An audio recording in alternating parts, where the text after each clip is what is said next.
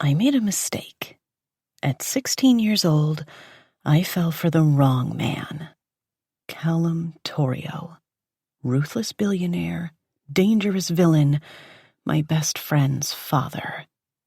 At 21, I gave up hope he would ever notice me. He's 20 years older than me and an arms dealer for the mob. The smart choice would be to forget he ever existed. But that's not possible. His icy blue gaze, sculpted physique, and huge, rough hands played a vivid part in my dreams. Then, one night, everything changes.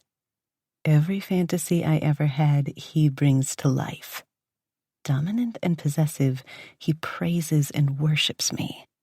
He makes me feel like a woman, when all my life I felt sheltered and controlled. But Callum has dark secrets, and a past that refuses to let go. I knew he was a bad man, but I never would have anticipated this. Chapter 1. Bianca. Let me get this straight. My best friend Tatum leans over, her elbow squeaking on the leather seat of the town car, while a glass of champagne teeters in her hand. Gently, she brushes strands of her sunshine blonde hair from her heart-shaped face.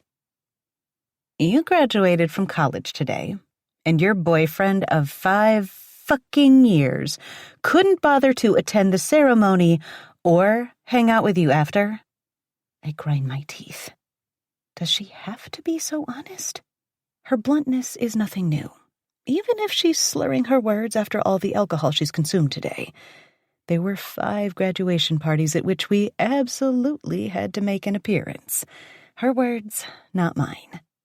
And sure, it was fun, but it might have been better if I'd felt like I was actually there, present. Instead, all I could do was watch everyone else celebrating their next step in life, while I remained apart, wondering what was broken inside me. I guess my absent boyfriend is as good of an excuse as any, even if it doesn't ring entirely true. There are deeper issues, but I'm not ready to face those yet. Unfortunately, he has to work early in the morning. I feed her the lie he's given me one time too many. I can't blame him for trying to be an adult. An adult would have requested the day off. It's not like he hasn't known the graduation date for months. She offers a blithe shrug. I don't buy it for a second, Bianca. Like always, she's calling my bluff. All I can do is shake my head.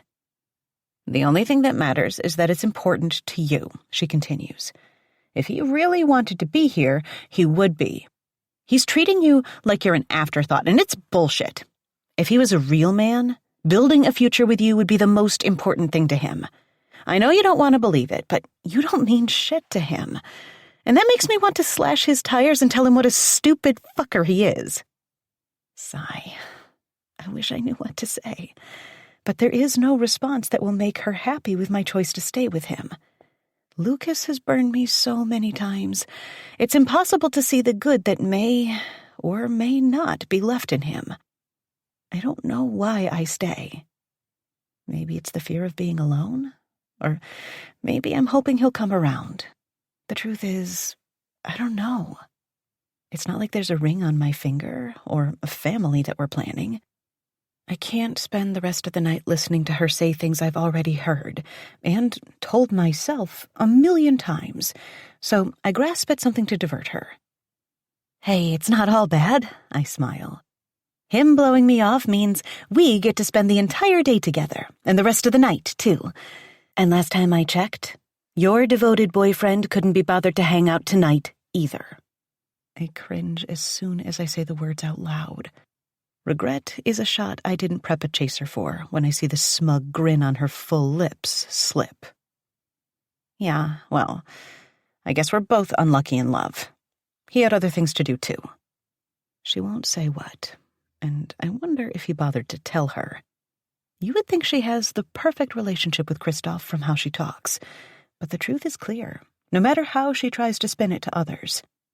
It must be the world she grew up in that leaves her wanting to keep things to herself, to put on a brave face and toss her hair over her shoulder like nothing matters. The Torios deal in secrets, and a powerful man like her father can't afford to let his true feelings show. I guess the apple doesn't fall far from the tree. Our driver, Ramiro, turns onto the road that holds the front gate of the Torio compound, and my stomach flutters. Callum Torio is both dangerous and alluring. A man like him has not gathered as many enemies as he has by sticking to the right side of the law. I know the type of man he is, and so does my father, which is why he lectures me about how dangerous it is to still be friends with Tatum. The guard at the gate of the Torio compound waves us forward as we approach. We continue through the gate and up the long, wide, winding driveway that cuts through the heart of the enormous property. There's enough land that even Callum's trusted bodyguards live in small homes, positioned near the 20-foot-high stone wall which encloses the compound. Tatum gulps down the rest of the champagne in her glass and looks at me with glazed eyes. "What were we talking about again?" She taps her chin with a manicured finger. Right. Luke the asshole." I roll my eyes at her not-so-clever nickname. He's not an asshole, Tatum. If I tell myself that enough, maybe I'll believe it as well. But he is, and you know it. I know it. His mom probably knows it. You can hate me, though I know it's not possible, but it's your graduation day, a once-in-a-lifetime event. He knew how much it meant, and he couldn't bother to even go to dinner with you when your father made it a point to invite him. That bothers me more than I care to admit, but all I can do is come up with another excuse. It's not his fault he had to cover a shift. Her snort fills the cab. Right. I forgot about his career at his uncle's gym. Ramiro pulls around the enormous circular courtyard in front of the sprawling brick mansion. The gym he's going to take over, I remind her as gently as I can.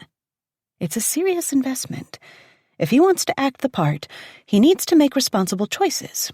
Otherwise, what's the point of taking over? I'm just telling you, you deserve better. He could have got the time off. He didn't even try, and that means he doesn't care. She burps, then groans. I'm sorry. I just don't like seeing you hurt, and that's all he does. I'm not hurt. At least not really. Not like I should be. Would be if I cared enough about him to let him hurt me. Ramiro parks the car, climbs out, and opens the car door for us like we're royalty. I'll never get used to the star treatment I receive when Tatum and I are together. Climbing out of the car, I grab my overnight bag from the seat and give a wobbly Tatum some room to exit. Do you need assistance? Ramiro questions, his dark gaze taking in Tatum's swaying body. She's tipsy, but not unable to stand. Tatum's glossed pink lips purse, and her green eyes narrow on Ramiro. Excuse you, sir. She jabs one manicured finger into his suit jacket. My father pays you to take care of me, not judge me. And you're looking at me very judgmentally right now. Yeah, I had a few drinks. I think I deserve it. I graduated from college today. What did you do? Ramiro rolls his eyes, and I'm so amused by their relationship, I can't help but smile. They're like gasoline and fire. One match strike away from causing a cosmic explosion. She pushes his buttons, and he pushes right back. Of all the men I've seen her interact with, Ramiro is the only one who refuses to handle her with kid gloves. Get her to bed before she makes a bigger ass of herself, he orders, without looking away from her. I snake an arm through hers, tugging her toward the front door. You're incredibly rude, and I'm going to tell my father to fire you, Tatum yells over her shoulder. That would be fucking great. In fact, do it. I've been meaning to take a vacation. I could use a day or two away from your stuck-up ass. You're a fucking asshole.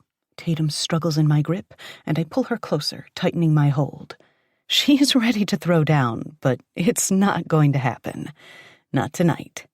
I give her a little jerk. Stop. He's goading you, and all you're doing is proving his point. It's not like we're children. We're allowed to go out and drink, but I don't want to make a scene. and her determination to kick Romero's ass will definitely make a scene. The last thing either of us needs is Callum coming out to scold us. That is, if he's even here. "Why does he have to be such a jerk?" she tries to whisper. But her volume control is drunk too. "I don't know, but you don't make it better. You push back just as hard. If that's how you flirt, I don't want to see what it looks like when you fall in love." That was not flirting. She uses her finger to unlock the door, which she pushes open as soon as it beeps, the lock disengaging. We step into the house, and a wave of calm washes over me. Unlike the nights when I'd return home to my father, no overbearing parent is waiting at the door, peppering me with questions. No suffocating anger or fear, just quietness, peace. "I should have eaten something." Tatum pouts while I walk with an arm around her waist. As we approach the kitchen, she leans on me harder. "My stomach hurts." "Of course it does. All you had to eat today was half a sandwich at lunch." Once I get her upright against the counter, I grab a granola bar from the walk-in pantry and a couple of waters from the refrigerator. Hopefully it will soak up some of the alcohol. Then we continue to her room. Not like I've never made the same mistake, but I'd never get this tipsy if I knew I was going home to my dad.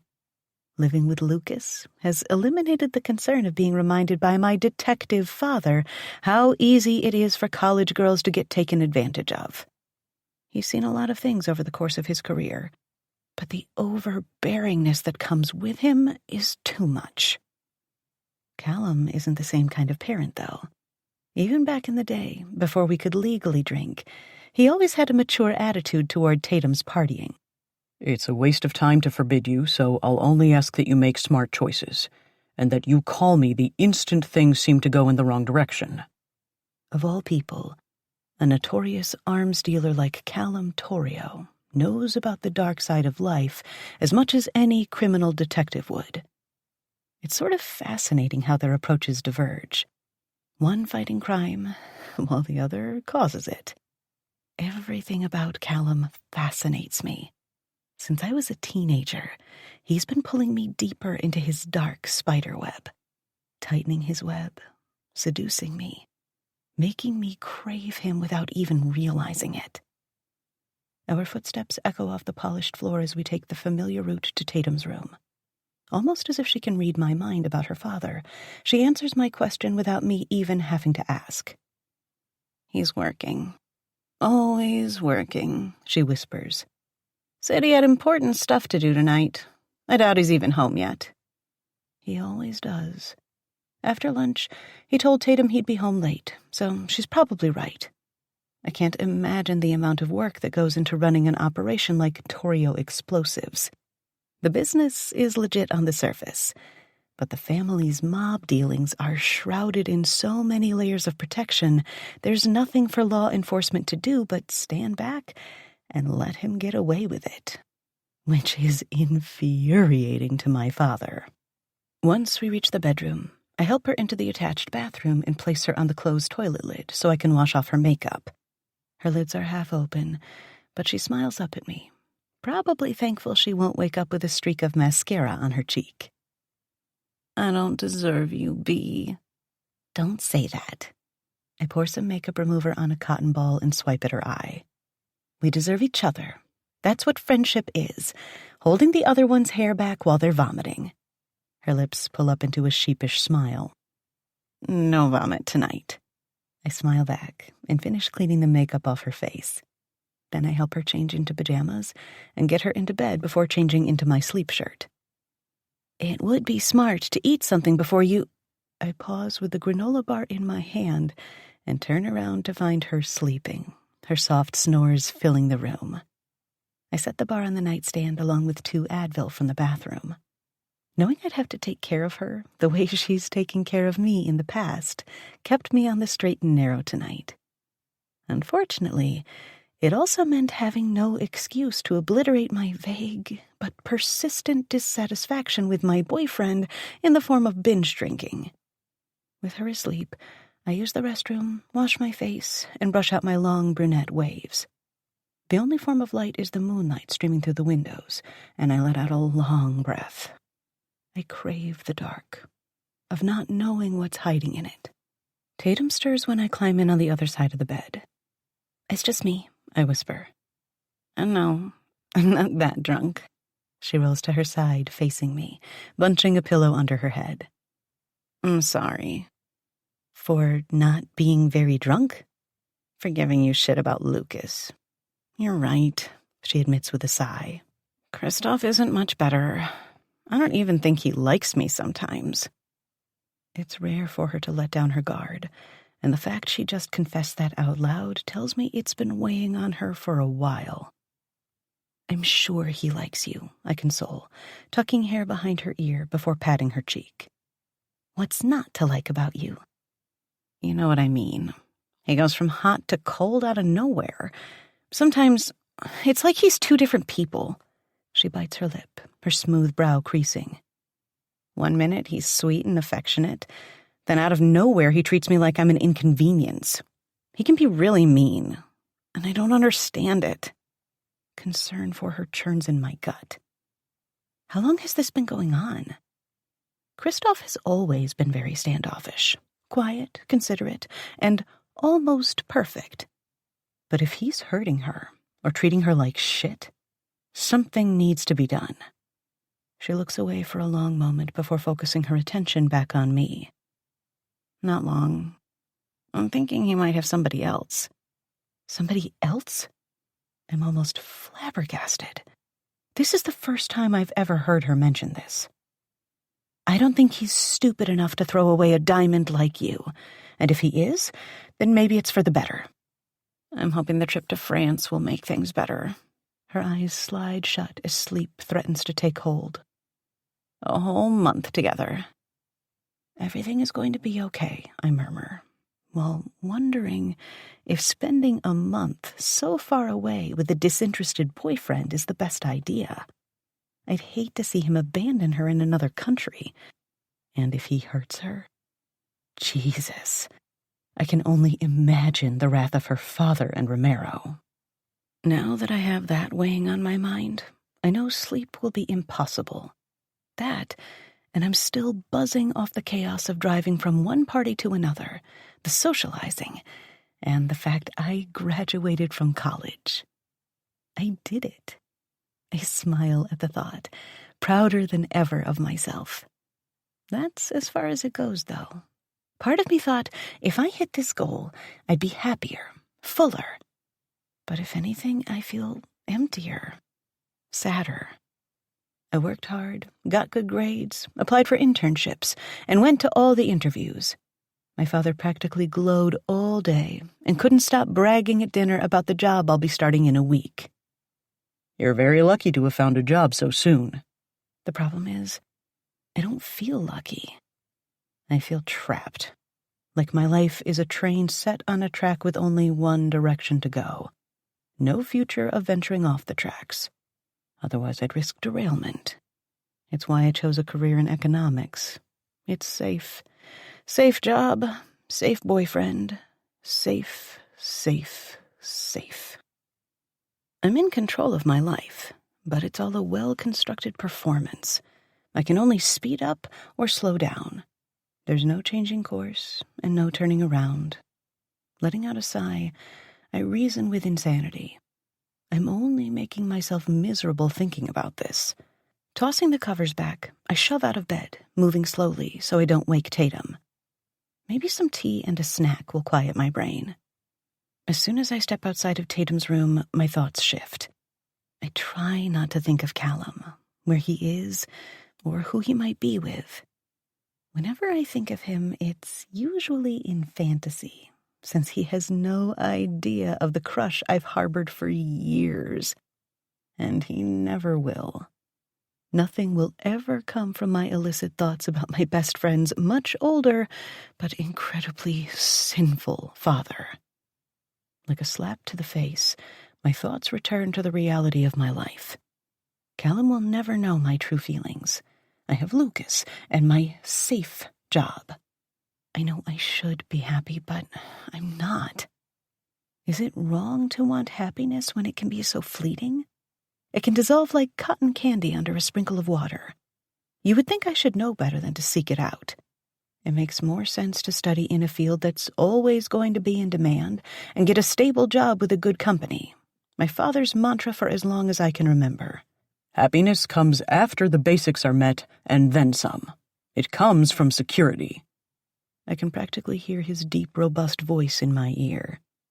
I've got a boyfriend who has a job, a degree, and a job of my own lined up. And yet I don't want it. None of it. Don't ask me what I actually want because I have no idea. There's no concrete image in my mind. Whenever I imagine what my happiness would be, only one word comes to mind. Passion. Living a life that leaves me eager to get out of bed in the morning, for new experiences, new places, and new people. But who knows? If I had that, I might crave a mundane life as an economist, with a boyfriend who likes sex a few times a week, and a favorite Chinese takeout joint at the end of the block. Maybe some people aren't wired for passion and excitement. They only think they are because it's something they've never experienced. I wish I could believe that was the case for me. I can't shake the sense of there being something bigger and better out there. Yet it's still out of reach. The kitchen is dark once I reach it, but the patio lights that shine through the sliding glass door leading outside cast enough of a glow that I'm able to navigate my way to the fridge. There isn't any sign of Callum, and I almost frown at the thought. Get a grip. He doesn't even know I exist beyond being Tatum's best friend. Pulling the fridge door open, I find it stocked with an assortment of veggies and fruit. I forget the idea of tea when my eyes land on a pre-made yogurt smoothie, and while I'd rather have something gross and greasy to fit my mood, I grab a bottle before perching on a stool at the island in the center of the room. The house, if you could call it that, is beautifully decorated in grays and blues with dark wood accents. It's sleek, but homey. The kitchen houses high-end appliances, white marble countertops, and dark wood cabinets. It's a far reach from the 2-story cottage home my father owns. I twist the cap off the smoothie and down half of it. Mid-gulp, the contents get stuck in my throat when a woman's voice meets my ears. Nope. That's not a voice. It's a moan. Actually, moans, to be accurate. Scanning the patio and pool beyond for a source of the noise, my first thought is, maybe it's Tatum. But that's not possible. She's dead to the world at this point, and these aren't pain-filled or nauseated moans. They're passion-filled. Hot. Movement draws my attention to one of the lounge chairs arranged at the edge of the pool. There are lights beneath the water, embedded in the concrete walls, and they cast just enough of a glow to reveal what I missed when I first sat down. 20 feet away are Callum and some nameless blonde. He's on his knees at the foot of the chair, the woman splayed out before him like a feast. My cheeks burn, and I know I should turn away, but I don't. I watch as he peels away the bottom half of her bikini and lowers his face to her center. Oh my God. He's eating her pussy. And I'm sitting here like an idiot, watching. But I still can't turn away as she arches her back and sinks both hands into his hair, holding him in place. Pressing a hand to my mouth, I stifle a gasp at the way he feasts on her, his strong hands wrapped around her thighs. Desire for something I have no business wanting bubbles low in my belly. Callum has always been the sexiest man I've ever met. A man who's inspired countless filthy fantasies. But I've never seen him naked, or even without one of his hand-tailored suits on. He's always friendly, but distracted by work. Fatherly, but fair-minded. He's never treated either of us like kids. Commanding, powerful, and even a little scary with his intensity. Now I stare at him, drinking in the sight of his bare torso, inked arms and shoulders in a new light. The thick corded muscles glisten. They've been swimming, his trunk still dripping water onto the concrete. Bitter jealousy presses against my chest and grows like a forest fire as the woman writhes beneath his mouth. I can only imagine what his tongue feels like, the roughness of it as he flicks her clit. My clit. I bet he's the type to swallow every drop of her release. It's clear she's enjoying herself, given the throaty moans entering the kitchen. "Oh, God, Callum, yes, more," she begs. Callum is an experienced man. He's older and patient, and I know he could make me explode in seconds. My cheeks grow hotter. I'm sure if I looked in the mirror, my neck would be flaming red. I should go. It's wrong, and neither of them knows I'm here. I need to go back to my room, remember my boyfriend and mundane future. But my feet won't move. The scene playing out on the patio unlocks a fantasy I didn't even want to acknowledge. The desire and excitement of being caught or seen. I wish like hell I was her, having him take me beneath the stars, too eager and hungry for each other to bother waiting until we get inside. I watch with bated breath as he grinds his face against her, his huge hands reaching across the length of her writhing body to pull down the skimpy cups of her bikini top. His hands quickly swallow her gigantic tits. His huge, veiny hands. Saliva fills my mouth. Fuck, what the hell am I doing? I'm so turned on by the scene before me, I can feel the heat of my desire soaking my panties. Licking my lips, I watch with desperation as he massages her breasts, rolling the pink nipples until she lets out a greedy cry of pleasure, her legs closing tightly around his head as if she can't stand the pleasure. Fuck, it feels so good. My heart shudders in my chest. I need to get out of here before they see me. Right now, they're busy. But that could change, and I'd die of humiliation if discovered. Then move, you idiot. And yet, my stupid feet stay rooted right where they are. My eyes refuse to leave Callum's body. My nipples become stiff peaks that ache as they rub against the cotton of my nightshirt. I've been turned on before, but I've never experienced something like this. The sudden, all-consuming pleasure filling my core, all without a single finger touching me. The mystery woman continues moaning while Callum commands her body. Her legs now rest against his shoulders, and he continues feasting. He must be legendary at eating pussy since she's practically wailing. Callum, yes, yes, yes. She purrs, her voice thick with desire. I tell myself, this is no different from watching porn. I'm not doing anything wrong, right? He's only my best friend's father. Pressing her legs to her chest, he pulls back and releases her breasts in favor of snaking a hand between her legs. The way he has her bent, her pussy exposed, leaves nothing to my imagination. I pant. Another gush of arousal escapes my core, and I'm surprised I haven't made a mess on the seat. Lucas has never touched me the way Callum's touching her. The way he's dining on her like she's the last meal he'll ever have. He presses 2 thick digits into her pussy, and I watch as they disappear inside of her, stretching her. If I stare long enough, I can almost envision him sinking those same fingers into me. I can almost feel their thickness stretching me, commanding me. I look from her pussy to his face. His gaze is dark and focused on the same spot I was watching. The urge to touch myself, to make myself come, is consuming. And when he leans forward, diving back between her legs, I bite my lip to stifle a groan of pleasure. I'm dripping, lost and helpless, caught up in my desire for a man that is completely out of my reach. I shift my legs, the movement causing my thighs to rub together. The ache refuses to dull, and the only way to make it stop is to give in. But I can't. It's wrong.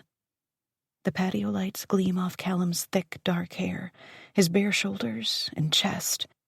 Callum is always intense, stony, like an immovable slab of marble.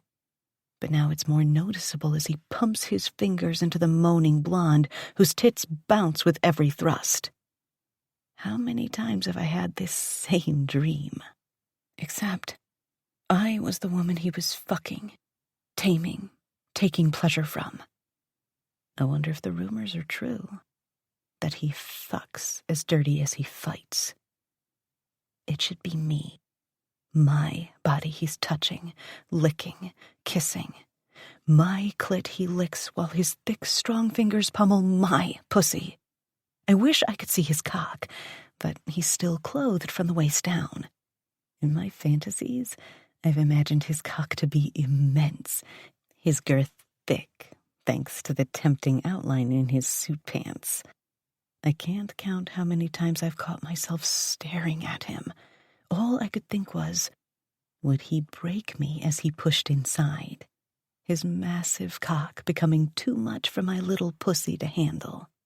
I shudder, the pressure in my core too intense to be ignored. The sight of his body, the moans of the woman he's feasting on, it's wreaking havoc on my fragile libido. Oh, God. I shouldn't. It's wrong. Very wrong. I know this, but I never claimed to be a good girl, did I? The ache of desire becomes almost painful, and I need to extinguish the fire. Even if it's wrong, I need this. Snaking a hand beneath my nightshirt, I roll one of my nipples between my fingers the way Callum is doing to the blonde with his free hand. Pleasure zips through my center, and I crave it with a soul-filling desire. I envision my fingers as his, the rough texture of them scraping against my tight peak. The temperature of my body rises as all my attention turns to his other hand, the one pounding into her. The forbidden aspect of it, the wanton need claiming every inch of my body, makes me wetter. Instinct tells me to run, but I couldn't, even if I wanted to. Spreading my legs wider, I prop one foot on the stool while I slip my other hand beneath my thong. My lips part, and my tongue darts out over my bottom lip as I dip them into my wet heat, pretending it's his fingers there instead of my own. This is so wrong. Filthy. What is wrong with me? I've fought against my infatuation for 5 years, and I know this could end up ruining my friendship with Tatum, but I can't stop. I don't want to. Not when it feels so good to fuck my clit and pretend I'm the girl the infamous Callum Torrio is driving to the brink of insane pleasure. Right now, I just want to feel good. And if I can do it while watching a man I've spent years fantasizing about, then I will. Don't stop, the blonde pants, getting closer. Oh, fuck, baby. That's right. Just like that. I'm gonna come. Please don't stop.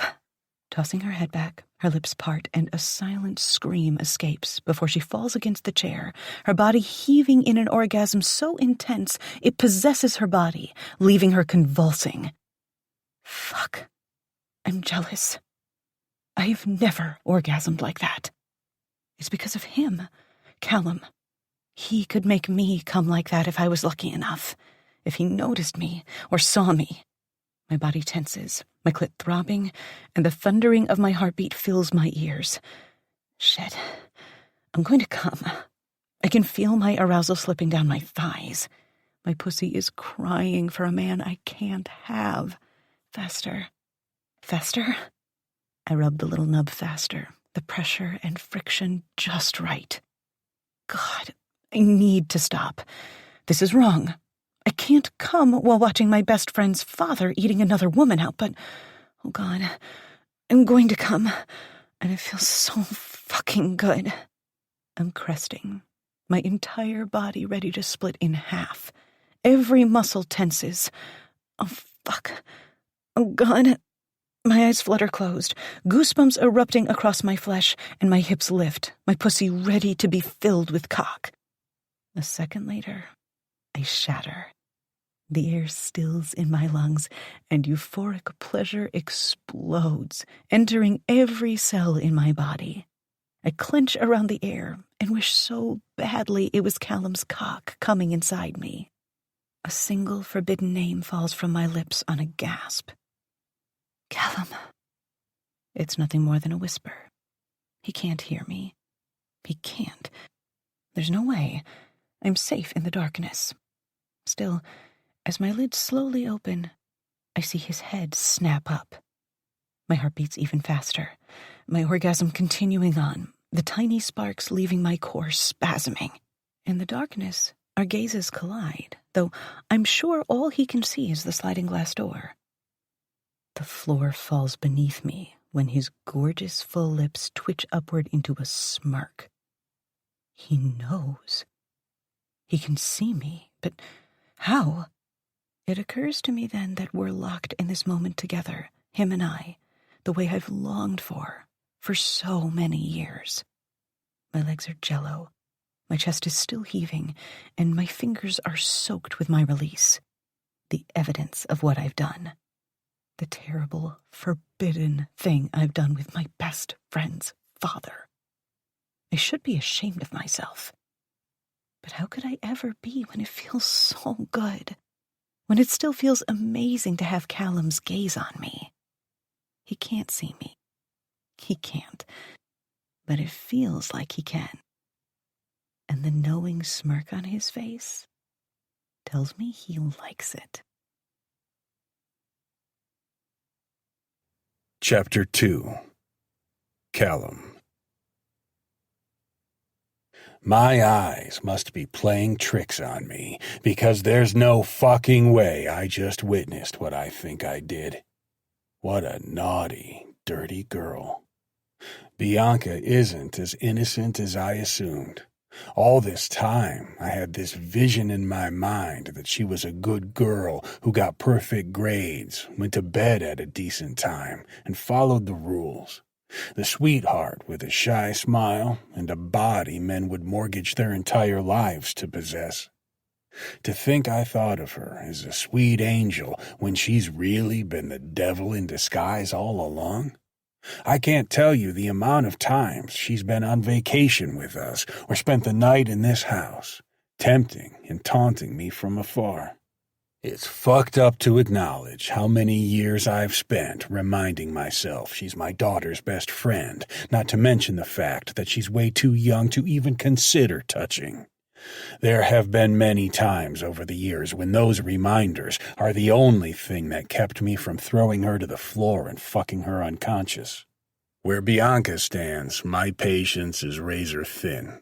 Sweet, beautiful Bianca with her luscious brown hair begging for my hands to sink into it, and damn those big, innocent blue eyes, so full of kindness and sincerity. I've pictured them so often filled with tears that streaked her cheeks as I shoved my cock to the back of her throat, making her gag. God, the restraint it took, the reminding myself that she's too innocent to be tainted and defiled by a man like me. But now, none of those things matter. Before, there was a line in the sand, but now it's been obliterated, because there she is, sitting in my kitchen, playing with her pussy, touching her tiny clit, making herself come, the same way the girl still clenched around my fingers has barely finished doing. I know Bianca thinks I haven't noticed how she's looked at me before this, that I haven't noticed her pretty blush when our eyes meet, or when I occasionally catch her checking me out. As if I could fucking miss it. As if she hasn't commanded my attention for the last 5 years. There's not a man alive who wouldn't feel gratified by that attention, even if it's nothing more than a fantasy that can never come to life. But I'll be damned if we haven't come dangerously close tonight. Her chest heaves, and I'd bet if I looked in her eyes right now, I'd see her desire shining. Words can't describe how fucking turned on I am, knowing she finished herself off to the sight of me finger-fucking Chelsea. When I withdraw my fingers, her pussy drips, her juices glistening against my skin. But it's Bianca's juices I crave.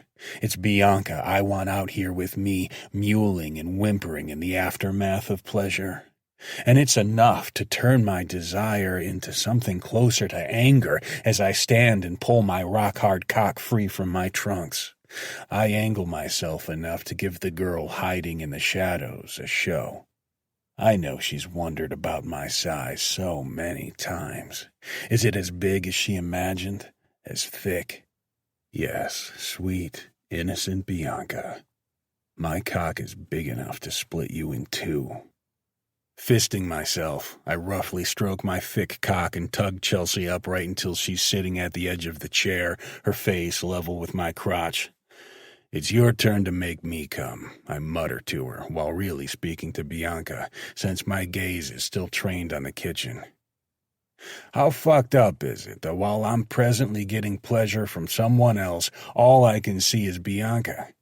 What a naughty girl. I imagine her tight pussy quivering all over her hand. I wonder if she's a squirter. If she could take my entire length at once, or if she would beg me to go nice and slow, the fear of me fucking her hard enough to hurt, keeping her on the knife's edge of pleasure and pain. I watch her intently. She's still there, hiding, safe and protected by the dark. She hasn't moved, except to withdraw her hand from between her legs. What I wouldn't give to lick her fingers clean before shoving my tongue up into her cunt, drinking every drop of her release. I bet she tastes like honey, and I'm fucking starving. Yeah, Chelsea agrees before I cut her off, shoving my entire length past her glossy lips and deep into her throat. I'm not a selfish lover. I give, but I want the same pleasure when I receive. Chelsea lets out a choked groan, but it barely meets my ears. I'm too consumed by the sensation and the unbearable connection to the walking temptation still watching me. Is this how you like it? Fuck. It's not the woman sucking me that has me harder than I've been in my life. It's the one in the shadows, the shy, timid one. Growling, I take Chelsea's head in my hands, controlling every aspect of the experience. Holding her in place, I thrust my hips into her. The head of my cock hits the back of her throat, drawing soft cries of dismay the faster I fuck her face. In my mind, it's Bianca's face I'm fucking. Bianca's pussy I still smell thanks to the juices drying on my lips. For the first time, I'm giving in to the fantasy, allowing myself to visualize every aspect of the temptation that's tormented me for years. I imagine her body still quivering in the aftermath of her orgasm, her nipples peaked, her pussy slick and ready. How much does she wish she was in this chair, choking on my cock? Fuck. My balls tighten. The pleasure builds at the bottom of my spine. It's rare that I'm so amped up that I'm ready to explode within minutes, but I've never experienced something like this. Fuck, your mouth is perfect, I praise, but it's Bianca I'm speaking to. Suck me hard and deep. I press against Chelsea's face. My balls rest on her chin, and I hold myself there, relishing in her struggle for control. After a moment, I show mercy and pull back, giving her a chance to catch her breath, all the while keeping my gaze on Bianca's. Those sweet, innocent blue eyes peer back at me. I want to see them fill with tears. I want to see her cheeks hollow, her lips swollen and wrapped around my cock while drool and cum dribble down her chin. The swirling thoughts are enough to push me over the edge. I pull out of Chelsea's wet mouth with a pop and take my cock into my hand, stroking myself faster. Fuck. Open your mouth and stick your tongue out. I'm gonna come on your face. It's not a question, but a demand. Out of the corner of my eye, I see Bianca, the dirty little girl, sinking her teeth into her bottom lip. That's what tips me over the edge, what sends a final surge of pressure through my balls and leaves me exploding.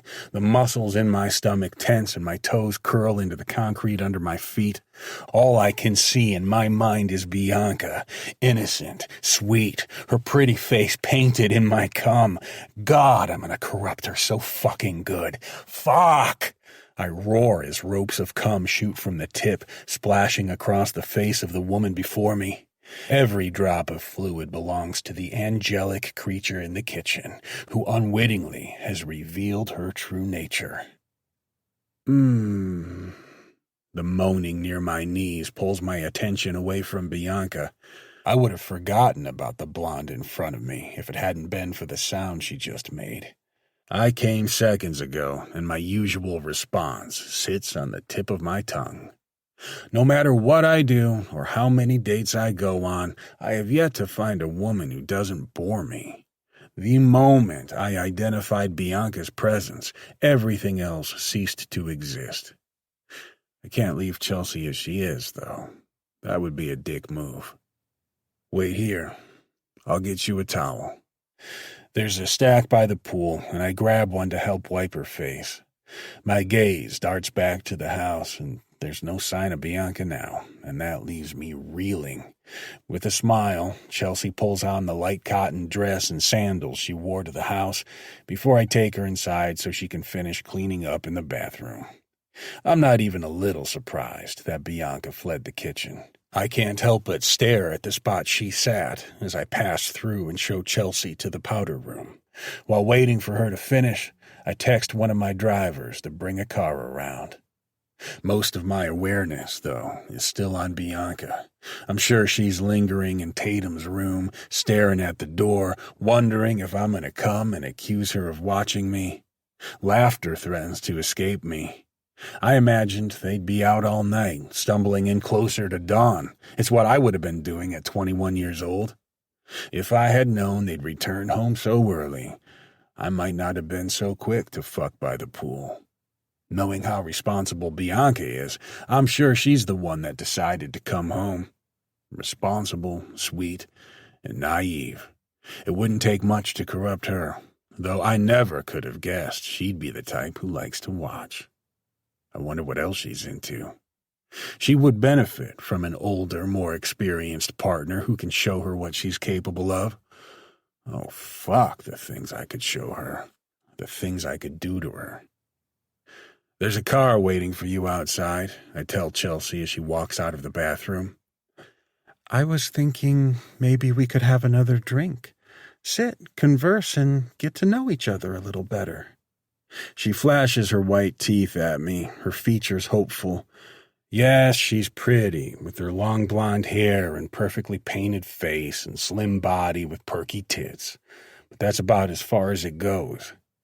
She's trying to stop the inevitable, but this night isn't going to end how she wants, which is with her in my bed, my cock deep inside her. I don't want to be an asshole, Chelsea, but you know the deal.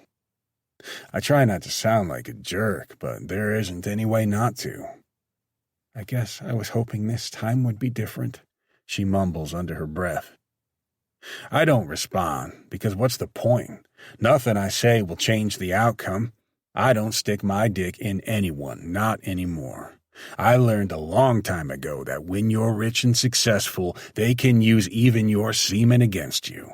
Nobody wins as big as a woman trying to pin a baby on you. Thankfully, she takes the hint and leaves without another complaint. I close the door behind her and forget she was ever here. Women have their place, and I send them on their merry way once I've had my fill. It might make me an asshole, but at least I get them off first. I run a hand through my thick hair, a heavy sigh leaving my lips. I'm sure that's what would happen if I ever lost the years-long fight with what's left of my conscience and finally fucked Bianca. The thought of sending her on her way like all the others, I wouldn't want that. Not for her. But especially not for my daughter. How could I look her in the eyes and tell her I fucked her best friend and put her out by the curb like yesterday's garbage?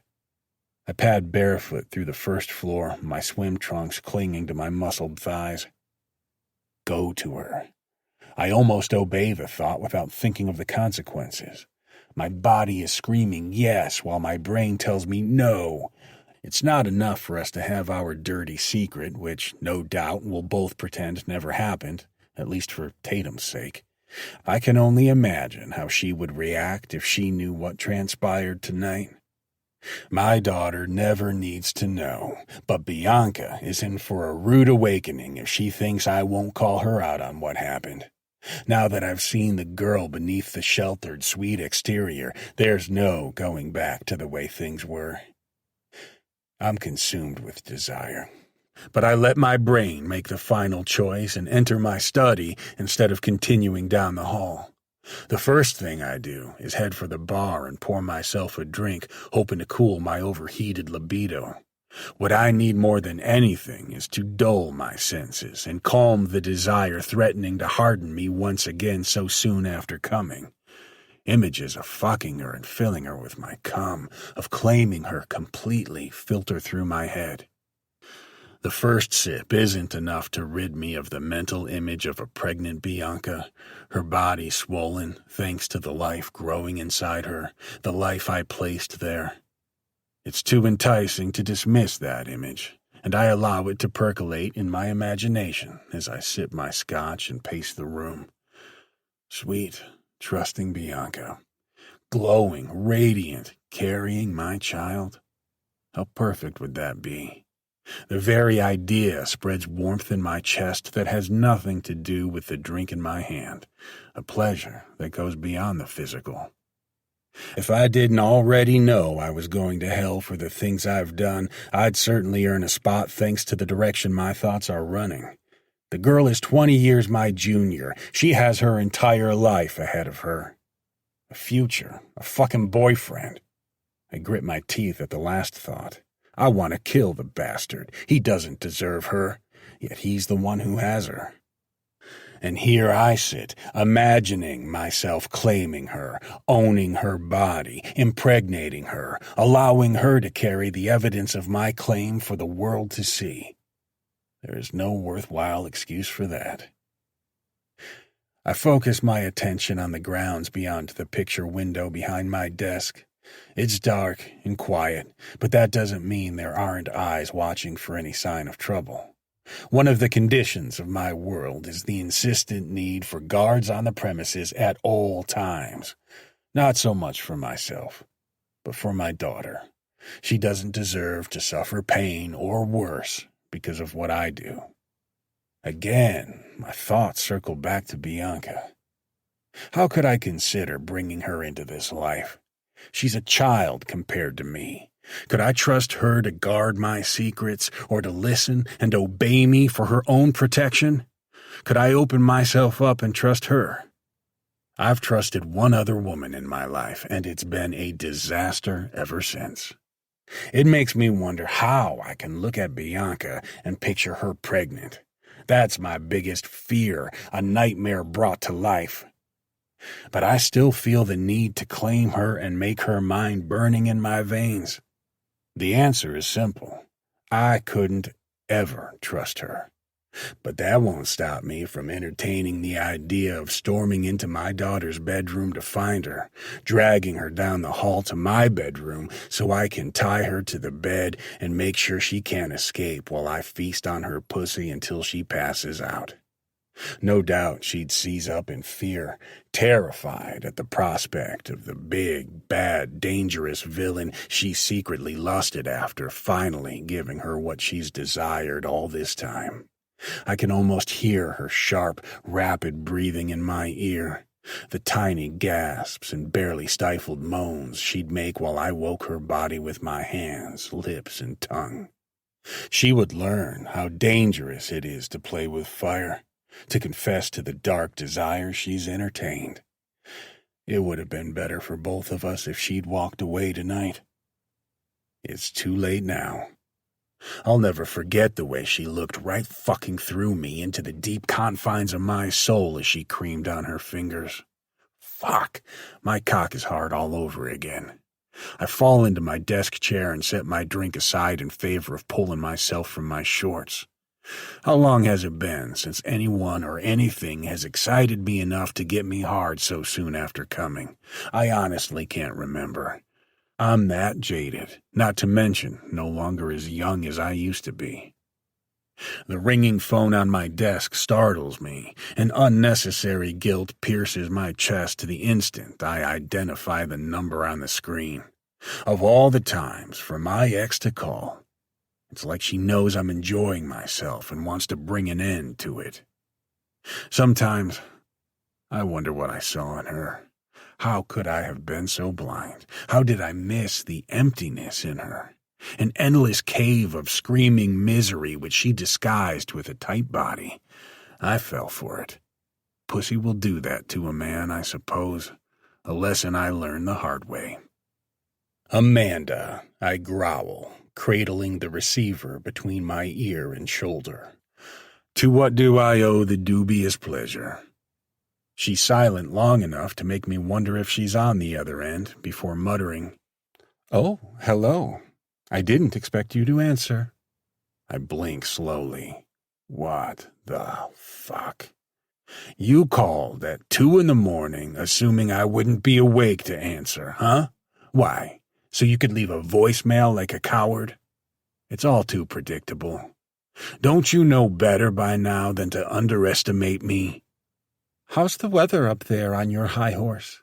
I had a busy day and only now had the opportunity to call. I imagine Tatum's still out celebrating. How did the graduation go?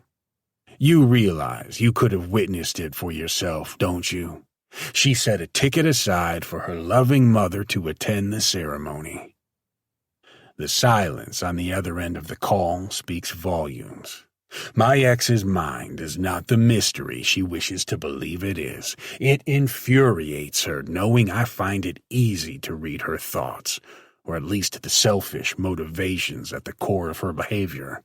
When she silently scrambles for a worthwhile excuse, I prompt, "Let me guess. You forgot about it." "And what if I did?"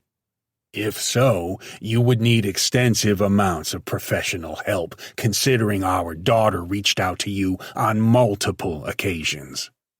Do you have any idea how many? If I can remember an event with everything else on my mind, you sure as shit should be able to. Did it ever occur to you it was you I wanted to avoid? She's a master at turning any situation around and making herself the victim. Is that sniffling I hear? Yes, she sprinkled one in there. Typical.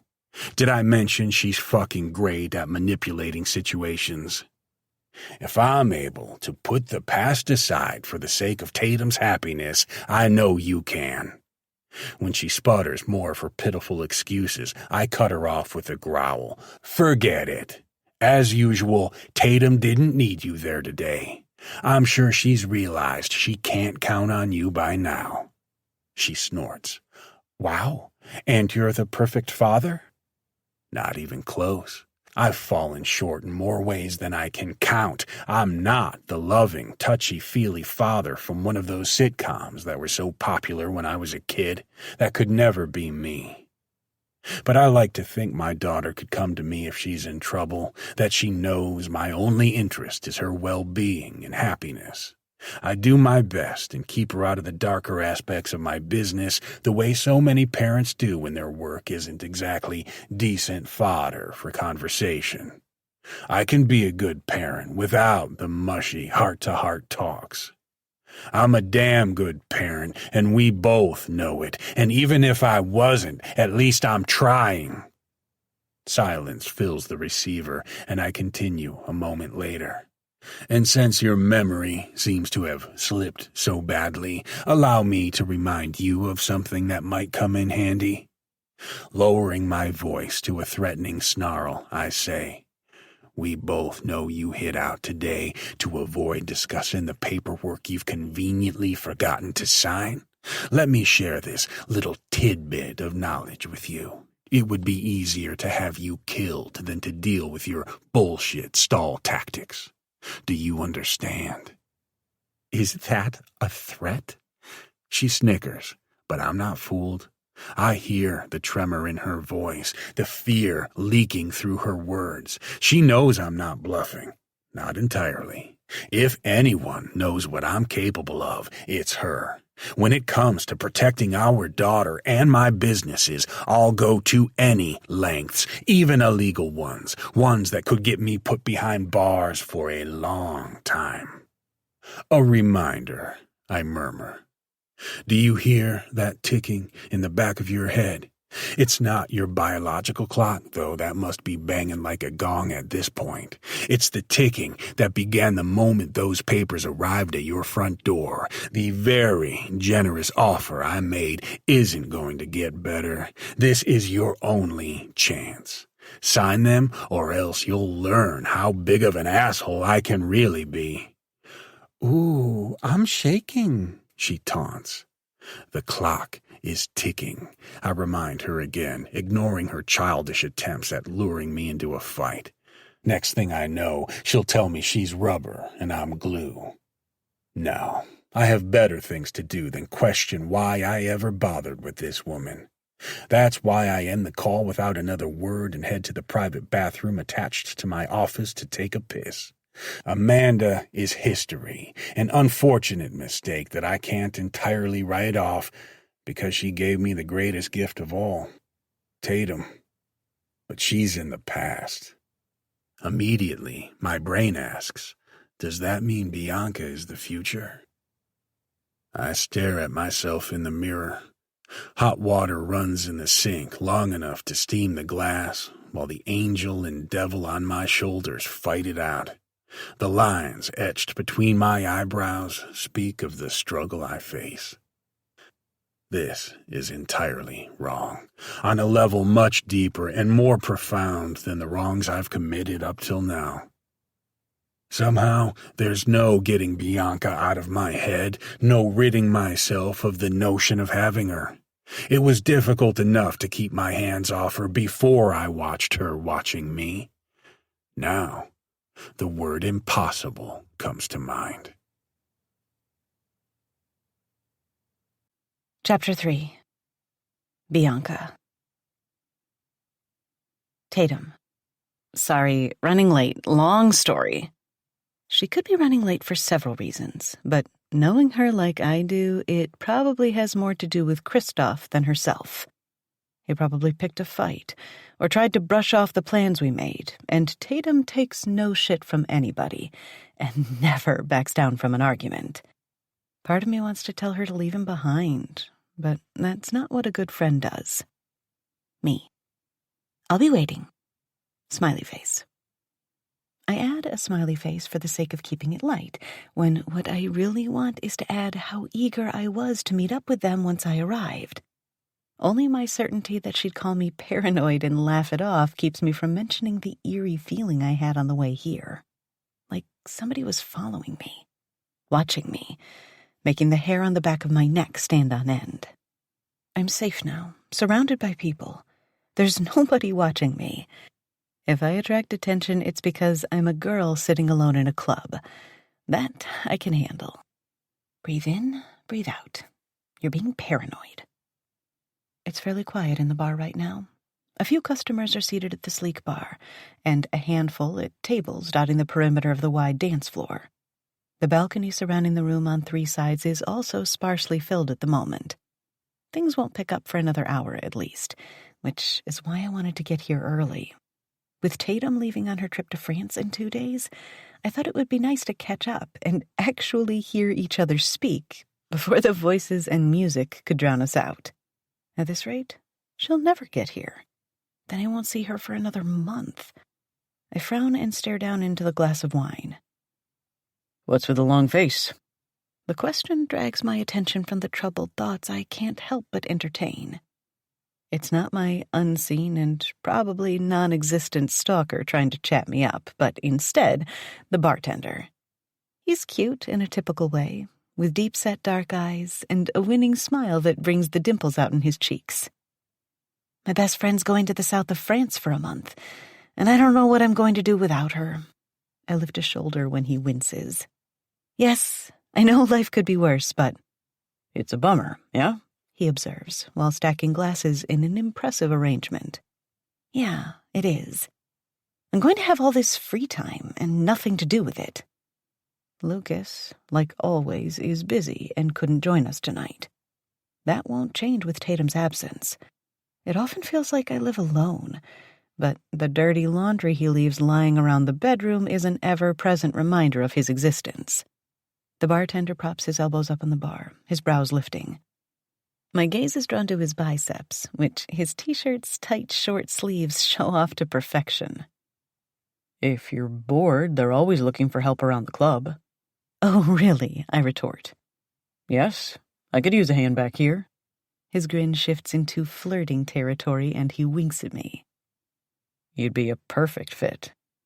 I can't help the warm flush that spreads through my stomach, even if I'm not single and shouldn't encourage flirting with some random guy I've never met. I don't know why his arms draw my attention like they do either. Actually, I do. I wonder if that's why I spied on Callum a few nights ago, because I'm feeling neglected and lonely. I'd have to check with my boyfriend, I murmur, and his slight nod tells me the message was received before he moves on to attend to a new customer taking a seat a few stools down. Tatum would threaten to smack me upside the head if she were here and had witnessed me turning down a cute guy. She doesn't know what it's like to be with somebody for so long, to invest so much time and energy into a relationship. I don't want to think that time was all for nothing. Besides, relationships take patience. They have their highs and lows. They take work and effort from both parties. Who am I trying to convince? A deep sense of dissatisfaction washes over me, and I toss back the rest of the wine. I hope this isn't what life's going to look like in the future. Me convincing myself I'm safe and secure and should settle for what I know rather than... What? Leaving Lucas? Or quitting my job before I've started it? There are no alternatives. I've never been the girl that takes chances. I want to be. I wish I could be. But it's not in my nature, I guess. Plus, I've had a lifetime of being reminded how uncertain the world is, how things can change on a dime, and how important it is to be prepared for whatever's coming. Thanks, Dad. It isn't irritation with him that begins simmering low in my belly. He's only ever done his best, especially after Mom died. No, it's an irritation with me. What am I really afraid of? It's not until my jaw aches that I realize I'm clenching it. My heart speeds up at the memory of what I did the other night. I took a chance then, with Callum. It was thrilling, intoxicating. For once, I gave into the unsafe bet rather than fighting what I wanted. Sure, I feel embarrassed now, but mostly because I know it was against the rules, not because I didn't like it. It was the sort of thrill I could become addicted to, taking what I want, no matter anyone else's opinions. Maybe I've had too much wine. Sober Bianca would not be thinking about these things. I check my phone again to see if Tatum replied. No such luck.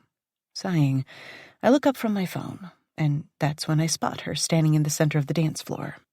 Like always, she looks fantastic in a short black dress with a halter neckline that leaves nothing to the imagination. It shows off her curvy body to perfection, and there's nothing a man likes better than a pretty body on display. I wish I had that type of courage to wear something sexy, to show myself off. Always a good girl. But not always, right? Not when a certain sexy billionaire is involved. Hey, I call out, waving an arm above my head until she spots me. My smile slips when she fails to return one. I figure she'll head straight for me, but she scurries across the floor, ducking down a narrow hallway that leads to the restrooms. Fuck. That Kristoff is nowhere to be found gives me a vague idea of what's going on. What an idiot. I rush after her to the bathroom. I'm barely through the swinging door before she's defending herself and trying to laugh off the devastation that's bleeding through her features. Too short. My dress is too short. Did you know that? She tosses her blonde curls over her shoulder, blowing out a tremendous sigh. Hello to you, too. Is that what you were fighting about? We weren't, she mutters, her voice softer, her resolve crumbling. Actually, yes, that's what we were fighting about. Like I need him to tell me how to dress. The guy would walk around in socks and sandals if I didn't complain about it. He acts like my father, but one dad is enough for me. I'm a grown-ass woman. I don't need his approval. She's not wrong. He's sort of hopeless. He's also a dick who wants to control her. I'm sorry he's being an asshole, but for what it's worth, you look hot. She frowns at her reflection before meeting my eyes in the mirror. Yeah? I'm not used to seeing her this insecure. It kills me to know he has the power to break her like this. You know you do, I assure her with a smile. I'd rather have you to myself anyway. We need a girls' night before you abandon me for a month. Stepping behind her, I wrap my arms around her middle and give her a hug. If I had a thing for girls, I'd totally steal you from him. And I wouldn't stop you. Her grin is genuine, and there are no longer tears shining in her eyes. Let's get drunk. That's more like it. I'm laughing as I open the door, prepared to pour my energy into picking her spirits up. Only, the floor falls beneath me when I'm greeted by the last person I expected to see here. His familiar dark eyes widen with shock once he realizes who he's looking at. Lucas? Tatum bumps into my back, but I barely feel it. I'm too busy staring at my boyfriend. He's out of place. He shouldn't be here. I thought you were working. I once caught him jerking off to hardcore BDSM porn with a pair of my panties wrapped around his dick. The look on his face now is a lot like the one he wore that day. A man at a complete loss, shock and guilt competing for control. He scrubs a hand through his short sandy hair, probably trying to find an explanation. What are you doing here? I demand. You said you had to close up the gym tonight. His eyes light up. I got out early and came to surprise you, he explains with a chuckle. I would believe that, but I didn't tell you where we were going. I fold my arms across my chest. I overheard you talking with Tatum about it. He shrugs, grinning in a way I used to find sexy. Now it nauseates me. Surprise? No, this isn't a surprise. That comes 2 seconds later when the door behind him opens and a pair of arms snake around his waist. That was fun, a woman purrs, leaning over and craning her neck to look up at him. The next time, let's take it someplace more private than the men's room. From what I can see of her, she's a petite, curvy redhead. She's pretty. I've never seen her before, but she's clearly someone my boyfriend knows. My choked groan brings her attention to me. You can practically see the puzzle pieces aligning in her mind. Her gaze ping-pongs between us.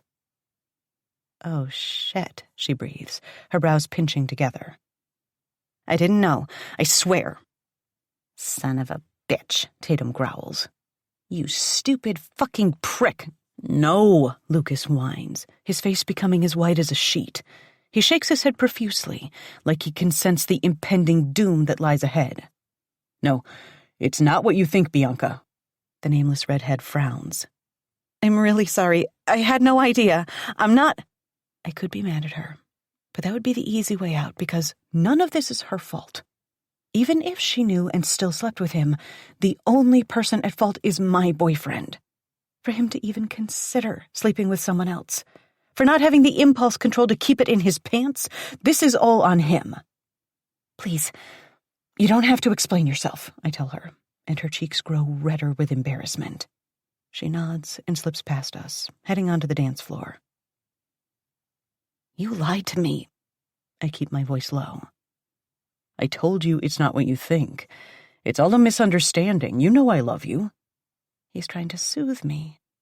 In the past, it might have worked. But not this time. There is an endless ocean of anger and disappointment between us. I can't believe him. Not when I've seen with my own eyes what really happened.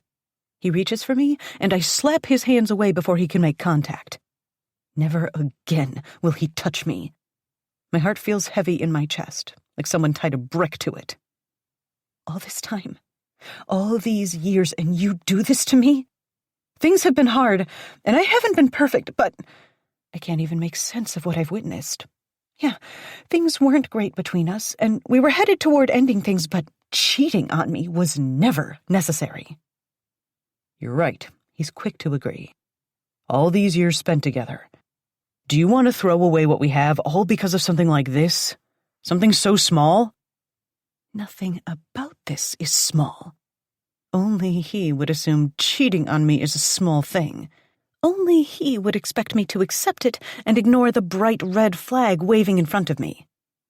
You're damn right she does, Tatum snaps. Lucas rolls his eyes.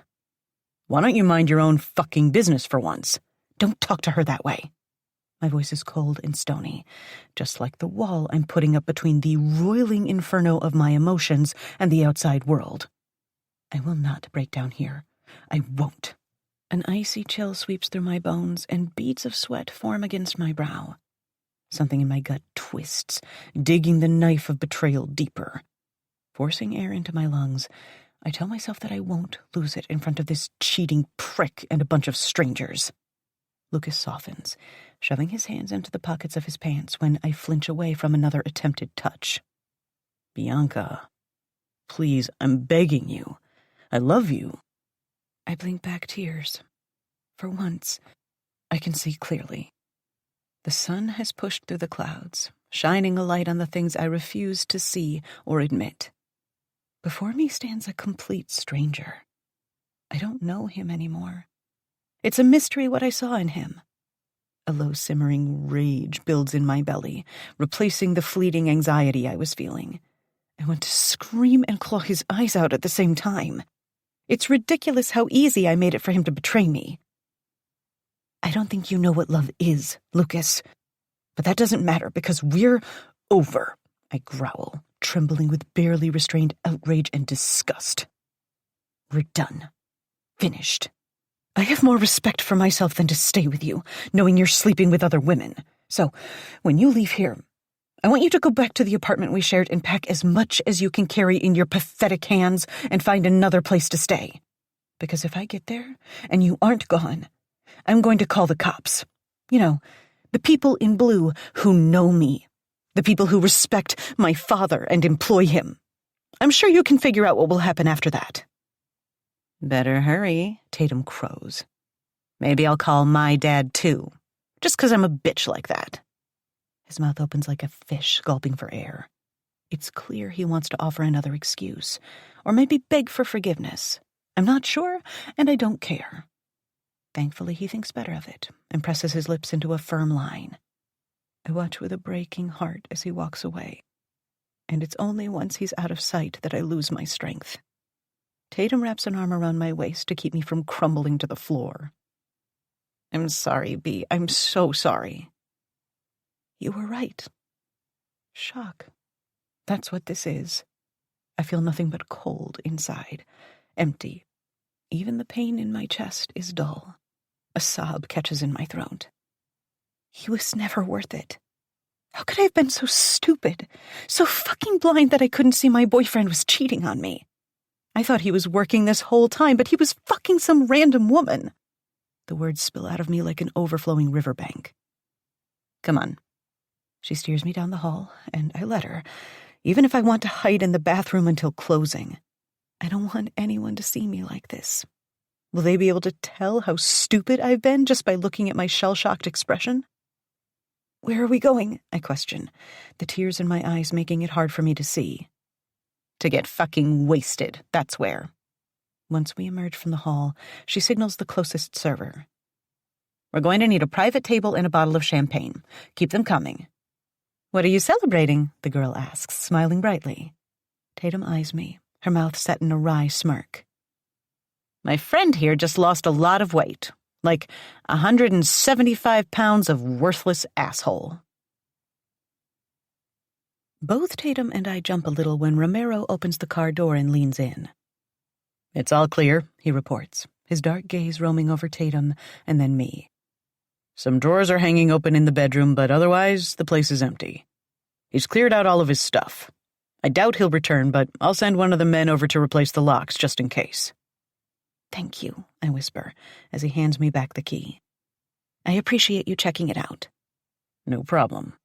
He offers a hand, and I take it, letting him pull me out of the car. As soon as I'm standing, he reaches back inside to help Tatum. Let's go, princess. I don't have all night.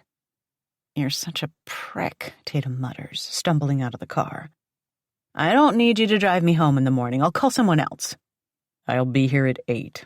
Don't even think about wasting someone else's time, or I'll tell Daddy you're refusing to follow my directions and your safety is at risk." He sneers at her condition, the total opposite of how kind he's treated me. "You better be ready, Princess, or else you won't like what happens." "Blow me," she whispers, walking alongside me to the front door of my apartment building. The tension between them is thick, and by that, I mean she wants to stab him with a knife, and he wants to strangle her. He waits until we're inside before pulling from the curb, leaving us to climb the 2 flights of stairs slowly, clumsily. After a few minutes, we arrive on the 2nd floor. Thankfully, my apartment is right around the corner. We stop outside the door, and Tatum sags against me. "Cardio was not a part of the plans tonight," she huffs. I couldn't agree more. The keys rattle in my hand as I take one between my fingers and shove it into the lock.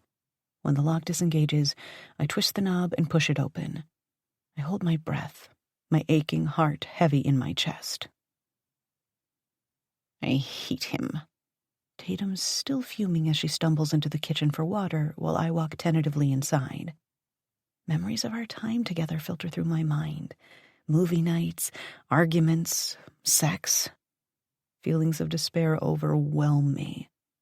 There were good memories here, yes, but more than anything, there was loneliness. "Ramiro?" I murmur, only half listening. "Well, yeah, who else? Oh, yeah, him too. They're both assholes." She raises her glass. "We've agreed multiple times tonight that I'm better off without Lucas. He was a comfortable part of my life. If anything, discovering him cheating saved me from having to build up the courage to end things with him." "I suppose I'd better pack my shit," I muse, while kicking off my shoes.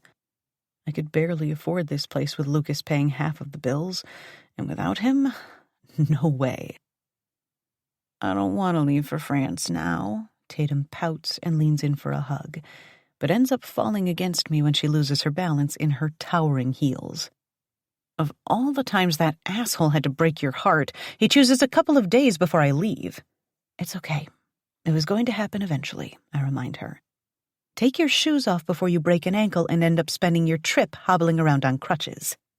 As usual, it's easier to take care of her than to focus on myself. I already cried my eyes out in the town car after Ramiro picked us up. It wasn't just about our relationship ending. It was deeper than that. It was about the lies and betrayal. I put in so much effort to be with him that I lost sight of who I was and what I wanted. I lowered my standards for someone who didn't give a damn about me. And I had to find out in the worst way. Tatum's eyes light up with excitement. "I don't like that look," I confess. She grins. "Of course you don't, but I don't care because I have the best idea I've ever had." "Carry on?" I gesture with my hands. "Okay, so, hear me out." Insert dramatic pause. "You should come with me to France. It would be better than staying here and dealing with the douchebag. We could go shopping, to the beach, and eat every pastry available until they have to roll us out of the place." She clasps her hands over her chest, eyes shining. My lips turn up into a smile because how could I not smile? For one breathless moment, I can see it happening. Then reality pops the bubble of illusion.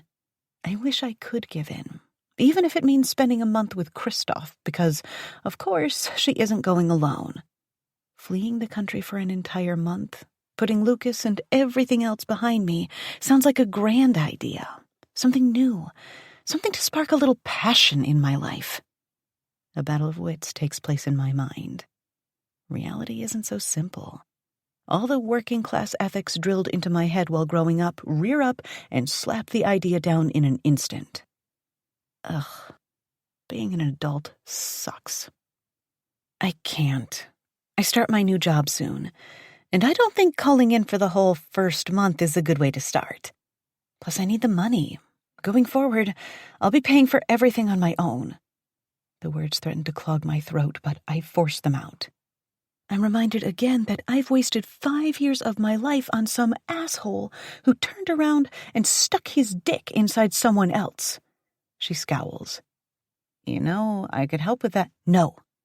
The strength of my response surprises me. Her eyes widen with shock. I let out a deep breath before continuing. It wouldn't be right. This is my life. It's my responsibility. I'm an adult, and I need to pay for things myself. I do, however, love you and appreciate you wanting to support me. What are you going to do then? Where are you going to live? She's worried about me, probably more than I am myself. Her chin wobbles, and the fear of leaving me here to fend for myself reflects in her eyes. I can't leave the country without knowing you're going to be comfortable and safe. What if he tries to do something stupid? I'll be fine, I assure her. There's always the option of going home. I'm sure my dad would love to have me move back in. I want to make her feel better, but there's no disguising the disappointment and dread that fills my voice at the thought. Sure, I could grit my teeth and get through it for a while. It wouldn't take long to save enough money to find a decent apartment, and I know my father would welcome me back with open arms. He's been begging me to move back in since the day I moved out. The problem is, I barely made it out once. I don't know if he'd let me leave again. Not that he would lock me up, but he'd find ways of convincing me to stay, reminding me in every way that I'm safer with him. There's not a doubt in my mind that he'd recount every example of girls getting assaulted in their apartments by psycho stalkers. It was one thing for me to live with a man my father trusted, but alone? Yeah, no. He'd never let that happen. You know how it would be, right? No offense, but your dad is way overprotective. How can you take a step backward like that after you've lived on your own all this time? You aren't helping, I admit with a grin. She finally kicks off her shoes, then snaps her fingers. Oh, I think I've got it. Walking into the bedroom, she unzips her dress. What now? I ask, following behind her. My gaze sweeps the room. Romero wasn't kidding. Lucas didn't bother closing the drawers or picking up the empty hangers he left behind. I guess I should be thankful he didn't destroy or break anything. When Tatum doesn't respond, I click my tongue. Hey, what's this grand idea of yours? She laughs, clearly distracted by her own thoughts. Oh, yes, so, what if you stay at my house in my wing while I'm gone? Whoa. I pause while I search my dresser for clean pajamas for us both. I don't know about that. Why, it's perfect.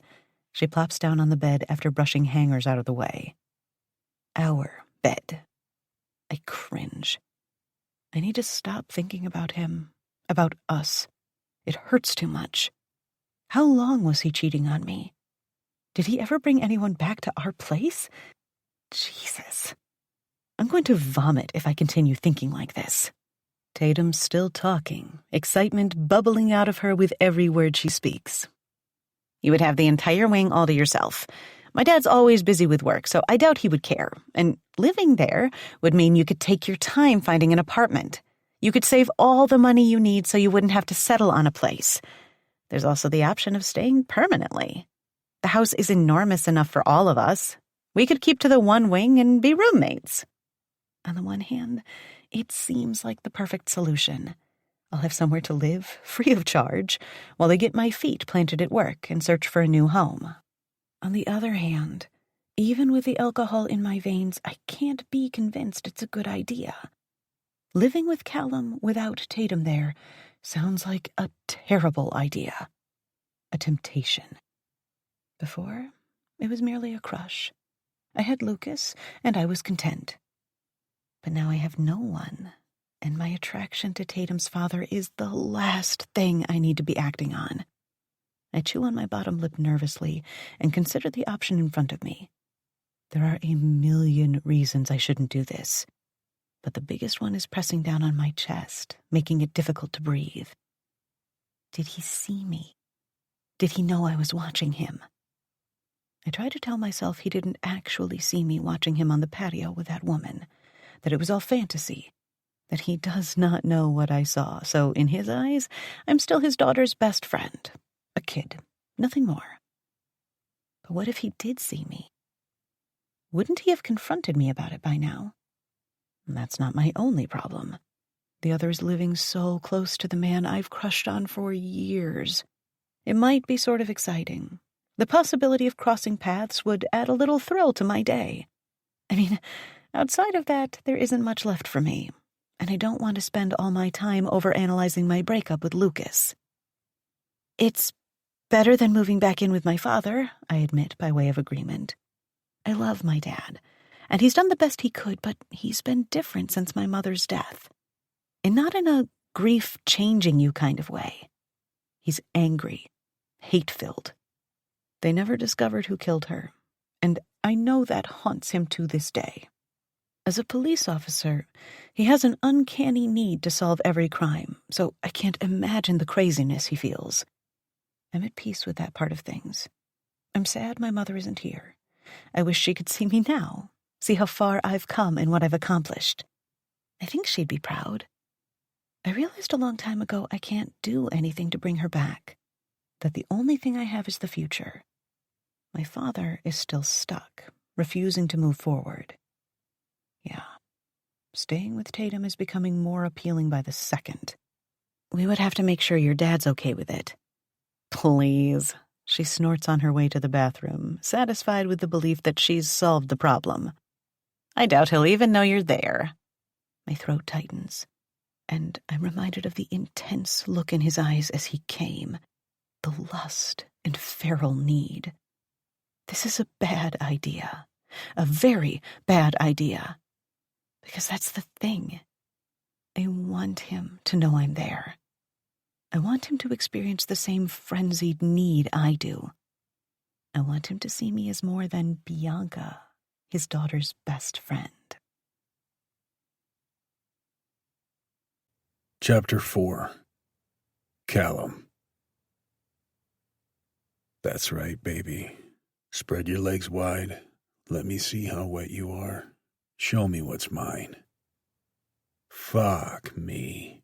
A soft growl rumbles in my throat as the fantasy plays out in my mind. It doesn't matter where I am or what I'm doing. At the moment, I'm seated at my desk, preparing for a meeting that will take place in 30 minutes. Not that I care, even if the subject has to do with the status of a half-dozen new cargo planes recently purchased to prepare for expanding my shipping network. This plan has been in the works for months and has required countless hours of research, vetting, and inspection. We're close to finalizing the deal with the current owner of the small air fleet, and somehow all I can do is sit here and do everything in my willpower to resist the ache in my cock. She's sitting in front of me, her thighs spread wide to reveal the pink, shining slice of heaven between them. Fuck. Business is the furthest thing from my mind, my tongue craving each drop of sweet nectar that will inevitably leak from her perfect pussy by the time I'm done with her. Bianca, you have no idea how much more difficult you've made my life. A sharp knock at the closed door is the equivalent to pouring a bucket of cold water over my head. I clear my throat, sitting up straighter before calling out, "Come in." The door opens and Romero walks in, his steps heavy. His face is masked, cold, a mask worn as armor, I suppose. He has a habit of letting no one see too deep inside, even if parts of his mask are cracked and chipped. I assume everything is in place for the meeting, I ask, chastising myself for letting my thoughts roam yet again. I cannot afford to fuck this up. There's far too much time and money invested in this. My head needs to be clear. I need to be conscious and alert, not dreaming about fucking someone completely out of my reach. I sent the link to the parties involved, and everyone has copies of the contract. Excellent, I praise, though I'm hardly surprised. If there's one person I can count on, it's my most trusted second in command. I've known Romero since he was a little boy. His mother begged me to take him under my wing, and he's been by my side ever since. There are few men I trust with my shit, and even fewer with my daughter. He's proven himself to be a valuable asset. Which, of course, reminds me. He's had a special assignment of late. Do you have any information to share? If he finds anything strange about me ordering him to keep tabs on Bianca, he shows no sign of it. I'm sure after working together for so many years, he's learned to expect the unexpected. He presses down into the leather chair across from my desk and unbuttons his suit jacket, settling in. She's moving.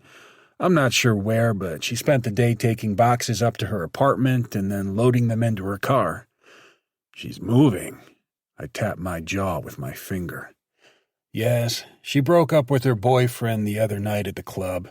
They were talking about it when I took them back to her place, and when I say talking, I use the term loosely.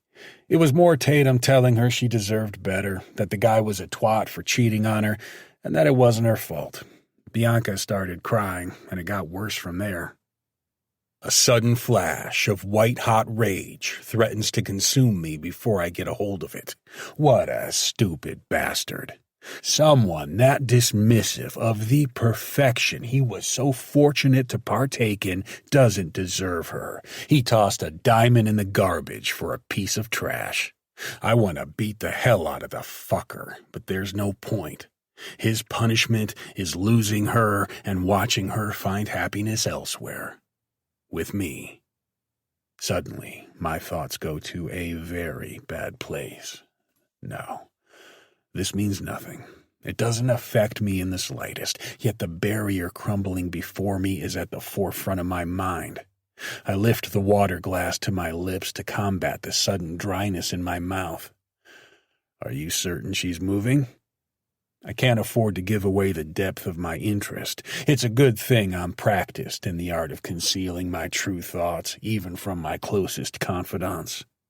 From the amount of boxes she had, yes, either that or she is doing some serious decluttering, but I doubt it. When I dropped them off, she had me go up to make sure the place was clear before she went inside, and there wasn't a lot there. I sent Mark over to change the locks out in case her ex comes back. Good. This strange, unexpected need to protect her presses against my temples. It's not the normal type of protection. There's nothing fatherly about my thoughts toward Bianca. Indecent, tempting, and possessive are more like it. I want to protect her from anyone and everything but myself. Okay, so we have no concrete idea on where she's moving. Has Tatum said anything? Nope, but I'll continue surveillance. I shake my head, waving a hand. Don't worry about it, I assure him, even if I'm really worried about it. There's this incessant need to know everything barreling at the back of my mind. Where is she going? Is she safe? What can she possibly hope to afford straight out of college? Is she going to move back in with her father? The thought of that man makes me grit my teeth. It's none of my business, and logically I shouldn't give a fuck, but I do. Romero's features give nothing away. Should I be concerned? I can send one of the other guys over for surveillance if you'd prefer I don't do it. As usual, his instincts are sharp, even if he's misread my concerns. There isn't any concern right now, but if that changes, I'll let you know. Romero nods, and thankfully we've finished talking because the door to my office flies open. There is one person in this world, only one, with the balls to barge in on me unannounced, and that would be my daughter. Tatum saunters into the room, a leather tote bag slung over one arm, her phone in the other hand. She's beautiful, courageous, and sassy. The one and only perfection in my life. She tosses her blonde hair over her shoulder and scowls at the sight of Romero sitting across from me. Sneering, she directs her words at Romero. I need a minute with my father. He remains in place, an unmovable boulder, as he gestures a hand for her to continue. By all means, speak. A heavy sigh escapes her, and she folds her arms across her chest, a flash of impatience in her eyes. Alone, without you in the room? Romero remains sitting, and I can feel the tension between them. Their interactions are strange enough, but I don't have the time to look deeper into it. Knowing Tatum, she's tired of dealing with Romero's shit. He's been her bodyguard since she was a teen. Shooting him a look, I murmur, "Give us a minute." He makes a point of glaring at her as he stands, buttoning his jacket once again. It's like he wants to make sure she knows he's leaving because I told him to, and not because she did. What's going on? Why are you still here? I thought you'd be on your way to the airport by now. That's the nice thing about flying privately. The plane can't leave without you. She knows I don't appreciate her flippancy when it comes to the ease my wealth has awarded her, and I growl my disapproval. But seriously, there was one more thing I had to do before I left. She plops a ring of keys down on the desk. My house set. I lift a curious eyebrow. Do you plan on staying in France? Isn't this something we should have discussed before now? She treats me to a patented eye roll before explaining. Therefore, Bianca. If only my cock wouldn't twitch at the mere mention of her name. Not in front of my daughter, for fuck's sake. Good thing I'm seated, or else I might have some explaining to do. Why would she need them? Please don't get on my case, she begins, which does not bode well. But I may have forgotten to talk to you. She broke up with Lucas a couple of nights ago and needs a place to stay. I told her since my wing of the house would be empty, she was more than welcome to stay here. At first, I tried to convince her to come with me, but she refused. Something about responsibilities and being an adult. You know as well as I do, she won't be any trouble. I'm sure you won't even know she's around. What a charming, naive thing to say. I suppose that's a good thing, really. Tatum is entirely oblivious to my dark, sinful fantasies. And it'll stay that way. Unfortunately, I find myself in a catch-22 situation. I can't refuse, and not only because she's springing this on me last minute. It would be cruel to turn Bianca down when, for all I know, she could be on her way here as we speak. And there is no way for me to explain to Tatum what a bad idea this might be without admitting to things I would prefer she never finds out. First on the list, that night on the patio, less than a week ago. You know I hate it when you spring things on me. I narrow my gaze. I don't like being put on the spot. It'd be smarter to cut my hands off to prevent the inevitable. I know what will happen if I allow Bianca to stay here. With Tatum gone, there's nothing to stop me. I'll have to invite a parade of women to the house to satisfy my cravings and keep myself from kicking down Bianca's door. If I can restrain myself from claiming her in the first place. Dad, it's Bianca. She's family. And what else was she supposed to do? Move back home? You know her dad is overbearing and controlling. It would never work out. She's not a bird that needs to be caged. She's a phoenix that needs to fly. But she does need to be caged, inside my arms, in my bed, with my cock jammed so far inside her, there is no way to tell where I start and she ends. Tatum crosses her arms over her chest, a small pout on her lips. Besides, I feel like hell leaving her at a time like this. It's not what friends do. I'll never have a good time knowing that she's here suffering, worrying if Lucas is trying something with her. At her core, Tatum has a warm, generous heart. She did not inherit that from me. Rather, it's the cool exterior in which she wraps herself that comes from my blood. She can turn it on and off at will, as I can, but I never instructed her in the art of putting on a face for the rest of the world. I can't fault her for wanting to take care of her friend, even if it puts me in a painfully awkward situation that I know is going to cause trouble. Bianca being alone with me while my daughter is halfway around the world, no boyfriend in sight, nothing holding me or her back. It's a terribly dangerous idea. Because I can't help myself and need to confirm, I ask, "You said they broke up? What were the circumstances?" Her pout quickly turns to a smirk. What, you're suddenly interested in gossip? I didn't think you'd care about something as stupid as that. Be snide all you want, but I'd like to know if there will be an ex trying to break into the property to win her heart back. Her eyes darken and her jaw tightens. That cheating bastard better not try to talk to her. Just as Romero said, Well, I'm sorry. I hope she's doing okay. She's taking it pretty well, but who knows? Once all the excitement of moving is over, she might break down. At least with me gone, I know she has somewhere safe to stay. The screen of her phone lights up, and she checks it, a grimace filling her features. I wish I could stay and talk longer, but I needed to be gone like 5 minutes ago. Father mode activated. I stand, enveloping her in a hug. Call me the minute you land, and then again when you arrive at the rental.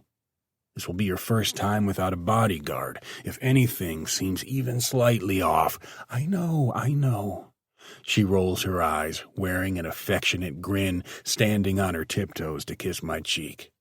It's not like I'll be alone. Kristoff knows how to handle himself and can protect me if need be. I'm not going to stop being a worried father anytime soon, so you may as well stop wasting your time trying to get me to change. Kissing the crown of her head, I usher her out into the hall. I don't let my arm fall from around her shoulders until we're at the front door. Have a good time, but be cautious, and if you have any problems, call me immediately. I'm only a flight away. You know I will. Nobody messes with me. She growls, her brow lowered, and all I can do is shake my head. If I thought she was kidding, I'd be able to laugh it off, but I know there's more to it. She truly believes herself to be untouchable, the sort of headstrong confidence only the young possess. I watch as she skips down the walkway. Kristoff is waiting for her behind the wheel of his Mustang, and I lift a hand in acknowledgement. He waves back, his gaze unwavering. He strikes me as a decent kid from a good, well-connected family. I had Romero do all the snooping he could on him and his family when they first started dating. If I had a doubt in my mind about him, there's no way I'd agreed to this trip. She might be a grown woman, but I still subsidize her lifestyle, and I'll kill anyone who thinks to hurt her.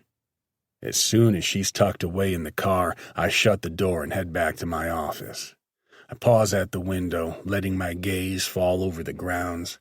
Pride swells in my chest as I regard my empire, the work I've put into nurturing my network of associates, earning their trust while always looking over my shoulder since I don't trust them. Business is business. You can never know if someone is a friend or foe. The evidence of my accomplishments shines back at me. I have 80 acres surrounded by thick, high walls, manned by my most trusted guards, numerous cars, a boat, a private jet, the ability to go anywhere and do anything, all while knowing damn well the cops can't do a thing about it. I wrap everything I do in layers of obfuscation until my business appears perfectly legal. Sometimes I think they envy me a little, that I've earned the grudging respect of the detectives who've never pinned a charge and made it stick. Boss? Romero's footfalls ring out behind me. It's almost time for the call. I grunt my thanks and continue to my office. It's almost possible to forget the unshakable yearning that has me in its grip, the anticipation of what's coming up around the bend. Sweet and innocent Bianca under my roof, under my control, without a single thing standing between us. Thank you for your time, and I expect to see the signed contract in my inbox by the close of business tomorrow. The seller grunts his agreement, as does his legal counsel, while Romero invites them to reach out with any questions they might come up with. Formalities, all of it. I'm offering twice what the planes are worth, knowing they'll result in a 30% increase in profits within the first handful of shipments. At times like this, I'm willing to be generous. He'd be a fool to turn down numbers like the ones I've presented.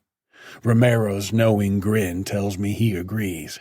Nice work, I tell him, loosening my tie once the video call has ended. Want a drink? He offers. I shake my head. I'm going to grab some coffee from the kitchen.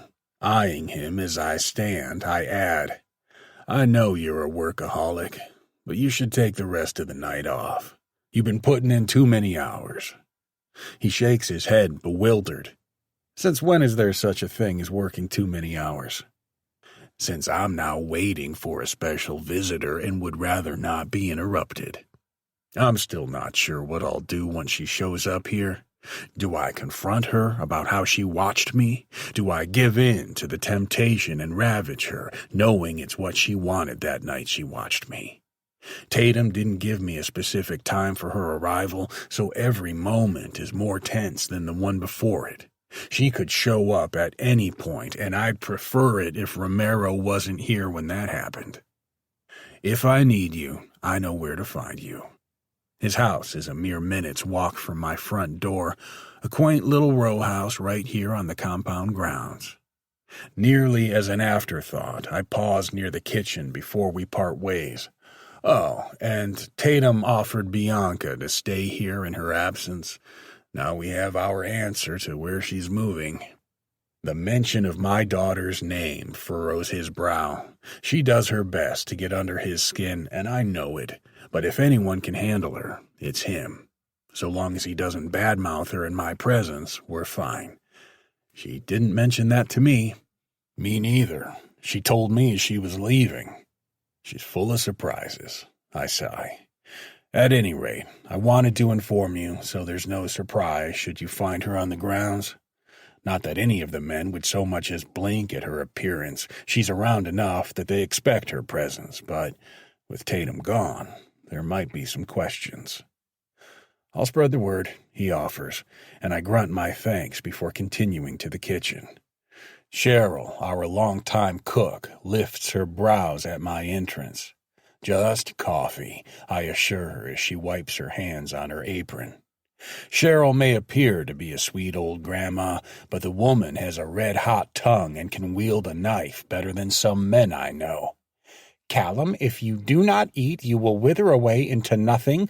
Coffee is not a sustainable food option," Cheryl scolds, her hazel-colored eyes narrowing further. I don't know who told her she's my mother. She may be old enough, but that grants her no such liberties. Yet, even though her concern can sometimes set my teeth on edge, I appreciate a woman who seems to give a shit whether I live or die. Somehow I doubt that, but if you're really worried about me, I'll make sure I dig into one of those meals you prepared before I go to bed, I assure her with a smile. She crosses her arms over her chest. You better, because if I return and those meals are not gone, I will slice much more than vegetables. I almost laugh. Almost. She's not much taller than 5 feet tall. Her graying hair is tied back in a bun at the back of her nape, and her weathered skin makes her appear frail. In my eyes, she looks like a doting grandma, and yet she's threatening me. I chuckle. Your threats do not frighten me. They should, if only you knew the mayhem I caused back in my younger days. She winks, her response leaving me shaking my head. Truthfully, my appetite is almost non-existent, no matter how delectable Cheryl's cooking happens to be. Every cell in my body feels as if it's electrically charged. I'm a kid waiting for Christmas morning, and I was already having difficulty sleeping thanks to the ever-present longing for forbidden fruit. It will be a damn near miracle if I make it the month without collapsing from starvation or exhaustion. I can't make my brain or body stop reacting to her. Fuck, she's an angel brought to life. Perfection, innocence, all the wonderfully good things wrapped up in a gorgeous package. A warning goes off in my mind. She's also a woman like any other. No wonder I can't eat. My heart and mind are raging war against each other, torn to pieces. I'm battling between what little conscience I have left, my jaded views of women, and the ever-present craving that's slowly consuming my entire existence. A craving that magically materializes as a stunning young woman who appears at the other end of the hall. Bianca. Her shoulders are turned inward, her body facing away from me. I can't make out her face from this distance, Then, like a misty fog, she disappears and ducks into my office. My legs threaten to carry me to her without thinking through what might happen next. Fuck, I don't trust myself enough around this girl. How unfortunate, then, that she's staying here while your daughter is gone. With a single look, I can strike fear into the heart of the hardest, most brutal men. Certainly, I can handle this little girl, no matter how enticing she is. It doesn't matter that we shared one dirty secret. Yes, it was wild and hot as fuck, but it was a one-time thing. She probably assumes I didn't see her anyway. It's not a big deal. We were both caught up in lust. No doubt that's how she's chosen to brush it off. The desire to confront her pulls me forward. As I walk the length of the hall, every step bringing me closer to her, the animal lust flaring to life low in my gut leaves me wondering if I should fuck her and get it over with, or at least eat her pussy the way I've been longing to do since that night.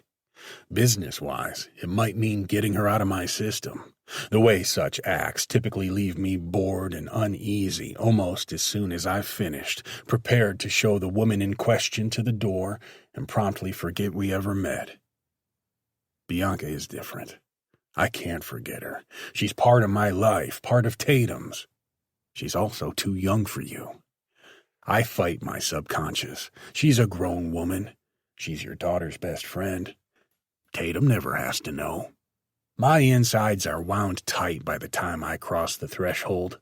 I pause in the doorway, and surprise and concern slam into me all at once.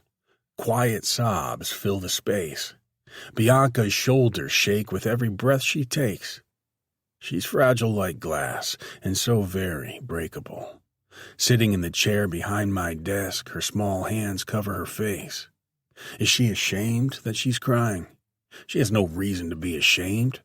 Protective instinct clouds my judgment, but lust lingers at the forefront. Both fight to see who will win. I want to fuck her, but I want to comfort her as well. No matter what, one thing is clear. I feel too strongly about her to brush her aside. I can't pretend she's nothing but a nuisance or temptation when the sight and sound of her sobbing pushes me to kill whoever hurt her. Whoever hurt what is mine. Clenching my fists, I feel the distinct rush of blood in my ears, the need to destroy. Fuck. I've never felt so territorial over a woman. I've never wanted a woman like I want Bianca. Damn it. I can't stand here and let her continue to cry. The sound is enough to crack me wide open. Chapter 5. Bianca. Damn it. I told myself I wouldn't do this again, that I was done feeling sorry for myself, but here I am, sitting at Callum's desk with fresh tears racing down my cheeks. I should have fought the emotions until I reached Tatum's wing of the house. When she told me her father had the keys, I figured I'd slip in, grab them, and go back to the bedroom. That didn't happen. As soon as my fingers closed around the keys, the voices of all my failures came rushing back. Everything I kept at bay during the wild rush of packing and making arrangements with the landlord came pouring out. And of course, once the tears start, there is no stopping them. The reality of it is almost suffocating. All that's left now are feelings, despair, anguish, heartbreak. The hole in my chest cracks further the more I think about it. Yes, things with Lucas were going downhill, and we were probably going to break up eventually, but those thoughts don't lessen the pain. He was my first relationship, my first love. My despair turns to anger in a flash. I don't want to feel. I don't want to think, but that's all that's left to do. Another uncontrollable sob rips from my chest. My life is imploding around me, the pieces scattering in the aftermath. I can't move fast enough to pick them up. The stupid organ in my chest beats louder and louder. Every choice I made up to this day puts me where I am now. Homeless, squatting at my best friend's house. I'm a fucking charity case. At this point, I could die from shame. I swallow another sob in my throat. In this room, I'm more vulnerable and weaker. I need to leave his office now. The thought of Callum finding me crying. God, I'd have to explain myself, and then... Excuse me. That deep, gravelly voice I only hear in my dreams fills my ears. Oh, shit. So much for escaping without him seeing me. I forget sobs in favor of embarrassment. This nightmare is never ending.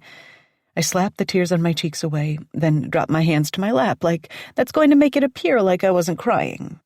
I'm sure my cheeks are blotchy, too. Callum's large, powerful frame fills the doorway.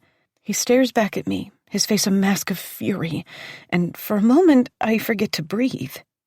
Is he angry at me? I'm acutely aware of my mistake, and the need to apologize overwhelms me. I'm sorry, I croak, swiping at my cheeks once more. My hands shake with anxiety. All I was supposed to do was get the keys from him, not use his office like that of a therapist. I didn't mean to. Tatum told me you had the keys, and I came and grabbed them, but then the tears and... Jesus, this is a mess. I am a mess. A complete dumpster fire. Whoa, wait, hold on. I left them there, but please don't apologize, it's okay. He inches inside and sets the cup in his hand on a small table near the door before crossing the room. His gaze is fixed on me, a lion stalking a gazelle. He says it's okay, but the feral look in his eyes makes me think twice. As he gets closer, the warmth in my belly intensifies. The crush I've had on him since I was a teen blooms with a new life. He hasn't even touched me, but I know I'm weak for him. His perfectly sculpted body fills out his tailored suit in a way that makes my mouth water. He's so tall. Have I never realized how much bigger he is than me before this point? I can't look away, and I definitely shouldn't be fantasizing about what he looks like naked beneath all that fabric. I drink him in, my eyes painting a photographic picture in my mind to save for later. Sharp, strong jaw, high cheekbones, firm, full lips.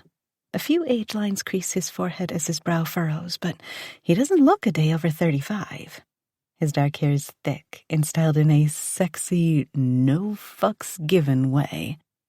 I let my gaze drift down to his crotch, recalling the vivid memory of his thick, veiny cock. Jesus. I'm grateful for my flushed skin and tear-stained cheeks. It hides the furious blushing I'm doing for a completely different reason. He comes to stand beside me. Maybe I should feel uncomfortable. That would be a normal reaction, but nothing about this is normal. I feel safe beside him, guarded. I crane my neck back to look up at him. His masculine features are masked, but his green eyes are bright and bold. I could stare at him for days. In my mind, he's always been a Gerard Butler look-alike. I suck a choked breath into my lungs, and cinnamon and coffee cling to my nostrils. The spicy scent makes me want to lean into him, but I stop myself. He's so close now that I can feel the heat of his skin radiating against mine. I'm so caught up in his presence and my body's reaction to him, I don't realize he's reaching for me until his hands close around my hips. I can feel his searing touch through the fabric of my clothes. He lifts me from the swivel chair with all the effort it takes to lift a feather and sets me down on the edge of the mahogany desk. My head spins when he drops into the leather chair in front of me, his knees nearly touching mine. Putting aside the fact that his touch is short-circuiting my brain right now, my mind races in a vain attempt at figuring out what the hell is going on. We've never been this close. Not in all the times I've visited the house. He's never touched me beyond a pat on the back in passing, or a hug, and that's rare enough. Tell me what happened. He sounds like a concerned father. This is good. How he should be acting. With all the drama and my emotions swirling, I almost forget to worry if he's going to ask me about that night. God, I hope not. I can only pray it was all a figment of my imagination, that he didn't really see me, because if he did... Shit. He asked me something. Tatum didn't tell you? He releases a sigh. She did, but I was hoping you would offer more details. Tatum was in a bit of a hurry when she stopped by to let me know you'd be staying. There's a tinge of annoyance in his voice. My mental state is fragile enough at the moment. I don't need to bother anyone else. I'm sorry. I don't want to put anyone out. I can go stay with my father if you would rather have me do that. Stop. He growls like a dog protecting a bone. I asked you to give me more details. I did not ask you to leave. The depth of his voice gives me goosebumps, and I force a ragged breath into my lungs. My boyfriend, well, now ex, he cheated on me. And yes, I know he doesn't deserve the tears, but my stupid heart doesn't care. The words are hard to make come out. After everything we had been through, all the moments we shared, he cheated on me. I doubt I'll ever know how many times. What a fucking idiot. I hope you understand this doesn't have anything to do with you, he says, that sexy voice of his dripping with venom. Men are not always smart. Sometimes we make choices we cannot come back from. I know. My warped thoughts remind me that this is what he has to say. What a concerned father should say. It tells me he sees me as a child. In a last-ditch effort, I grasp onto that knowledge and ignore the heat in his gaze and the way his tongue darts out over his bottom lip. Then stop wasting your tears on him. His voice grows softer, with almost a seductive edge. My breath catches in my throat when his thumb grazes where a tear lingers on my cheek before he brushes it away. Holy shit. My heart is hammering so hard against my rib cage, I think it might break free of my chest. This can't be happening. I must be misinterpreting things. He's being nice, fatherly, because he feels bad.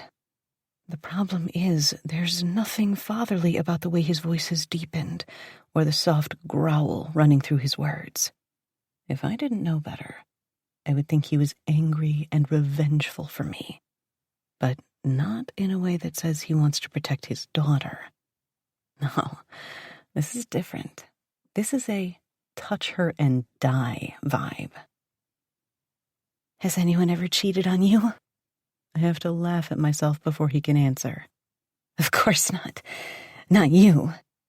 That was such a stupid question. A smile plays at the corner of his sensual mouth. Why not me?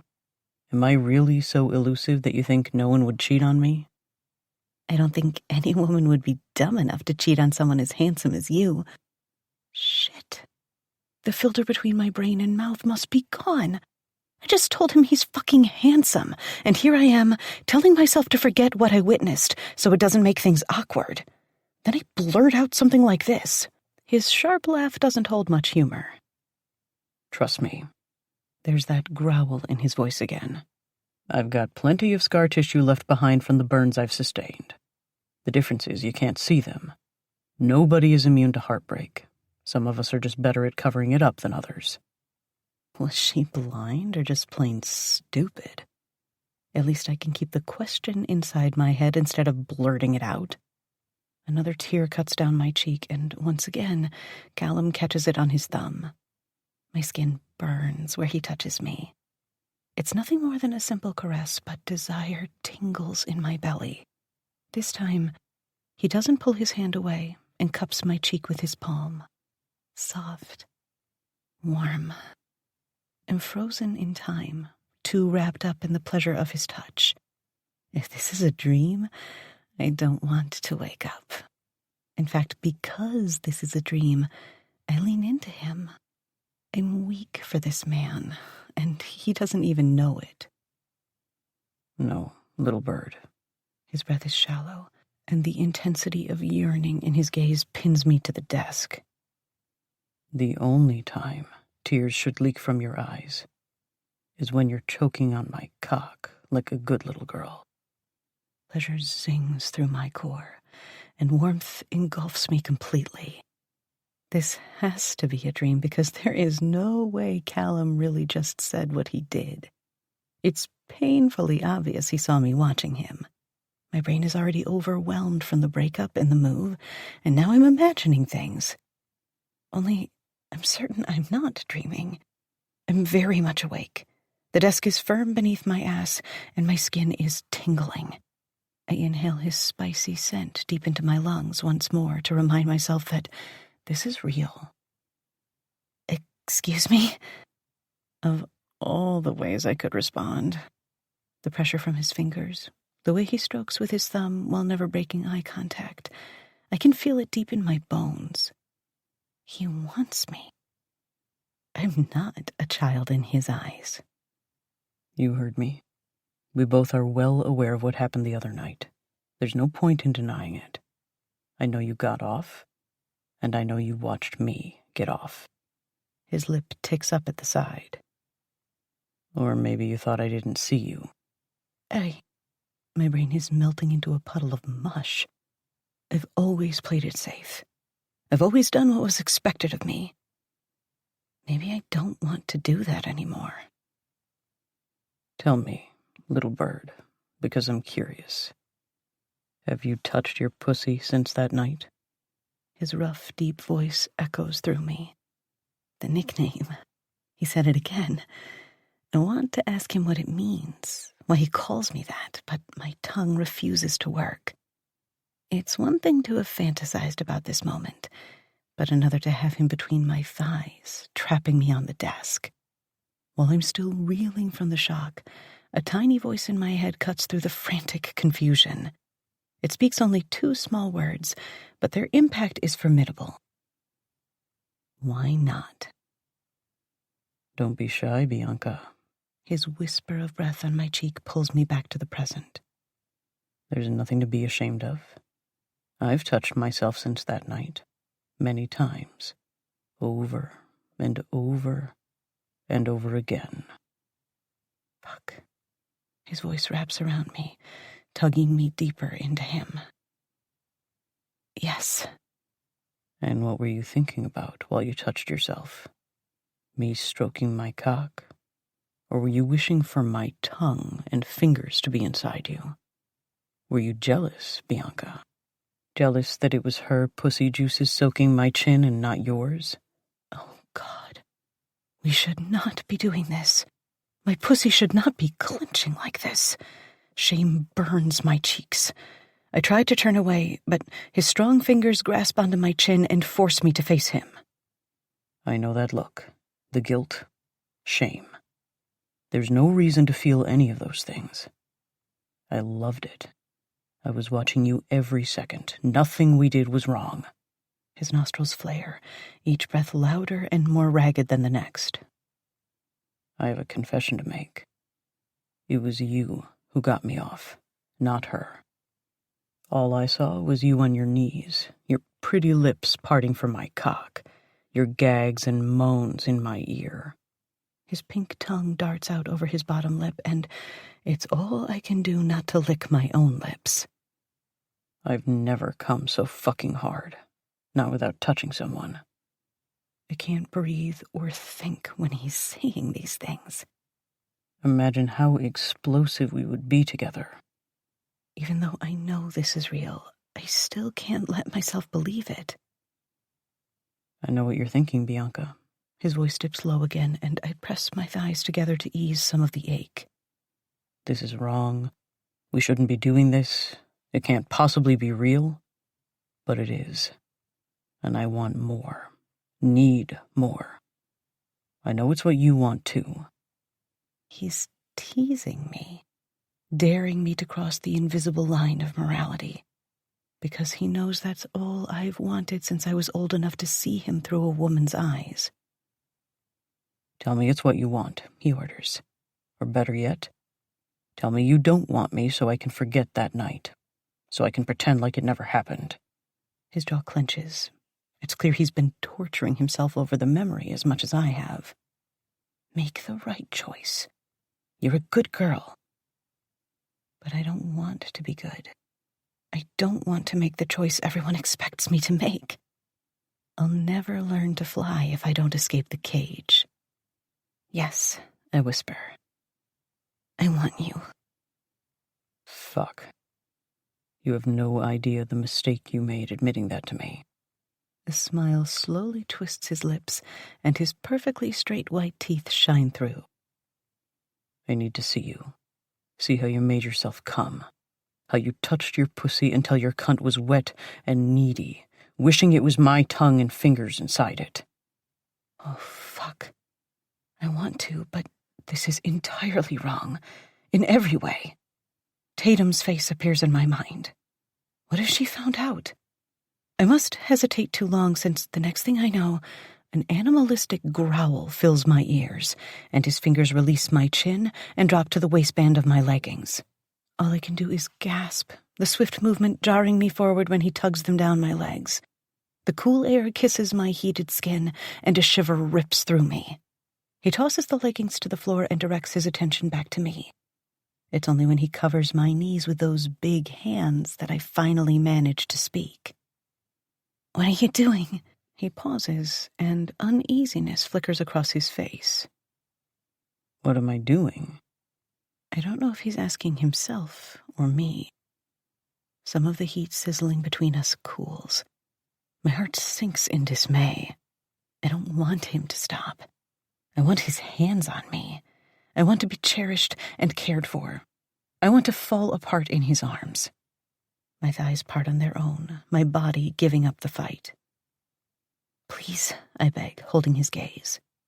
The flames of desire fan between us, and I know the moment we touch, an explosion will take place. Touch me. He weighs his options for half a second before leaning back in his chair. I watch his grip on the arms of the chair tighten. I can feel the weight of his gaze on my pussy, and I like it. Lie back, take off your thong, and touch yourself. I don't dare question him. I want this bad enough that I'll do anything. With trembling hands, I grip the band of fabric and tug my soaked thong down my legs. I'm completely bare and at his mercy. I let my eyes flutter closed, shyness overtaking me. I try to sink into the moment while I slip a hand down my slim belly to alleviate the ache in my core. Open your eyes. I want to watch you and look into your eyes when you shatter. Now show me how you made your pretty pussy come. I can't believe I'm doing this. The crotch of his pants stands straight up for me. He could have any woman, like the hot blonde from the patio. Yet it's my pussy he's staring at when I part my legs wider to give him a better view. He doesn't say a word. And then again, he doesn't have to. The deep vibrating groan that slips out gives everything away. And that's all the courage I need. Holding a breath in my lungs, I drag a fingertip through my wet slit. Rivulets of pleasure zing along my spine. Callum's gaze darkens, narrowing in on the movement, and his angular jaw tightens. Were you this wet for me that night? Yes. The words are tight with desire, excitement, and wonder. I watch with amazement as he comes undone, his white-knuckle grip on the chair telling me he would rather touch me. You're just as perfect as I imagined. Did you play with your tiny clit? I bet you rubbed it furiously, wishing it was my tongue flicking it and my fingers in you. Didn't you? You wished I was finger-fucking you until you creamed on my face? Show me. Make yourself come. My body is a live wire. Tension cracks in the air, ratcheting up with every stroke of my fingertip against my throbbing bundle of nerves. He's watching me. His dark gaze penetrates the deepest confines of my soul. The desire in those depths makes it hard for me to breathe. I don't think I have a choice to come or not.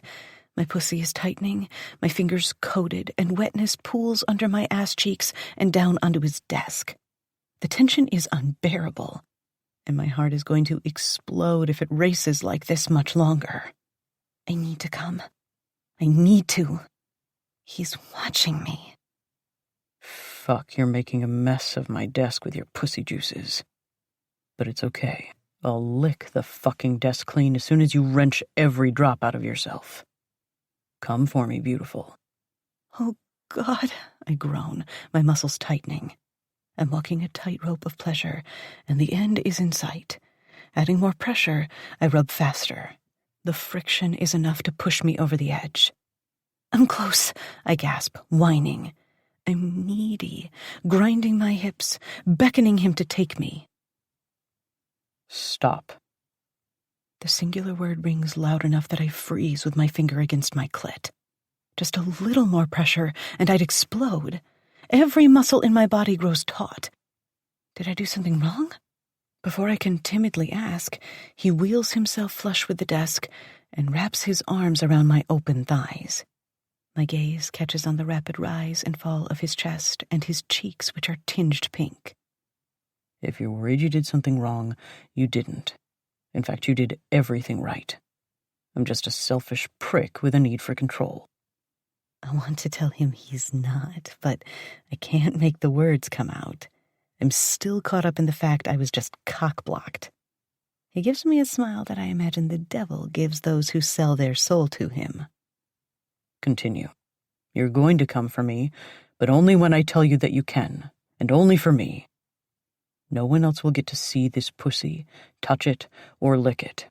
If I find out anyone else has been inside you, touched you, or even thought about it from now on, the consequences will be grave. Do you understand? What wouldn't I agree to now?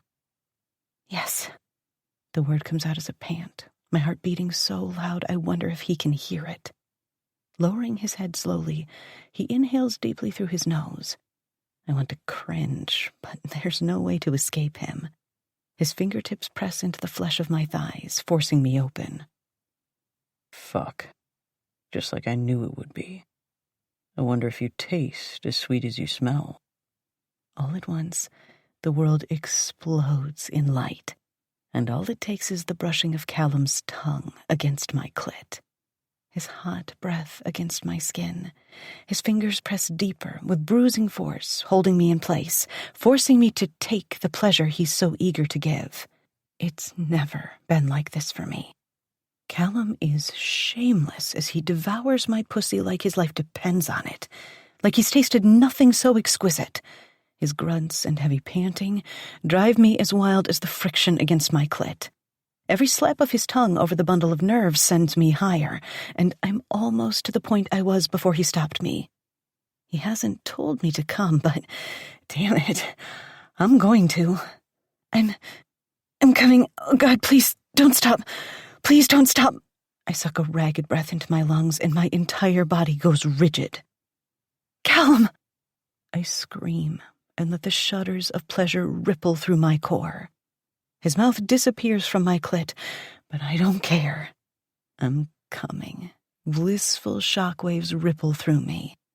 I've never come so hard in my entire life. Breathing erratically, I'm only vaguely aware of him pushing away from me to stand. It's finally happening. He's going to fuck me. I need him inside me. I'm ready to take his cock. I know he's big. Bigger than Lucas or any man I've ever seen, but I can handle it. I shouldn't have done that. I shouldn't have touched you, tasted you. The regret in his voice is so thick it almost chokes me. I blink, confused by what he's saying. What? I start, but then stop. The orgasm from moments before forgotten while I fumble my way through sitting up. The desk is wet beneath my ass, and I slide against the wood, nearly falling. I don't understand. This never should have happened. I can see the war waging in his eyes when our gazes clash. I can't imagine how I look right now. A cold sweat breaks out over my skin, and I watch while he gathers my thong, leggings, and flats. His expression goes from conflicted to ice cold once he's face to face with me again. Pressing the items into my hands, he directs his gaze at the floor. Put your stuff on and get out of my sight. I'm too stunned to move. I don't want him to regret what we just did, and that's what this sounds like. Red hot regret. Please, go. His voice is strained, drenched in darkness. Before I can beg him to turn around and help me understand what is happening, he gives me a warning glare. "Don't talk. I didn't ask you to speak," he growls, his face twisted in a mask of rage so unlike his lustful expression from a minute ago. Fear, unlike anything I've ever felt before, makes me lock up. What happened? I have no time to think it over. I need to get out of here before he loses what's left of his withering control. Hopping off the desk, my legs are weak. I almost trip over my own feet while I hastily pull on my clothing. I'd sprint out of here stark-ass naked, but I'm not taking the risk I'll run into someone. I'm still putting on my shoes when I reach the hallway, and once they're on, I race over the shining floors all the way to the other side of the house. When I'm alone, I blink back tears again. I doubt I could run fast enough or far enough to outrun my shame. I don't know what hurts worse, the way I gave in so easily, or the way he turned against me. He regrets what we did. His arousal was there, the lust. He wanted me as badly as I wanted him, so why did he push me away? Now there is this darkness between us, the unknown. How am I supposed to forget how good it felt, and how much I wish he'd do it again? What a foolish mistake on my part. I wasn't good enough for Lucas, and I'm not good enough for Callum either. Which makes me wonder, am I good enough for anyone? Chapter 6. Callum. The last few days have been a clusterfuck. Sheer willpower is the only thing that stopped me from crossing over into the other wing of the house to claim Bianca, to make up for my asshole behavior. As soon as I said the words, I wished I could take them back. It was the last thing she needed after her piece of shit ex cheated on her. I'm such a dick, and yet it's not unlike me to behave the way I did. It would have been fine if it had been any other woman but Bianca. She's different. I know I shouldn't want her. I know we shouldn't continue what happened that night, and that pushing her away was the right thing. She probably thinks the worst of me, and I don't blame her. Logically, I'm old enough and wise enough to know better, but I don't care. I just don't fucking care. I don't regret a single thing we did, but that doesn't mean it was right. I'm not stupid, though. I know no matter how much I push her away, no matter what I do, she will inevitably become mine. The funds have been wired, and I have confirmation from the seller. The planes are yours, and thank fuck. We're already getting questions from the suppliers out in Miami. They need to offload their latest shipment. Leaning back in my chair, I swirl the scotch around in my glass and release a satisfied smile. Good. We'll send Carlo and Tony down there to inspect the shipment. Romero quirks an eyebrow, looking up at me from his tablet. You think they'll be okay with that? I'm normally the one who goes. I have other work for you to do. Carlo and Tony know what to look out for. Romero appears suspicious. What type of work? I'm still ironing out the details. I trust Romero with my life. We've been through hell and back together, but his question sets my teeth on edge. Since when do you question me? It's not about questioning you. You know I like to be prepared. Of course, I know that. He didn't mean anything. There's no reason for my skin to feel uncomfortable. My feelings right now have nothing to do with him. No, this has to do with something else entirely. I'm an addict who promised himself he'd go cold turkey because it seemed easy at the time. My addiction? Bianca, and everything about her, the taste of her pussy being at the top of the list. A normal man might be able to deal with it, not me. I'm on edge, and I have access to too many guns for this to end without somebody taking a bullet for looking at me the wrong way. I'll fill you in when the time comes. I don't bother apologizing, and he knows better than to expect it. For now, get the boys up to speed on the details about Miami. He nods and thankfully doesn't question me further. It's been torture, wanting more than anything to make it up to her while forcing myself to steer clear at the same time. The wounded expression she wore before running from the office still haunts me. I'm a fucking asshole. I scrub a hand down my face, my frustrations mounting. I have more important shit to be worried about, an entire fucking company to run. Putting distance between us is the right thing, but somehow it feels like torture. Romero returns to his task list, murmuring to himself as he makes notes and delegates duties, while I turn my attention to the security feed playing across my laptop screen. I'm setting myself up for failure by watching like an obsessed stalker for her to return home. She usually parks her beat-up Corolla in the front courtyard, but it's been gone since this morning. Where does she go? From what I remember, her job doesn't start for another few days. Irrational rage eats at my insides. She'd better not be disappearing to escape a run-in with me, or worse, to be with another man. Could you blame her if she did? My hand closes around my glass hard enough that my joints ache and the pain forces me to take a breath. A man in my position can't afford to fall apart, not even over a pussy whose taste and aroma have claimed ownership of my soul. It's her soul I'm fighting for now. She doesn't need my darkness destroying her light. Every degrading thing I'll have no choice but to do to her once I've started. There will be no going back once I've claimed her fully. I won't be able to stop myself. Leave her alone. Do the right thing for once. No matter how I fight to keep it together, my chest tightens at the sweeping of headlights over the dark courtyard. She's home, and it feels like I can breathe again. Pathetic. I've never felt this way with my ex-wife or any of the nameless women I've fucked before now, so I'm out of my element here. Bianca's turning me into something I hardly recognize, my heart thumping against my ribs all because a car's pulling up to the house. At least Romero doesn't notice. Yet, that is. I keep it up, and it won't take long. As I watch, she parks the car, then sits behind the wheel for a minute. If I were a betting man, I'd say she's afraid to get out. Afraid of what? Of my anger, or of coming close to the crackling temptation between us? I made the right choice ending things where I did. I was on the cliff's edge of control, ready to tug my pants down and sink my cock deep inside her. And most likely destroy her friendship with my kid. A friendship that means the world to both of them. Fuck. Everything stacked against me getting what I need, like trying to do the right thing for Bianca's sake, isn't difficult enough to live with. I hold my breath as she opens the door.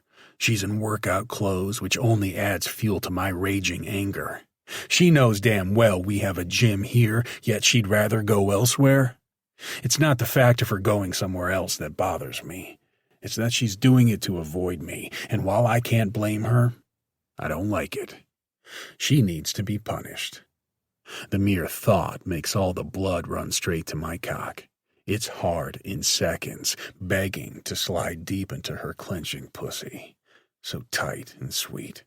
I can't wait for her to milk me. Cross that line, and you can't go back. Break her spirit, and there's no putting the pieces together. Can you live with that? Can you live with yourself?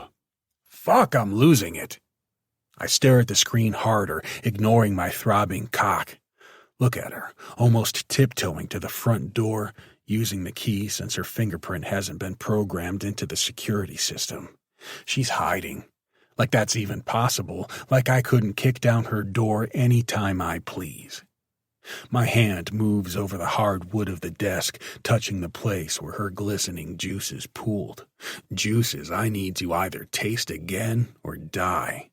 But first, to deal with a little girl who honestly believes she can run away from me. That'll be it for tonight, I decide, pretending my cock isn't hard as steel under the desk. Romero makes a big deal of checking the time on his wrist. Turning over a new leaf? This is the second time this week you've called an early night. I grind my teeth, trying to keep the beast at bay. If you must keep working, then do so at your cottage. I want to take the night off and relax. Whatever you want, boss. He gives me a single nod, message received.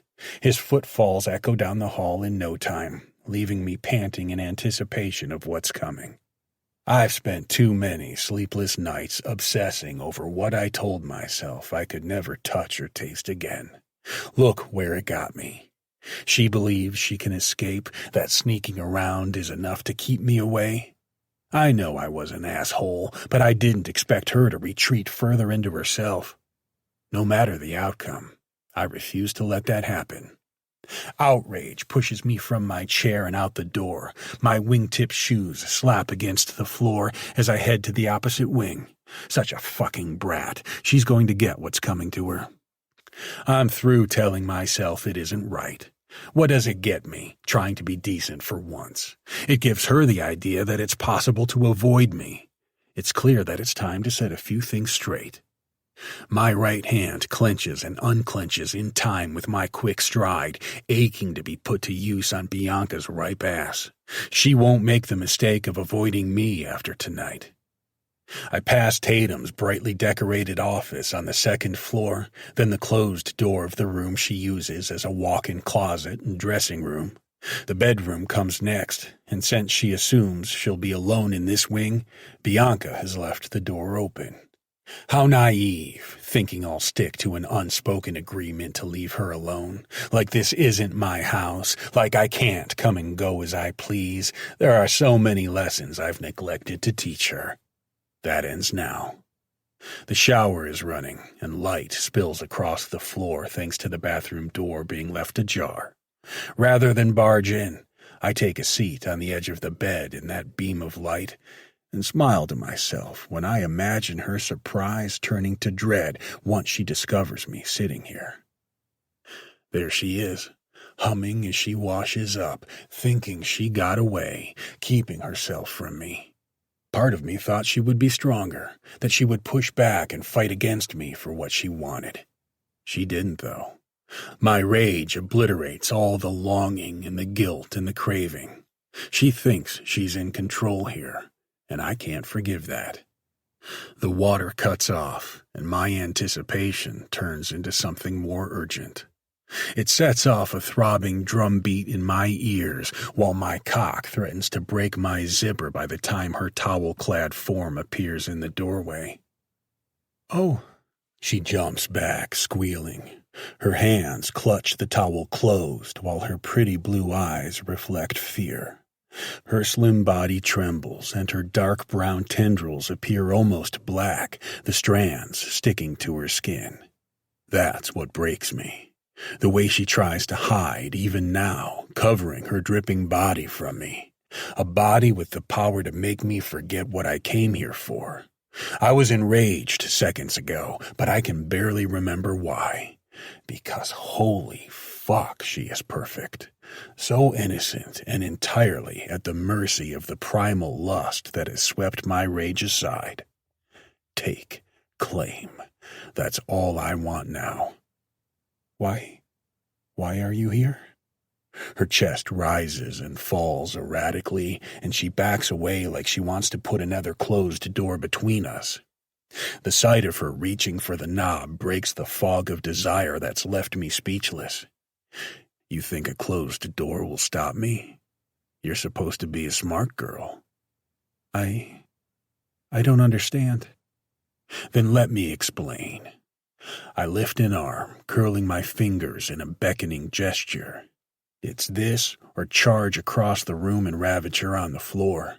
I'm barely in control of myself. My gaze darts over her, taking in every inch of creamy flesh. I follow a bead of water as it rolls down her chest, soaking into the towel, barely covering the swell of her tits. Will she run? Part of me hopes she does.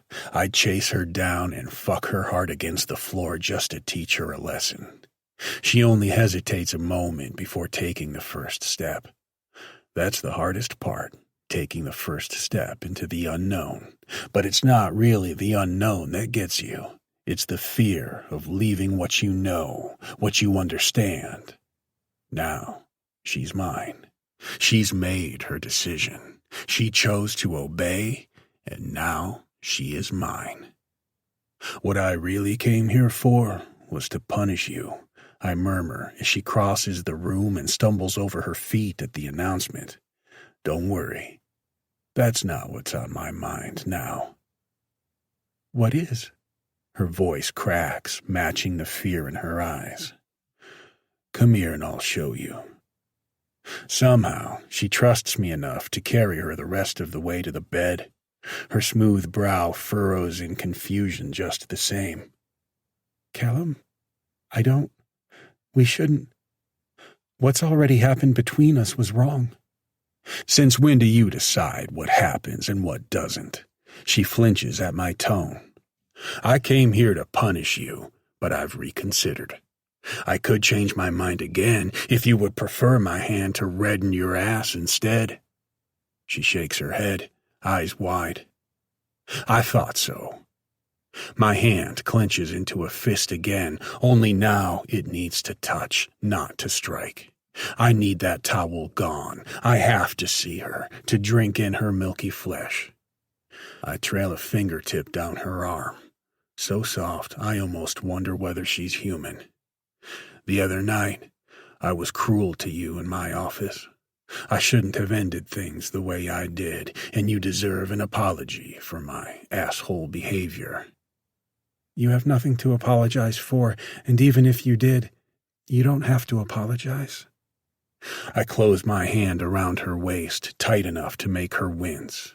I know I don't have to, but I want to. And since I'm feeling merciful, I'll warn you I'm not the type of man that will be told what to do, so in the future, keep that in mind. I'm sorry, she whispers, averting her gaze. It's almost too easy to break her down. Her natural submission makes me want to bend her to my will. Taking the hem of her towel, I let it slide between my fingers. It's rare for me to apologize for anything, but I'm not so prideful that I won't admit when I'm wrong. And I was. I'm sorry for being an asshole, for scaring you. Rising from the bed, I tower over her trembling form. Delicate, fragile. She brings out every protective instinct I have. But don't think that means you can fucking avoid me again. That's what almost got you spanked until you couldn't sit for a week. No more hiding from me. Understood?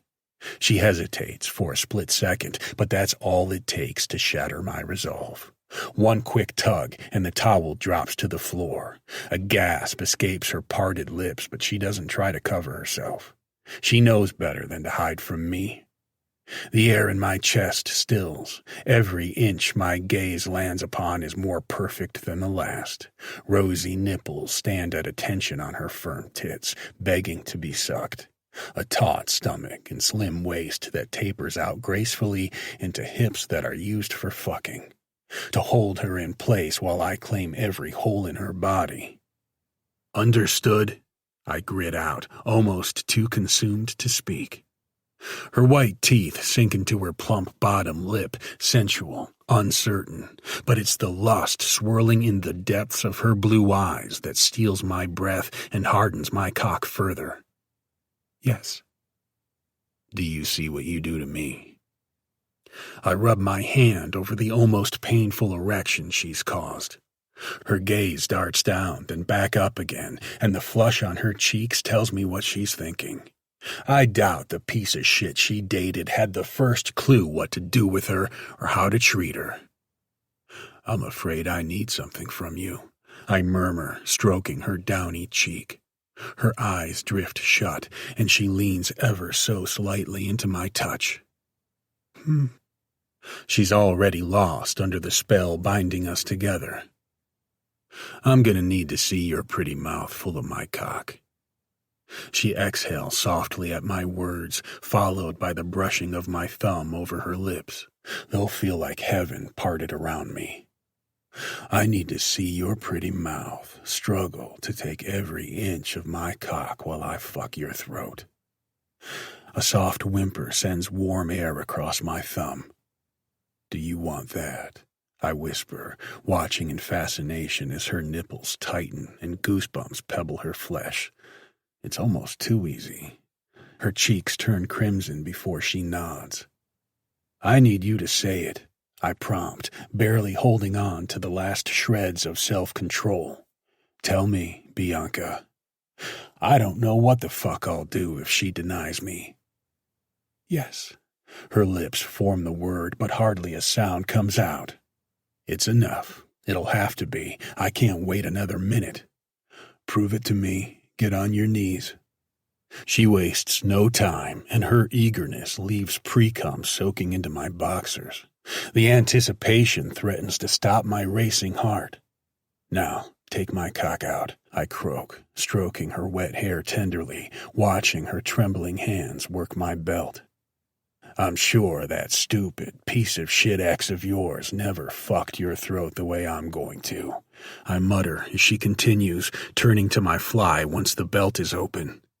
She makes the briefest eye contact in the heartbeat before her small hand closes around my shaft.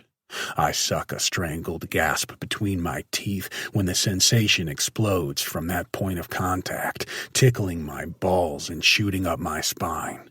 Nothing in the world compares to this. The control, the promise of using her for my pleasure. "Fuck yes," I grunt, my fingers tugging her strands. "Take me out. Open your mouth and let me slide inside." "I don't know if I can take all of you," she replies innocently. Fuck me. I'd laugh if I didn't know she meant it. I'm sure I'm bigger than the pathetic piece of shit she had before. Be a good girl and try. Make me happy. Work my cock into your mouth and suck it good. Her tongue peeks out from between her lips, moistening them before she leans in to take her first lick of my swollen head. Sheer lust flares to life and threatens to burn me to ash. Jesus, I could come right now, but I won't. More, I grunt, my teeth gritted against the urge to thrust, fill, and take. I want you choking on me. I need to hear your gags and see your tears. When she hesitates, there's no holding back, not when her lips grip me so firmly, snapping my control in two. I press my hips forward, shoving myself past her lips and halfway to her throat. Her blue eyes bulge and she emits a strangled, choking noise, but I'm far too gone, savoring the wet heat enveloping me to care. If anything, her reaction adds to the thrill. Still, the thought of terrifying her, of hurting her, leaves me unsettled. Relax your throat. You're taking it all. I inch deeper and deeper. I can see her panic building. Her crescent-shaped fingernails dig into my still-clothed thighs. Just like you always dreamed of. You did, didn't you? You dreamed about choking on my dick. I know you did because I dreamed about fucking your throat, and let me tell you, the dream doesn't even fucking compare to reality. I try to work myself into her slowly, but I've already reached my breaking point. By the time I'm balls deep, she's groaning around me, struggling to contain all of my girth, fighting to suck in air with her nose buried against my base. Such a good, eager girl, I whisper in praise. You look so pretty on your knees with my cock in your mouth. I've never seen anything prettier. I give her quick, deep strokes until tears slip from her eyes and slide down the apples of her cheeks. I'm only giving you what you've craved, I remind her as she fights to adjust to my pace. I've seen you looking at me, and I know what you think about at night when you're alone. Don't you dream of this while you touch your pussy? She tries to nod, groaning her affirmation, earning a thrust deep enough to make her gag. So beautiful with your mouth full of cock.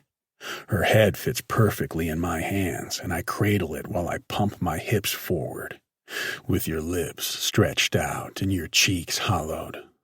I love seeing you struggle to take me deeper, to swallow more of my cock. And I do. The pleasure builds brick by brick at the base of my spine. It's sheer bliss. Her choked cries, the saliva that dribbles out of her mouth and down my balls, the complete control she so willingly hands over. Is this making your pussy wet? I drive myself deep enough to make her groan. I want to see the imprint of my cock in her throat. I bet it's weeping with jealousy. Is it dripping down your thighs? It wants my cock too, doesn't it? Mm-hmm. She grips my thighs, bracing herself as if she expects, wants more. Show me how much you want it. Take it all. Suck me hard. The pressure from her mouth increases until the pleasure already building in my balls reaches its peak. Fuck, you're gonna suck the cum right out of my balls. My words only encourage her, and she sucks harder, and that, with the friction of her warm mouth around my cock, shatters me. I'm gonna come, I rasp, my hips pumping erratically in the final stretch. Have you ever swallowed before? She shakes her head, and the elation that fills my chest is indescribable. Good, that's what I wanted to hear. Now get ready, because you're gonna swallow every drop I give you. My grip on the back of her head is firm enough that she's going nowhere. She has no choice. She'll take what I give her. Every drop you miss, you're licking off the floor. I hiss through my teeth. The last of it is barely out of my mouth before the release overtakes me. A blast of cum explodes from my balls straight down her throat. Spurt after spurt fills her mouth, and I grunt in relief, my muscles tightening until there's nothing left to do but withdraw my softening cock from her flooded mouth. I watch with adoration as she obeys, her throat working to swallow what I gave her. She didn't miss a drop either. Sagging against me, she appears relieved. Good girl. Taking her chin in my hand, I raise her head, smiling down at her with pride. You did so fucking good. She glows from the praise even as she fights to catch her breath. And so beautiful, I marvel, stroking away the tears that linger on her flushed cheeks. She trembles and gasps for air, tits rising and falling with each shaky breath. So exquisite. When she offers a trembling smile, something inside me breaks, something I doubt I'll ever be able to put back together, if I even want to. And you're mine, I add, meaning it with every ounce of me. No matter what it means, she is mine. There is no going back now. Chapter 7. Bianca. His? What does that mean? Does he only want to fuck me, or is this more? Is he mine, too? I'm tempted to ask him, but I can't handle more turmoil. It already feels like I set foot on a new planet. It was never like this with Lucas. Callum was right. As scary and uncomfortable as it got when I gagged on him, it was exhilarating, and every praise and thrust drove me further to please him. I wanted to make him happy, to see him get off, to be the reason. The salty tang of his cum still lingers on my tongue. Before now, I had never swallowed. It wasn't half as bad as I expected. If anything, I feel closer to him than I ever did before. Even through the worst of it, we were in it together. He pushed my boundaries, but I wanted it.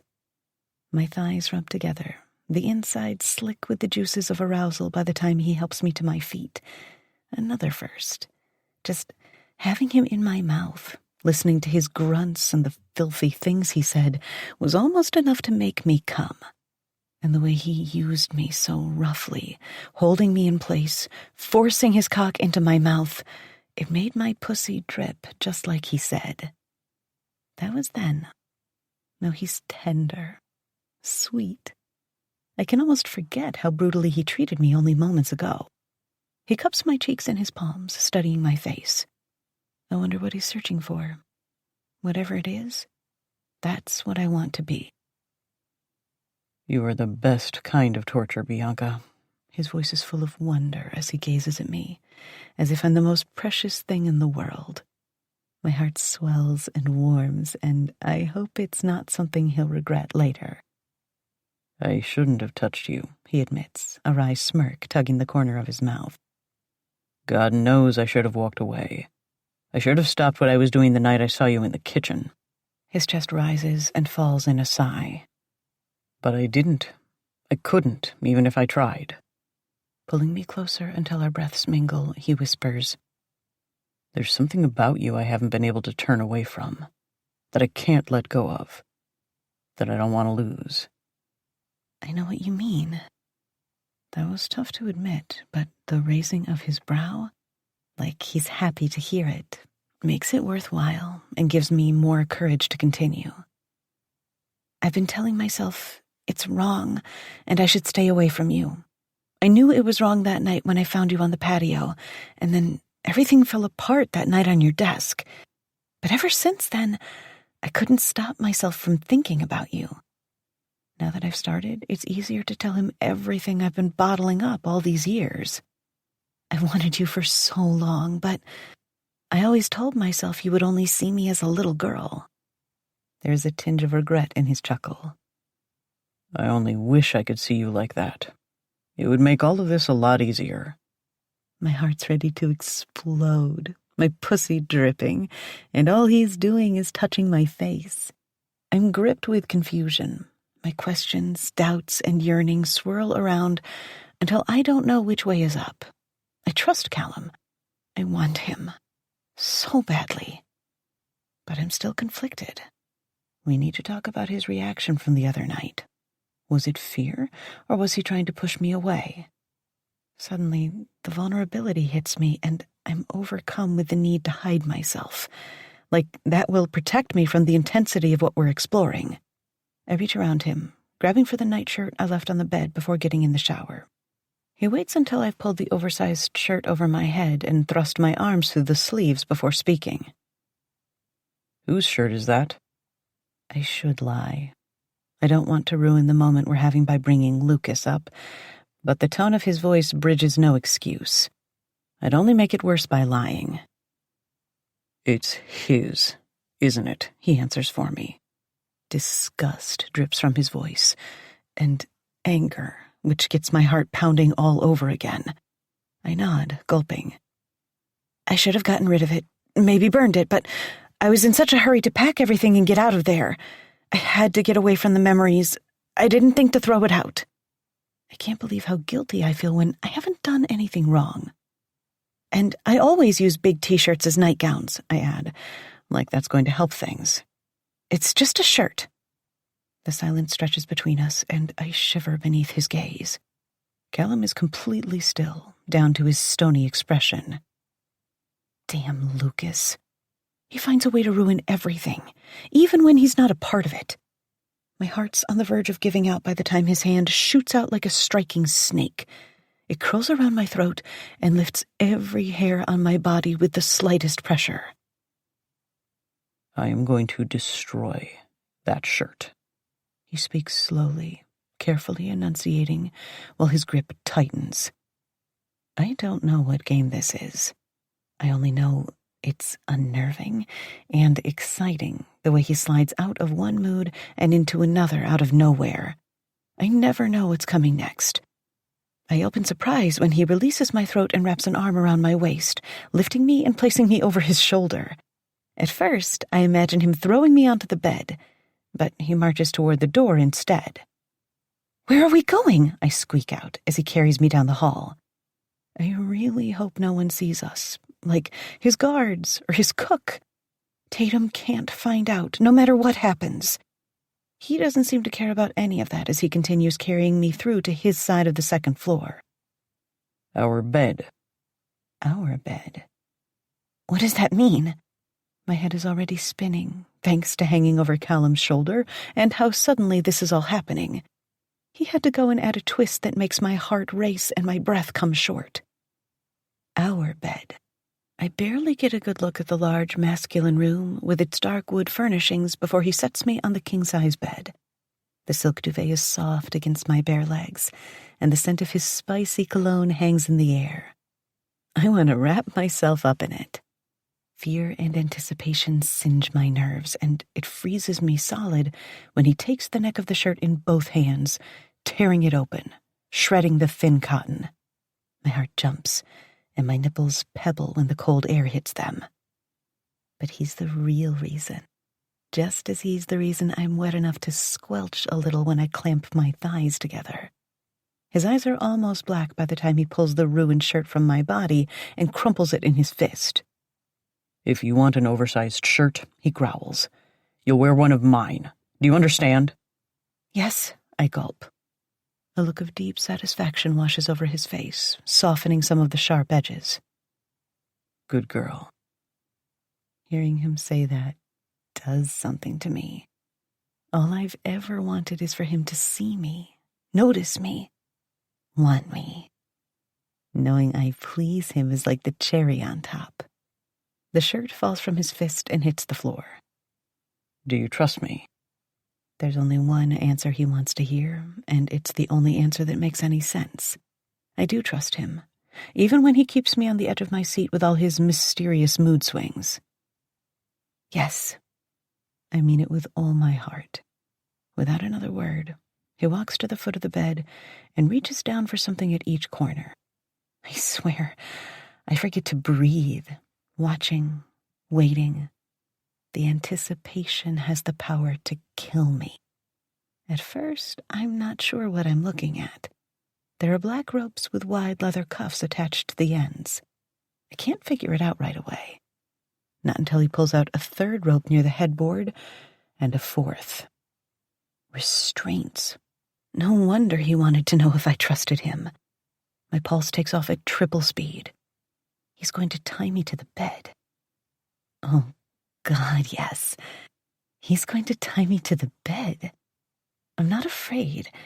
I'm impatient. Tied to Callum's bed. No way of stopping him from doing whatever he wants. Being at his mercy. My brain tells me no, but I want this. Want him. Lie down. There is no disobeying, especially when his jaw is clenched so tight his mouth barely moves. He's a man holding on by the skin of his teeth. Something dark and dangerous strains inside him, threatening to break loose and wreak havoc on me. It's easy to lie back then and give myself to him. I want it, whatever it is. That's right, he mutters, wrapping the cuff around my left wrist, cinching the metal buckle until I wince from the pressure. You need to learn, and this is the only way I can teach you. I'm as confused as ever, even though my body's all in. Blood racing, skin flushed, the ache between my thighs so intense I could cry. If he doesn't touch my pussy soon, I might die.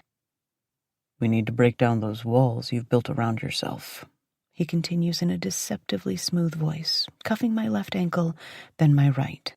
You've spent your entire life telling yourself not to go too far, haven't you? I nod, watching him test the strength of the restraints with a sharp tug. He's efficient, like he's done this before. I guess if he has restraints lying around like this, it means he's experienced. If I could pick anybody to introduce me to these dark delights, I'm glad it's him. That thought eases the tension in my shoulders and back, making it easier to settle against the pile of pillows behind me. The final cuff cinches tight around my right wrist, digging into my flesh. I test the strength of the leather with a tug that does nothing but make the edge dig deeper. At first, it appears to be enough for him to stand back and stare at me.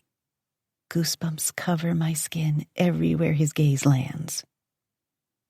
Think about everything you've denied yourself, all the pleasure you could have enjoyed. He continues his slow study of my naked body while unbuttoning his tailored shirt, then opening it to reveal his inked chest and torso.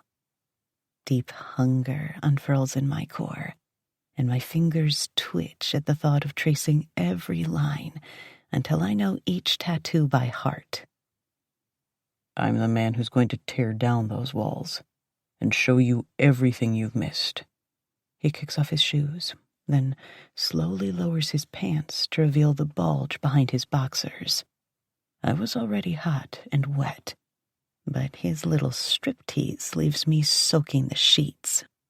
When he takes his huge, thick shaft in one hand, I tense from head to toe. My mouth waters. He came minutes ago, but he's already rock hard. He looks chiseled from marble, his body covered in corded muscle and smooth tanned skin. More beautiful than I ever imagined.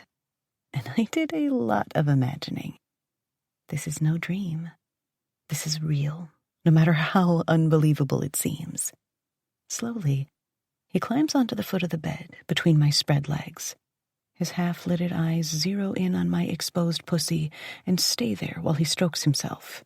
Look how wet this pretty pussy is. His words are like magic, making me shiver, even though there's a furnace burning in my core.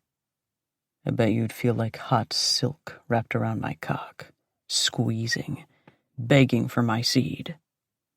Why don't you find out? I don't know what's happening to me or who I'm turning into.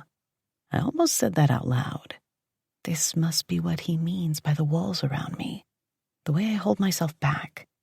I lift my head, watching with my heart in my throat as he lines his bulbous purple head up with my flooded cleft. All it takes is the slightest pressure against what is already swollen and throbbing to make me lift my hips as much as I can. That's it. He croons, brushing the head of his cock through my swollen folds. Give in to what you want. Don't stop yourself. It feels so good. My head rolls from side to side, and the sweetest sensations ripple through me. More. Are you on birth control? He asks, when his head slides dangerously close to my entrance. I strain against the ropes holding me still.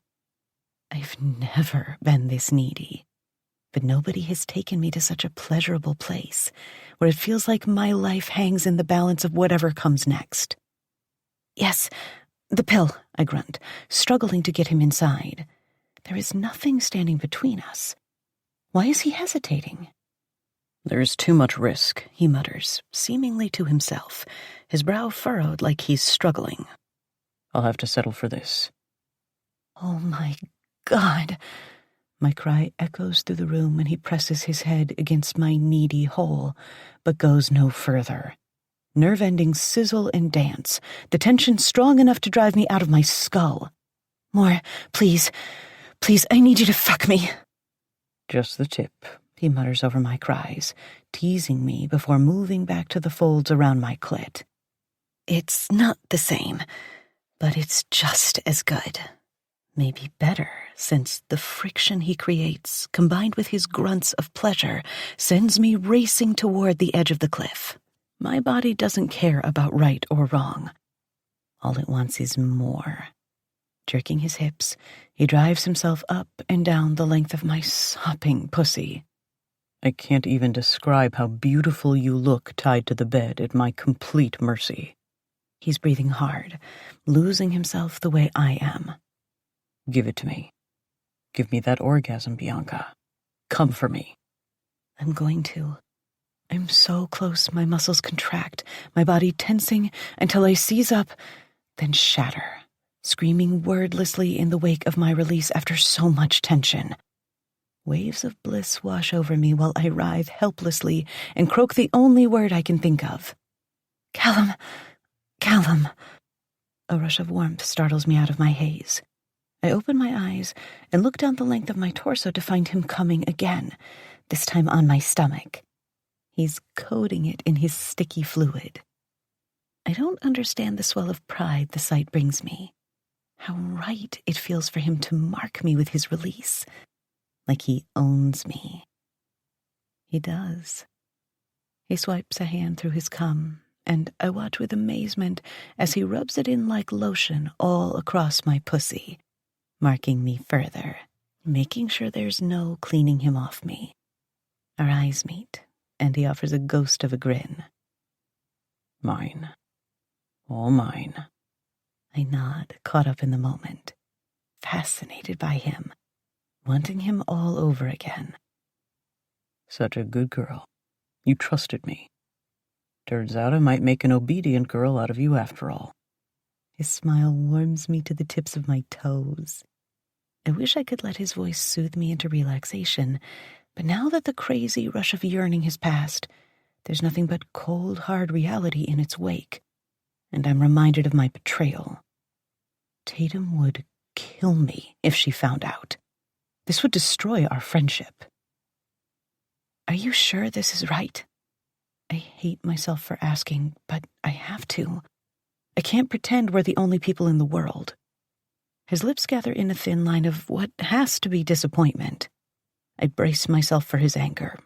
I should have waited until he untied me, but all he says is, "Stop doubting yourself. Are you an adult, Bianca?" "Yes." He keeps rubbing, almost massaging his jizz into my skin. "Do you want this?" I don't have to think about it. "Yes." He nods slowly before meeting my gaze, unblinking. "Then it doesn't matter whether this is right or wrong. All that matters is what we want." I mull it over while he unbuckles my restraints. All that matters is us. Is that true? I can't believe how much I want it to be. "How do you feel?" He takes my chafed wrist in both hands and rubs it tenderly, his thumb tracing the pink line the leather left behind. "Does this hurt?" "Not really. No." I smile. "Fucking perfect." He presses his lips to my wrist before leaning down and, to my surprise, brushing his mouth against mine. His kiss is gentle and sweet, but enough to set my soul on fire. He sinks his hands into my hair and cradles my head, his tongue sweeping the seam of my lips, tantalizing, but stopping short of plunging inside. "Let me hold you," he whispers, peppering tiny kisses over my mouth. "Please."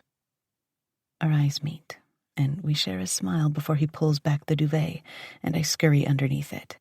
He follows, stretching out on his back and holding his arms out to me. Nothing in the world could stop me from settling against his firm chest, resting against him, and closing my eyes as his arms encase me. Arms as strong as I knew they would be. For the first time in days, it's easy for me to relax. As much as I want to stay awake and savor every minute of this, the sleep I've missed out on since the breakup catches up to me all at once and pulls me under. The last thing I hear is Callum whispering my name. "Bianca. My sweet Bianca." I'm smiling when I fall asleep. I'm alone when I wake up. Not abandoned, though. When I sit up, looking around with a sinking heart, I find a tray of food waiting on the nightstand. How did he bring it in without me waking up? I probably needed more sleep than I thought. There's something else besides coffee, muffins, and fruit for me to discover. I can't help but grin at the sight of a neatly folded gray t-shirt on Callum's pillow. The memory of what happened to the old shirt leaves me hanging over the edge of the bed, looking for it on the floor. It's gone. He wants all evidence of Lucas gone without a trace. I bite my lip, stifling a smile as if it still feels wrong to be this happy. And that's the only word that comes close as I pull the soft shirt over my head. It smells like him. A little spicy, woodsy, with a hint of musk. I hold the fabric to my nose and breathe deeply. I can't recall the last time I was this happy. I was so busy convincing myself my life was fine as it was, that I lost sight of the basics. There's so much lost time to make up for. I'm thinking Callum's the key to that. Right or wrong, it doesn't matter when we're together. I gobble down the food on the tray and sneak back to Tatum's side of the house. Nobody sees me, thank God. Then I send him a text. Me. Thank you for the shirt. And I got the message, I add in a whisper, smiling and biting my lip. He doesn't want anybody in my life but him. Chapter 8. Callum. It's official. I am the world's biggest asshole, the ultimate fuck-up, a hopeless case. Why did I do it? The question plagued me the instant I woke up before dawn to the sweet weight of Bianca's head against my chest, the soft, rhythmic breathing, the sweet fragrance of her shampoo, her hair tickling my nose. For 1 millisecond between sleep and awareness, I was as close to happiness as I've been in as long as I can remember. Utterly at peace, lacking for nothing. I was holding the world in my arms. What else did I need? You stupid son of a bitch. I'm growling at myself by the time I step onto the treadmill in the gym on the lowest level of the house. I need a good hard run to gain clarity in a murky situation. I've only made it murkier. This is all on me. I program a 5-minute warm-up, starting slowly to wake my muscles before picking up the speed. Maybe I can outrun my guilt. What was complicated yesterday morning is now a complete and utter clusterfuck, thanks to my lack of impulse control, not to mention my talent for talking myself into taking what I want, even if I know it's a mistake. Though I can't bring myself to think of her as a mistake.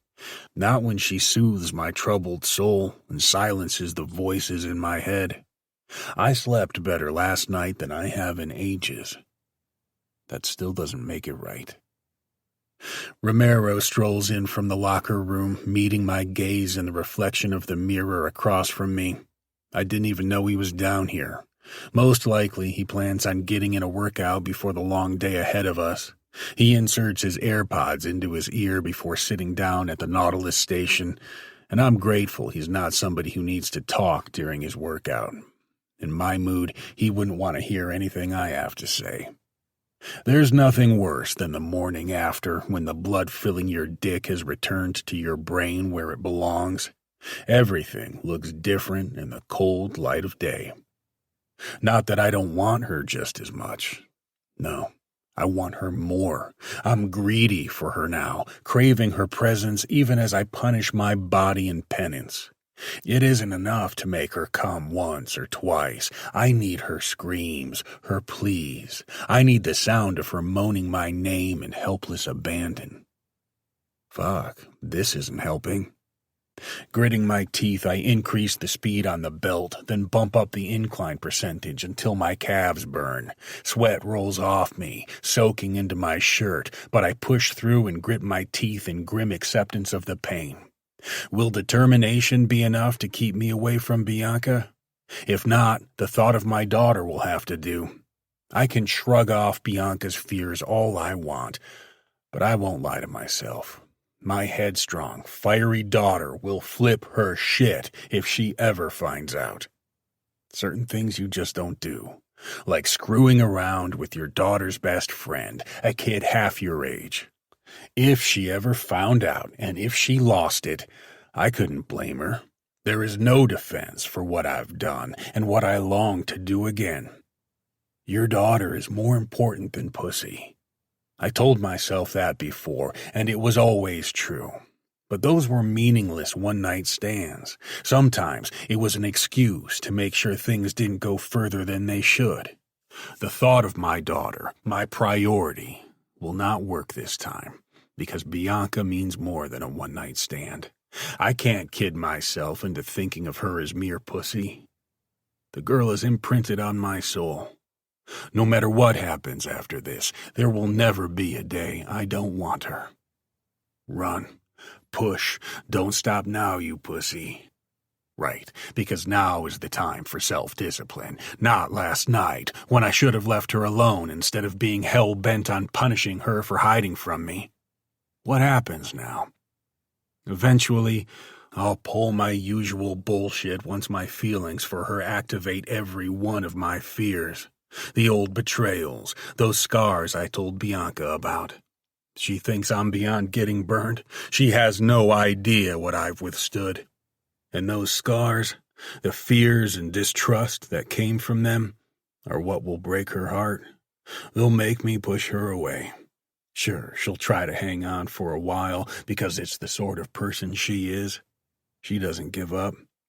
Then I'll push harder until she has nothing left to hold on to.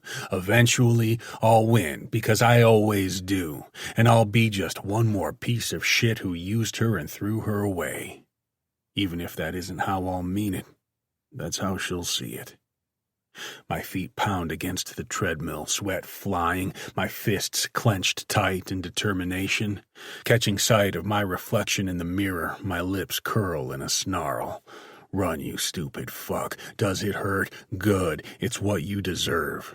Because you're going to hurt her, and you fucking know it, but it's not enough to stop you. Selfish. Careless. Weak. I punched the stop button not a moment too soon, my legs close to giving out after so much punishment, my body pushed to the limit. The belt slows and so do I, until finally the machine comes to a stop. My chest and shoulders heave and I step off and bend at the waist, hands on my knees. My lungs are on fire and my muscles are screaming. The exertion did nothing to clear my head. I'm glad you stopped. Romero hands me a bottle of water. I was starting to worry about you up there. He tosses me a towel, which I snatch out of the air with one hand. We fall in step on our way to the coffee station outside the locker room, where I set up an espresso pod hoping to guzzle a latte and focus my out-of-control thoughts. It normally does the trick, though my hopes aren't high. This isn't a normal case of distraction or overwhelm. I noticed you added another item to today's itinerary, but didn't include a description. So that's why he's up my ass. I should have known it had to do with work. That's what I was talking about yesterday, I explain. The work I needed you to stick around for. A contractor who's been gathering intel for me is coming to visit today. When he winces, I add, I'm not squeezing you out. I needed somebody who wouldn't be recognized. By whom? I growl softly at the suspicion in his voice.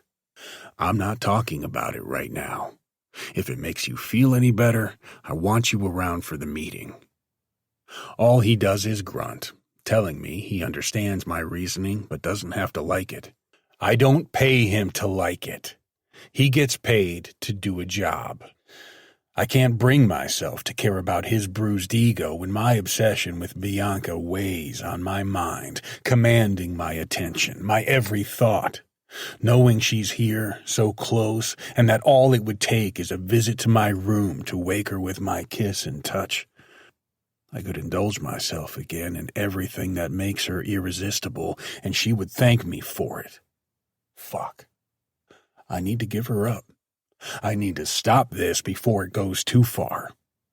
Like it hasn't already. But then I'll have no choice but to stand back while one loser after another who thinks he's good enough for her shoots his shot. I'll have to suffer through knowing another man is touching her, spreading her legs, claiming what's already mine, believing he's worthy of her, wiping out the memory of me. One hand tightens around the edge of the counter, my coffee cup in the other. Everything around me goes hazy, my chest tightening while the rapid thumping of my heart fills my ears, fills the world, blocking out everything else. No, I can't let that happen. Never. I'll kill the fucker. I'll kill every single one of them. Nothing comes between me and what's mine, and Bianca most definitely qualifies. There is no fucking way I'll let her belong to anybody else. Boss. It's Romero's surprised shout and not the splash of hot coffee that startles me out of the tunnel vision of rage. I look down to realize I've squeezed the plastic travel cup hard enough to crack it, and now my latte is dripping off the counter and onto the floor. I'm fine, I mutter, grabbing a handful of napkins to mop up the mess I caused. One more mess to add to the pile. Are you sure you're okay? You're a little... My eyes cut his way in time to find him grimacing like he wished he hadn't said anything. Distracted? Like I said, I'm fine. I do, however, need a shower. My drink now ruined, I abandon the idea in favor of heading for the showers. Men like me don't believe in love, but possession, fuck yes. And Bianca is mine. There's no doubt in my fucking mind as I strip down and turn on the shower. I will never allow another man to touch her now that I've marked her. I'm caught between lust and the need to keep her at my side. I can't hurt her like the others. I won't. Tying her to me needs to be the next step if I hope to avoid a very bloody, very murderous future. She is going to be mine in every way that matters. Mr. Torrio, this is an incredibly generous donation. Commissioner Ramsey stares at the check I've handed over, one with many zeros involved. We are all speechless. I'm not asking for an acceptance speech, Commissioner. I remind him with a bland smile, reaching across my desk to shake his hand. Only your acceptance, along with an unspoken caveat.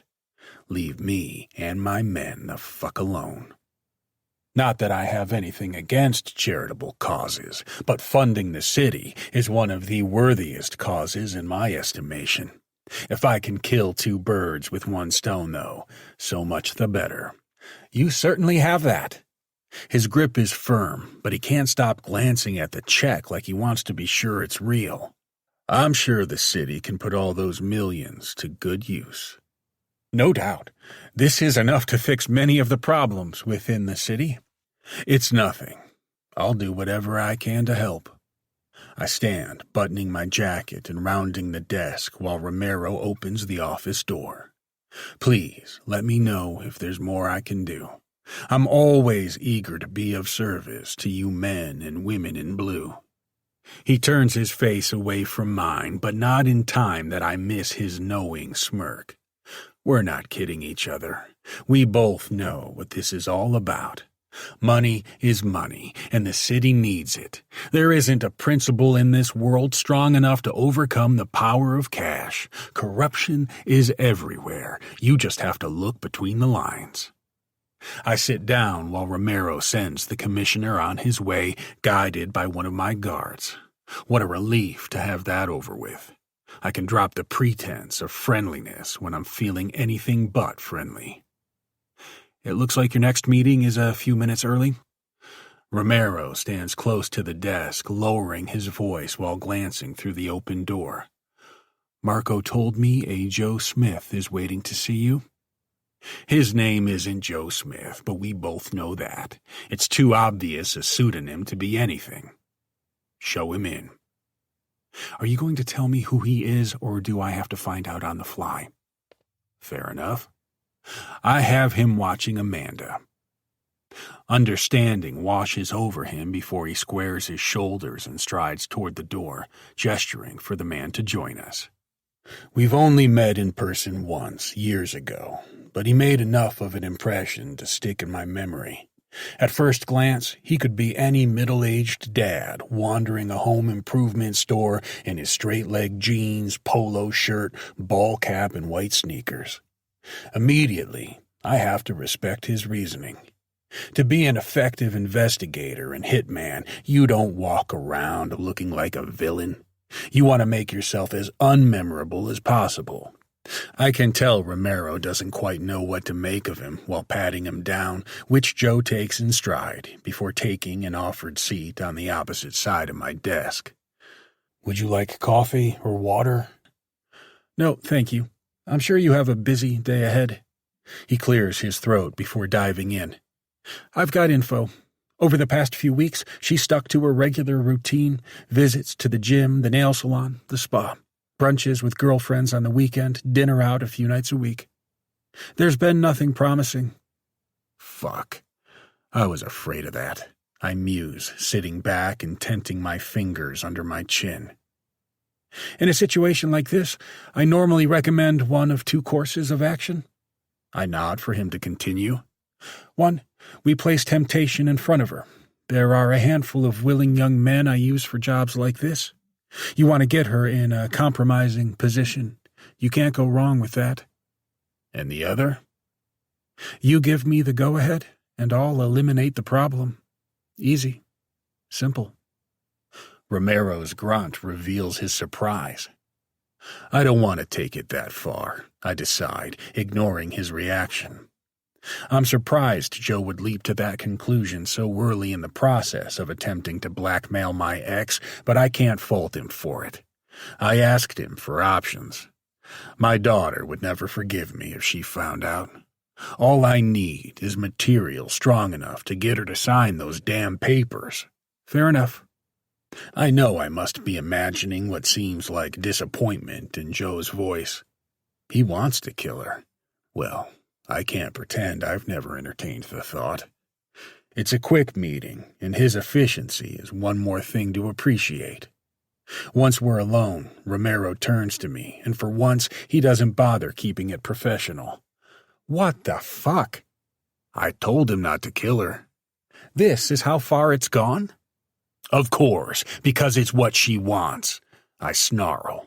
If she would let me pay her off to keep silent about the things she knows, this would all be a lot easier, but she's holding out on me, and you know it. I can't leave this loose end hanging. Romero shakes his head. So you hired a hitman? You're acting like you're innocent. Let's not pretend we haven't both had blood on our hands. He has no comeback for that. I'm not in the mood to discuss morality. I have to do what I have to do. And that's a good thing, since my phone buzzes with a text from Bianca.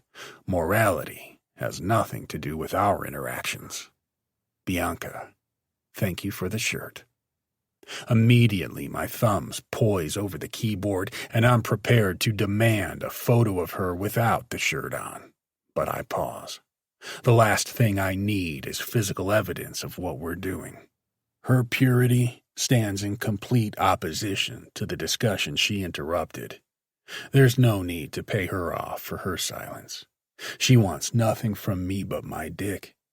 It's the simplest relationship I've ever known. And therefore, because I'm fucked in the head, the most complex. Chapter 9. Bianca. Here I am, driving downtown to meet up with my new boss over lunch, where I'll sign my contract and the HR paperwork before starting my new job on Monday. I've been looking forward to this since they offered me the position. At least, that's how I felt at first. The job was a symbol of my success. Some people in my class were still looking for jobs by the time graduation rolled around, but I was ahead of the game. As always, the good little bookworm who does everything according to the rules. I should be grateful and happy my life is on a good course. Not wishing I was with Callum, questioning whether last night was wrong, and hoping Tatum doesn't find out and end up hating me. Forget Lucas. Tatum would be the tragic breakup I might never get over. She's the sister I never had. Is she worth losing? Even for somebody as incredible as her dad. Incredible and hot, and oh so good at making me burn for him. Hours later, and miles from his bed, my pussy moistens at the memories of last night. I was helpless against the feelings he evoked in me. In his arms, I felt warmth and happiness. I already wanted him before, but knowing how much he's wanted me in return makes it impossible to think about anything but him. I even second-guessed taking a shower this morning because I didn't want to wash his scent off me. I'm that far gone. It's almost sick. And I love it. Crave it. There must be something wrong with me. Why didn't I ever feel this way with Lucas? Stupid question. Everything was always about him, all the time. As I slide into an empty parking spot on the lowest level of the garage, I sigh. What's the use of being so happy about Callum if everything else in my life is going down the shitter? I was already dissatisfied as it was, but it's harder than ever to pretend otherwise. I don't have many options. I need to shake this off fast. I can't skip the meeting, and I can't turn down the job. All those things are career suicide that would leave me broke and begging my dad for a place to live. Never mind how disappointed he would be. And there isn't much I hate worse than disappointing him. The phone's sudden ring makes me yelp. I was that zoned out. "No way," I whisper, my eyes widening at the word Dad flashing on the screen. If I was superstitious, I would swear he could read my mind. Not like I haven't wondered whether he could throughout my life, but especially after we lost Mom. He knew what I was thinking before I thought about it, always watching, listening, and anticipating. He lost his wife and couldn't handle the idea of losing someone else again. My face goes hot, and my stomach drops like on the way down the first hill on a roller coaster. He can't know about Callum and me. There is literally no way he knows about it, and somehow my hackles have risen. I need to get a grip before answering, or else I'll end up making him suspicious. I've never been a good liar, and he's a detective for a reason. At least I have an excuse to get off the phone quickly. "Hey, Dad," I say, after accepting the call and turning on the speakerphone. "You caught me on my way in to sign the last of the paperwork at the firm." Don't let me keep you. Pride resonates in his voice and echoes through the car. I only wanted to check in and see how you're doing, and if you're excited about the new job. Ready as I'll ever be. And why not? I've spent the past 4 years preparing for this next step in my career. Your mom would be so proud of you, He murmurs. The man has a talent for knowing just what to say to make me feel like a complete piece of shit, even if he doesn't mean to or realize it.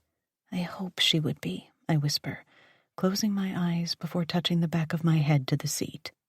Of all times, memory of being tied to Callum's bed pops up. She wouldn't be so proud if she knew about that. Is everything okay with you? Because I need to change the subject. It's already tough enough to be the single shining star in my father's life, feeling like there's a spotlight on me at all times. I know I'm lucky. Some people don't have any sort of relationship with their parents, much less a loving one.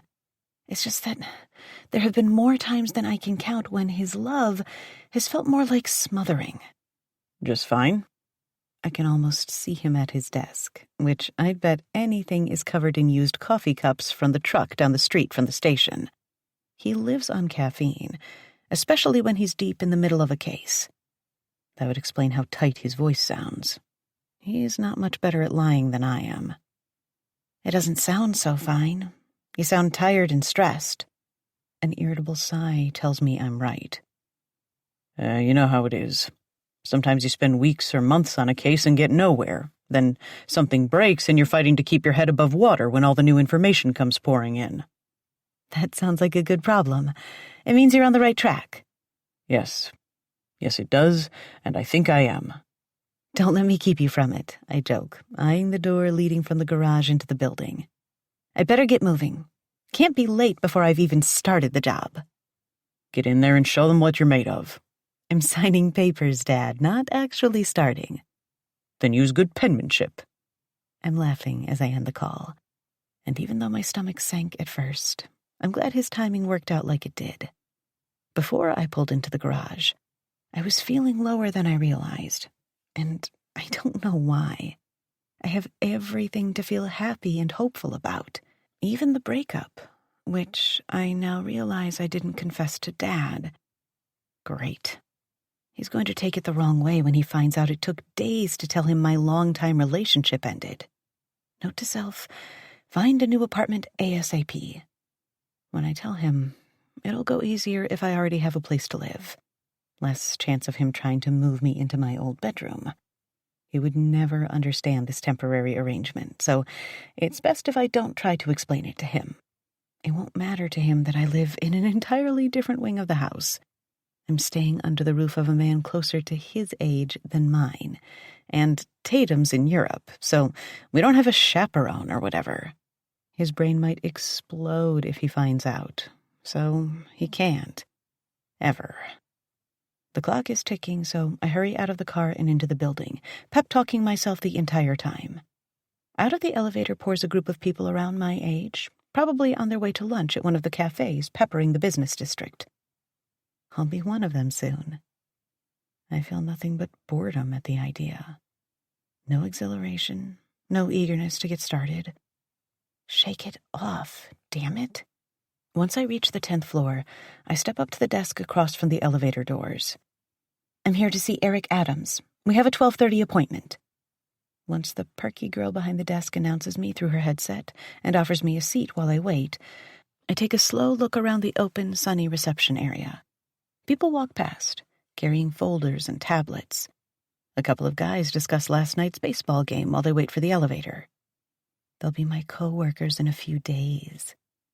I wonder if they ever question their choices. Everybody does, I guess, but we get through it. We honor our choices, and this was my choice. I need to follow through with it.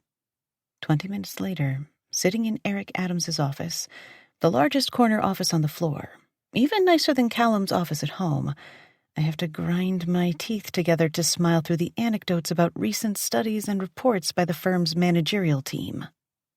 You need to have a sharp eye and a quick mind, he points out over his loaded salad. But you've proven you possess both. I truly think you're going to do great things here, and certainly you'll have all the support you need to fulfill your potential. That's one thing we pride ourselves on. It's when he slides a thick folder full of benefits details my way that I see he's not kidding around. I already know the firm had a great benefits package, or else I wouldn't have accepted the job. That was another reason I knew I'd be an idiot not to snap up the chance. Now, with everything in front of me in black and white, I could kick myself for the vague sense of disappointment still clinging like a cheap perfume. As you can see, we offer 4 weeks paid vacation, a minimum of 1 week of sick time with an additional day for every 6 months' employment. Your medical insurance is fully covered from day one. We offer 401k matching, as well as a profit-sharing program once you've reached 3 years with us. This is really impressive, I flip through, scanning the pages before coming to the section on maternity leave. He notices and clears his throat. Somewhere down the line, that might be of interest to you. Then again, what do I know?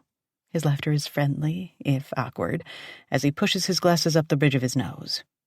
He seems like a nice middle-aged man, if socially clueless, but it's not like we have to be best friends or anything like that. 6 months paid leave? It sounds too good to be true. And you can use your vacation time along with that to extend it. He shrugs at my surprise. We offer on-site daycare, too. We have a tuition reimbursement program if you want to continue your education. The sky's the limit. We believe in taking care of our people. I'm too overwhelmed to do much more than laugh. I can see that. And I'm a complete moron. I'm sitting here with a job most people would kill for. I don't have to worry about anything. The pay is great. I could get my master's on their dime, and when the time comes to start a family, I'll have their support. Do I want to sign the contract? Not really. I'm supposed to be mature and always level-headed. But the stories he tells about analyzing numbers on a spreadsheet bore the hell out of me. If he didn't seem so excited by them, I might not care as much.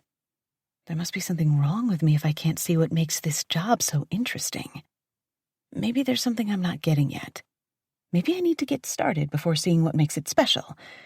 If not, it'll be a matter of adjusting my attitude. Oh no. My heart sinks when the truth hits me in the middle of another boring anecdote. It's like Lucas all over again. I'm talking myself into it. But this isn't the same as convincing myself to stay with a boyfriend who doesn't make me happy. How many people are actually happy with their work? It's why it's called work and not play.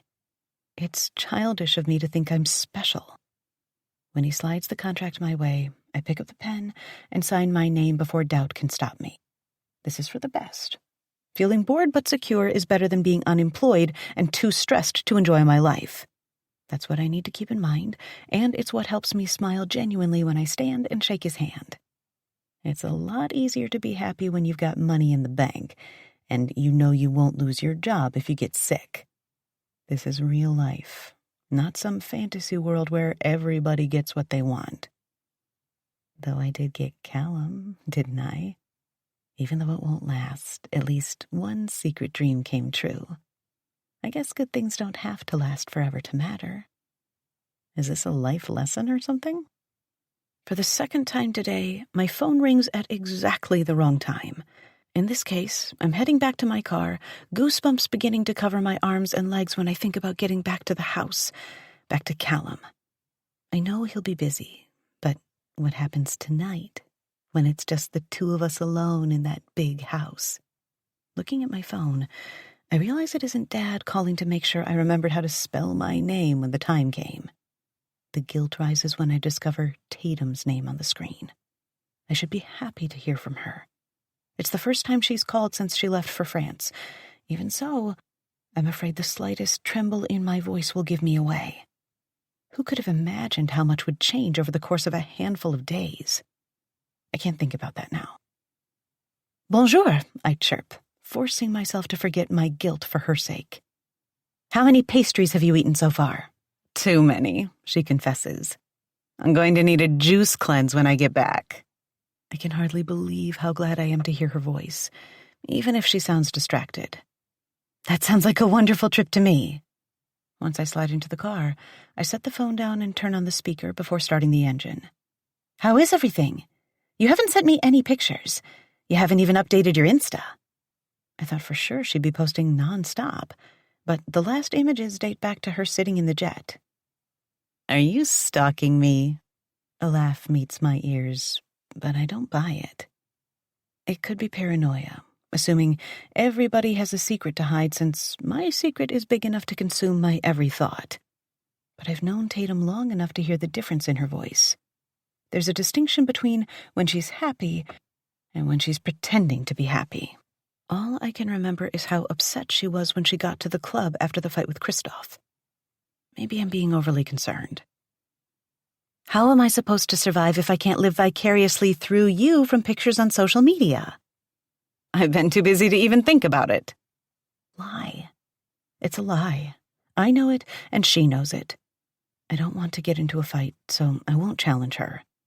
Well, stop being so busy. I've been dying to get a tour of your rental. Anyway, is everything else okay? I want something pretty to look at when I start the cubicle phase of my life. Shit, you were supposed to be going in today, weren't you? I forgot all about it. You're on vacation. That could have something to do with it, and I'll save you the boring stuff. Everything went well, even if I already regret signing on the dotted line. She doesn't need to know that, along with a lot of other things. Outside of your boring job starting soon, how are you? I hope my dad isn't bothering you too much. A fist squeezes my heart until I'm sure it will burst. I don't know how much more guilt I can handle. Everything's good. I woke up in his bed this morning. Last night, I fell asleep in his arms. I swallowed his cum. But yeah, everything is peachy. Christ, how am I supposed to live with this? There's noise in the background. Christoph's voice. It gets muffled. She must put her hand over the phone, but I can hear the tension. He's being pissy as usual. Even on another continent, he's acting like a whiny baby. And he's the reason she sounds so weird. I feel it in my bones. I need to go, she says in a rush. I'll call you soon. She hangs up before I can say goodbye. It might be for the best, since I'm afraid I'll end up saying something she doesn't need to know. Let something stupid slip. She's too smart to miss it, so it's better if we don't talk right now. But that can't last forever. I need my best friend. And it sounds like she needs me, too. Chapter 10. Callum. What the fuck is taking Bianca so long to get home from work? Okay, it's an irrational thought. One physical encounter, and suddenly I think she owes me an answer to every single thing. I'm an idiot. The past few days have strained my self-control to the breaking point. The push and pull, the fight between wanting her more than anything and wanting what's best for her, means unbearable tension between us. Knowing how easy it is to bend her to my will has me struggling not to take her against the counter every time we cross paths in the kitchen. Every time I resist, she consumes more of my consciousness. I can barely think of anything but her. Today was her first day at her new job, but there's no reason for her to stay late. It takes half an hour to get from town at this time of night, yet the beat-up Corolla she drives is still missing. And I'm ready to rip some fucking heads off. Romero! My bark brings him from his smaller office across the hall in record time. How many overdue accounts are still on the books? He frowns, tablet in hand. I don't know off the top of my head. His finger flies over the screen. Go find out. I want a list of names by the end of the day, because I want an excuse to hurt somebody. I'm ready to crawl out of my skin, and cracking skulls always does the trick of calming me down. Grinding my molars, the question lingers. What's taking her so long? Has she met somebody? Did some douchebag kid offer to take her out and give her the lowdown on office politics? Once Romero's on his way across the hall, I blow out a shaky breath and stare at the security feed on my screen like it will somehow bring her home. I need her home. I'm obsessed. Why am I so obsessed? Fuck, this is only her first day on the job. I don't know how I'm supposed to get through this torture every single day. My gaze lands on the cell sitting on the desk. I could text her and tell her to come home. She always responds well to being told what to do. Why am I torturing myself? Relief floods me when headlights sweep across the courtyard. I hate how weak I am for this girl. I hate how everything suddenly seems better, brighter, sweeter now that she's where she belongs. Still, I pick up my phone. Me. Report to my office immediately. We have some things to discuss. I won't make it the rest of the night without touching her and breathing her sweet scent into my lungs. The hours spent apart are like a knife to the chest, and that only makes me want her more. She's the only thing that can ease the pain. I pour myself a drink while waiting and enjoy the first sip of scotch, letting it warm me from the inside out. It isn't long before the soft footsteps ring out down the hall. She might as well be running, and all because of a text. Only we know the truth, that it's me she belongs to, that she's rushing to. Nobody else. Rounding the doorway, her perfectly pouty mouth pops open like she's about to ask a question. I hold a finger to my lips, and she snaps it shut. So eager to do as she's told. My cock hardens. Close the door and lock it, I order. She twists the lock into place while I return to my desk and place my glass on the surface. Come here now, I murmur, and as she joins me, I take in her simple black dress and sweater.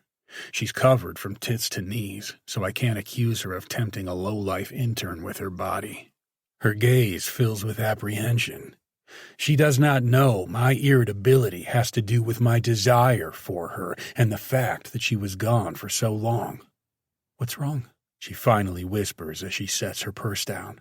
Is Tatum okay? I wish she wouldn't bring her up at a time like this. What took you so long to get home?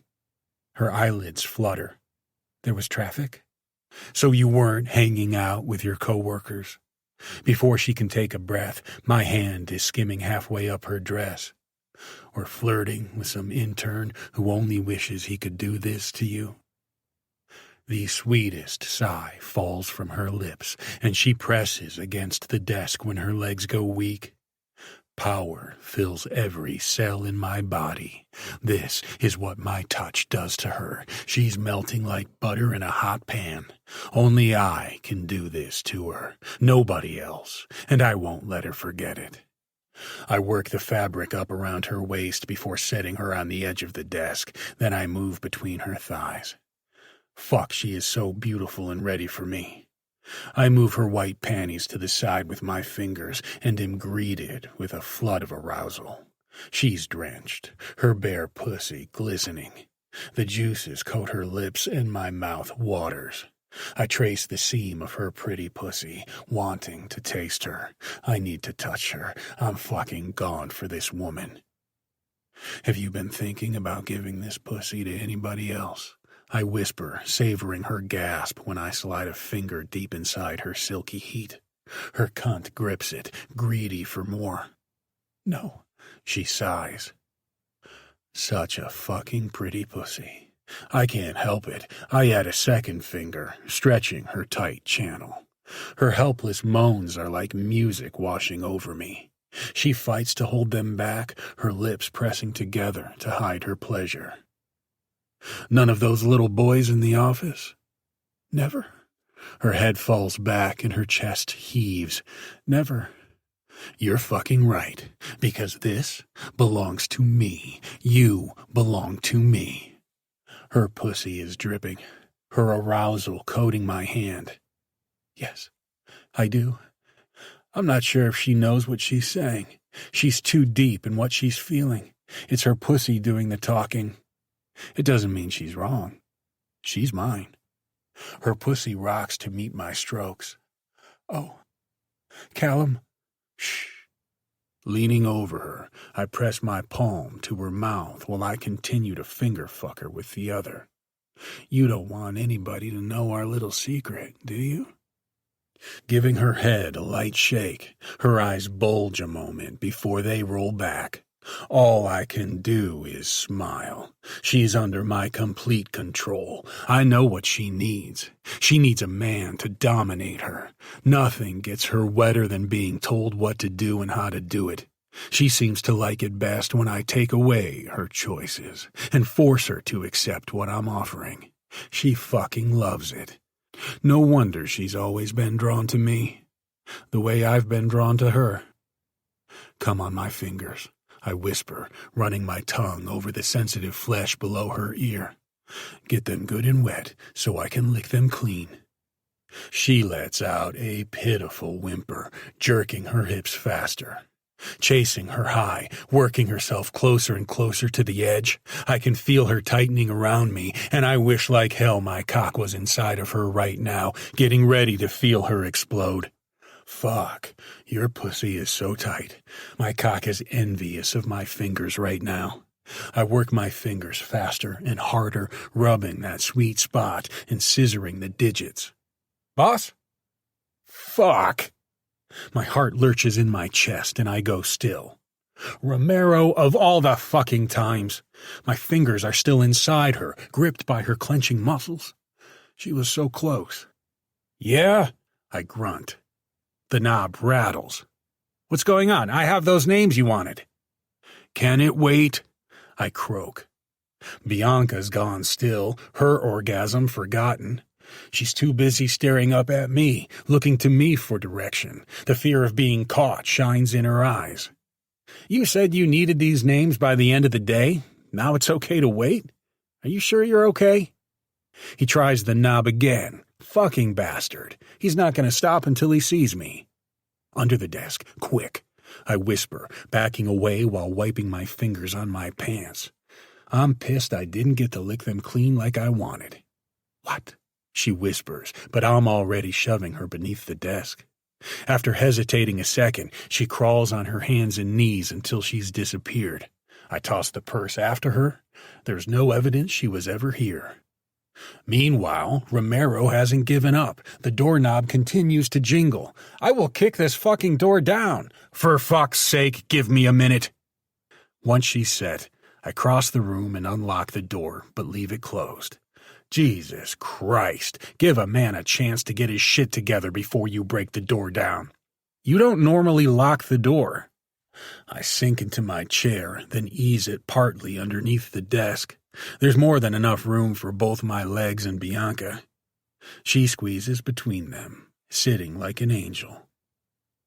Is she thinking what I'm thinking? My cock thickens again after only just going soft. She's shown me a side of her I didn't know existed. How far can I make her go? Romero's eyes dart around the room before he comes to a stop in front of me. Everything okay? What's with the concern? I needed a little privacy. Privacy that you invaded, by the way. Understood. Though he looks unconvinced. I've been going through the accounts like you asked. My molars grind together at the touch of small hands on my thighs. She can read my mind after all. And I grit out as her hands creep higher. There I was, thinking she was a good girl. My little bird likes to play dirty. And you were right. There are more than a few that need settling. He passes me the file. Printed are the names and balances. Overdue? I can't concentrate on numbers when soft hands are stroking my inner thighs, teasing my growing bulge. This little minx. These are the guys we gave a warning to last month. I think we should pay them another visit and collect what we can. I glance up from the names and addresses. Romero's stone-faced, the way he should be. This isn't the first time we've had this conversation, but it is the first time we've had it with Bianca hiding under my desk, playing with my cock. She rubs her palm over my dick, and blinding pleasure zings through me. I can hardly breathe for wanting her mouth on me. Possibly, I grunt. We can decide on that later. Later? His brows furrow. We're talking about a lot of money. 2 of them we already gave extensions. They knew what they were doing when they borrowed. Enough. I growl, my voice booming. Bianca's touch freezes while Romero's head snaps back. Since when do you tell me how to manage my business? Thank you for bringing me the info I requested. That is your job. It is not your job to tell me how to handle things after that point. Pardon me if I'm overstepping, but any other day, you would usually be halfway to the car, ready to blow some brains out if they didn't pay up. Bianca's hands settle like lead on my legs. She hasn't moved. Motherfucker. I've spent years doing everything in my power to keep Tatum out of this. She's not a stupid girl, far from it. But I believe she's in the dark on the finer points of what I do. That's blown to shit now that Bianca has heard what Romero has said. My chest tightens and my vision goes hazy. I'm going to lose my shit if this conversation continues. We'll need to talk about this later, I mutter, glaring at him. I've always been able to rely on him to know when it's the best time and place to discuss these things and to pick up on when I'm not in the fucking mood to talk. I'm surprised he would choose this very moment to let me down. As if intuition has finally hit him, he mumbles, "Fair enough. Let me know what you decide and I'll be ready." I give him a tight nod and watch as he walks out of the room. I back the chair away from the desk, staring at the wall across from me. "You can come out now," I mutter, careful to keep my voice low. She wouldn't flip her shit over this. I need to believe she's got too much sense. She's in no hurry to crawl out. I bet she's afraid of me. Who could blame her? There are lesser men that I've made piss their pants, and after what she just heard, I'm positive her view of me has changed. My gut goes tight once understanding settles in my bones. She keeps her gaze on the floor, leaving her hair hanging in front of her face like a curtain. By the time she gets to her feet, she's trembling. When she doesn't continue, my resolve hardens. This, whatever we're doing, is a mistake, not only for myself, but for her as well. I can't drag her into my darkness. I can't taint her. I'd never forgive myself if something happened to her because of me. Protecting Tatum is hard enough. Well, now you know. I lean back in the chair, folding my arms across my chest. You know the monster staring at you, the one who just had his fingers deep inside your pussy. She winces and folds her arms across her stomach. But you don't actually do stuff like that, right? You just get mad and threaten people until they give you what you want? I almost laugh, but bite it back. So fucking naive. I can't believe she thinks all I do is threaten people. Who do you think I am? For the first time, she glances at me through the curtain of hair hanging alongside her face. What? Sometimes you have to rip the Band-Aid off. It's time she faces the facts and sees me as the man everyone else sees me as, the man I am. Maybe then she'll run far enough away that I can't touch her. Did I mumble, Bianca? Exactly who do you think I am? Do you think this is a game? That I sit here behind a desk all day and shuffle papers and send emails and run the business you read about in financial magazines? I know who you are. Then why do you look so surprised? And why would you ask such a silly question? When her brows lift, I remind her. You asked if I actually do things like that and assumed I don't. What if I do? When I propel myself from the chair, she backs away, bumping against the desk, sliding along it, trying to get away from me. That's exactly what I need, fear, even if it's the last thing I want to see on her delicate face. Where are you going? My hand shoots out, grasping her throat, holding her in place against the corner of the desk. I loom over her, bending her back as she gasps for air. My fingers flex against her slim throat. It wouldn't take much effort to end her. Now that she knows the truth, she's a liability. Killing her isn't an option. But I can scare her. I have to do this, even if my heart says otherwise. Here I am, with hundreds of thousands of dollars owed to me and heads I need to crack open to get it, and I sat here, caring more about her overhearing my business details. She's a distraction, that's all. But she's not. She's more. My subconscious reminds me I care about her safety, and what she thinks of me. Instead of the fact she could expose the truth to Tatum. It's something I hadn't thought about before. I grit my teeth, my jaw tense. We can't continue this. It has already gone too far. You can't stay away from her, asshole. You're obsessed. I ignore my inner monologue. You wanted to be close to me? I snarl, smiling when her features pinch with pain.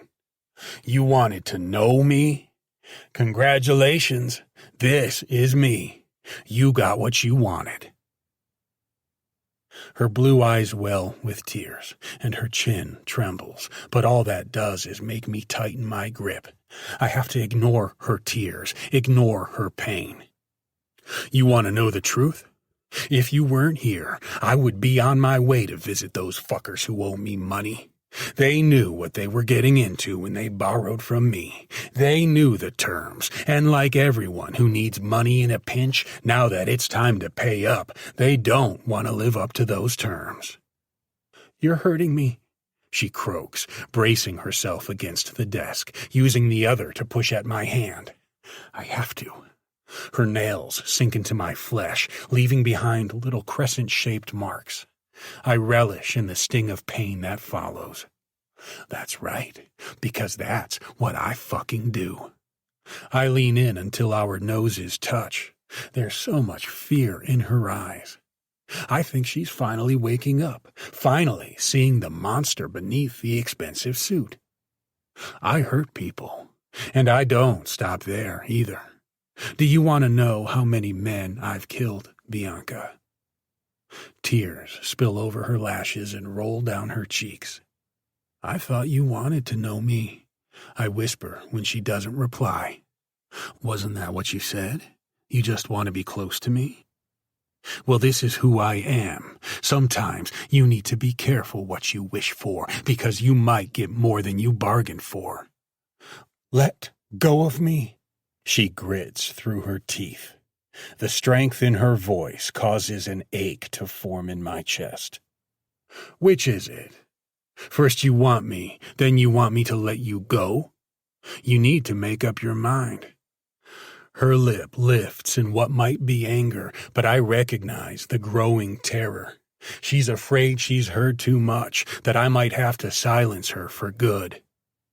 I asked you to let me go, she croaks. That's exactly what I need to do, to let her go now and forever. She's the worst thing to come into my life, the biggest liability. I can no longer kid myself.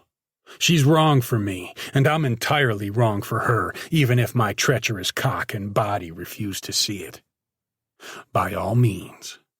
I release her with a shove and sneer down my nose at her.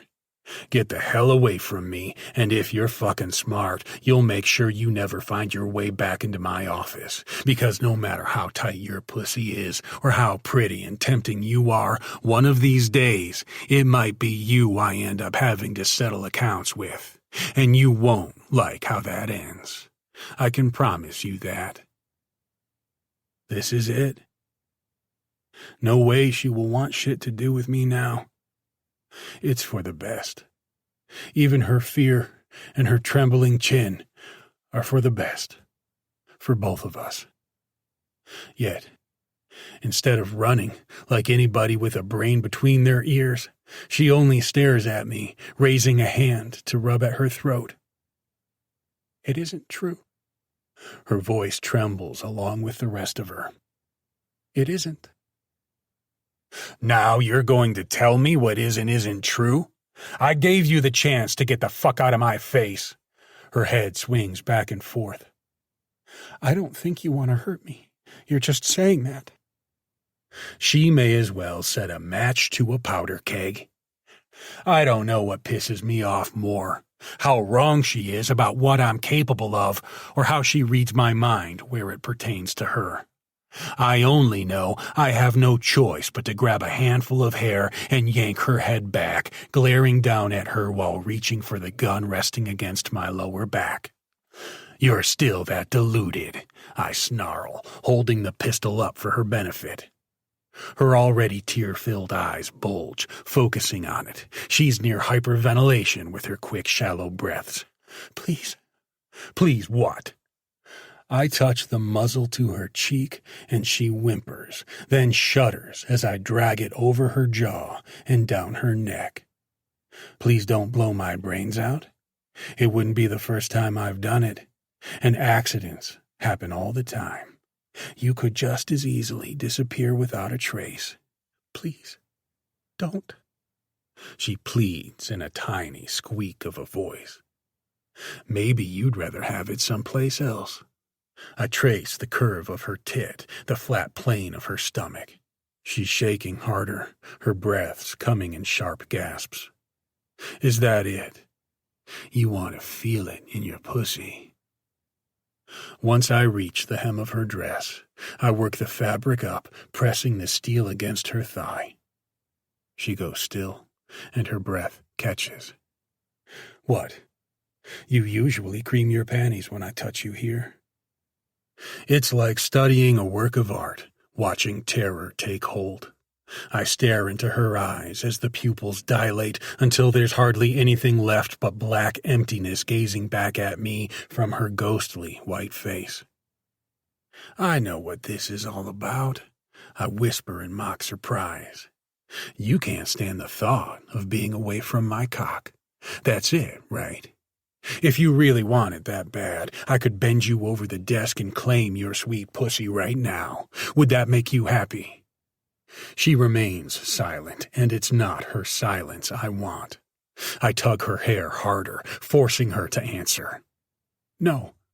No. No to what? You don't want me to fuck you? No. Her voice is a little stronger now, but just barely. I pull her closer one last time. The impulse to kiss her is almost too much to resist. Even now, I want her enough to make me hate her. Then why are you still here? This is your last chance. Go. I release her again, hating myself even more. I know she got the message loud and clear this time. Like a lamb running from the wolf stalking her, she hustles out of the office. Once she's gone, I can breathe. The tension in my muscles releases, and I fall back into the chair, scrubbing a hand down my face.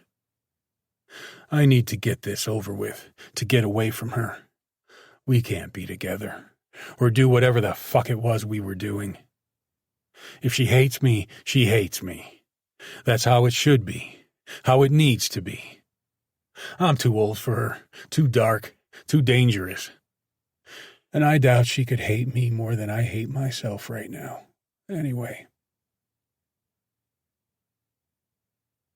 Chapter 11. Bianca.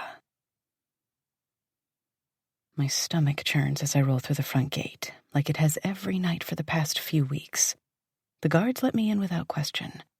Everybody's used to me coming and going by now, though it's not like I was a stranger before this. They all seem happy I'm here, like this is where I belong. Everybody except for one person, who I've barely set eyes on since that awful night in his office.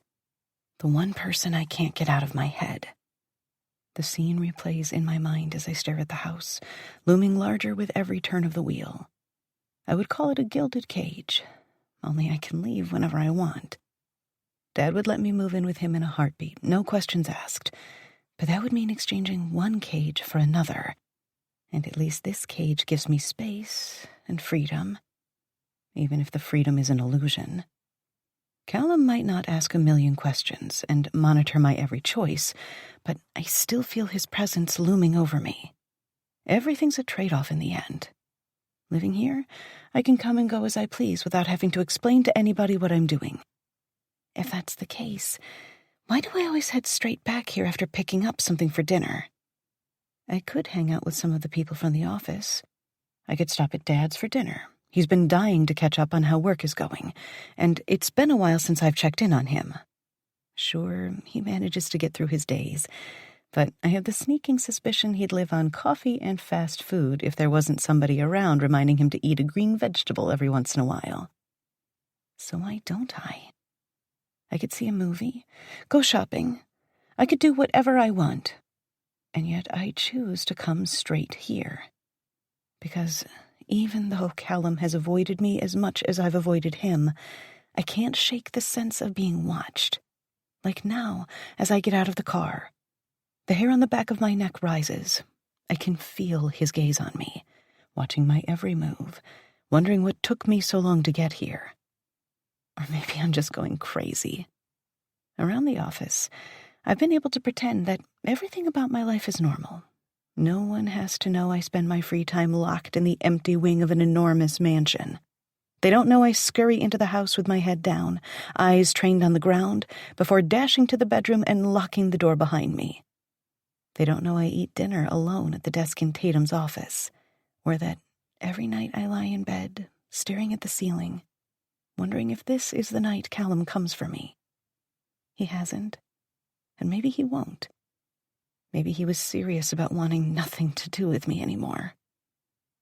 It would be for the best if he was.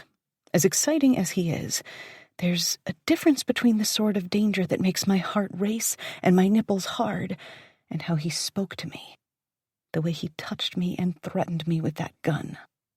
Even now, my blood runs cold at the reminder. There was a second when I thought for sure he was going to kill me because I was a liability. He wouldn't want Tatum to know for sure the sort of things he does, so I was certain, panicked, confused, horrified, he would want to shut me up permanently. He might have calmed down since then, but I can't forget the way it felt. The terror in my veins. There was a monster staring down at me with no light in his eyes. No life. I hardly recognized him. Deep down, I knew I was in the presence of the real Callum Torrio, a man so used to violence and intimidation that it meant nothing to threaten me with a gun. So leave then. God, how many times have I told myself that? There's nothing keeping me here but pride, which is ironic, considering I don't have enough pride to leave after he threatened to kill me. The more I think about it, the more confused I become, and the angrier I get with myself. It's easier just to sit down with my salad and binge something on my laptop and wait until it's time to go to bed. My life is sleeping, going to work, and coming home to a handful of beautiful rooms that aren't actually mine. It's not like I haven't been looking for a place. I've spent a few lunch breaks checking out apartments in the area. but my heart sinks a little further with each one. The one I looked at yesterday featured an oven that looked like it might have come from the Reagan administration, and rusty bathroom fixtures even older than that. I don't think it's being picky to hope for something that will not break down on me. Another place sat between two abandoned buildings covered in graffiti. I didn't get the safest feeling, and no way could I ever have Dad visit. He'd have a stroke. I'm doing my best to see the good in a situation that seems terrible. It'll be better once Tatum gets back. She offered to let me stay longer before she left. There's plenty of room, and I won't be alone then. It's not a permanent solution, but it is better than nothing. Oh, God. What if she expects me to spend time with her and Callum together? All it takes is a question like that to make me break out in a cold sweat. She'll want to know why things are weird. And I don't know if I could answer that question without giving away all the things I don't want her to know. In other words, there's a speeding train bearing down on me. The horn's blare is a little louder every day, and the lights shine a little brighter the closer it comes. I wish it didn't feel like I'm tied to the tracks. Tonight's my least favorite of the week. I used to look forward to Friday nights and having a whole weekend stretched out in front of me. Now there's nothing to look forward to except doing my best to avoid Callum for 2 days. The windows on this end of the house look out over the grounds, but no matter how I crane my neck, I can't get a look at the driveway or courtyard. There's no way to know if he's left or not. I guess I could always ask one of the guards who sometimes walk the halls in this wing whether Mr. Torrio is in, but I wouldn't want word to get back to Callum I'm asking about him. I'm in the middle of a chess game, basically, always looking a few moves ahead. It's exhausting. But it would be even more exhausting to live under Dad's roof again. I need to believe I'm making the right decision here, so I remind myself how overbearing and protective he is while I take a shower after finishing dinner. I hesitate before opening the door leading out to the bedroom. My fingers close around the knob, but I can't bring myself to turn it. Am I afraid Callum will be waiting there for me? Or am I secretly hoping he is? I wish I knew how to feel about him. I wish I knew how to feel about myself and the way disappointment rings in the back of my mind when I find the room empty. Nobody's waiting to punish me or to hold me. I pout.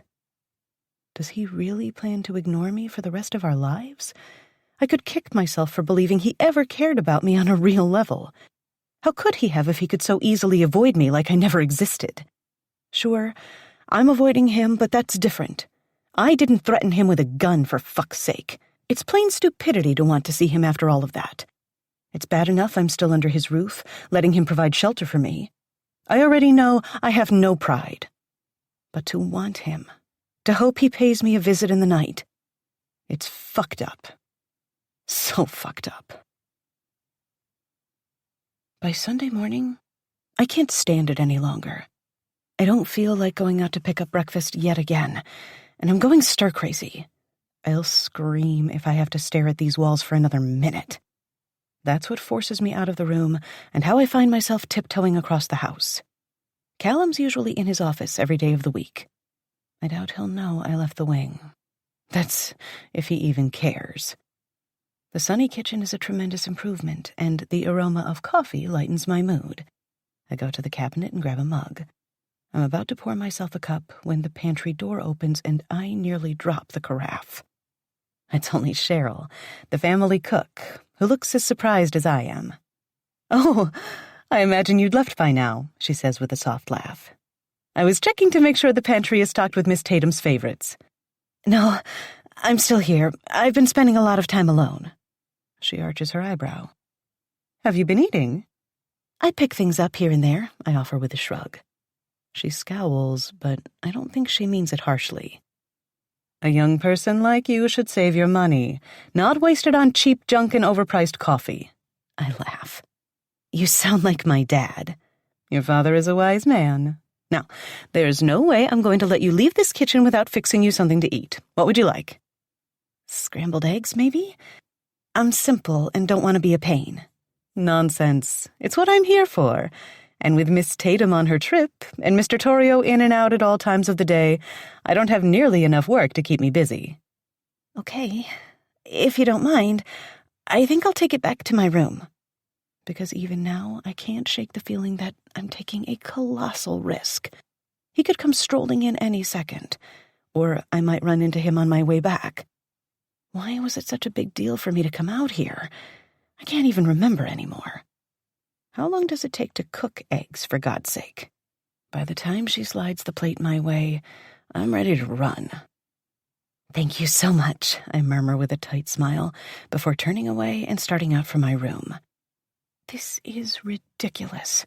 I can't believe how my heart's racing, and my skin's flushed and sweaty, all because I didn't want to spend the entire weekend behind a locked door. These had better be some damn good eggs to make it worthwhile if he finds me out here. Bianca.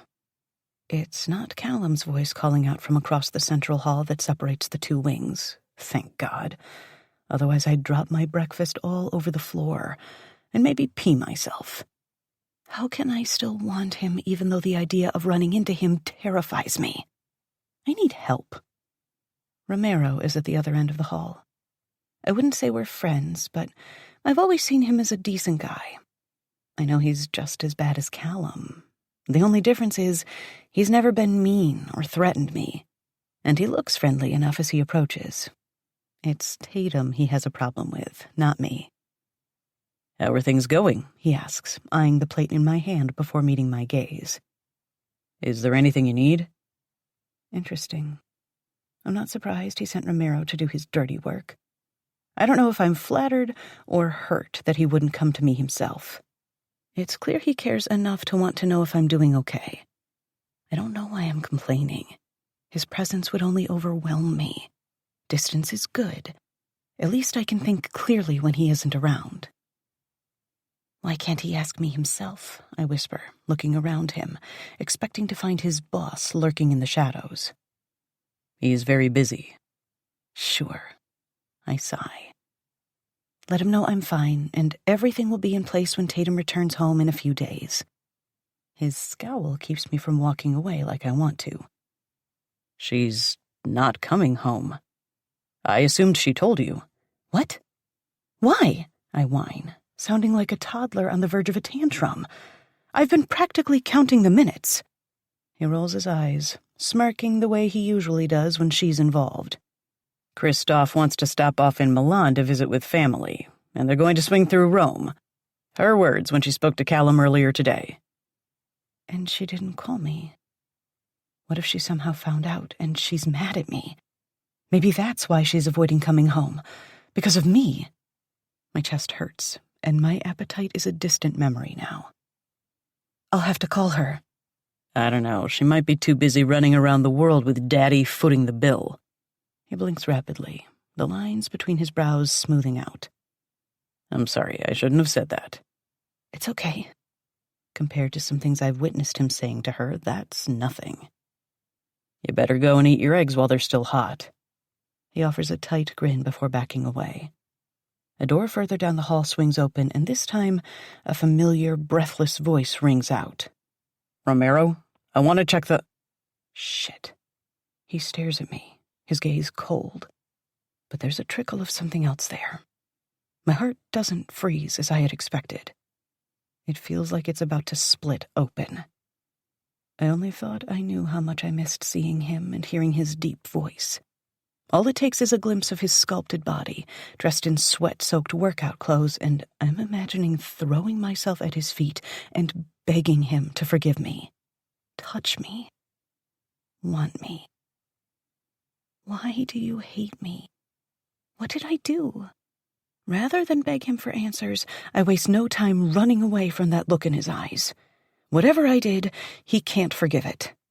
And I have no idea how much longer it will be before Tatum comes back. There's nobody to rescue me. I'll spend the rest of my day going through rental listings. Right now, I'd be happy to take 4 walls and a ceiling that doesn't leak.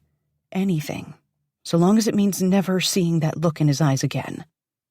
A look that makes me think he wishes he'd gone through with killing me. Chapter 12. Callum. I knew there was no getting Bianca out of my head.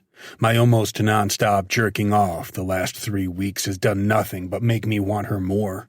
There isn't a workout intense enough to make me forget her. No amount of work on my plate crucial enough to wipe my mind clean. There's never a moment when I don't crave her scent. The fresh, sweet taste of her skin, the musk of her pussy. Fuck, what I wouldn't give to bury my face in it now. Endorphins pumping after damn near killing myself in the gym. She's right in front of me, with that scared rabbit look on her face, wide eyes, slack jaw. Something about it only deepens my need, making it impossible to fight the impulse to take her in my arms and reacquaint myself with her body, here and now. Watching her on the security feed is one thing. It's painful enough to see her without being able to touch her, but it's the safest way to get my fix. Most of the time, I have no choice but to pull out my dick and stroke it to the sight of her getting in or out of her car. It's fucking pathetic, but it's how things need to be, no matter how it kills me, no matter how much sleep I've lost. Every instinct screams at me to go to her, to cover her mouth with my hand and sink my cock deep into her tight, silky heat. No. Better yet, I'd want to hear her, every whisper, every whimper, every time she'd moan my name. And she would. She'd moan my name until she went hoarse, until tears rolled down her cheeks and her cum soaked into the sheets. Discipline might be the most critical quality for a man in my position to possess. I couldn't have gotten this far without it. Nothing has ever tested me the way this girl does. I don't know where this hold she has over me comes from. I don't even know for sure whether I want to break it. It's torture to want her, but the thought of being without her is unbearable. It's enough to make me hate her, this hold she has over me. She exposes every weakness, even those I didn't know existed. I hate her for that too. Good thing she walks away when she does, or else I might have to make her pay for what she does to me. Run, little rabbit. Run while you can. Romero turns, quirking an eyebrow. I doubt he knows anything about Bianca and me. When I asked him to check on her earlier, I phrased it casually, like it was one of his normal tasks. I'd just gotten off the phone with Tatum, too, so I played it off as a stream of consciousness sort of thing. I was looking forward to having her home. One more reason to stay away from Bianca, one more layer of protection. I can't fuck around with her while my kid is here. I should never have fucked around at all. Now, her return date is vague at best. She's a pro at double talk, running around in circles. I'll have to think about her later when I'm not so close to blowing a gasket. What? I demand of Romero when he stares at me. Nothing. She looked scared. He glances in the direction she fled before shrugging. Did she piss you off? I only shake my head. Forget it. My throat is so damn tight, but not as tight as my shorts. It was that scared look on her face. It does things to me. She's fine, if you were still wondering. He heaves a sigh while following me to my office. What were you going to ask when you first came up? You wanted me to check on something. I hardly remember saying a word before seeing her. She has a way of wiping everything else out of my mind. I want you to check on the shipment that was due to leave from the harbor overnight. I tell him once I remember. I didn't receive confirmation, and they always call. He sighs again, only this time there's an edge to it. I already called over since I didn't get confirmation either. He's so efficient, it's almost scary. And? I demand before gulping down some water. It didn't go out. They called it a mix-up with the barge schedules. That shipment was going down to Miami, for fuck's sake. My rage grows with every word until I'm sure the top of my head's going to blow off. That shipment means a quarter of our earnings this month, not to mention the goddamn relationship with the Florida families. Do you know how long it took to establish those relationships? I was here when you established them, he mutters. I know. What do you want to do about it? Is the shipment still down at the warehouse? Supposedly yes, and ready to go out tonight. I didn't plan on doing damage control today, but that's the nature of the job. You can't assume when you wake up in the morning that your day will go as planned. Let me call down to the Miami contacts and explain this. We head for the warehouse after that. I'm on the phone before I've left my office and have completed one call by the time I reach the shower. It's not more than another 20 minutes before I'm dressed in a fresh suit and on my way out the door. Romero's been waiting in the car for me the entire time. This is what I needed today, something to distract me. It's a momentary problem, nothing serious, and still early enough in the day to give them the impression we're on top of things around here, that I don't leave my partners hanging. Principle of the thing that has me boiling over, ready to shed blood. I offered to swallow a percentage of the payment, but they denied it. I tell him as he drives us down to the harbor. We'll swallow it anyway, he concludes, because he knows me. I'd rather lose a small percentage now than every shipment after this. I'm not about to kill the goose laying the golden eggs, and the deal I hammered out with the Florida families makes them a big fucking goose. Even though I know we'll work this out, I'm seething. These lax motherfuckers, I mutter, cracking my knuckles as the scenery outside the Mustang changes from spacious, tree-filled suburbs to the lower middle-class area between our side of town and the harbor area. It's been too long since I've cracked heads. That's beneath you now, isn't it? The general doesn't do the work of the infantry. His choice of words makes me laugh. You want to take a shot at them yourself? Why the fuck not? The leather squeaks when he tightens his grip on the wheel. It's been too long for me, too. I wouldn't mind a bit. Motherfuckers think they can do whatever they want whenever they feel like it. Reminders need to be issued sometimes. Of all the times for Bianca's face to flash in front of my mind's eye. No matter how I want to punish these stupid, careless bastards for fucking with my revenue and reputation, I want to punish her more. She's fucked with my entire life, invaded every thought, and turned me into someone I hardly recognize. And I still want her. With every fucking molecule in my body, I want her. I can't have her. My phone buzzes a few minutes from the warehouse. I expect to find one of the sons of bitches from the warehouse on the ID, but the number comes up as unlisted. Yeah, I grunt on answering. With the mood I'm in, I almost hope it's a telemarketer to curse the fuck out. Mr. Torrio, it's Joe. Of course, a professional hitman would call from a burner phone.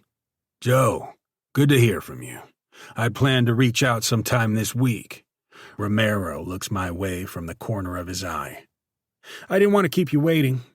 As usual, he jumps headfirst into business, and as usual, I appreciate it.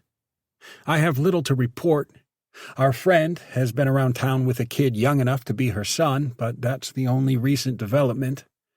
That young. I'm gritting my teeth hard enough that my jaw aches. Amanda was some young kid running around in public. Who is he?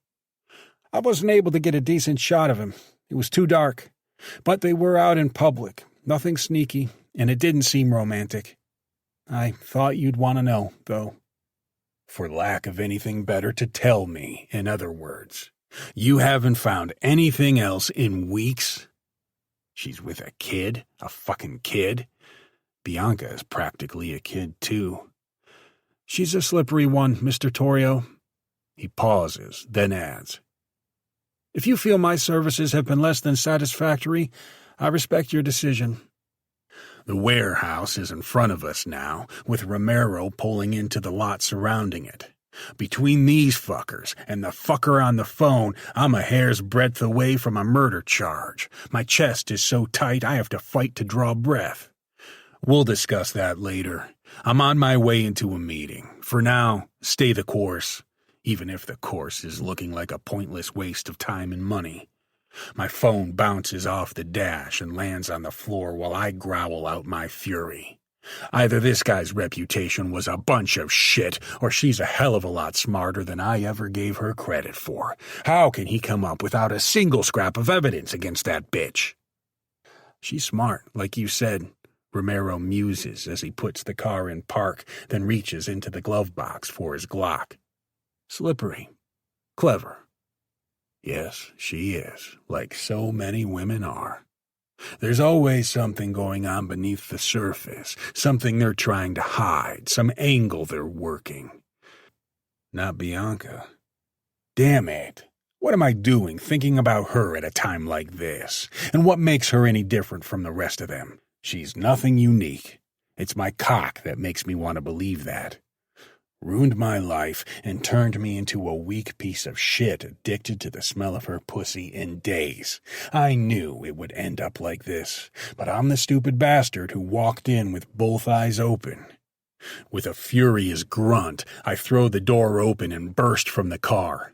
Normally, I'd take things easier and come in with a level head, let them think I'm not coming in to blow their heads off for fucking me over. I don't have it in me to pretend today.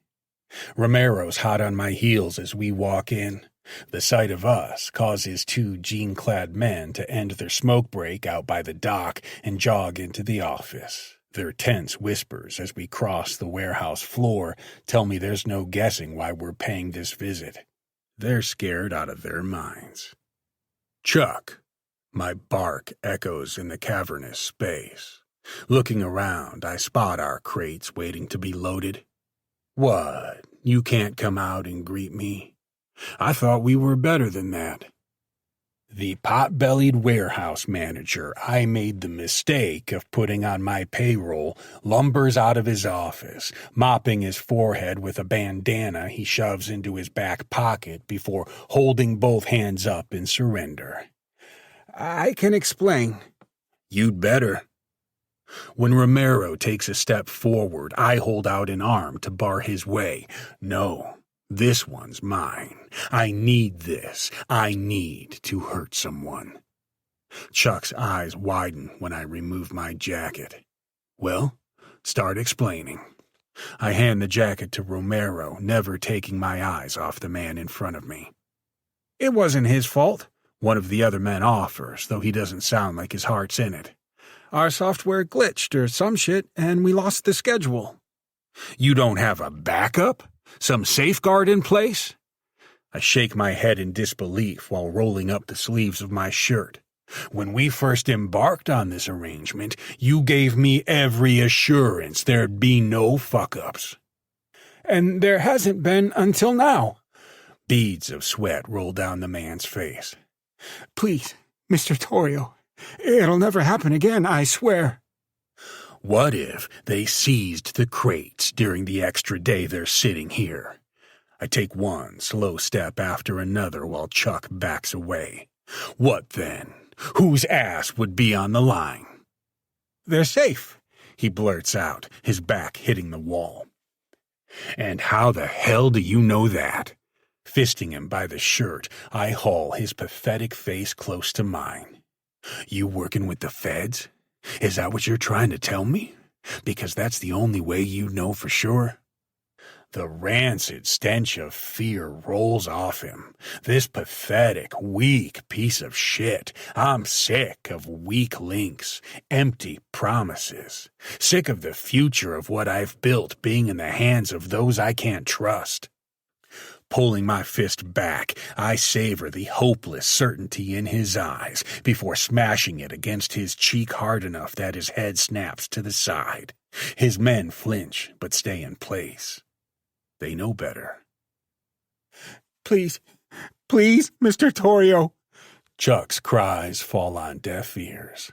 I'm oblivious, thanks to the rush of relief that first blow brought me. This is what I should have done all along, beaten the shit out of someone until the beast inside me settled. The beast, which now demands I hit him again. Again, he drops to his knees when I release him, and I drive my knee into his nose, sending him sprawling onto his back. His men are anxious, wringing their hands, but one look of warning keeps them in place. Do you motherfuckers think this is a game? Chuck's ribs crack when the heel of my shoe presses down on them. I can't express how satisfying that cracking sound is to me. He rolls onto his side, curling into a ball, and I settle for kicking the hell out of his back until he squeals like a fucking pig. Please, he screams from behind his crossed arms, which only adds fuel to the fire of disgust and outrage driving me. Another solid kick, and he's on his back again, hands raised in surrender, his face a bleeding mess. I'm hardly out of breath as I pull him up by his shirt collar. He's the symbol of everything that could have gone wrong, that has gone wrong. The sense of losing control over myself, my thoughts, my life. Now you know, I snarl in his face. You do not fuck with me or my shit. When all he does is blubber and weep, I slam the back of his head against the concrete floor. Boss, I hardly hear Romero as I repeat the motion before releasing the unconscious man and push into a standing position. We should go. Chuck's breathing, but barely, lying motionless on the floor. When I back away, one of his crew crouches beside him. We need to get him to the hospital. Now, Romero urges, pulling me by the arm. Let's see if any of you fuckers forget who you're dealing with again. I pull my wallet from my back pocket and withdraw a stack of bills. There you go. I throw a handful of cash and watch as the bills scatter across his bloody, broken body. That should help with the hospital bills. Next time, you'll be leaving in a body bag. The last thing I see before I give in and let Romero pull me out of the warehouse is the blood soaking into the bills, the dark red spreading across the green. I've heard it called blood money before, but never considered the term literally. I thought you were leaving the kicking ass part up to me, Romero questions, tires squealing as we peel out of the lot. I flex my hand, my knuckles aching, Chuck's blood already drying on my skin. What would little Bianca think if she saw me now? Looking at Romero, I say, some things the general has to do himself. Chapter 13. Bianca. My coworker, Josh, lifts his beer in my direction while we stand around the bar.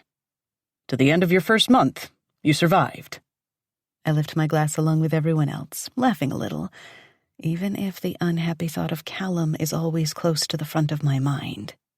How he hates me, wants to hurt me, can't stand the sight of me, and how I stupidly still want him. You make it sound like there was ever any doubt, I joke, forcing a smile while trying to push thoughts of him aside. I wasn't sure at first whether I wanted to come out for Friday's happy hour. I was afraid of what would happen if I got home and he was waiting for me, demanding to know where I went. But I'd already turned them down so many times. Now I'm glad I said yes. I needed this. It's like stepping out of a cave and into the sunshine.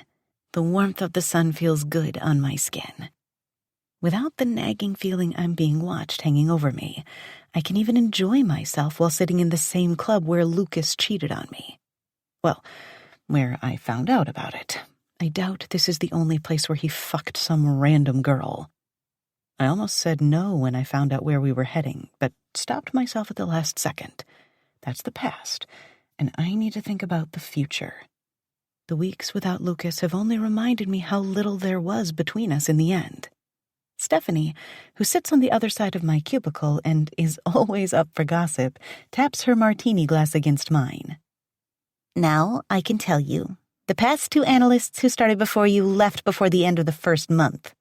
Blinking rapidly, I look around, waiting for one of them to laugh. It must be a joke. When nobody reacts except to share knowing expressions, I ask, For real? Micah, who sits across from me, rolls his eyes and shrugs. I guess they figured analyzing spreadsheets would be more exciting than it is. Josh bursts out into laughter.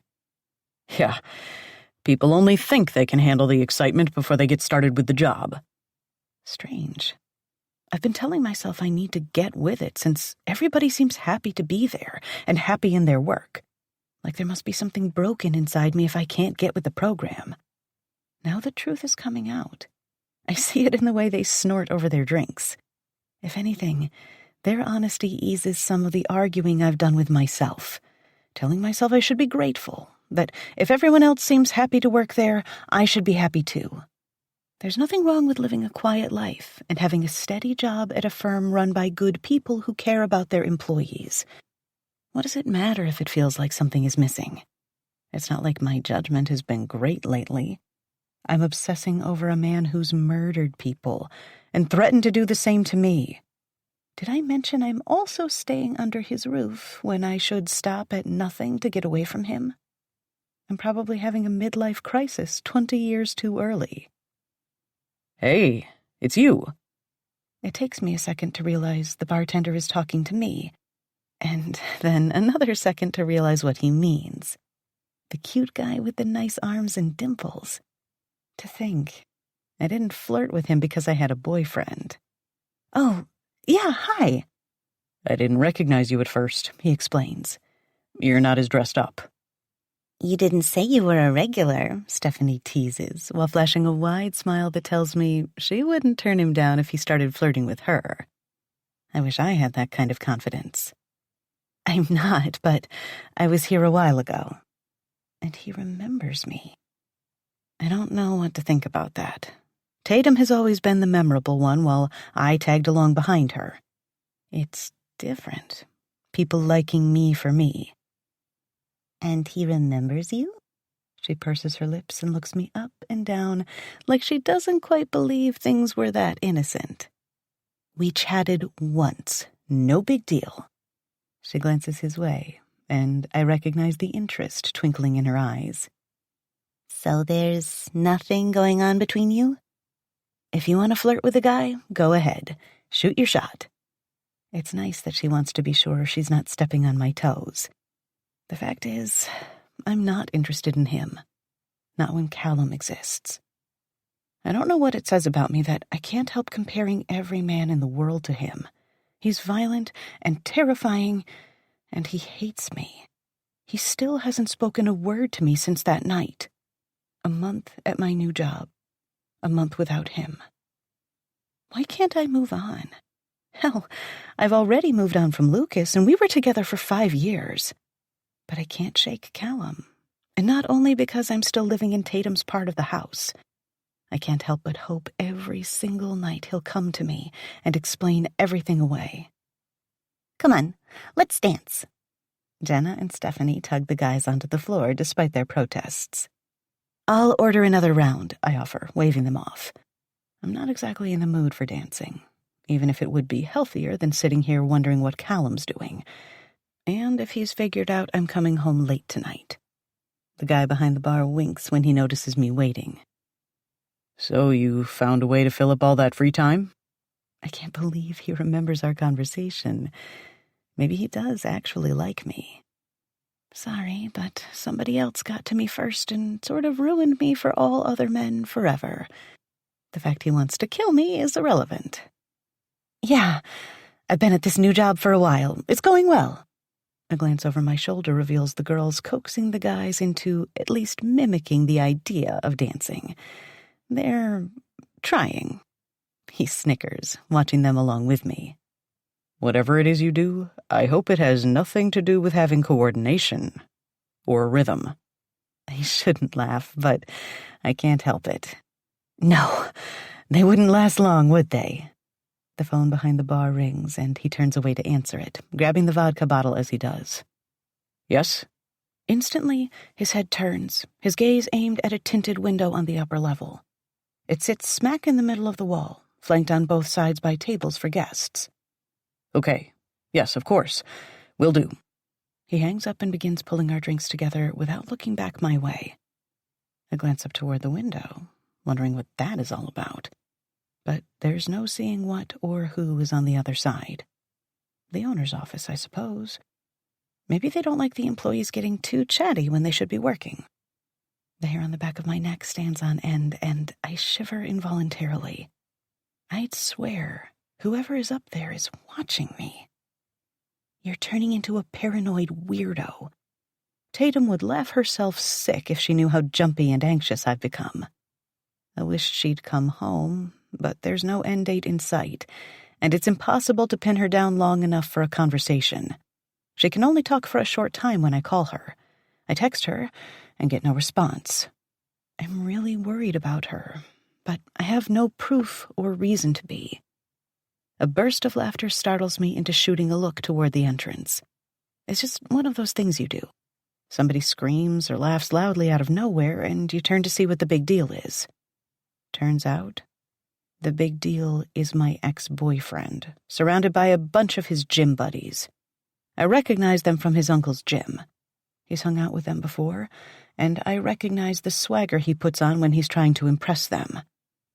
Why did he have to hang out with them tonight? And even worse, why did it have to be here? Why does it have to be while I'm dressed for casual Friday and not for a night out? I angle myself away from the door and hope he didn't see me. If I didn't know better, I would think you're here hoping I'll show up. He's right behind me, like he was purposely headed this way. I speak without turning his way, staring pointedly at the bottles lined up behind the bar. Do you really think my intention of being here was hoping to run into you? I know you're not the best at being honest with yourself, but come on. You know better. You don't have to be such a bitch, he mutters. Do not take the bait. Don't give him the satisfaction. I'm here with friends from work, same as you are. It's a shame you didn't like to have fun when we were together. I might have stuck around more nights.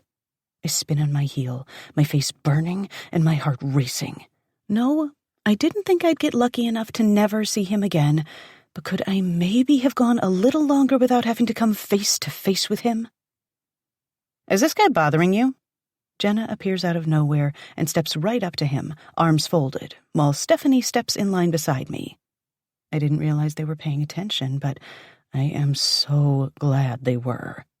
Not because I'm scared, but because I'm afraid I'd have to smash a bottle upside his head if I didn't have them to back me up.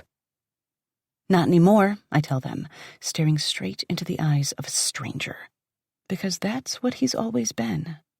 I never really knew him.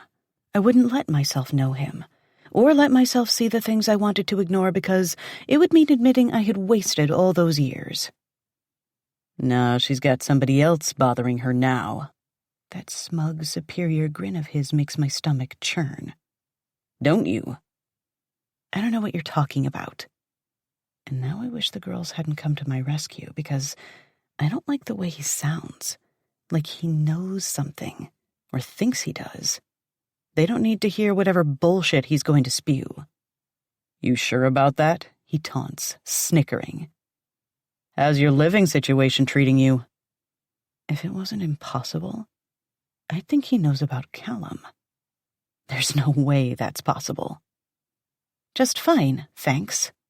Yeah. His already dark eyes go nearly black, his voice deepening to a growl.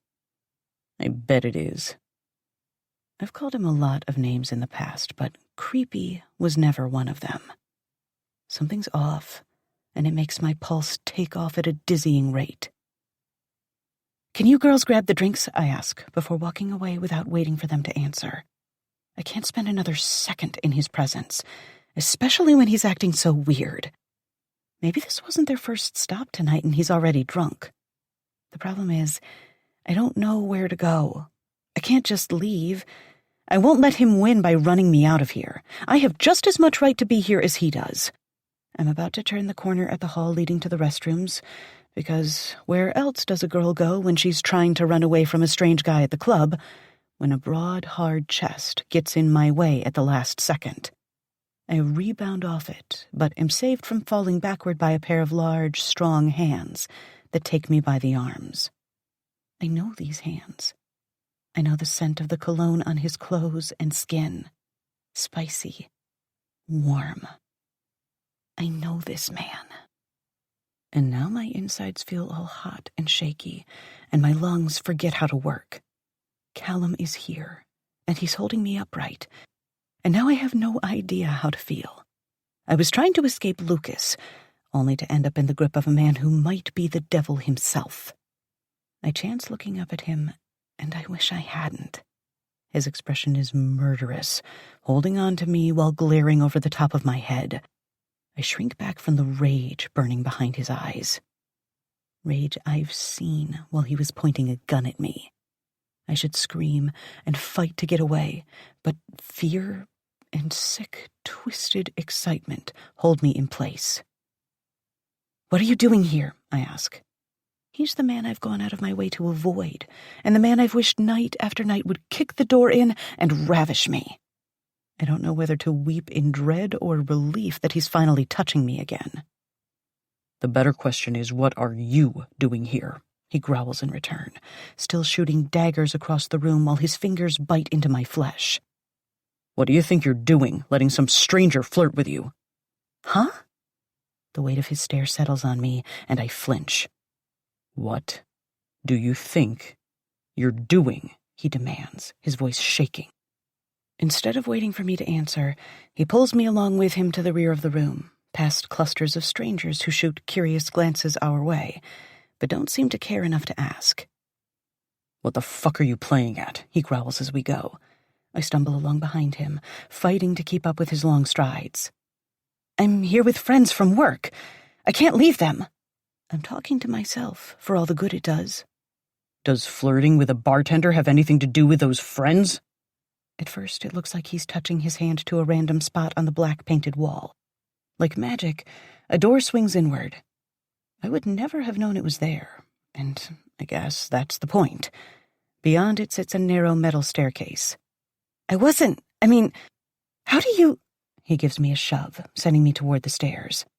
I take hold of the railing and turn in time to find him swinging a hinged bar into place, which I guess serves as a way of keeping outsiders from opening the door. "You weren't flirting? Laughing at that asshole's jokes? Why did you hang around the bar when your friends were dancing?" I can't keep track of everything coming at me at once. There's only one thought that rings out in my overwhelmed mind. He was watching. My intuition was right. "Go up the stairs." His jaw works, his words grunted through clenched teeth. "Now." Instinct tells me to move my ass, but I wonder what would happen if I didn't. Would he throw me over his shoulder and carry me up the stairs? I wish the idea wasn't so appealing. This is a very dangerous man. But right now, the only danger is slipping on what's soaking through my panties. At the top of the stairs is the office I imagined sitting behind the tinted window. It's sleek and masculine, with a large desk like the one at home, and a leather sofa sitting along the opposite wall. The window takes up almost the entire wall opposite the door and allows the perfect view of the bar and dance floor. It's sort of like playing God. I can see them, but they can't see me. Everyone from work is down there, drinking their drinks. My martini is sitting untouched on the bar, but nobody seems too concerned with my disappearance.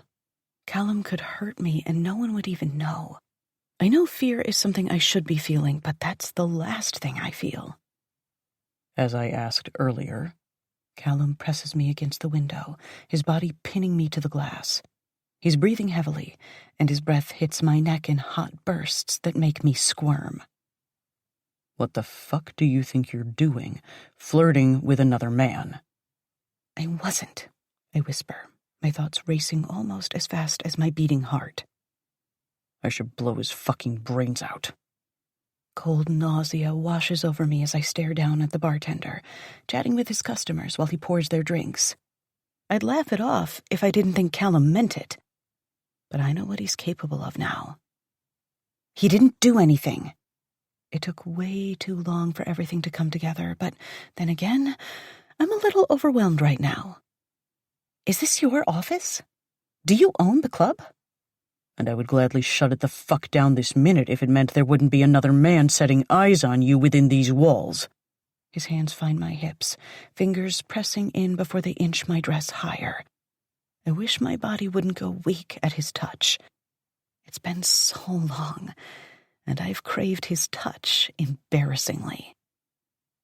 Then I had to see that son of a bitch talking to you, he snarls. Your ex. I recognized him right away.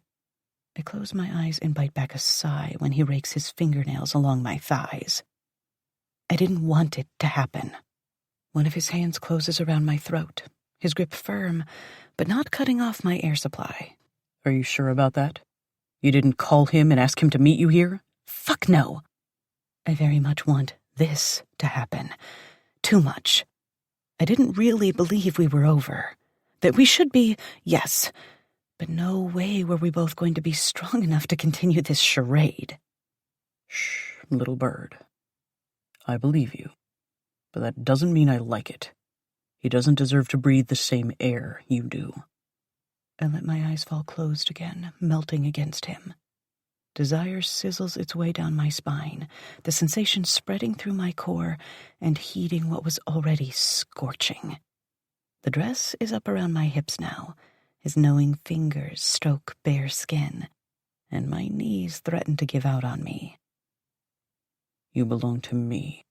His erection presses against my ass, and I'm certain he's making sure I get the point. Like this is proof. I can't stand up here and watch you talking and smiling while other men try to flirt with you. Not when you belong to me. I should kill that bastard behind the bar for speaking to you when you're mine. He punctuates his statement by grinding against me until I moan, my breath fogging the glass. He's obsessed. But so am I. I'm sick of this bullshit. He presses his lips to my ear. I'm going to fuck you, Bianca. No more of this cat and mouse game. I need you. It's pathetic how much you consume my thoughts. I'm obsessed with your body, your scent, your every fucking move. I need you, and I know you need me. Now tell me, do you want me to fuck you? To give us what we both crave? My legs are about to give out, and I'm surprised my arousal hasn't made a puddle on the floor at our feet. That doesn't matter so much once I let the doubts trickle in. He hurt me once before. He threatened me. He's a ticking time bomb ready to go off. None of those red flags seem to impact me. I want him so much it's painful, pitiful. My desire for him is all-consuming. Yes, I finally admit. I'm ashamed, but I can't lie to myself. I'm weak for this man. Have you ever been fucked? Yes. No, you haven't. The strain in his voice hints at something about to shred, the last bits of his self-control. I doubt that boy you were with had the first idea how to fuck you properly, the way you need to be fucked. He couldn't treat this body the way you and I both know you need it, could he? I train my eyes on Lucas as he strolls up to the bar again. What did I ever see in him? What would he do if he could see me right now? No, I whisper, staring at the pitiful loser in question. He couldn't. That's right. But I know that already. His rough hands work the dress up over my ass, and he palms my bare cheeks. Goosebumps pebble my skin. All that matters is his touch. A chuckle fills my ears as I press my greedy bottom against him. Fuck, Bianca. You make me crazy with need. His fingers dig into my flesh, and I need his cock inside me like I need my next breath. When I run my tongue through your slit, what will I find? How wet will you be for me? I shiver at the onslaught of images that appear in my mind. It's okay. You don't have to tell me. I think I already know the answer. He growls, his fingers sliding between my cheeks, pulling the thong aside. There's no time for my brain to conjure up an excuse. Despite all the confusion, I still want this more than I've ever wanted anything. I am his. There's nothing I can do about it. Right or wrong, I belong to him. Now, he whispers, teasing me with feather light strokes. Let's see how much wetter we can get you before I claim you, once and for all. The air leaves my lungs, and all I think is, finally. Chapter 14. Callum. Resisting Bianca is like resisting the need to breathe. Her existence is a liability in my dark world, so no matter how desperately my body craves hers, I need to resist. I know this, but still I'm drawn to her. The invisible hold she has over me is dangerous. Time and time again, I've come close to giving her the blade to cut me wide open, and I know that's what will happen if I let this go too far. She will slice my heart open and watch as I bleed out. Only she has the power to destroy me, my life, my family, everything I've worked so hard to build. I already know how this is going to end. I will destroy her. I know it in my bones. Yet what we're doing is inevitable. Nothing could stop our collision course, no matter the barriers we put in front of each other. The second I saw her down there, chatting with her friends, flirting with another man, laughing at his jokes, the truth ceased to exist, blown away in the face of a deeper, primal truth. I might be strong, but I'll be damned if I let another man take her when she was born to be mine. That was what finally broke me, what made me storm from this room and down the stairs, prepared to slaughter anyone who stood in my way, ready to forget every reminder I've clung to for weeks, hoping to break my addiction to her. I'm weak. So fucking weak. I can't fight it any longer. I'm not strong enough. Now I know that. I refuse to let her wander the world without me, to leave her to the so-called men eager to taste what I've tasted and touch what I've touched. No one can have her. No one can touch her. She is mine. Every breath, moan, smile, every attribute and imperfection mine. I know it to be true when she so willingly melts in the heat we create together. When touching her instantly soothes the burning torment I've suffered all these weeks, the frustration, the yearning, the constant questioning of who she's with and what they're doing. It all disappears now that my hands are on her and she's so eager to submit to me. Everything else becomes white noise. I was a fool to think there was any other way, and I'll destroy any man or woman who stands in the way of me owning her completely. Her body shudders, and the glass in front of us fogs with every breath she takes. There's an edge to what we're doing. We can see everyone downstairs, but no one can see us, which heightens the pleasure, the need. What would your coworkers or your piece of shit ex think if they knew you were about to get your pussy fucked just on the other side of a thin piece of glass? I ask while my fingertips dance along the curve of her ass. They can't see us, can they? The tinge of worry in her voice can't be ignored. Could you see up here when you were looking? And yes, I was watching. I remind her. I saw everything, but you couldn't see me, could you? My hand around her throat holds her in place while I lean in and brush my lips against her ear. I'm tempted to mark her flesh, to use her skin as a warning sign to any man that might show interest. Unless you want them to see. Is that what you want, little bird? Do you want them to watch me claim you? No? She says, but I feel another truth in the way she leans back against me, her thighs spread a little wider, and the way she coats my fingers when I drive them deep inside her up to the knuckle. Oh, my God. All those men down there, I mutter, staring down at the floor while pumping my fingers inside her lazily, teasing her. Every one of them would die to be in my place right now. There's only one difference between them and me. Do you know what that is?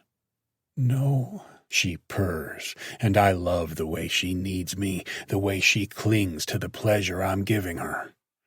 Well, little bird, I nip at her ear, and she startles. Only I can claim you this way. Only I can make you this wet. Only I can stretch your pussy, forcing my cock inside you. They only wish they were man enough to take you, to claim you like I can. But they won't. Can't. She gasps at the pressure of my cock against her ass. He's eager and ready to go, but first, I need her to beg for it. I have to hear her whimper and plead for what she needs. She's going to forget every other man in existence before I impale her on my cock. No other man has the power to make you feel this way. Not that stupid ex of yours or the mediocre bartender trying to flirt with you. Do you know why that is? Why we're so explosive, and why we're the worst and best combination? Why the temptation is so great? I run my lips over the smooth column of her throat, and she tips her head back against my shoulder. I watch as her chest heaves with every ragged breath she takes. I add a third finger, stretching her pussy, knowing if she's taking my cock, she'll need to be properly prepared. Her silky channel tightens around my fingers, and I grit my teeth. I'm ready to snap, rip away my pants and shove inside her, forcing her to take every thick inch of me, but I restrain. Barely. I've waited this long.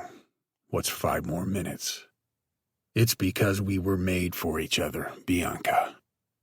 Her entire body strains, and her ragged breathing becomes a high-pitched whine as her body climbs higher and higher. Callum, she whines, and it's the sweetest fucking sound. Such a good girl. Such a good girl. I fuck her faster, my fingers slipping in and out of her with such ease now. I know you're ready. You're going to come on my fingers while everyone below us continues doing what they're doing, oblivious to the filthy things I'm about to do to you. Oh, my... Her entire body bows, her cunt squeezing my fingers to the point of pain. The tension breaks, and the rippling of her muscles begins, drawing my fingers deeper into her channel while she shudders helplessly, her hips jerking and tits heaving with every gasp for air. And the whole time, the crowd below us dances and drinks, unaware of the ecstasy I brought her. She mews softly, and I ease her away from me and push her against the glass again, this time unzipping her dress. She stiffens, appearing nervous, but the brush of my hand against the small of her back soothes her. Relax. You're safe with me. I might have threatened you in the past, but that was only to scare you away. I can't think straight with you. She lets out a sound that makes me think she's not sure she believes me. That's fine. She doesn't have to believe me, at least not right now. The dress pools at her feet, and I turn her in place, groaning at the sight of her tits encased in a sheer bra. Leaning down, I take one of her nipples between my teeth and nip hard enough to elicit a gasp, but the moan that follows reminds me again how perfect she is.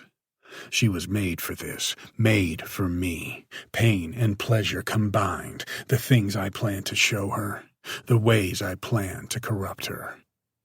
Now let's see about this pussy. She stiffens again at the touch of my hands on her hips before I peel the soaked cotton from her pussy lips. Afraid? What are you afraid of? Them? This? Us? What happens if someone finds out? No one can see anything, and who cares what anyone else thinks? If we want this, if you want this, that's all that matters. When she tries to turn her face away, I take her delicate chin in my hand and adjust her so we're eye to eye. Don't hide from me, little bird. I lower her thong to the floor before savoring the smooth silk of her legs and the way she shudders and sighs beneath my touch. She loves every filthy moment we share, but at heart, she's still a good girl, naive to the dark world surrounding us. Something inside me rises to the challenge of breaking down every one of her fears, the stupid walls she's built up around herself. I'll start my descent into hell with my mouth. Skimming along her thighs, I lap up the juices that have leaked halfway down her legs with my tongue, groaning in helpless abandon as the last of my resolve melts away. How the hell did I ever think I could live without touching her again? A ragged cry escapes her mouth, and her hands find the back of my head and spear through my hair. I glance up at her, chuckling to find her head hanging back, her mouth open in abandon. Everything in my life is dirty and ugly. But then there's Bianca, a beautiful flower rising out of the concrete. Mine. Nothing and no one will take her from me, not even my misplaced sense of right and wrong. I plunge my tongue between her swollen, glistening lips. She grinds her hips, and her fingernails rake over my scalp as she rides my face, holding me in place, using me. I fucking love the way she so easily comes undone, and how eager she is to sink into sensual pleasure. How many times did she wish a man would take her this way? None of that matters, because all she'll know is me going forward. Callum. A needy moan fills the air, and it's almost drowned out by the thumping bass of music playing downstairs, the sound reverberating into the floor. It's so loud the glass behind her rattles.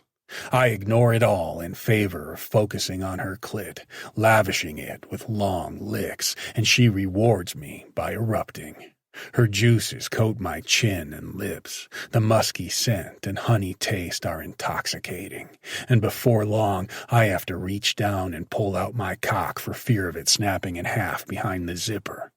This is what she does to me. It's times like this I wish I had a camera in here. I would love to look back and watch us, Bianca's naked ass pressed against the glass, her fingers running through my hair while I kneel between her spread thighs and eat her like it's the last time I'll ever taste something so delicious. Taking my cock into my hand, I stroke myself, getting off on the little sound she makes, and the knowledge that no matter what I do or say, she can't fight what her body wants any more than I can. So good. Oh, Callum, you're so good. Her voice becomes strained while her flesh ripples under my tongue. I struggle to hold back in the moments before she comes again, coating me in a flood of nectar sweeter than any honey and more addictive than any drug. I'm the luckiest son of a bitch alive, the man with the pleasure of licking her clean.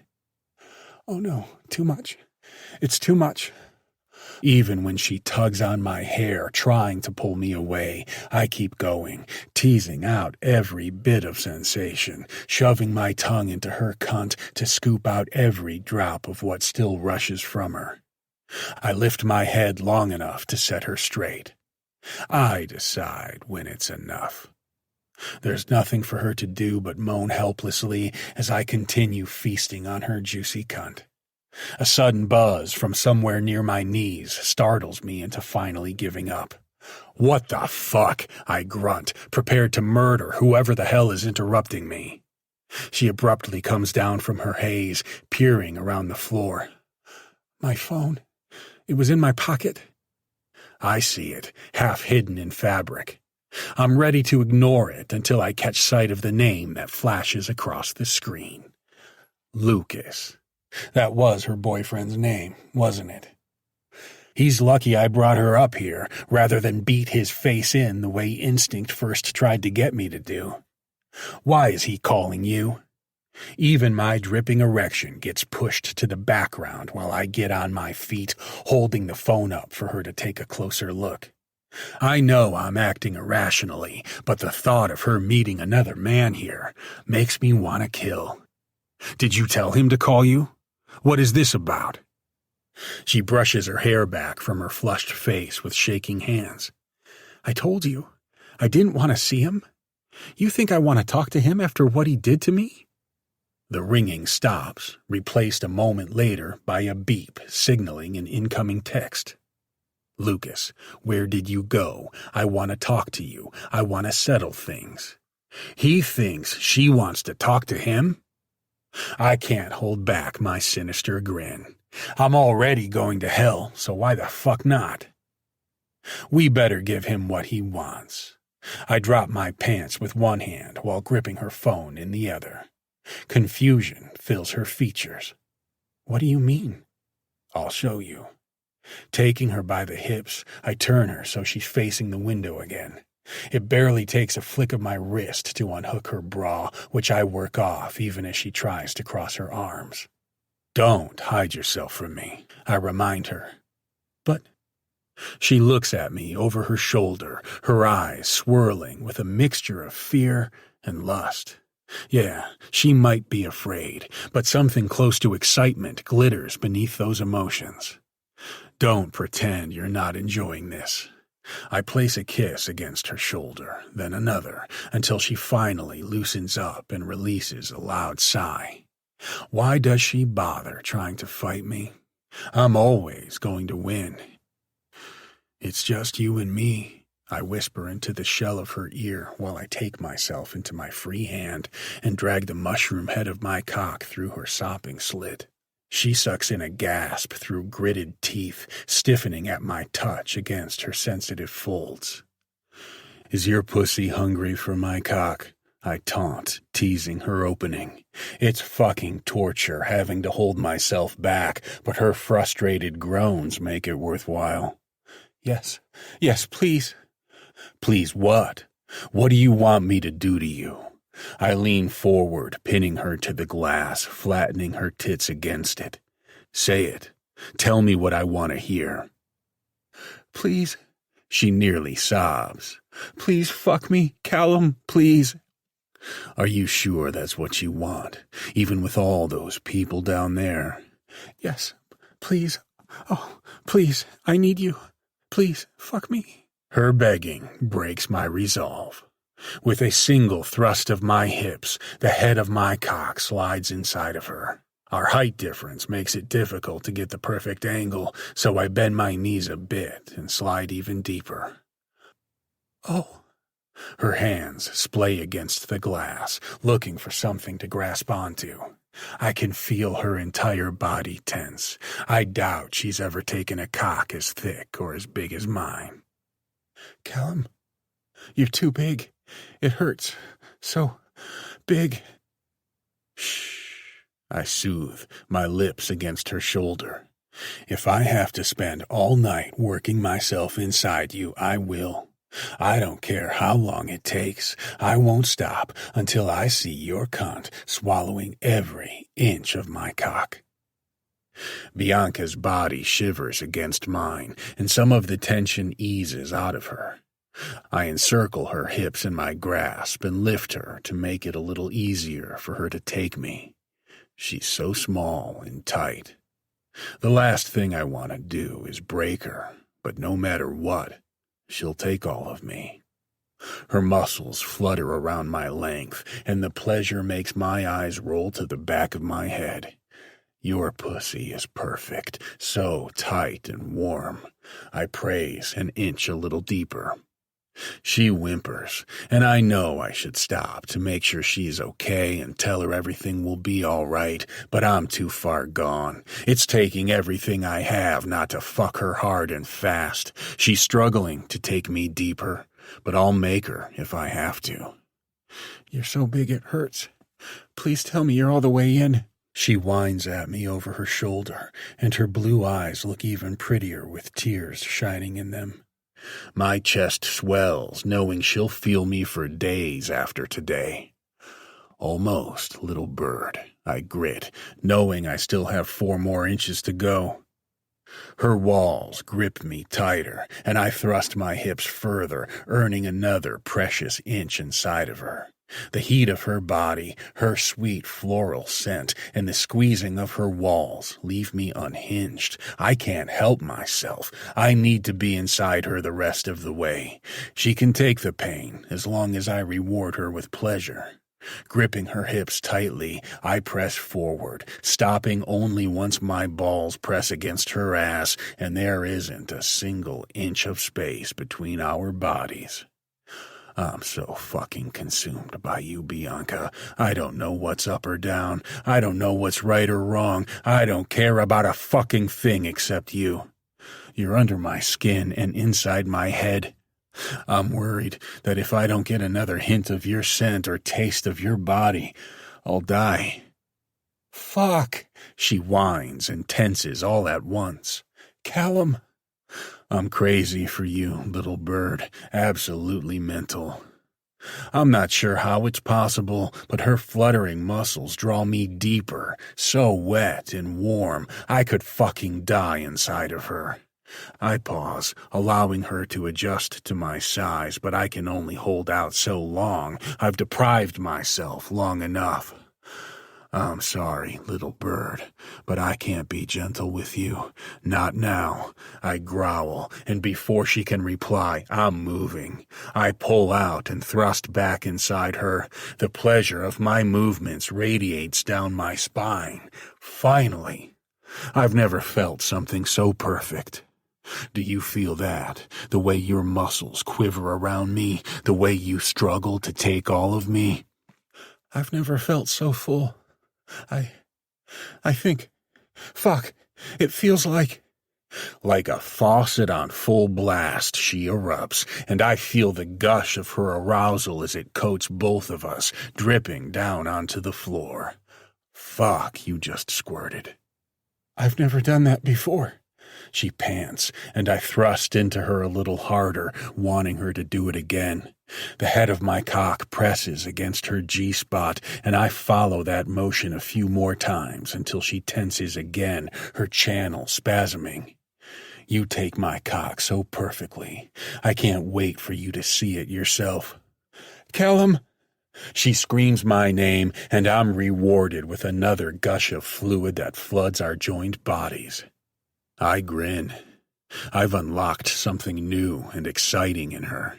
Bianca might be innocent and sweet, but with my cock stretching her pussy, she becomes a filthy little slut seeking a release that only I can deliver. Balls aching, I know it won't be long till I explode. It's been a long time since I've been inside a pussy, and I need to get my fill. Is this how you imagined it? Is this what you dreamed of? I release my hold on her hip, leaving her to press up onto her tiptoes. My gaze catches the mess we've left on the floor, and I thrust forward. She's so fucking helpless. A little bird that can't escape the trap she's found herself in. One hand grips her by the throat, holding her head in place. Look out there. Is this how you imagined it, watching all those people with my cock inside you? All she does is moan, like she's hanging on the line between the build-up and release, which makes it the perfect time to place a call to the asshole who drove her into my arms. I'm fucked up. I don't need to be told it. I press the green call button and listen as it rings. Hey! Lucas shouts into the phone when he answers. The pounding bass coming from his end of the call lets me know he's still here, even if we can't see him out there. Where are you?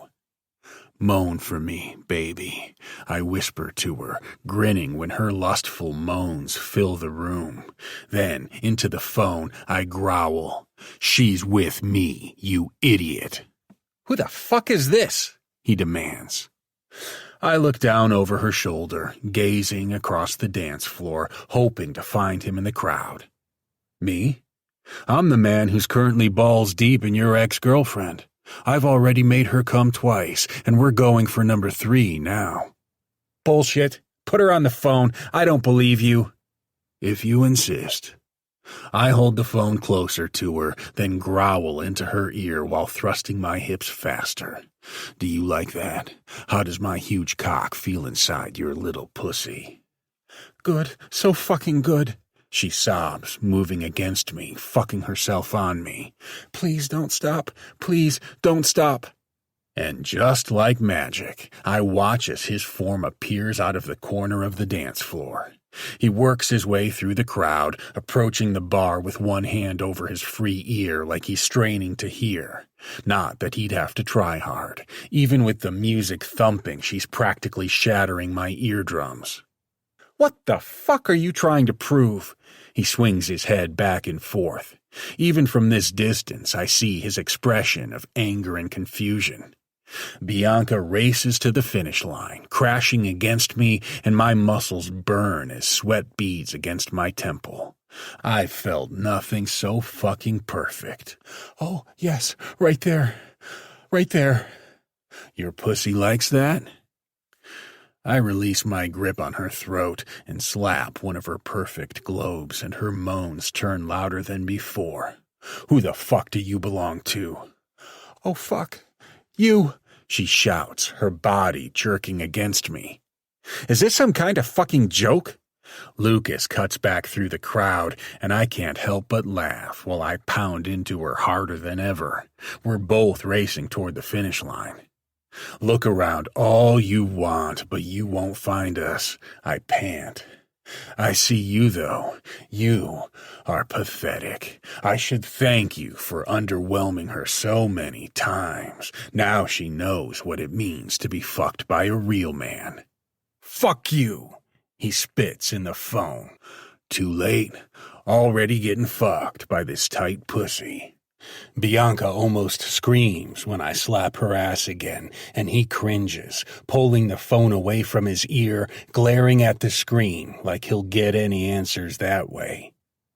Enjoy knowing what you're missing out on, you pathetic fucker. I'll fucking kill you. Don't waste your breath, I tell him with a laugh that cuts off once Bianca's sheath tightens. Uh-oh, she's getting close. Better go before you have to hear her come again. I end the call and drop the phone, delighted by the rage coloring his face and the profanity he's so clearly spewing. I think he's jealous, I murmur in Bianca's ear.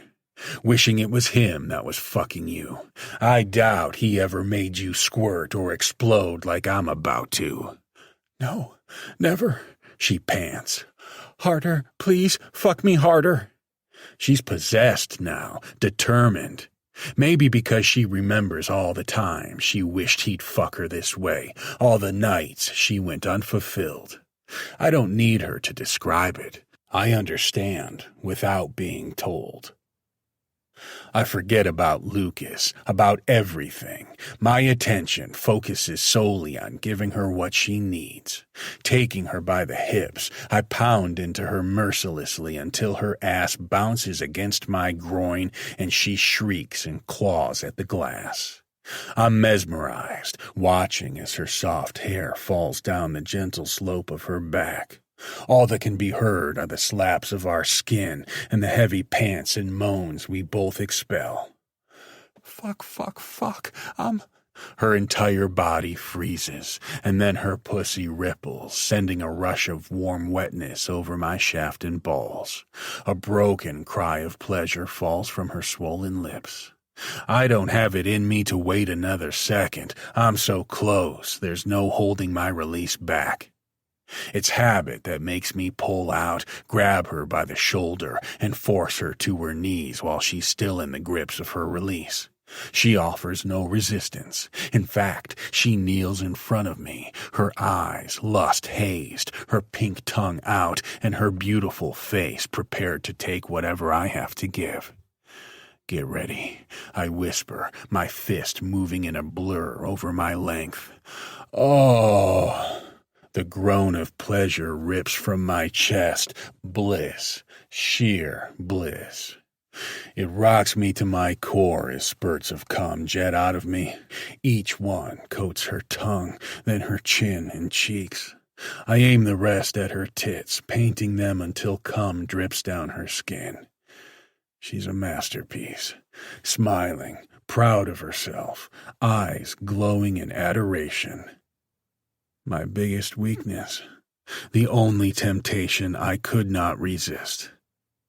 "You're such a good girl, letting me mark you with my cum," I praise, dragging my thumb along her chin to catch my cum before pressing the digit past her plump lips. She sucks greedily, her tongue swirling, licking me clean. Fuck. I am in trouble. She isn't like the others. How many pearl necklaces have I given to women whose faces I forgot minutes later? I can treat her like them, but she's worlds away. It hits me square in the chest, right over the thumping organ. I help her to her feet, and only one thing appears in my mind. I have to tie her to me for good. It isn't enough for her to promise, even if she means it. "Are you okay?" The question is foreign to me. I've never given a shit about the woman on a deeper level, other than getting my cock wet. I didn't. "Are you hurt?" Fuck me. I should have taken it easier on her, given her more time to adjust. She shakes her head, her face flush. "I don't think so. I feel sore, but that's all." Something close to relief surges through me. Good. Hold on a minute. I mumble to myself and walk into the bathroom to grab a washcloth. I twist the tap on and wet it, then wring out the excess water. When I return to Bianca, her face is still flush, and I nudge her legs apart. I alternate between watching her features and gently cleaning her pussy. My pussy. She watches me, almost as if she is shocked by my actions, as I spend a little longer than necessary making sure she's squeaky clean. "I'll take you home," I announce, and walk back into the bathroom, tossing the washcloth in the laundry bin. "Let me wash my hands?" "Okay. Yeah," she replies. I'm not trying to get rid of her, and I hope she knows that. I quickly wash my hands and reappear a few moments later, smoothing a hand down my shirt. "Ready?" I ask, and she merely nods. I lead the way down the stairs, then out through the private exit beneath the staircase. The narrow alley running alongside the building is dimly lit and quiet compared to the raucous noise inside. In the light from a single bulb hanging over the door, her tentative smile cuts straight through my heart, but fractures of fear linger. Sweet little bird, so hungry for my touch, but afraid to hope. Are you afraid of me, little bird? Or are you afraid of what my touch can do to you? She gives her head a shake. I'm not afraid of you. I'm afraid of what this means, of what could happen. Are you sure about that? Yes. We need to talk, clear the air between us. She doesn't look convinced, and I can't blame her after the way I've treated her, which she obviously doesn't understand. There is no way for her to fully understand my need to push her away. Tangling herself in my web means many things, even death, and I don't want that for her. I don't want my enemies to become hers by association. Taking her by the hips, I pull her in, my hunger for her stirring to life. Already, every possessive instinct I have sinks its claws into my skin when she looks at me the way she is now, like I'm the superhero that's come to save her from the villainous monster. Doesn't she know by now I'm the bad guy? I thought if I didn't see you or talk to you, maybe I'd forget you existed. I'd forget how much I wanted you. But it's impossible. I trace her jawline with my fingers before tipping her chin upward, aligning our mouths. I'm obsessed with you, your essence, the air you breathe. You are mine, nobody else's, ever. Anything she wants to say is silenced as I seal my lips against her tentative ones. I kiss her softly, because I might have to take her against this grimy brick wall otherwise, and even I have my limits. I'd rather get her home and unwrap her beneath the silk sheets. She deserves more than to be fucked in some dirty alleyway. One of the drivers brings the SUV around, and I help her inside before climbing in behind her. "I still can't believe we did that," she whispers once we've pulled away from the curb.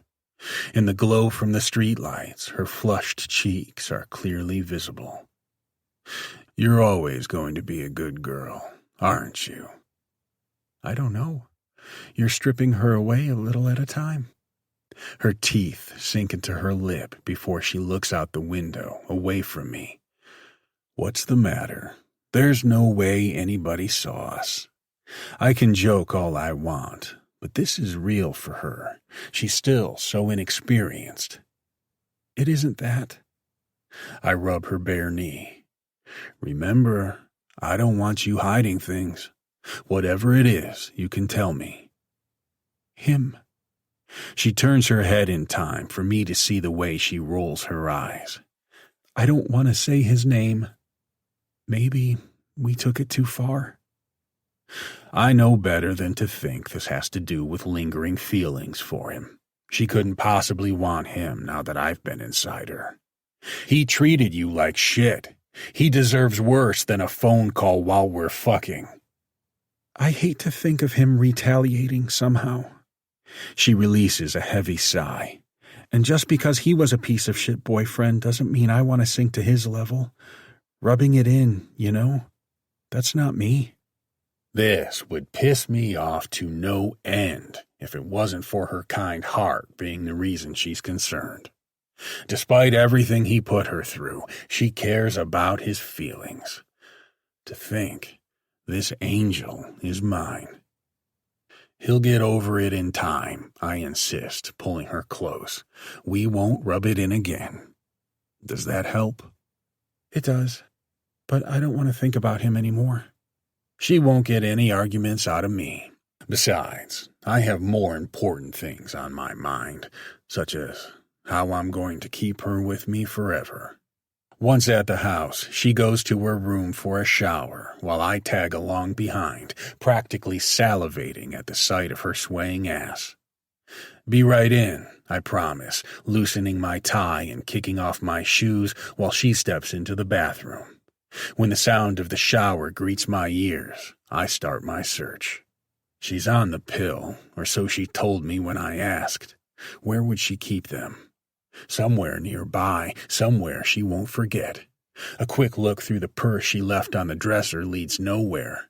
I go to the nightstand and open the drawer, blocking it with my body in case she comes out. Jackpot.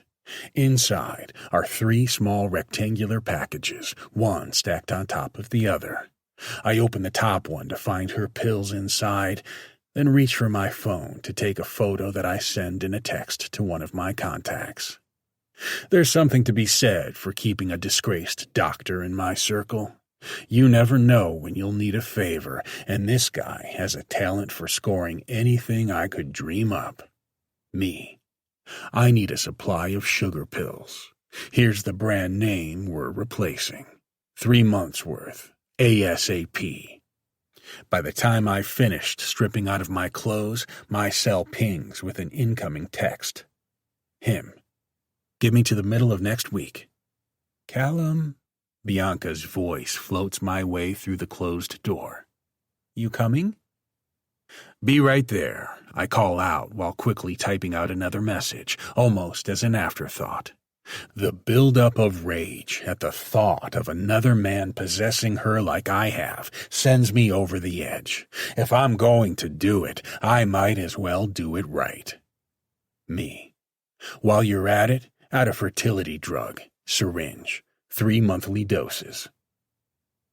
Is it wrong what I'm doing? Yes. Very wrong. It's morally fucked up, but I can't let her go.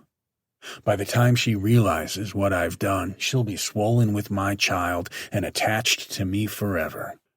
My cock comes to life at the idea, evidence of her belonging to me and only to me. There will be no question of it. Little bird, you will never fly away. Not if I can help it. Chapter 15. Bianca. I guess my daughter's too busy thinking about her important job to listen to her old man. I'm going to give myself whiplash swinging my head around so fast. Shit. I zoned out again. I'm sorry. What did you say? Are they working you that hard, sweetie? Dad's brows pinched together, an expression of worry overtaking his features. It's a look I've seen too many times. My heart breaks a little for him because all he wants is what's best for me. Even when he's being insanely overprotective, he just wants me to be happy. And I'm very distracted, though he couldn't possibly imagine why. He's waiting, staring at me from his side of the table, wearing his standard uniform of a dress shirt and tie. How many people have felt that heavy stare from the other side of a table down at the police station, I wonder? No, they're not, I assure him as I reach across the table and squeeze his hand. I'm just thinking. I didn't get much sleep last night, that's all. Is Lucas not treating you right? Because I can have a talk with him. I involuntarily flinch at the mention of his name. I have yet to tell Dad about the breakup. I don't know what's wrong with me. It's not a big deal or anything. I'm just worried he'll lose his mind if he finds out I'm staying with a man much closer to his age than my own. Things are... I blocked his number on Saturday after he called 10 times before I even opened my eyes, and stupid me thought that would be the end. I figured since he couldn't get a hold of me, he would have to leave me alone. That wasn't the case, because there he was on Sunday morning, waiting in line at the coffee shop when I turned around, a cup in hand. His icy glare of hate spoke volumes before he ever said a word. Having problems with your phone? He asked loudly enough to get the attention of a few customers. No, I replied in a chipper voice. The block feature works just fine. Somebody snorted, which must have embarrassed him enough to shut his mouth. I didn't even want to think about how he knew I'd be there, so I forced myself to brush it off. There are only so many things I can pretend weren't on purpose. Was it a coincidence that I saw him standing on the sidewalk just before walking into the building this morning? I don't know. He was leaning against a bus stop shelter, watching me with his arms folded across his chest, casually standing there, like he planned to catch a ride. He didn't say anything. His random appearances have freaked me out. My skin is starting to crawl. I blame myself partially, and Callum. He shouldn't have called him. Yes, at the time it was fun, and I spent the rest of the night buzzing off the high of knowing he put Lucas in his place. Watching him react to the phone call while Callum fucked me. The way confusion turned to indignation, then to rage. It was beautiful. The ultimate revenge fantasy. Now I'm not sure if it was worth it. Not if he's going to become a stalker. Are things all right between the two of you? Dad's question snaps me back to reality.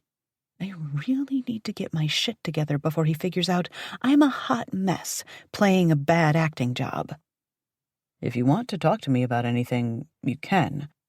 I know I'm not the easiest, and talking to your dad about boys is a bit of a fiasco, but I'm here for you. Actually, no. I can't tell him the whole story. Not yet. He needs the sanitized version of events. The dad version. I'm glad you asked because, no, things aren't going well. In fact, I think we're going to break up. He nods as if he understands. Finally, we're getting closer to the truth now. Panic bubbles beneath my cool exterior. What are you talking about? Do you know something I don't? Lucas stopped by the house yesterday.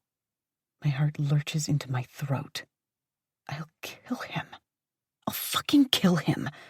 Now I wish I hadn't eaten anything for lunch. A sudden wave of nausea clings to my throat, causing bile to rise at the thought of Lucas telling my father anything. Explaining the breakup is the least of my worries. Would he be stupid enough to bring up the phone call? Or what happened in the club? I will die here and now. I will absolutely die. What did he say? I whisper, pushing the words out. He told me you dumped him a few weeks ago. He shakes his head, a frown appearing on his lips. I know you have a lot going on, and you're an adult, but I thought we were closer. Since when do you hide things from me? I wasn't hiding it from you, I lie, making sure to maintain eye contact. He's the master of reading body language. Then why not tell me? I don't want to scold you, and I don't expect you to share everything with me, but the two of you were together for a long time. It couldn't have been easy. Breakups are hard, especially first love. You shouldn't have to go through something like that alone. I know I'm just your dad, but I'd help however I could. Did he tell you why I dumped him? He grimaces, tapping his fingers on the table in a slow rhythm. Whenever a man says it was all a misunderstanding, it usually means it was not a misunderstanding, and he's just a cheating piece of crap. I smile. Well, he did it to himself. I figured as much, and that's why I told him to get the hell off my property and never come back. You did? Tears unexpectedly prick my eyes, and I laugh them off, blinking them back. What kind of dad do you think I am? I wasn't about to invite him in and crack open a couple of beers. He cocks his head to the side. He cheated on my little girl and broke her heart. He's lucky I didn't unload the shotgun on him as he ran across the yard. I'm glad you didn't. Nothing good would come from that. He's not worth the ticket or court fees. He waves a dismissive hand, snickering. When you know the people I know, none of those things matter. He sounds a little too much like Callum right now. I assumed he showed up because he wanted me to talk to you on his behalf. Like that was going to happen. I wasn't about to help him earn you back, knowing it wasn't a misunderstanding and he was just an idiot. I feel immense relief without that hanging over my head. Thank you for having my back. I always will, he reminds me. What we really need to talk about is where you're living. He said you moved out. Ugh, here we go. This is the exact reason I didn't want to tell him yet. I'm staying with a friend from school. Her roommate's gone for the summer, so I'm subletting. I'm almost impressed with how easily the lie rolls off my tongue. He takes a sip of coffee. What's your plan after that? I sit up straighter, glad to have a quick answer. Funny you should ask. I have an appointment to look at an apartment after work. It's not far from here, so I wouldn't even have to drive to work. I smile. It's a studio, so it's small, but I don't need a lot of room. I'd be happy to come along with you. You know how some of these landlords like to take advantage of young people, especially pretty girls like you. His heart is in the right place, which is why I don't roll my eyes. Dad, I'm not a little girl anymore. I'm an adult with a college degree. I have to do these things on my own. I know, he grumbles, frowning into his cup. That doesn't mean I have to like it, do I? The server comes our way with the check, which is a relief. The less time we spend together, the less chance there is of me letting something I shouldn't slip. Like mentioning the fact that I fucked Tatum's dad from behind one-way glass a few nights ago, while a couple hundred people partied below me. By the way, I tell him, while he hands over his card to pay. You look exhausted. Do I have to call your boss and tell him to give you some time off? He chuckles, but the sound is grim. Something's bothering him, and he won't tell me about it. It irks me, especially when he's always jumping on top of me whenever something seems off. But when it's the other way around, he can't be bothered to spare me a little honesty. His mouth tugs upward at one corner, and light flickers behind his blue eyes. Like I told you before, I'm on the verge of breaking something big. I'll tell you more about it once it's safe. That sounds serious. It is. Very. He goes to a dark place for a second, his gaze hardening. But just as quickly, he brightens up like nothing happened. I want you to call me as soon as you're finished looking at the studio apartment tonight. I want to hear all the details, including the location. Why? So you can have a patrol car parked at the curb day and night? You know me too well, sweetheart. What do you think? The building's burly owner stands in the doorway, leading out to the hall, thumbs hooked into his belt loops. I don't want to rush your decision, but I have 3 interested candidates who already looked at the place. I'm sure he does, but I also know this is a pressure tactic to get me to make up my mind. It's really nice, I tell him, and it's the truth. There are plenty of windows, so I'll get lots of sun, and the living space itself is bigger than I expected. The kitchen is compact, but the stove and fridge are brand new. The bathroom is a nice size and extremely clean. There's not a speck of rust or grimy grout. Of course, I'll need first and last month's rent up front, he continues. But I ran your credit application already, and everything looks good, so I'd have no problem with having you sign immediately. Now, I sort of wish I'd let Dad come with me, as childish as it sounds. I don't like feeling forced into this. I'm not the kind of person who's ever been able to make split-second decisions, at least not over something as big as this. Signing a year-long lease is a big step, and I've never taken it by myself. Can you give me till tomorrow morning? I ask, turning away from the windows in time to watch him scowl before he fixes his expression. I'll be in my office by 9. Good. I'll call you first thing in the morning. My footsteps echo off the new laminate floors as I cross the room and head for the door. The couch could go here, and my bed in this corner. I could buy a screen to partition it. Thank you so much for taking the time to show me the place. I really am interested. I just need to— You don't need to explain. I'll talk to you tomorrow. He locks the door behind us and follows me down the stairs to the busy sidewalk. Quaint shops with apartments on the upper floors line the opposite side of the street. A girl walks past with 2 leashed dogs, while a couple crosses her path, pushing a stroller. The little girl inside reaches for the pups, and everybody smiles, including me. I love the idea of living in the center of everything, being able to walk to the corner store, or to one of a dozen restaurants within a couple of blocks, seeing the same people every day and getting to know them. The commute to work will be way simpler. With all the good that comes with this place, it still has its cons. Living here means leaving Callum, and I realize as I say goodnight to the landlord that the thought of leaving him is what's holding me back. I could make it work here for a year. The problem is, do I want to? It's this or risk my friendship with Tatum. I know this is the safest way. The only option that leaves our friendship in one piece and their father-daughter relationship intact.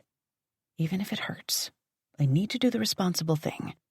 Being an adult means making tough choices, though this one seems to have made its own choice. What do you think? Are you moving in? My stomach clenches, and my heart takes off at a frightening speed when I whirl around and find Lucas sitting on the front stoop of the building next door. There's no way he's not following me. I shiver at that knowledge. He's dressed in a t-shirt printed with the gym's logo, so maybe he just came from work to spy on me. What do you want? I growl, because, damn it, I will not shrink back and let him scare me. And why the hell did you bother my dad? Can't you get it through your thick head that we're over? He has the nerve to look offended as he stands and brushes the back of his shorts off. I could push him into traffic and not blink. I should. With that attitude, I assume you don't want to hear what I have to say? What you have to say? I'm almost shocked at the audacity. Why would I care what you have to say? I throw my hands into the air with frustration. I listened to you for years. I bought every lie and every excuse. Every word that came out of your mouth, I heard. In my eyes, you hung the moon. Not anymore. I'm tired of listening to your bullshit. It's over. We're over. His lips purse like he just sucked a lemon. Good. Now he can be the wounded one. I guess you thought it was pretty funny on Friday night, didn't you? Who was that guy? He grunts, lowering his brow as he approaches.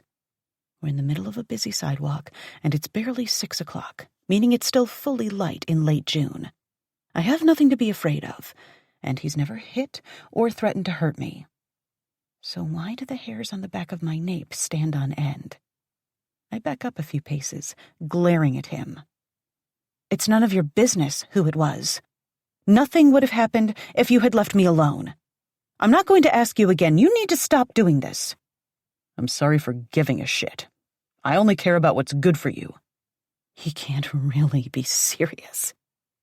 You're not any better of a liar than you were a boyfriend. His chest puffs out. I'm serious. Congratulations. It's about time you gave a shit, I snap, before barking out another bitter laugh. Because you didn't when we were together, and you know it. All it took for you to notice me or give a shit was for me to break up with you. This isn't funny. I'm fucking serious, Bianca. I can't believe how stupid I was. How did I not see him for who he was years ago? It's all so obvious now. The way he twists my words to make him the good guy doing his best while I'm the unreasonable one. You're right, I sigh. It's not funny. It's pathetic. For 5 years, it was fine for you to run around and have your own life while I sat around waiting for you.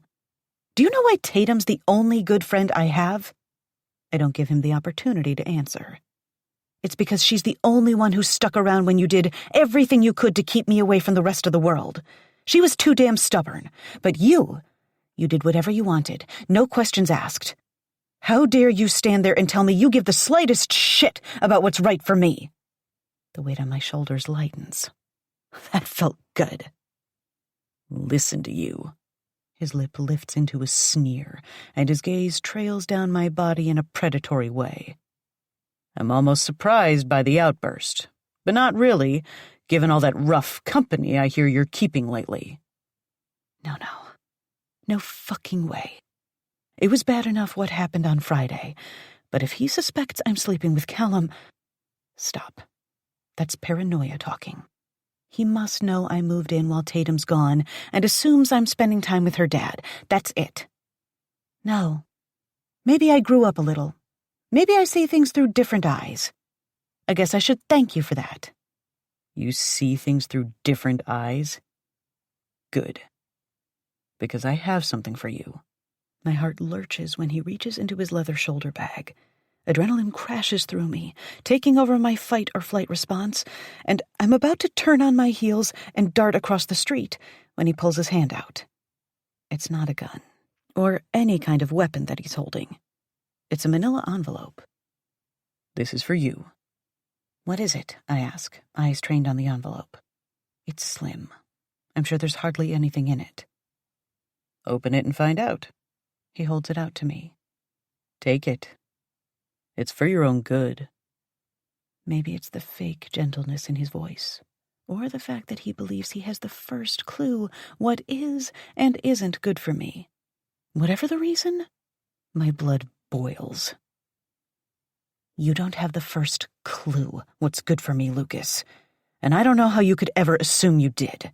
Irritation and wanting to get this over with makes me snatch the envelope from his hand, but I don't open it. Instead, I tuck it into my tote bag. There, I took it. Happy?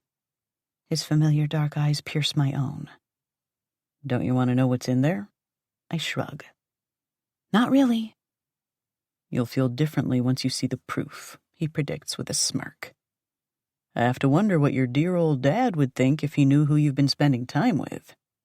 My boiling blood turns to ice in seconds. Only pride keeps me from pulling out the envelope and tearing it open. Get a life, Lucas. It's over. I'm no longer your problem. He has the nerve to look like I've wounded him, all sad and pouty. It's an old trick he's pulled on me 1,000 times. Don't you get it? I can't leave you alone. I don't care what you can and can't do. Leave me alone, or you'll regret it. I try to sidestep him, but he cuts me off, his firm body pressed against mine, trapping me in place. To my horror, he leans in, his lips inches from my own. No fucking way. Chapter 16. Callum. Rage. It rushes out of me like a volcano, all because of what I'm witnessing outside of the apartment building across the street from where I'm parked, waiting for Bianca. It's enough to suck the air from inside the car and tighten my chest until my heart's about to burst from the strain. Sweat beads along my temple, and my skin becomes tight. I'm going to explode. They'll find me here, dead of a heart attack or stroke, sitting behind the wheel across the street from where Bianca, my Bianca, nobody else's, ducks away from her ex-boyfriend's attempt at mauling her. He owes her his life for that. I'm not stupid. I know he wouldn't have stopped at a simple kiss, and then I would have had no choice but to end his miserable life. All that keeps me from firing off a bullet into the bastard's skull is the way she rejects him. I have the grim pleasure of watching her shove him away with both hands. The windows of my car are rolled up so there's no telling what she says, but her facial expressions are enough. She's disgusted, furious. She even flips him the bird before marching away, arms folded over her chest. Her lips are moving, and I can imagine what must be pouring out of her as she slams herself inside her car. Good girl, I murmur, breathing like I just finished a run. My hands are wrapped around the steering wheel when I'd rather have them wrapped around that son of a bitch's neck, squeezing until he goes purple and the light leaves his eyes. The idea is intoxicating, and I savor it like a fine wine while observing his reaction. He watches her every move while wearing a look of utter misery. That's the only reason I'm willing to leave him alive. I won't give him the mercy of death. I like knowing he's wallowing in the shit he put in place. The ignorant prick deserves to lie in the bed he made. If you're smart, you'll go home, I mutter, staring at him. You need to leave, shit-stain. Don't even think about following her. Even if it would give me the excuse to have him shot on sight for trespassing on private property, I doubt he would be that stupid, or I hope not. Then again, he was brainless enough to cheat on the most perfect creature to draw breath, so I suppose he's capable of anything. You fucking hypocrite. My skin prickles, thanks to a reminder from my seldom-used conscience that I'm no better than him. Here I am, warning him against following Bianca after following her myself. She told me this morning she'd be looking at an apartment tonight, like it was nothing, like she wanted me to be happy for her. There I was, assuming we'd settled that. I was expecting her to move in permanently. My fists clenched tight when she said it, but I doubt she noticed. She might have chosen differently if she had the first clue of what her announcement did to me. How I instantly saw her in my mind's eye, tied to my bed, locked behind a heavy door, at my beck and call.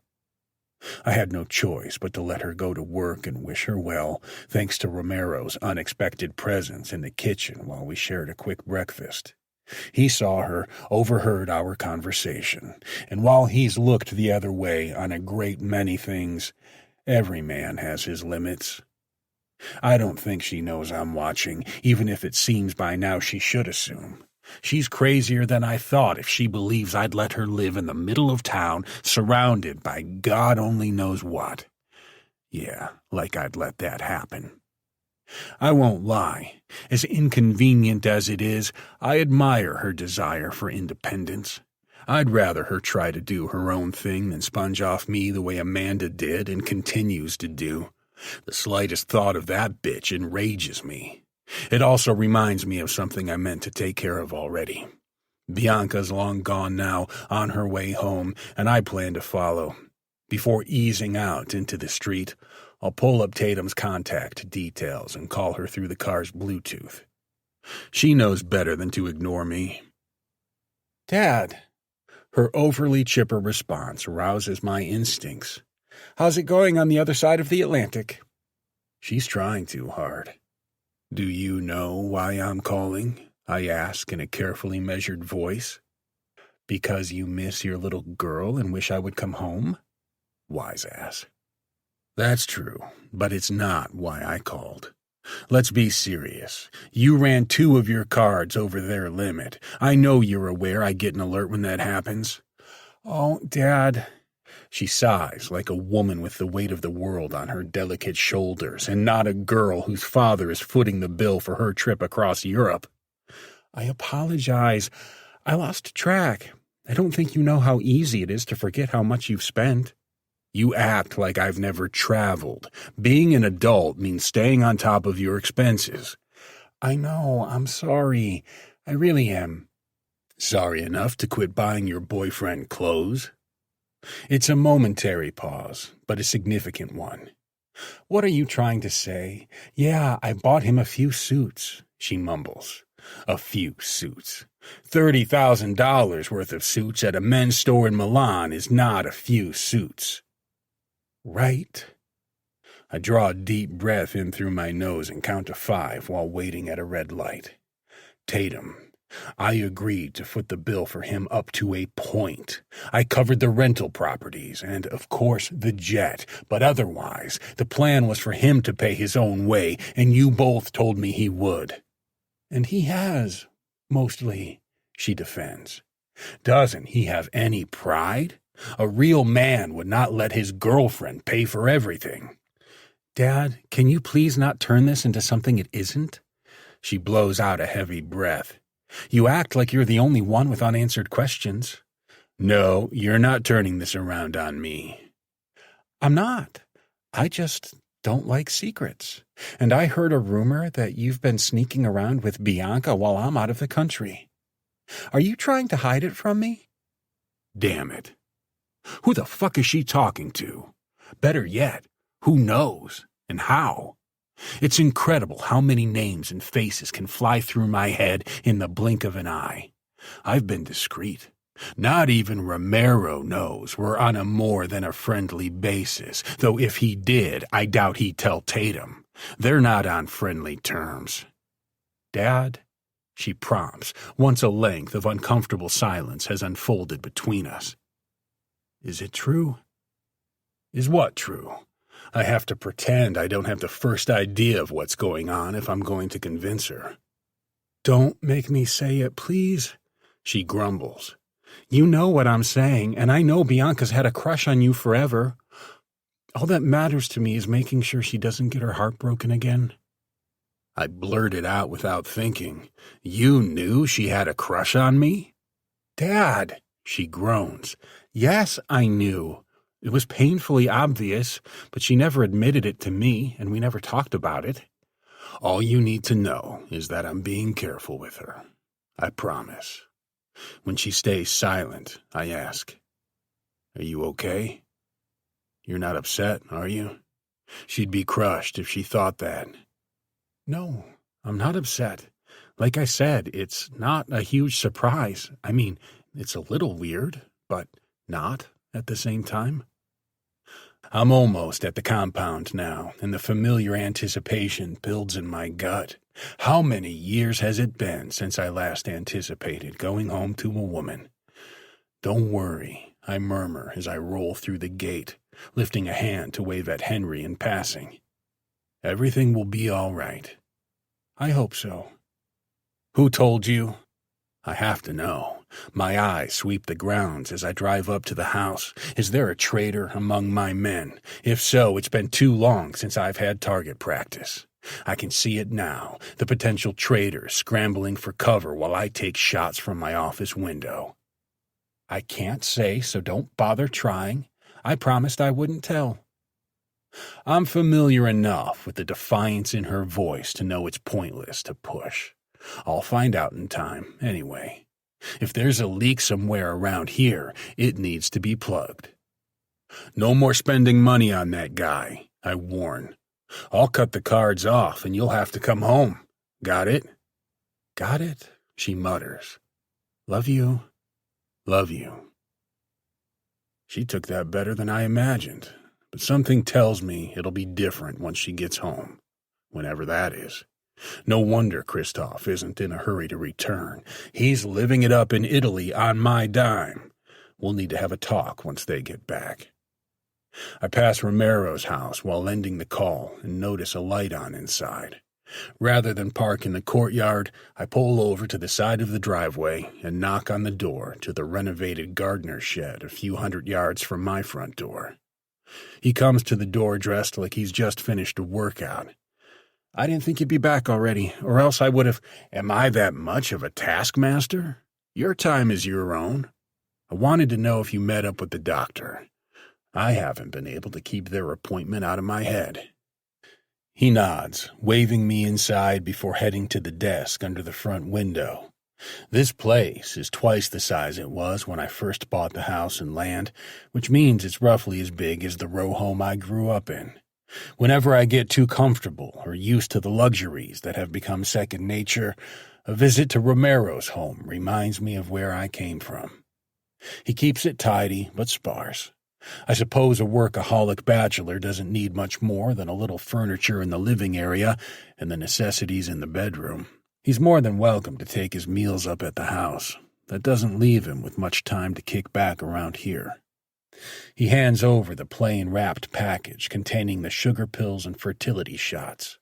Nothing about his attitude tells me he has the first clue what's inside, and even if he did, Romero knows better than to question me. I don't pay him for that. He was extremely grateful for the fee.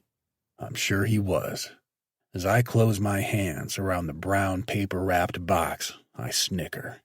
I made a point of paying double the usual rate this time around. Thanks for taking care of this, and for not asking questions, but discretion is the name of the game, and that's one thing I can always count on from him. Before I can head up to the house to switch out my little bird's birth control the way I've looked forward to for days, he holds up a hand to stop my retreat. One more thing. I got a call from Jack Maroney down in Miami. Fuck me. This isn't good. Maroney is my main go-between there. I knew that shipment issue would come to bite me in the ass. No, it isn't that. He wants a meeting and says he has a business proposition to discuss. Somehow, that's worse. Let me guess. He wants to marry his son off to Tatum and unite the families. It's not the first time he's come to me with the idea. His dark brows draw together over narrowed eyes. Is that something you would consider? What? Arranging a marriage for my daughter? When I laugh it off, he doesn't join me. His features remain cold and stoic.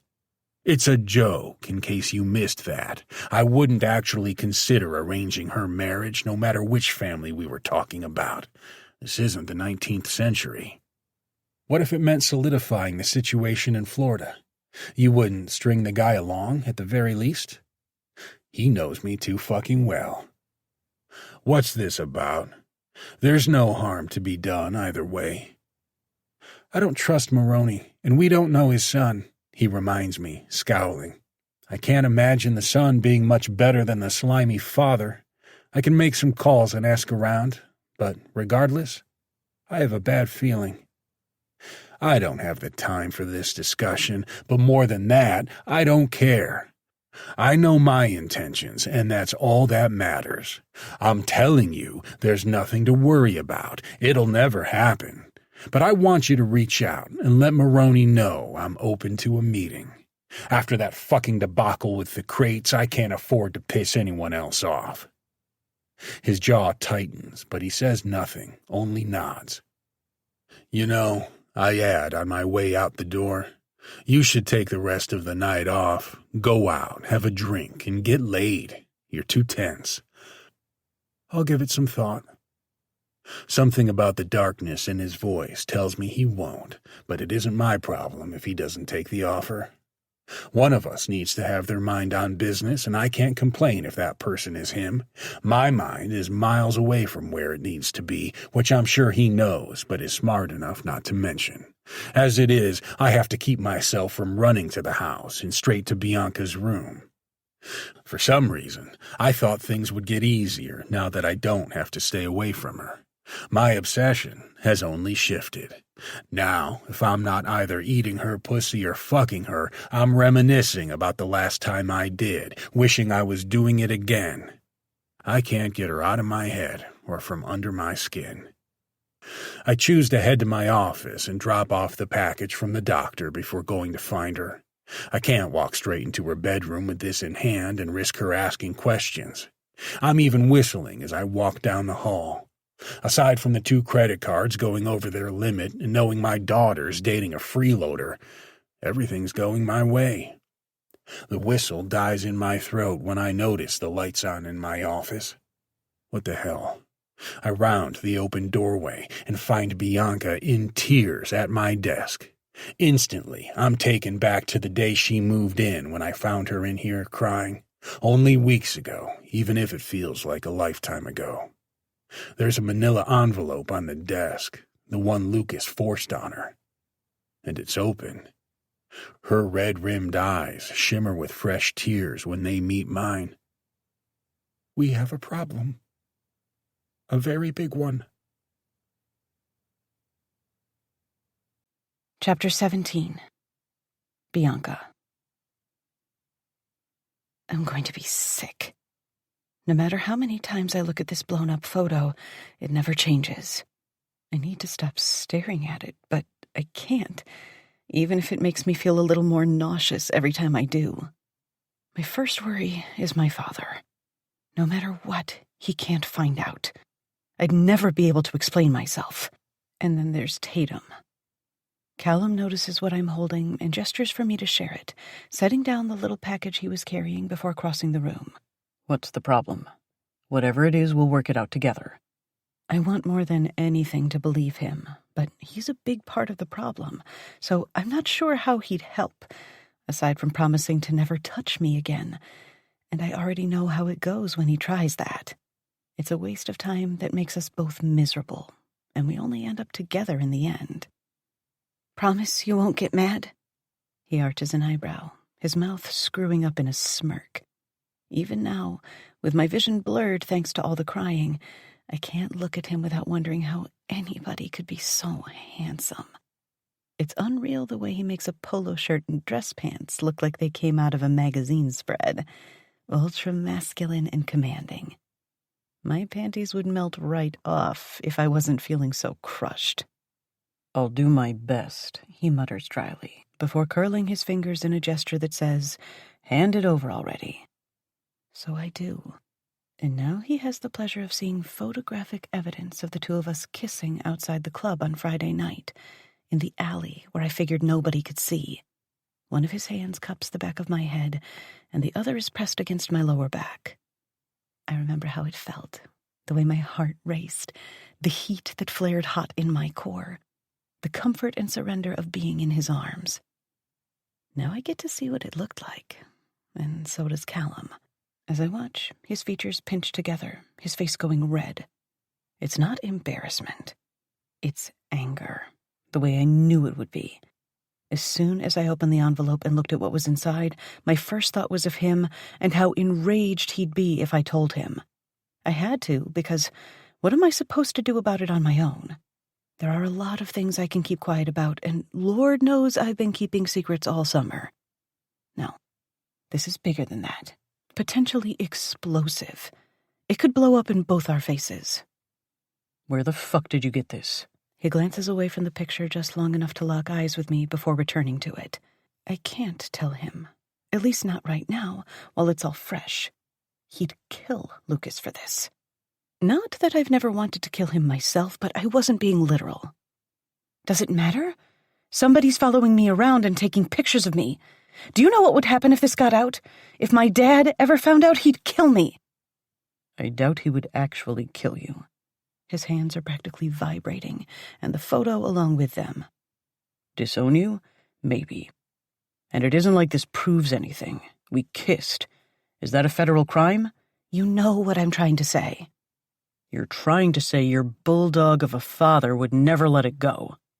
My heart shudders at the nastiness in his voice. What makes you say it that way? He lifts a shoulder. From what you've told me about him.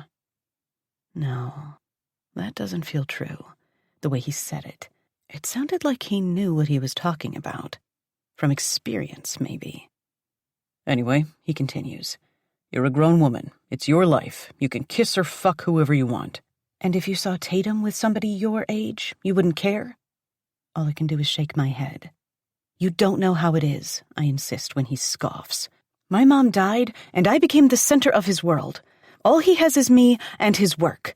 He would go on a rampage if he found out I was with you. Finally, I have no choice but to say it. And he might make life miserable for you, even if I beg him not to. The light in his eyes dims, and darkness takes its place. Now he gets it. What I didn't want to say, but where my mind went immediately upon seeing the black and white image. If my father wanted to get revenge, he wouldn't have to try hard to interfere in Callum's professional and personal life. His nostrils flare and his jaw tightens, but he keeps a hold of himself. He would do that? Are you kidding me? In a heartbeat. I came here because, even though I was afraid I wouldn't be able to stay away from you, it was still a better option than moving back home. He means well, I add, because I feel like I have to. Otherwise it's like I'm being ungrateful, disloyal. He would be that vindictive? That's not the only problem we have. I don't want to talk about my father anymore. I don't like the look he has on his face. The tension grows between us, and all it's going to take is the strike of a match to make him explode. Somebody is following me, and I'm scared, Callum. I hate the anguish that fills my voice. I don't know what to do. I think I need a drink. He's holding the photo in one hand as he crosses the room and pours a drink with the other. As he does, I watch the photo crumple in his tightening fist. So that's how she knew, he mutters, his back turned to me. Who? What are you talking about? Instead of answering, he takes a long gulp from his glass. I don't think it's you the photographer was following, if that makes you feel any better. My heart shudders. What do you mean? Are they following you? Why is somebody following you? My ex is a vindictive, greedy bitch, he spits. I can't help wincing at his bitterness. Tatum's mom? His head bobs up and down before he turns slowly. I wouldn't want him looking at me the way he now stares down at his clenched fist, holding the crumpled picture. Things have been bad for a long time. She'll do anything she can to get money out of me. Even have someone follow me around, it seems. So you think this was her? I don't, because I know where the picture came from. It was Lucas, not Amanda. But I don't want to tell him that, so I'll play along. And it wouldn't be a bad idea to know what we might be up against from her, too. It's exactly the kind of thing she would do. The grim certainty in his voice tells me his mind is made up. But why? It's a long story, having to do with how much money she can squeeze out of me. He seems to find this funny, since, out of nowhere, he laughs. Why didn't I think about that? Like she wouldn't do everything she could to have leverage over me. He shakes his head, still snickering. I have to give it to her. She's a clever bitch. I don't feel super comfortable with him using that word, but I don't feel comfortable asking him to stop either. We have bigger problems anyway. Even if they were following you and not me, I still don't feel any better. Is this what happens all the time? Am I supposed to look over my shoulder wherever I go? I don't think it's that serious. Maybe not for you. You're used to it. But I'm not asking for any of this. I only want to be with you. Does that mean having to live with your vindictive ex-wife and people spying on me? And all the other things he threatened me with weeks ago. Things I don't want to think about now. His brows lower over stormy eyes. What are you trying to say? You're afraid to be with me? It isn't you I'm afraid of. Not exactly true, but I want to believe I'm safe with him, even if most people aren't. It's all the people around you. I can take care of anybody. Don't you know that? I don't know what I know anymore, I confess, with tears threatening to choke me. I only know that if my dad finds out about us, that's it. He will do everything he can to make you miserable. I know it. I can handle him too. He finishes the thought with a snort, like it's funny. Something about the way he says it. Or maybe it's the darkness in his eyes, that flat, blank look. I don't want my mind to go in the direction it's taking me, but I can't pretend the question doesn't exist. Speaking slowly, I ask, you wouldn't do anything to hurt him, would you? Because that would kill me. His head snaps back like he's surprised. Do you think I'm a monster? What a loaded question. No, but... But? He snaps. Tell me. You think I'm capable of that? I don't know what to think anymore. That's the problem. I haven't had the first clue since this craziness started. My heart tells me one thing, my brain tells me another, and my body is in a constant state of longing for him. It's amazing I can get through a day. Suddenly, I'm crying again. Big sobs that make my shoulders heave while I cover my face with my hands. It's embarrassing the way I can't get a handle on this. I don't know. I don't know anything anymore. I'm scared of what this means. Hey. There's regret in his voice when he crouches in front of me beside his desk. This might be the first time his touch has ever failed to light me up inside. The presence of his hands on my thighs is comforting, but I'm too upset for it to mean more than that. This doesn't have to mean anything. It's just a picture from your piece of shit ex, who I'll gladly pay a visit to if it makes you happy. I lower my hands from in front of my face as the idea sinks in. It doesn't sound half bad. Lucas needs to figure out once and for all that I don't want anything to do with him. And nobody knows better than me how scary Callum can be when he puts his mind to it. So why is there a red flag waving in the back of my head? Something about the idea is all wrong, but I can't put my finger on it. Until our eyes meet, his shining with hatred and murderous intent. That's when I get it. I push the wheeled chair backward away from him. How do you know that? I whisper. Know what? Where are you? Lucas. My legs are watery, but I force myself to stand. How did you know he gave me that picture? What are you hiding? He stands, his eyes never leaving me. Eyes now burning with the sort of intensity I've seen before. Intensity that doesn't usually mean anything good. Let me explain myself. What is there to explain? The panic building in my head makes it tough to think straight. He was following me, spying.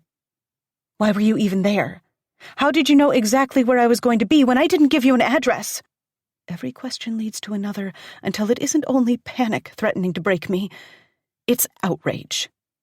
Would you take a breath and let me— No, I snap, though I regret it when his eyes bulge. He's breathing hard, barely controlling himself, and all it took was being questioned. Something as simple as that, and he's ready to explode in rage. Backing away toward the door, I make up my mind. I'm signing the lease on that apartment tomorrow. This was all a mistake. Bianca. He throws his hands into the air. Hands I'm afraid of again. He was stalking me. What, you thought I was going to let you live just anywhere? If you're this determined to live on your own, I could afford a much nicer place in a guarded building. I followed you from work. Big deal. You can't expect me to sit back and let you march into trouble. This isn't the first time I've imagined living in a cage, is it? I didn't realize how right I was. Now, I see it all. You're just as bad as my father, trying to control every part of my life. It's hard to breathe once the full weight of this sits on my chest. I've exchanged one cage for another. He's never going to see me as my own person, someone able to make my own choices. I will always have to follow his rules, always knowing there's a chance he's watching, judging, waiting to punish me for going against him. I won't live that way.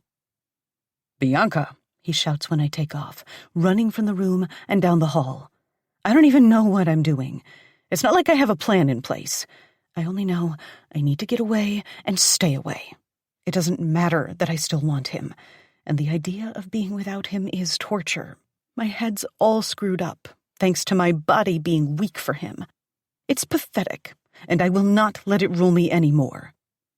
You will not leave this house. He's close, running behind me, and it's sheer terror that makes me sprint madly for Tatum's wing. Bianca, get back here. Where do you think you're going? Away from you. Anywhere but here. I slam the door to her wing and lock it before fleeing for the bedroom. I don't even need that much. I'm in such a blind panic, so desperate to leave, I should have run straight for the car instead. I'm not exactly thinking clearly.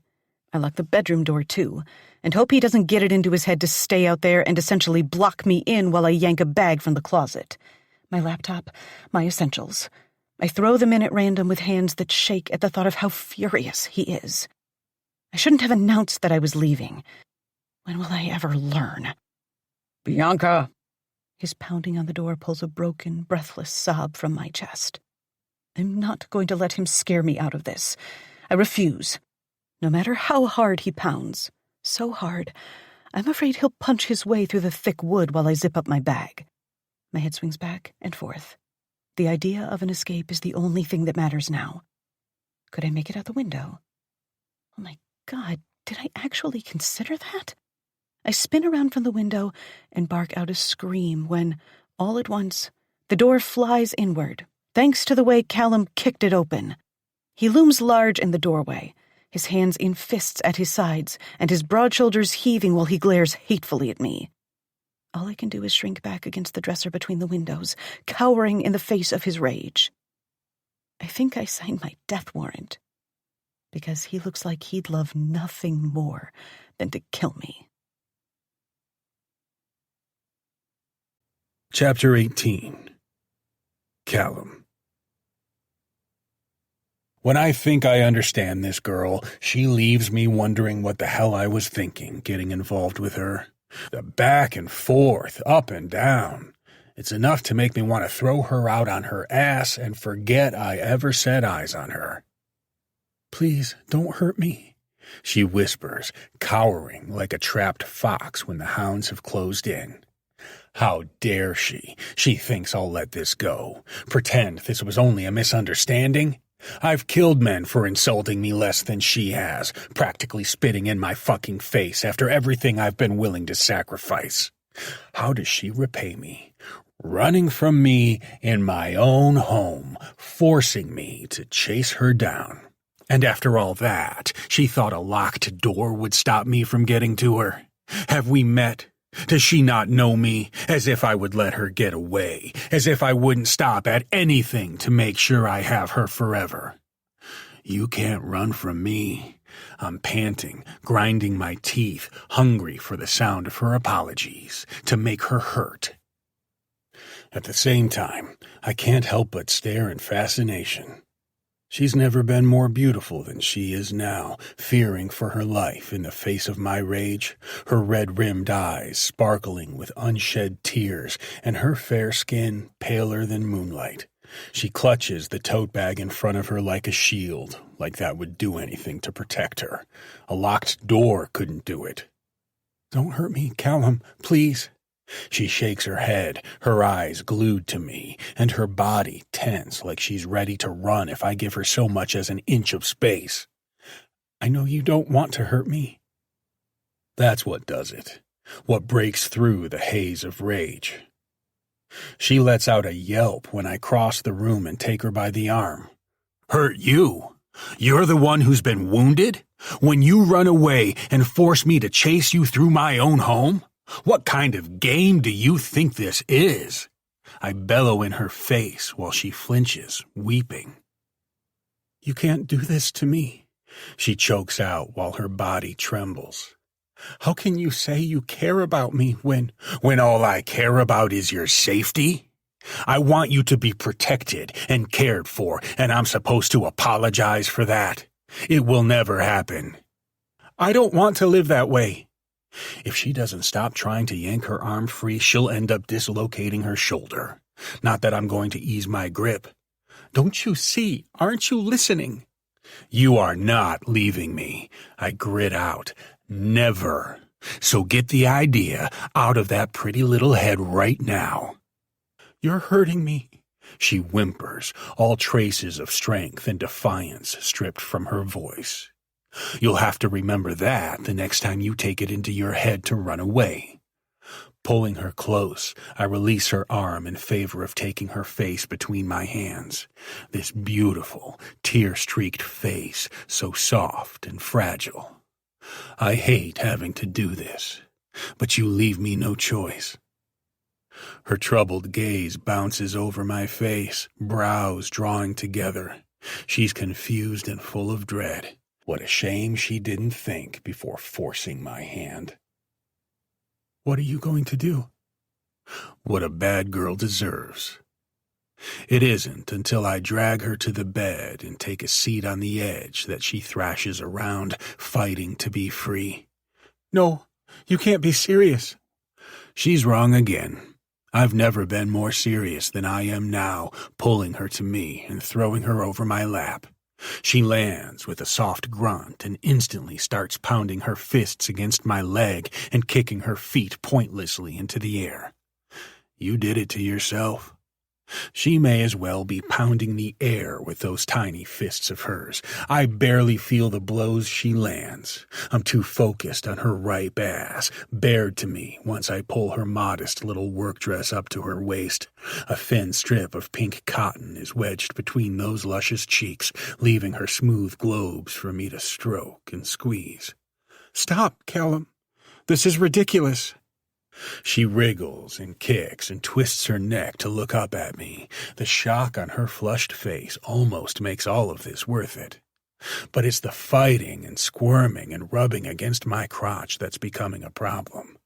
Nothing I can't handle, but if she doesn't let up, I won't be able to get through this without being distracted by other needs. If I didn't know better, I'd think you were trying to get me hot, so I'll forget about your punishment. I run my hand over her soft ass, and my dick twitches in response. Is that what you're doing, little bird? "No, damn it. Let me go." Not until I'm satisfied you've learned your lesson. She shrieks at the sharp crack of my hand against her cheek. Like magic, a red print in the shape of my palm appears. I'm not going to stop until your entire ass looks like a fucking boiled lobster, so you might as well stop fighting. With my forearm thrown over her lower back, I smack her again and savor her pained cry. And the way her cheek bounces, it's hypnotic. "Stop, please." The fighting is getting weaker, not that it did any good. "You're hurting me." That's the point. My palm stings, but I keep going, counting the strikes as they land. 5, 6. "I get it," she sobs, flinching. "Enough, Callum. Enough, please." You don't like taking your punishment, huh? Instead of bringing my hand down hard in a slap, I choose instead to apply feather-light pressure with the tips of my fingers until she squirms and moans helplessly. Her skin is hot under my touch. Considering what's now soaked through her thong and leaked onto her inner thighs, I don't think the heat comes from my slaps alone. What's this? I whisper, sliding my fingertips over a slick patch of skin. I must have been wrong. I'm supposed to be punishing you, and you're dripping like a leaky faucet. Her silence speaks volumes. What? I taunt, stroking her inner thigh. Embarrassed? Please. It's barely a breath, her body tensed and still. Please what? Please keep getting you hot? It's almost enough to make me forget where this started. I can't focus on punishment when the fragrance of this sweet pussy is threatening to make me forget my own name. That's not what I want. She's not fighting to get off my lap, though, and all the fire blazing in her voice has cooled. I think you're lying. She writhes pitifully when I stroke her red skin again. It's ultra-sensitive and throbbing now that the blood has rushed to the surface. Lie to yourself all you want, but don't lie to me. Never to me. All she can do is whine and moan, trying like hell to get away. I can't. Please. Can't what? My arm is an iron bar across her lower back, holding her in place. This is better than spanking, a deeper torment. No matter how much she wants to deny it, she can't control her response, and it's killing her. Nothing in the world could stop me now. I can't take it. Her voice rises in pitch until it's a needy whine. Please, I can't. You should have thought of that before you forced me to chase you. My blood's humming, and my cock is steel. She insists on rubbing against it with every desperate wiggle of her hips. I'm not only torturing her, we're both suffering. I'm sorry. She bucks her hips, but it does no good. I don't believe you. And if I give her what's now dripping into my shorts, it's the same as rewarding her for that defiance. But I don't know how much longer I can keep from taking her. The scrape of my short nails over her welt-covered ass makes her scream, and the sound only adds to the pleasure building in my balls. Keep screaming, and I'll fill that mouth, I warn. I have to raise my voice to be heard over her guttural moans. You're killing me, she sobs.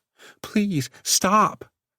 Not when I have her like this, so ramped up she's about to melt down in my lap. When I pull aside the skimpy cotton thong and bare her bald pussy to my greedy eyes, the sight of fresh juice oozing from her slit leaves me no choice but to slide 2 fingers deep into her cunt. I need to get to the source of that sweetness and feel her muscles fluttering around my digits. Oh, God. She lifts her ass to meet my strokes, grinding her hips. Watching her break down is fucking beautiful, making her forget every reason she ever thought this was a mistake. Callum, oh God, yes. My hand is a blur, knuckles pounding against her while my fingers invade her roughly. The sloppy wet sound mixes with her throaty cries in an erotic symphony that leaves me breathless, grunting and grinding my teeth because, fuck, she is so ready for me. I shouldn't let you come. My hand goes still, and she lets out the loudest scream of all, anguished and furious. No! Her ass bounces like she's trying to force my fingers deeper. No? You don't want to come? Yes, I do. You're confusing me. You should learn to be clearer. Her misery only sweetens all of this, the way she moans and whines, especially once I withdraw my fingers, now shining with the evidence of her excitement. I'm as helpless as she is by the time I raise them to my nose and inhale deeply, sucking her musky essence into my lungs. It isn't enough, even when I lick her nectar from them and savor the taste. I'll never get enough of her. She's still moaning in misery, hanging on the line between arousal and release when I lift her from my lap and throw her face down across the foot of the bed. Why should I give you what you want? Please, Callum. When she pushes herself up on her palms, I slam her down again, a hand between her shoulder blades.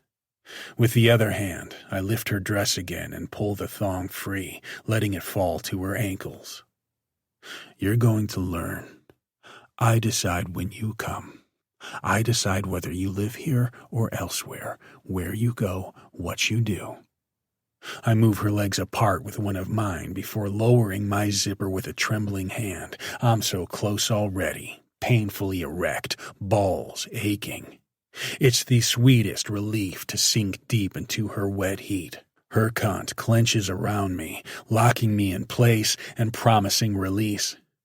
Repeat what I just said. My thighs slam against hers. I decide. You.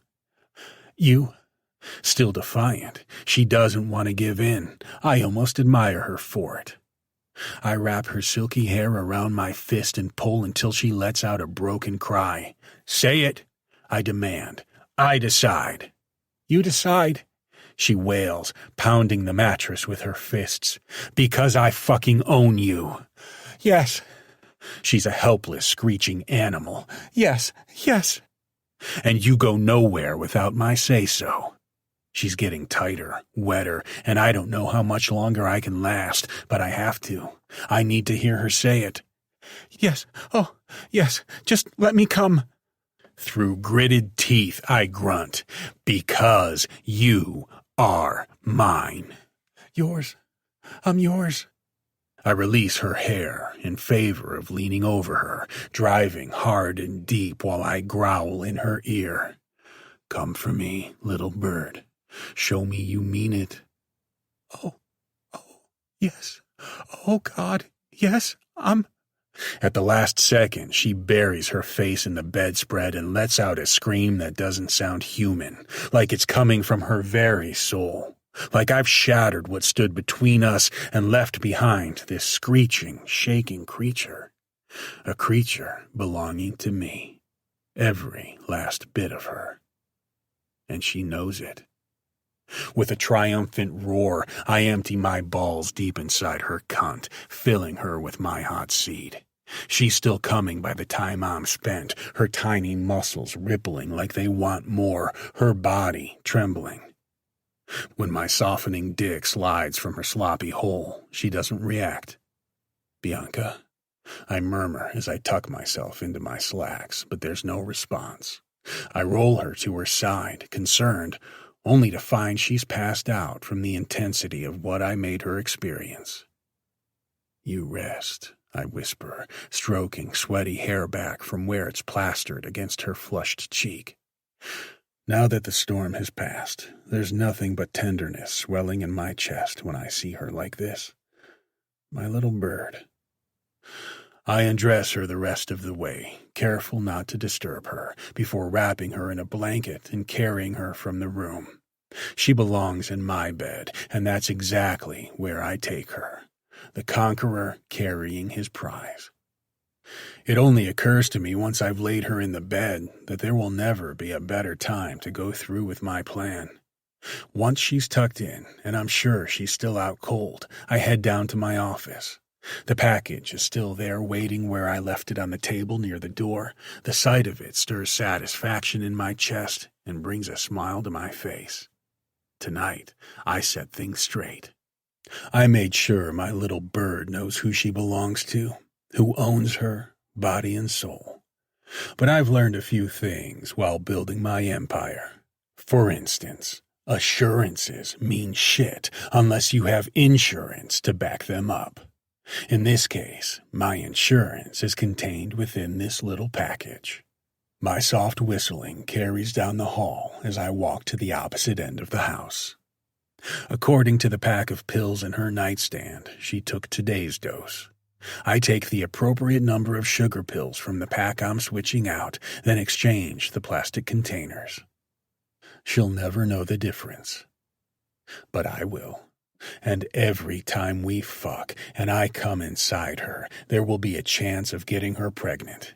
The idea gets my pulse racing. I wonder how long it will take. A young, healthy girl like her should have no problem conceiving. Though there's still the extra matter of the fertility drug to seal the deal. The syringe is already filled, and when I return to my bedroom, Bianca is still asleep. There's nothing to do but pull the blankets back and reveal her naked body. She's on her side, curled in a ball with her hands tucked under her head. So peaceful. Even the prick of the needle in her ass does nothing but make her stir, mumbling in her sleep. "Everything's fine," I whisper as I push down on the plunger. "You have nothing to worry about, little bird, because you're mine. And nobody gets in the way of me taking what's mine. Not Amanda, who wants what she didn't have to lift a finger to help build. Not Lucas, who only thinks he can get back what he so stupidly tossed aside. I'm going to make everything perfect for us," I murmur as I stand by the side of the bed. "For us and our baby."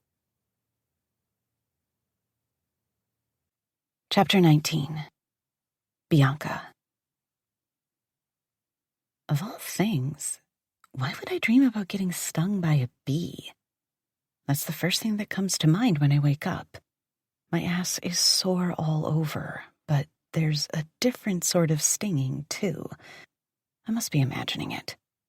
I don't know where I am right away, and I'm afraid to open my eyes. Why am I afraid? There's dread weighing on me, tapping the back of my mind when I'm still half asleep, warning me. It doesn't take long to figure out why once it all comes back.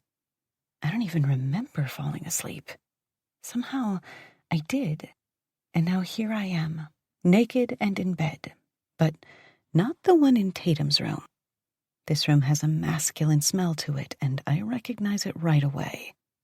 He brought me to his room, and he's next to me. I hear him typing away on his laptop.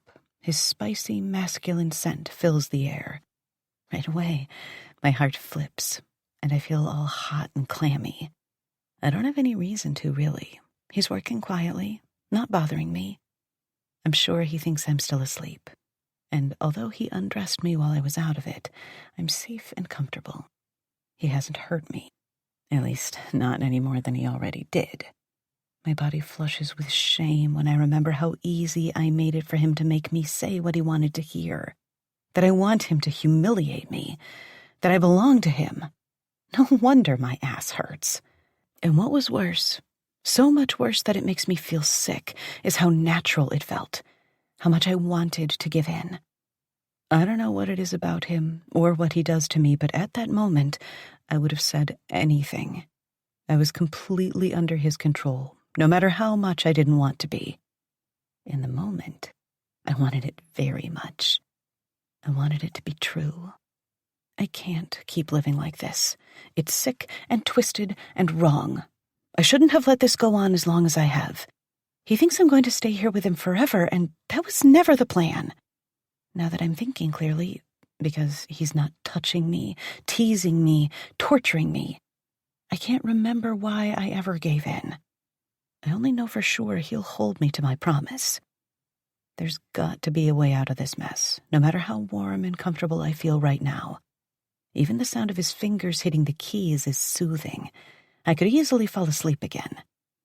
But I won't do that because I have too much to figure out. I can't give up on myself, which is exactly what I'd be doing if I let myself fall asleep in these luscious satin sheets and act like there was anything right about what happened. It's always going to be this way. I can't live like this. Who could? I never know what he's going to say or do, the mood he'll be in, what stupid little thing I'll do that will set him off. This is wrong, and I don't want it. But I can't lie to myself. I still want him. I'm not proud of it, but I can't pretend otherwise. My whole life could depend on whether I'm honest with myself now. I owe it to myself to be honest. I know you're awake. Damn it. At the sound of his voice, I tense all over, which I'm sure only proves what he just said. I yawn loudly, like I just came to, before opening my eyes and rolling over to face him. The room is pitch black except for the glow from the laptop that lets me see him sitting with his back to the headboard, bare-chested, and maybe naked under the blanket pulled up to his waist. And here I am, staring at his body and the tattoos on his biceps and chest. He's a work of art. A twisted, unpredictable, violent work of art. "What time is it?" I whisper. My voice is hoarse, and right away I remember screaming like a banshee earlier. I'm so ashamed of myself for acting the way I did. 1 o'clock. I was out for hours. No wonder my stomach's growling. "I'm going to go down and get something to eat," I whisper as I sit up. "Can you give me something to wear?" No need. He doesn't even look away from his screen, only jerking his chin in the nightstand's direction on my side of the bed. I brought food in for you. Yes, he did. A banana and a couple of protein bars, a packet of trail mix, and 2 bottles of water. If I was feeling really suicidal, I would make a snarky comment about the feast he prepared. I think I'll keep it to myself. I'd better go put some pajamas on. Why? You're fine the way you are, and you're staying here with me tonight. Like it's a done deal. Like his word is law. I had work to do when I came home tonight, you know. You don't have to worry about that anymore. The pit in my stomach is expanding with every word he says. I don't think I'm so hungry anymore. "What do you mean by that?" I whisper, even though I'm pretty sure I already know. You don't have to worry about your work anymore. You don't have to go. His fingers never stop moving as he speaks. Calm. Be calm, don't react. But how can I not? He's sitting here, deciding about my life without bothering to ask for my opinion. He can't even be bothered to stop typing. Digging my nails into my palms keeps me from reacting, but only so much. At least it stops me from panicking. I need to take a deep breath and let it out slowly before saying another word. "I don't understand.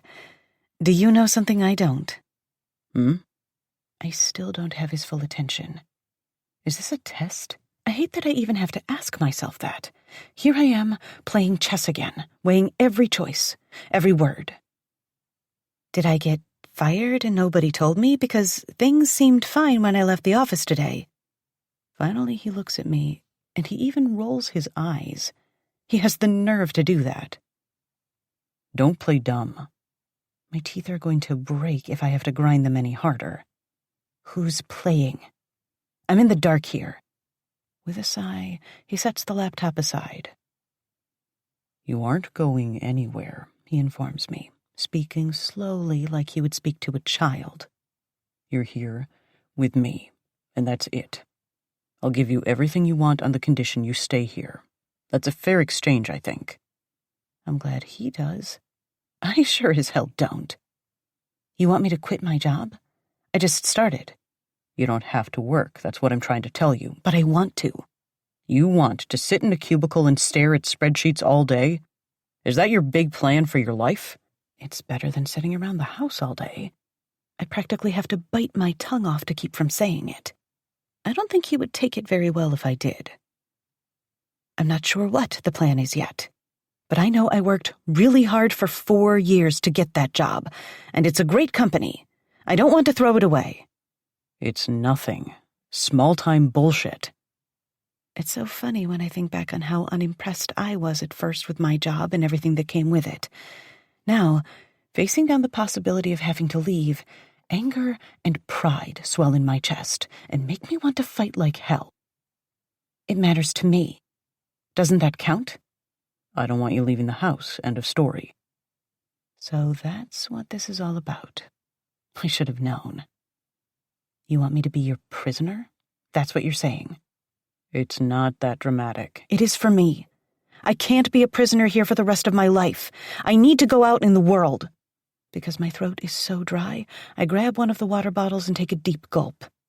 It isn't easy to keep my hand from shaking and spilling all over the place. How can I trust you? You throw it in my face that you want to turn your back on everything I'm offering, and you expect me to trust you to come home tomorrow after work? That's just it. The more he talks, the better I understand his thought process, and the more determined I am to never step foot in this house again after I leave. Already, there's a plan taking shape in the back of my mind. I'll pack my things before going to the office, and I'll have Tatum bring them to me after she gets home. Otherwise, I'll carry my necessities with me to work. I'll sign the lease, and then I'll go to Dad's and work everything out from there. Well, Callum lifts an eyebrow. What am I supposed to do here? You really want me to stay here with you? I grab one of the protein bars, hoping it will settle my stomach, which is now doing backflips, and not in an exciting kind of way. That's just the way it has to be. Don't you see? This is where you belong. It makes me want to scream how matter-of-fact he can be, even when he's saying the craziest things. But don't you want me to be happy? You would be, if you would let me make you happy. I'll never be happy unless I have some freedom. You can roll your eyes all you want, I add when he does just that. That's not going to change, and I don't think you would like it if you found out somebody was forcing Tatum into doing what they wanted. Do not throw my daughter in my face, he growls. I only want you to understand what I'm thinking. Please, let me make some of my own choices. Give me the freedom to come and go, and you'll just have to trust me. The words threaten to stick in my throat, but I force them out. He's fighting with himself, scowling, his jaw going tight. I have to fight off the impulse to beg and plead. That will not get me anywhere. I want you home immediately after work. No excuses. I promise. I lie. My heart's hammering, and I'm sure he'll be able to see my thoughts written on my face, but it doesn't seem that way. He's pretty calm and even-tempered. The complete opposite of the way he was earlier. I wish I hadn't made it so easy for him to get what he wanted, but it's like I can't resist him. And that's why I have to get away for good, because when we're together, there is no denying how I crave him. Fair enough. But stay with me, he adds as he stretches out, welcoming, demanding me with his open arms. You're sleeping here. I'm almost too happy to agree. I did it. I faced off with him, and I came out on top. How many people have been able to say that? I wish it didn't feel so good to lie in his strong arms. I wish it didn't hurt so much to imagine never doing it again. I can do this. I'm going to do this. I only wish I didn't feel like I have to look over my shoulder the whole time, like Callum's going to jump out from behind a trash can or something. I can't trust him not to follow me around, and he expects me to give up almost everything. I can't do that. I won't. Even if it means I can't be with him. The way it has all morning, the thought makes me feel sick. Why does he have to be the way he is? There's a difference between being sexy and commanding and telling me what I can and cannot do. He might have relented for now, but I'm understanding the way he thinks. He'll find another way to control me. Now I'm supposed to learn to live without him. I hate him for putting me through this. But not enough to walk into the building and up to the apartment I plan on leasing. I was just fine getting here and walking up to the front stoop, but this is as far as my feet want to carry me. It's just a lease. I can do this. No, I need to do this. But what happens when Callum shows up? Because he will. I didn't think about that before. He knows where this place is because he basically stalks me. He'll come looking for me before long. If he doesn't tie me up and throw me over his shoulder, he'll find some way to convince me to come back. And then what? I'm stuck with a lease on an apartment I don't live in. Who are you trying to kid? I hate the know-it-all voice in my head that sounds like Tatum because she's right. I'm kidding myself. I don't want to live on my own. I don't want to sneak away from Callum. The thought of it makes my eyes threaten to well up. I need him. I wish it wasn't true, but I can't change it. I've been in love with him for years, and it didn't matter how many times I told myself how wrong it was to feel that way, how he'd never feel the same, how he didn't even look at me as an adult. It was impossible to forget him before. How am I going to do it now that I know I was wrong about the way he saw me? I'm not. That's it. I'm never going to forget him. I'm going to be miserable for the rest of my life. Maybe there's a way to make things work. I can't believe I'm thinking this, but now that the idea has wiggled its way into my brain, there's no getting rid of it. In fact, I'm relieved. I don't have to live without him. I didn't really want to give up and run away. I'm not a runner. I stick around and work through my problems. I mean, it took 5 years to give up on Lucas, and he had to force me into it. This is going to be different. Better. It just has to be. My heart feels lighter than it has all day when I back away from the stoop, determined to go back to Callum after work and set some ground rules. We need them if this is ever going to work. He came around last night when I told him how important it was to keep my job. That means he's not totally unreasonable. I might be telling myself what I want to hear, but I don't care. I'm happier with him than without him. That much I know. We'll find a way. I'm so busy convincing myself of this as I step off the curb that I don't hear the car coming straight for me. Not just coming, speeding up. It hits me, and I hit the ground, and everything goes dark. Chapter 20. Callum. Boss. The sound of Romero calling for me out in the hall is what breaks the resolve I've barely been able to hang on to once 5:30 came and went. That was more than a half hour ago, and there's still no sign of her. She lied to me. She fucking lied to my face when she said she'd come home after work. I'd get a phone call if there was traffic or some emergency, unless she was trying to avoid me. Which means that's exactly what she's trying to do. She's too responsible for this to be anything but deliberate. I'm already halfway to the door before I bellow in reply. What the hell do you want? He was on his way across the hall and now falls back a step. I had a handful of contracts for you to look over, the new shipments. He extends a handful of folders. Folders I ignore. I don't have time for this shit right now. The damn things could be written in Sanskrit and I wouldn't notice. I can't care about anything but Bianca. Why isn't she here? Why hasn't she called? Did she make a fool out of me again? Because I believed her. I did. I was sure she'd come back. Because she's mine. She is, isn't she? Fuck! What?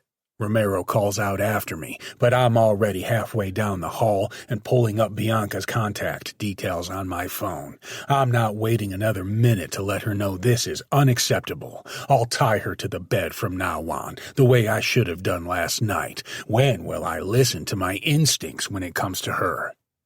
Her phone rings once, twice, while I march to her room. I don't have the first idea what I'm looking for, though I can't help wondering if she figured out the switch I pulled with her pills. No, that's impossible. The packaging is identical. I didn't leave anything out of place, either. So why didn't she come home when she said she would? The answer is obvious once I find the 3 packed bags she left in the bedroom closet. There's nothing I can do but stare at them, while the rushing of blood in my ears deafens me to everything else but the burning rage that's about to make me burst into flames. The evidence of her plotting against me is sitting right there. She hardly tried to hide it. Did you think it would be this easy? I ask her voicemail, since that's the closest I've managed to get to speaking directly to her. You think I won't find you? Think again. And when I do, we're going to have this out. It isn't good enough. I need her in front of me now.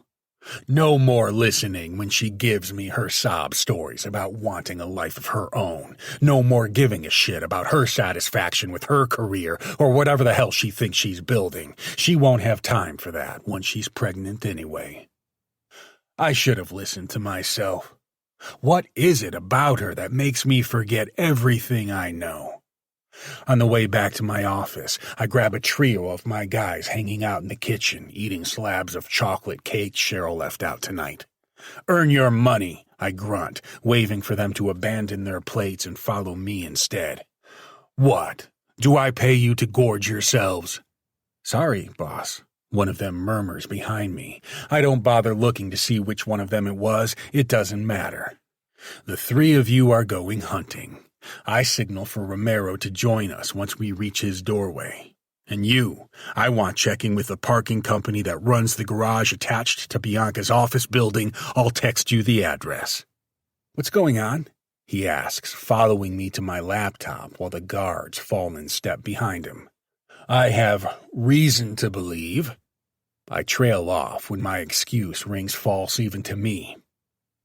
"Bianca hasn't come home from work yet, and we're going to find her and bring her back."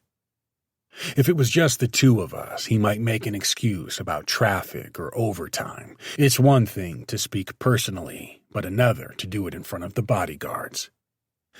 "You've all seen her car?" he says, turning to the men while I send him the information he needs. "The 3 of you will begin at her office building, then spread out." Something else occurs to me, something that makes my stomach churn. "And Romero, I want you to head to another address, because I'm starting to believe she may have signed that lease today after all. She could be there. She could also be at her father's house. Should I send him there? Do I dare open that can of worms?" One guy snorts while I'm still digging through contact information. "I didn't know we'd end up babysitting tonight." I raise my eyes, staring daggers at him.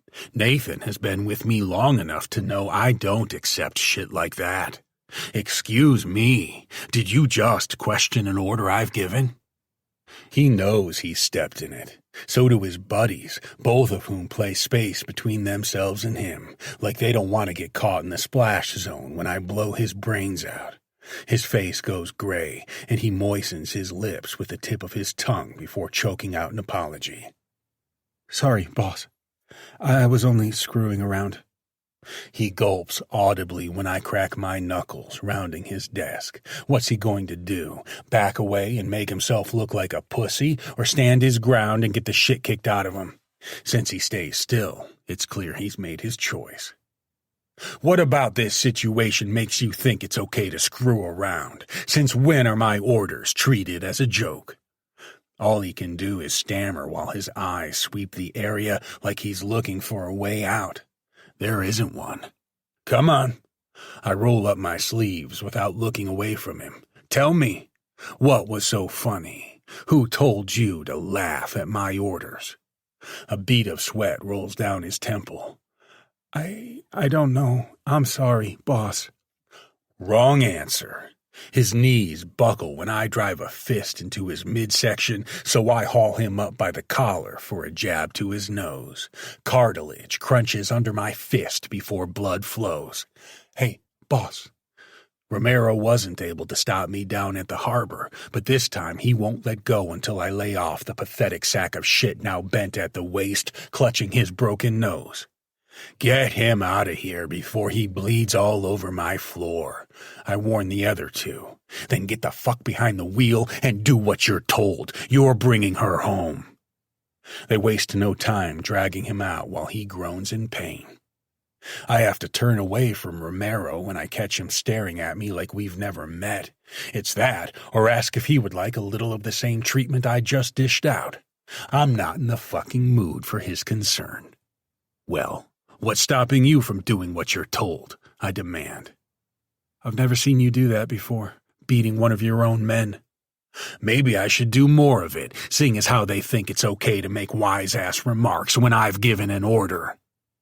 We both look down at the desk when my phone buzzes, and I might as well be jumping on a live grenade. I'm desperate to answer when I find the one name I want to see written in capital letters across the screen. My heart's fluttering, my stomach's in knots, and I've never felt this relieved. She isn't ignoring me. Where the fuck are you? I demand, pushing aside the flare of hope. She needs to learn this will not be tolerated. What do you think you're doing? Do you know I'm about to send guys out to look for you? At first, I take her silence as guilt, and all it does is stoke the inferno already blazing in my head. Well? I bark. I hate Romero witnessing this. I'm not proud of myself for letting her turn me into this person. Finally, there's a soft sniffle on her end. Can you please come get me? The fragile tremor in her voice calms my rage like water drowning a fire. She's in pain, or scared, or both. From where? The emergency room? I'm sorry. She squeezes my hand, groaning, and the sound threatens to break what's left of my heart. Seeing her like this, the IV in her arm, the bruising and scrapes along the left side of her face, her arm, her leg, is almost worse torture than when I forced myself to stay away from her. There's nothing I can do to take the pain away. I'm helpless, and I've never been a man who handles helplessness well. What are you apologizing for? When she licks her dry lips, I pick up the styrofoam cup of water from the wheeled table next to the bed and guide the straw to her mouth. She takes a sip and tries to smile, but it looks more like a grimace. For not calling sooner? I was so out of it, and they had my purse. They didn't give it back to me until I came up from getting all those tests done. I don't even know what half of them were. I could kick myself to death. There I was, cursing her, prepared to tie her to my bed and leave her there until she rotted, while she was alone here at the hospital, afraid, and probably half out of her senses from the pain. All because some asshole hit her with their car and left her for dead. Did you see who hit you? It's amazing that I can speak clearly when I'm barely hanging on to the last shreds of my sanity. Did you see the car? Did you see who was driving? She shakes her head slightly, a tear rolling down her bruised cheek. My perfect little bird, bruised and swollen because some asshole ran her down. I didn't even see them coming. 1 minute I was crossing the street, and the next thing I remember was waking up in an ambulance. It was all my fault. The monitor beside the bed beeps faster thanks to the sensor stuck to her chest. You need to calm down, I murmur, which is almost funny coming from me. The way I feel right now, nothing short of beating someone to death would calm me down. But I wasn't looking. Why didn't I look? These things happen all the time. That's not your fault. Whoever was behind the wheel should have been paying attention. And they should have fucking stopped.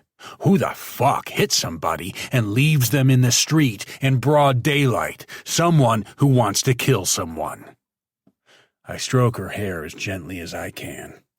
According to the doctor, her injuries are superficial, but she's in an understandable amount of pain, and I don't want to make things worse. They ran pretty much every test known to man, while I ranted and raved and nearly burned my house down. We've been at the hospital for hours, but Bianca was here for a few hours before I got the call. The whole time, I was unaware of where she was or that something had happened. She could have been dead, and I wouldn't have known. It never occurred to me that she could have had an accident. There's no choice but to swallow back my self-loathing for her sake. The doctor said you'll be fine, just sore for a few days. I'm going to take good care of you. And don't worry about the bill from this place. I'll take care of that, too. You shouldn't do that. I told you I would take care of you, and I mean it. You're only wasting your breath by arguing. I have to force a smile I don't feel for her sake. Her eyes close. I'm so sleepy, she mumbles. That's the pain meds. As soon as the nurse comes back with your scripts, I'll take you home. Get some rest now.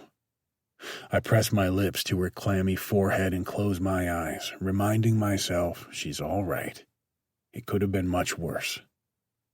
Her mouth moves wordlessly before a soft whisper reaches my ears. I was coming back. I wasn't going to sign the lease. She forces her eyes open and finds mine. I was coming back to you. I swear. Just get some rest. I believe her, and it makes my rage that much more potent. Someone nearly took her from me and didn't have the balls to stop and help her. Romero clears his throat from behind the doorway of the cubicle in the busy ER. I join him, always keeping an eye on the bed, just in case she needs me. I spoke to the cop who took her statement. He murmurs, looking around to be sure no one's listening in. There are too many people needing help and too many alarm bells going off for any of the busy nurses to pay much attention. And they don't have anything yet. She never saw the driver and didn't have anything to tell them. The woman who called 911 didn't get a good look at the car either. At least somebody bothered to help.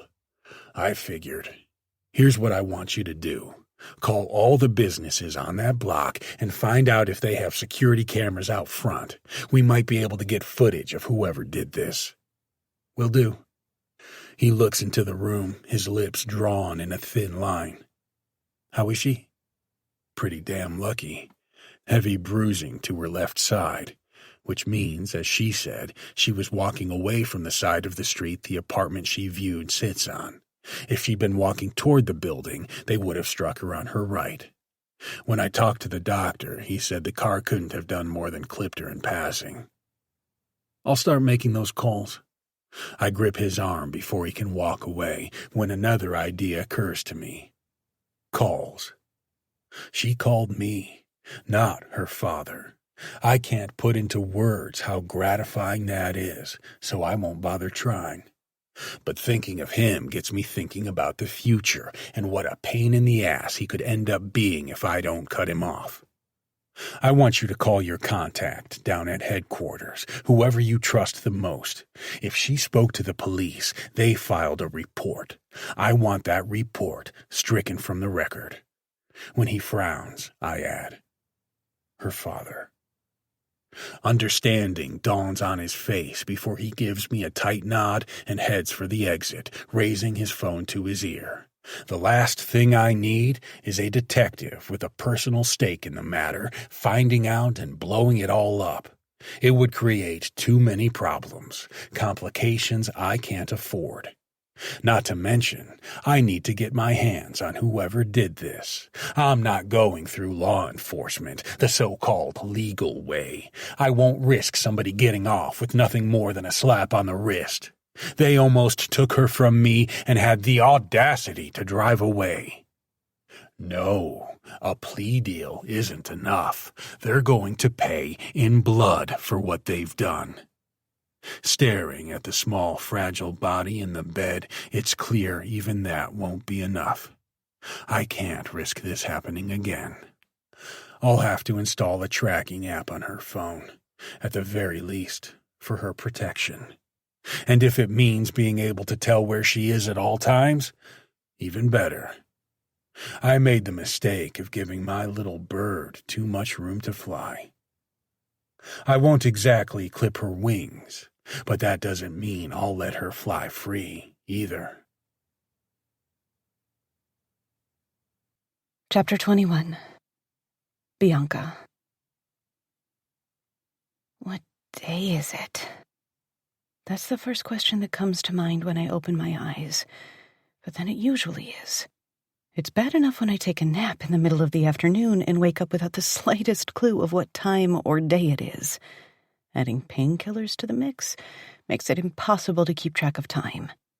When I check my phone, the date reflects back at me like a neon sign. 4 days. It's been 4 days since the car hit me. 4 days of in and out of consciousness while random shows play on the big TV mounted on the wall across from the foot of the bed. Sometimes I wake up and it's night and Callum is next to me. All it takes is a soft grunt or a sigh, and he's beside me, asking if I'm okay, if I need anything, or if he can make me more comfortable. He can't be sleeping well. I warned him last night that if he doesn't start sleeping for real, he'll end up in the hospital. Just thinking about waking up with a bright light shining in my eyes and the paramedics loading me onto a gurney turns my stomach. Nobody could tell me what happened or why I was hurting so much. When I asked for my purse, all they did was put a mask over my face and blow oxygen at me. It was like waking up to a nightmare. My heart races. I need to stop thinking about it. I'm safe now. And I doubt anybody has been better taken care of than me. The past few days have shown me a side of Callum I never knew existed. Gentle and attentive, trying to anticipate everything I need beforehand. He checks in on me a few times a day, even while he's working, and otherwise hangs out here. He's even watched a few classic romantic comedies with me. Callum Torrio, the feared arms dealer, cracking up to an old Cary Grant movie. Nobody would believe it. I wouldn't if I wasn't curled up next to him at the time. He's made all of this so much easier to live with. It only makes me feel worse that I was in that part of town at all. Why was I even thinking of signing a lease to begin with? It's hard to remember now that I know this side of him exists. Maybe this is a turning point. It would make all the pain worthwhile. The idea makes me smile, even as I fight to swing my legs over the side of the bed so I can use the bathroom. Moving around is getting easier, but I'm still sore and stiff. One of the nurses told me I'm lucky I didn't break anything, and I know she's right. But there have been moments where I was sure the x-rays were wrong and I had a broken leg or arm. No, it didn't make sense, but who thinks clearly when they're in pain? 4 days have made it easier to face myself in the mirror, too. I don't flinch away from my reflection while washing my hands. The bruise on my cheekbone will turn an ugly shade of yellow and green before long, but I can cover that with makeup. The scrapes, too. You're still perfect, Callum told me, as I drifted off to sleep beside him the first night. I don't know if he thought I could hear him or not, but I've heard those 3 whispered words in my head countless times since then. He still thinks I'm perfect. Could this mean he has actual feelings for me? There's no time to mull that over since my phone rings on the nightstand. Stephanie has been checking in on me from the office, and I don't want to miss the call if it's her, especially when she's covered for me since the accident. It's not Stephanie, but somebody I've been dying to talk to. Buongiorno, I chirp on answering. Wait, are you still in Italy? I've lost track of your jet setting. Are you serious? Tatum blurts out with an edge in her voice. You're cracking jokes? Oh no. I sink to the bed while my heart continues plummeting until it's down around my ankles. She must have found out about us. Why else would she sound so pissed? "I'm sorry," I whisper over the tears clogging my throat. "You got hit by a fucking car and I had to wait 4 days to find out? Did you forget all about me?" She sounds genuinely hurt, so it's probably not cool that I'm so relieved. She's only upset that she didn't know about the accident. "When were you going to call me?" I can almost see her standing in front of me, arms folded, tapping a foot against the floor and looking murderous. "I've been so out of it. I'm sorry. I wasn't trying to keep it a secret or anything." I stifle a groan while settling back against the pillows. "Are you okay? I mean, considering?" "Considering, I'm fine. I got off pretty easy when you think about how much worse it could have been." "Please don't remind me. I just about died when Dad told me." Even while I'm half doped up after my last pill that put me to sleep, there's no escaping the guilt that lances through me. "He's taking great care of me," I murmur, wincing. Here I am, in his bed, and I have to pretend our relationship is totally innocent. "Well, this settles it." "Settles what?" "I'm coming home right away. Obviously somebody needs to keep an eye on you, and Dad is too busy working all the time." If somebody told me a few months ago that I would ever dread the idea of my best friend coming home after weeks apart, I'd tell them they were crazy. This is Tatum. I miss her. Having her gone all this time has been like missing a part of myself. Of course I want her to come home. But, her familiar laughter only adds to the discomfort. "What, you don't want to see me? Did you find another best friend? Because I'll cut that bitch." "Put the knife away," I murmur, chewing my lip until it hurts. What's better, telling her now or waiting until she gets home? It's not like I'll be able to hide it from her. I could never hide anything from her. She's too observant and knows me too well. "You know, if this goes on much longer, I'm going to feel insulted," she warns in a deceptively light tone of voice that I know conceals irritation. I know her too well, too. "I have something to tell you. Oh, God, I'm actually doing this. But it has to be done. She has to know. I don't want to drop the bomb on her after she's arrived, and that's probably because I'm a coward. I don't think I could stand the look on her face when she finds out about us. I'm sorry I couldn't be a better friend." She sighs loudly while I struggle to find the right words. "Does it have anything to do with you sleeping with my dad?" I barely tighten my grip on the phone in time to keep from dropping it. I'm imagining this, right? This is some kind of side effect from the painkillers. "Sorry, did I kill you? Are you still with me?" I don't know what to say. She doesn't sound outraged. More like she thinks this is funny. I hope that's a good sign. "You already knew?" "Yeah," she continues with an exasperated sigh. "Listen, it's not my favorite thing in the world, but it is what it is. And yes, Dad knows I know." There I go again, almost dropping the damn phone. "How long has he known?" "Only a few days. I guess it slipped his mind. Not like I haven't given him other things to worry about since the accident, but still, he could have at least thought to mention it. One less thing for me to feel terrible about. I'm sorry, I really am. You're not mad at me, are you?" "I've known for years you had a crush on him." She laughs at my gasp. "Please, he'd walk into the room and your face would go bright red, and you'd start looking anywhere but at him. That's a crush. And I mean, I guess I can't blame you, even if it's a little weird, but I'm not mad. I want you to be happy." She pauses, and it's a heavy sort of pause. "Are you happy?" Am I? She deserves an honest answer, not something I fire off without thinking. It isn't easy admitting to myself how rocky things have been, but I believe things are going to get better. Because at the heart of all of this is one fact I can't get around or talk myself out of. He's what I want. I can't get him out of my soul, and don't want to. So there just has to be a way for everything to work out, and for us to be happy without all these roadblocks and problems. I think I will be, I decide. I mean, honestly, worrying about how you would take it was a lot of the reason I was nervous and questioning myself. Now that I have you out of the way, Yeah, I think there's a lot more room to be happy. Now that you have me out of the way, she mutters. Boy, you have a way with words. You know what I mean. I couldn't let myself be happy because I was so worried about what it might do to us. I get it. And you have nothing to worry about from me. Just don't ask me to take sides if you guys get into a fight. I don't have it in me to get into that drama. Understood. I'm still coming home. I'll have Dad arrange for the jet, and I'll let you know so you're not, humping each other when I get there. And I'm the one who has a way with words. It's so nice to laugh with her for the first time in weeks. I feel a weight lifting off my heart. A soft knock at the door gets my attention a moment before Callum appears. His brows draw together, but I shake my head with a smile to ease his mind.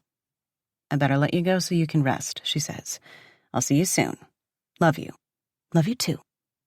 And once the call is over, I rest my head against the mountain of pillows at my back and release a deep breath. With it goes all the guilt and worries that have weighed me down for weeks. Everything all right? I figured she would call you right away once I told her. Callum sits beside me on the bed and takes the hand resting at my side. I love the way his calloused fingers feel against my skin. You didn't tell me she knew about us. He looks almost sheepish, which I didn't know was possible. Not for him. It slipped my mind. I had other things to worry about, like your health. How are you feeling? Better, now that I know I didn't lose my best friend. You have no idea how glad that makes me. But he doesn't sound so glad. In fact, his voice is heavy, almost like he's in pain. What's wrong? I turn my hand over so I can wind my fingers through his. He looks worried, with deep lines etched across his forehead and over the bridge of his nose. The corners of his mouth tug downward. You should get some rest. We'll talk about it later. His dismissal only makes me sit up. Here's one thing you need to know about me. There is no chance of me getting any rest after hearing you say that. Besides, I've been resting for days. It was supposed to be a joke to make him laugh, or at least smile. But all he does is grimace, and his worry lines deepen. I've been wrestling with myself, deciding whether to tell you. Tell me what? Did something terrible happen? I already know Tatum's okay because I talked to her. I can't imagine what else it might be. I'm telling you this because I know the way you think, and I know you would hate to find out after the fact. Is it my imagination, or is it suddenly colder in here? That must be where the goosebumps are coming from. Find out what? And why am I so full of dread now? You don't start off a story the way he just did unless there's something ugly coming. It has to do with the accident. Yep, there it is. The pit in my stomach, right on schedule. Now I wish I had never asked if there was something wrong. But I'm not a child, and I can't run away from what happened. I can handle it, whatever it is. He doesn't look convinced. His frown only deepens before he heaves a sigh. I had Romero reach out to the businesses on that block in case any of them had security cameras pointed toward the street. A few of them do, and they let him look at the footage. He was able to get a clear look at the plate on one of the cameras. Did he see the accident? I don't know why the thought makes my heart pound. It's unnerving knowing there is footage of me coming close to being killed, but a twisted part of me wants to see it. Because I survived. No, he murmurs. But the way he averts his eyes makes me wonder if he's telling the truth. That's not the point, anyway. We found the name the vehicle is registered under. He stares down at our clasped hands, and something in my head clicks into place. It wasn't an accident, was it? Right away his head snaps up, his eyes widening. What makes you say that? Because the way you're making it sound. It's a name you recognized, or one I would recognize, right? And if it's somebody I know, that means it wasn't an accident. They deliberately hit me. It's okay, I insist when he grimaces. I can handle it because you're here with me, and I'm safe. With his free hand, he reaches out and cups my cheek. I lean into his touch. It's my salvation. I couldn't handle any of this without him. You're right. It was someone you know. which tells me it could only have been one person. The only person from my life, besides his daughter, whose name he's familiar with. Even though I want to turn away from the idea, it makes too much sense. "Tell me," I whisper, bracing myself. It was Lucas. I'm sorry, I really am. I close my eyes, forcing myself to accept. "Are you going to kill him?" His grip on my hand tightens. What makes you ask that? "Let's skip the pretending." I say it with as much affection as I can so I don't hurt his feelings. "I know that's what you want to do because I know you." You want to hear the truth? I open my eyes and nod slowly, even though I dread hearing it come from his lips. All that's been in my head since we got the confirmation is the different ways I could extend his life as long as possible, while making him wish I would take mercy and kill him quickly. He leans in, staring intensely, looking into my soul, it seems. But that wouldn't be fair to you. You were the person he hit, which means you get to decide. I can't believe I'm hearing this. You want me to decide if you kill him? You're the only one with the right to make that decision. I wish I could believe he was joking, but I know better. A man's life is in my hands, when he could have ended my life easily, when he has already robbed me of 5 years. There's one more thing, he murmurs. From the footage, it looks like he sped up halfway down the block. Yes, he did. I remember now how the engine revved like he was picking up speed. It was deliberate. Lucas deliberately hit me. He tried to kill me. But is that worth a death sentence? Chapter 22. Callum. Come on, make the right choice. Give me the go-ahead. This is a big step. I wish there was a way to make her understand what it means for me to leave this in her hands. Control is my thing. Before I met her, it was the one sure thing that would always get me off, knowing I called the shots, that I held lives in my hand. Everything happens according to my schedule when I'm damn good and ready. Then along comes this girl, and everything I thought I knew about myself went out the window the moment I stopped thinking of her as a child and saw her as the woman she is. It's times like this, sitting on the edge of the bed and waiting with bated breath for her to make up her mind, that I almost wish we'd never met. But that would be a mistake, like cutting off my nose to spite my face. In the end, this is for her sake. A small sacrifice on my part, so she'll feel like she has the room to make choices for herself.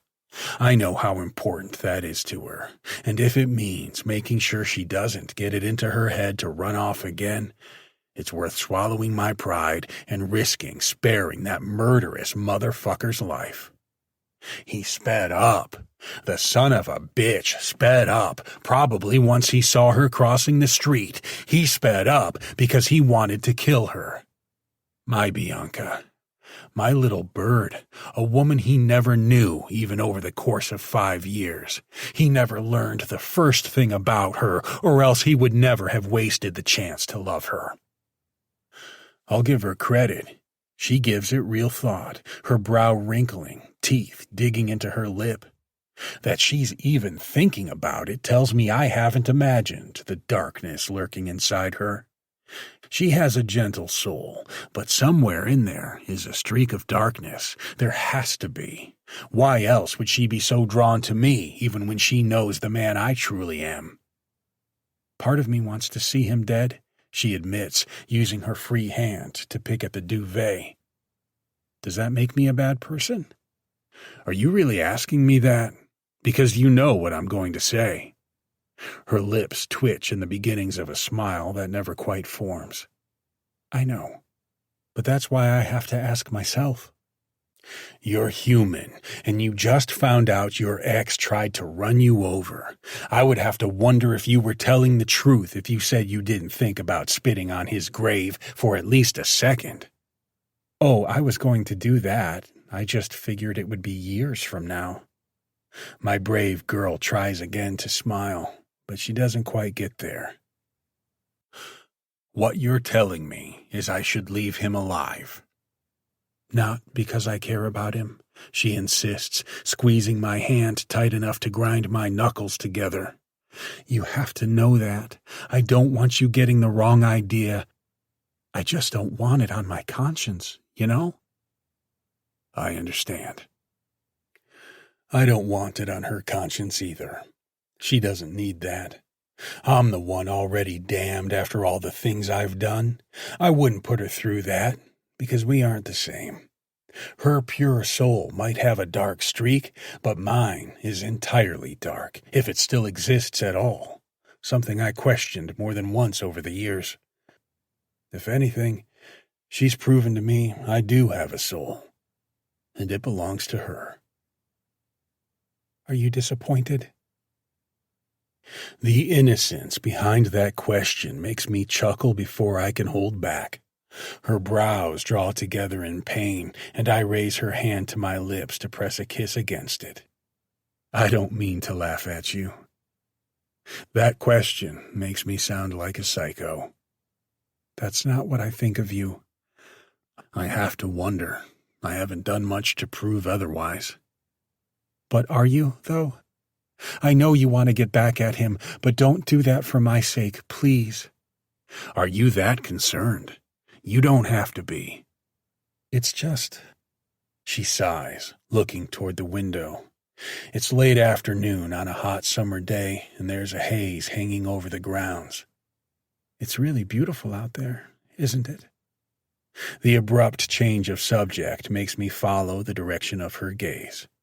It is. I've always thought so. You worked really hard to put everything in place, didn't you? The house, everything.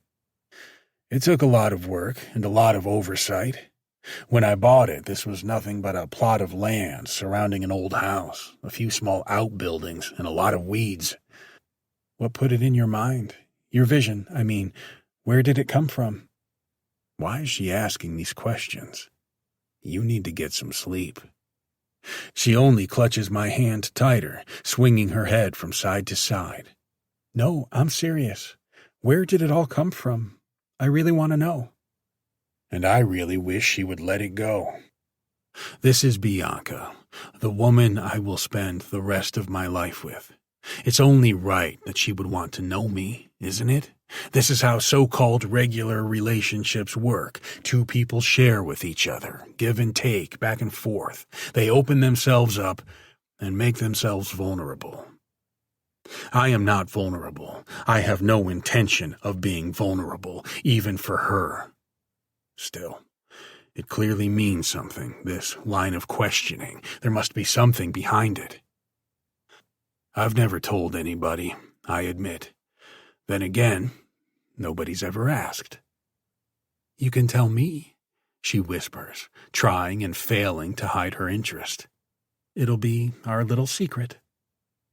Her youthful innocence and excitement do something to me. I can almost believe it's safe to open up and share myself. TV. When I was a kid, way back in the day, primetime dramas were the big thing. All these shows with wealthy families and huge mansions living incredible lives. There I was, living in a house where we froze in the winter and roasted in the summer, and it seemed...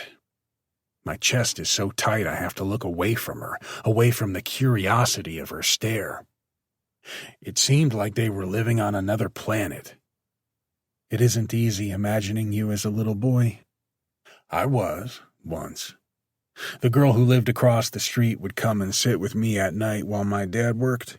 She was the one watching those shows on our old console TV, you know, the kind with the wooden cabinet around it. She frowns but nods. She's probably never seen one, but is too kind to tell me so. And that's where you got the idea you wanted to be wealthy one day? Who doesn't want to have money? But looking back, I think that was my first glimpse at the way life could be. Otherwise, I would have ended up working myself into an early grave the way my old man did. You still work really hard. You're in your office all hours. Not the same, I murmur, shaking my head. Strange, but the stench of my father's work coveralls seems to hang in the air around me now. I'm almost afraid to blink. If I do, I might find this was all a dream, that I imagined my life up to this point. I'm still sitting in that old house built for families working at the refinery that sprawled upward like a Gothic castle. Like so many other tiny houses built for the workers, men and women who couldn't afford to think past today, maybe tomorrow, scratching out a living and fighting to survive.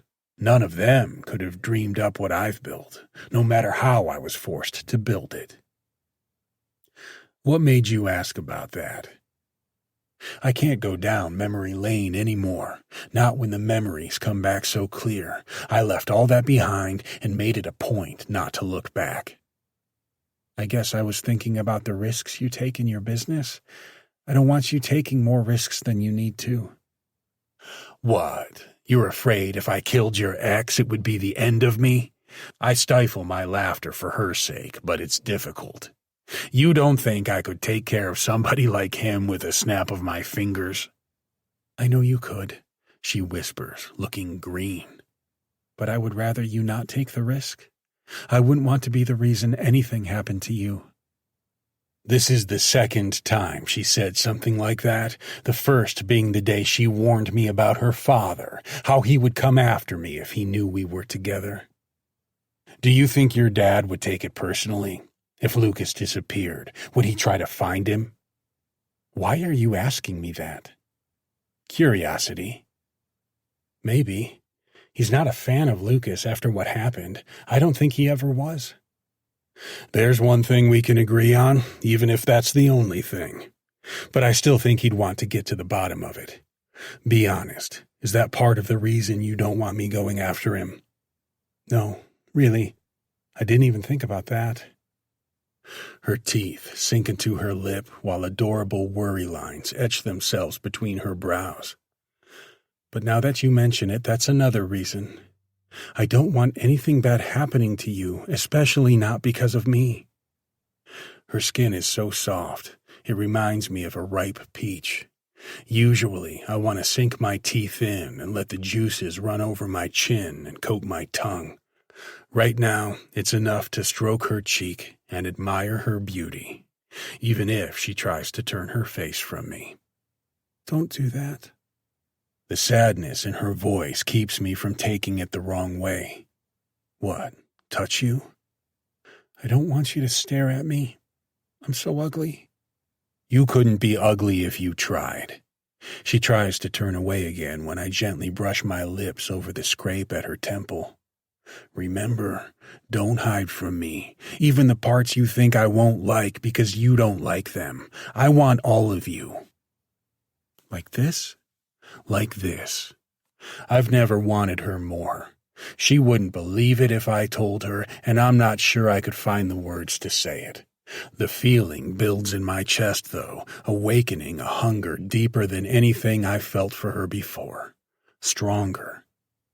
I came so close to losing her forever.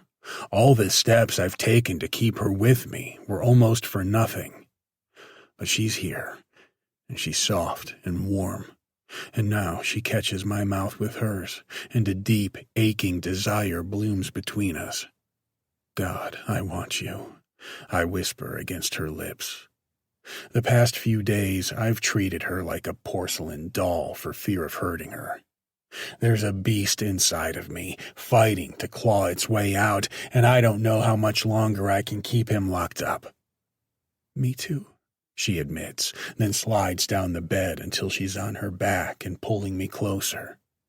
Touch me, please. I don't want to hurt you. I know you won't. I have my doubts, but I want to live up to the trust shining in her baby blues. It's the only reason I'm able to keep my touch gentle as I drag a hand down the side of her body. I almost lost this. I almost lost her. My touch has its usual effect on both of us. My cock immediately springs to life, weeping come into my shorts after days spent outside her heat. Her head falls back while her legs fall open, tilting like she's offering her pussy, or demanding I take it. "Make me feel good," she whimpers, taking my hand and guiding it to her covered mound. A downward glance reveals how wet she's already become, and I touch my fingers to the growing dampness. Her frustrated groan threatens to break my self-control. All I see in my head is me mindlessly rutting her, driving her into the mattress, using her body for my release. Instead, I'm careful to remove the lacy thong without scratching her bruised thigh, even though her quickened breath signals how desperate she is for more. She's too precious to take advantage of, which is what I'd be doing if I spread her legs wide and devoured her dripping pussy. I don't know if I'd be able to contain the beast if I started out that way. So instead, I work her clit in slow circles with my thumb, watching her every move. Every muscle twitch, every lip bite. Her taut nipples stand out against a thin t-shirt, and I tease them with the other hand until she arches her back with a pitiful cry. "You're killing me?" No, she's killing me. Her slow descent into bliss is the most beautiful thing I've ever watched. That this perfect creature could trust me with her body, with all of her. It's almost too much to handle, and enough to make me want to stop thinking, to take, to claim. But that would be too easy. I fight my way through it, easing her into pleasure, even when my cock aches to be free. Is my little bird ready to come? Does she want to come for me? "Yes, please." She grips the pillow, hands on either side of her head, her face flushed and teeth gritted.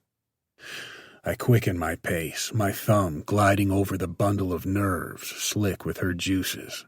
The wet spot grows under her ass, and the aroma of her need fills my every breath. Breath that comes faster, the way hers does, and by the time she comes, we're both panting and straining. This isn't enough. I can't stop at watching her whole pulse. I have to feel it pulsing around me. Her eyes open as I'm tossing my shirt aside, and the slow curving of her full lips sends sizzling bolts of fire straight to my throbbing member. It sways slightly once I've freed it, the angry head shining and slick with the excitement that oozes from the tip. She welcomes me with open arms, winding her legs around my hips and drawing me closer. I can't speak and can't promise I'll be gentle. All my concentration is centered on taking it slow. The welcome grip of her fluttering cunt is bliss, enveloping me, drawing me deeper until I've sunk into the hilt. Fuck, I groan, letting out a deep sigh while staring down at her. Her satisfied smile widens. "Just like that," she whispers. "Slow. I want to feel every inch." That's how I give it to her. Achingly slow, grinding against her clit with every roll of my hips. She moans into my mouth while I kiss her slowly, deeply. My tongue mimics each stroke from my cock, dipping in and out until we're both half crazed and about to explode. And when she clenches around me, I let go, my aching balls releasing deep inside her core while she moans my name, "Callum. Callum." My Bianca. My everything wrapped around me, clutching me. Body and soul, she's mine, and I'm hers. I'm starting to forget where she ends and I begin. I only know, as I roll onto my side and draw her into my arms, that I'd burn the world down if it meant saving her. Chapter 23. Bianca. Something is wrong. Not that Tatum would admit it, sitting across from me at a burger place near the movie theater where we just caught a matinee. It's an example of one of the things I like most about her.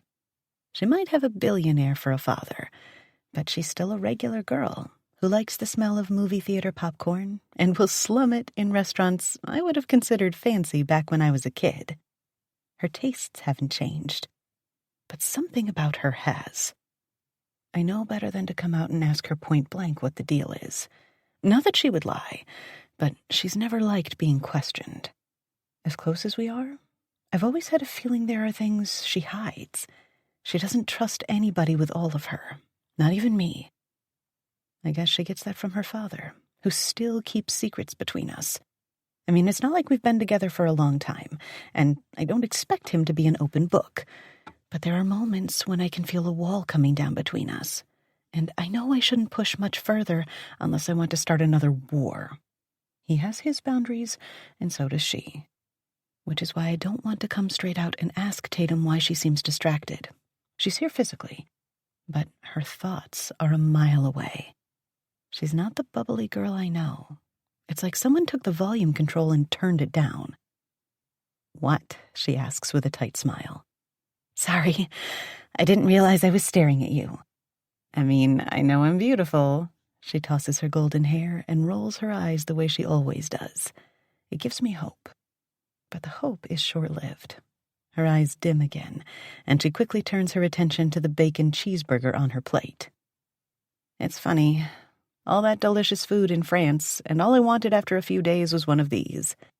She sinks her teeth in and closes her eyes, and I'm glad to see her truly enjoying something for the first time since she got home 3 days ago. "So, seriously, do you have pictures? What did it look like? Did you see any famous people?" Because, of course, she only stayed in the most exclusive areas, where celebrities sometimes vacation. At least, that was the way she made it sound when she first described the trip to me months ago. She shakes her head, picking at the bun. She's been biting her nails, I see. A new habit. "Not really." That's another thing. She usually never stops talking. When we were younger, Dad used to call her the Energizer Bunny because she would keep going and going. I didn't think that had changed until now. I know why. And I want to die right here in this booth. It was one thing for her to be okay with Callum and me when she was an ocean away, but obviously, she feels differently now. We haven't been physically affectionate in front of her, and I've kept from talking about us. It's too awkward, and I don't want her to feel like I'm rubbing her nose in it. I hate feeling like I'm walking on eggshells around her, but I don't want to bring it up. I don't want to force a conversation if she doesn't want to discuss this relationship. When she wants to, she'll come to me. We're both adults. I have to give her space. And until she comes around, I'll be staying in her father's room. This is so fucked up. By the time we finish eating, she doesn't do much more than pick at her food, even after rambling about how much she was craving a burger. She slides out of the booth wearing a determined expression. "I want to go shopping. I need a few things, especially for when I start my internship next month." I can't put my finger on it, but something about that seems off.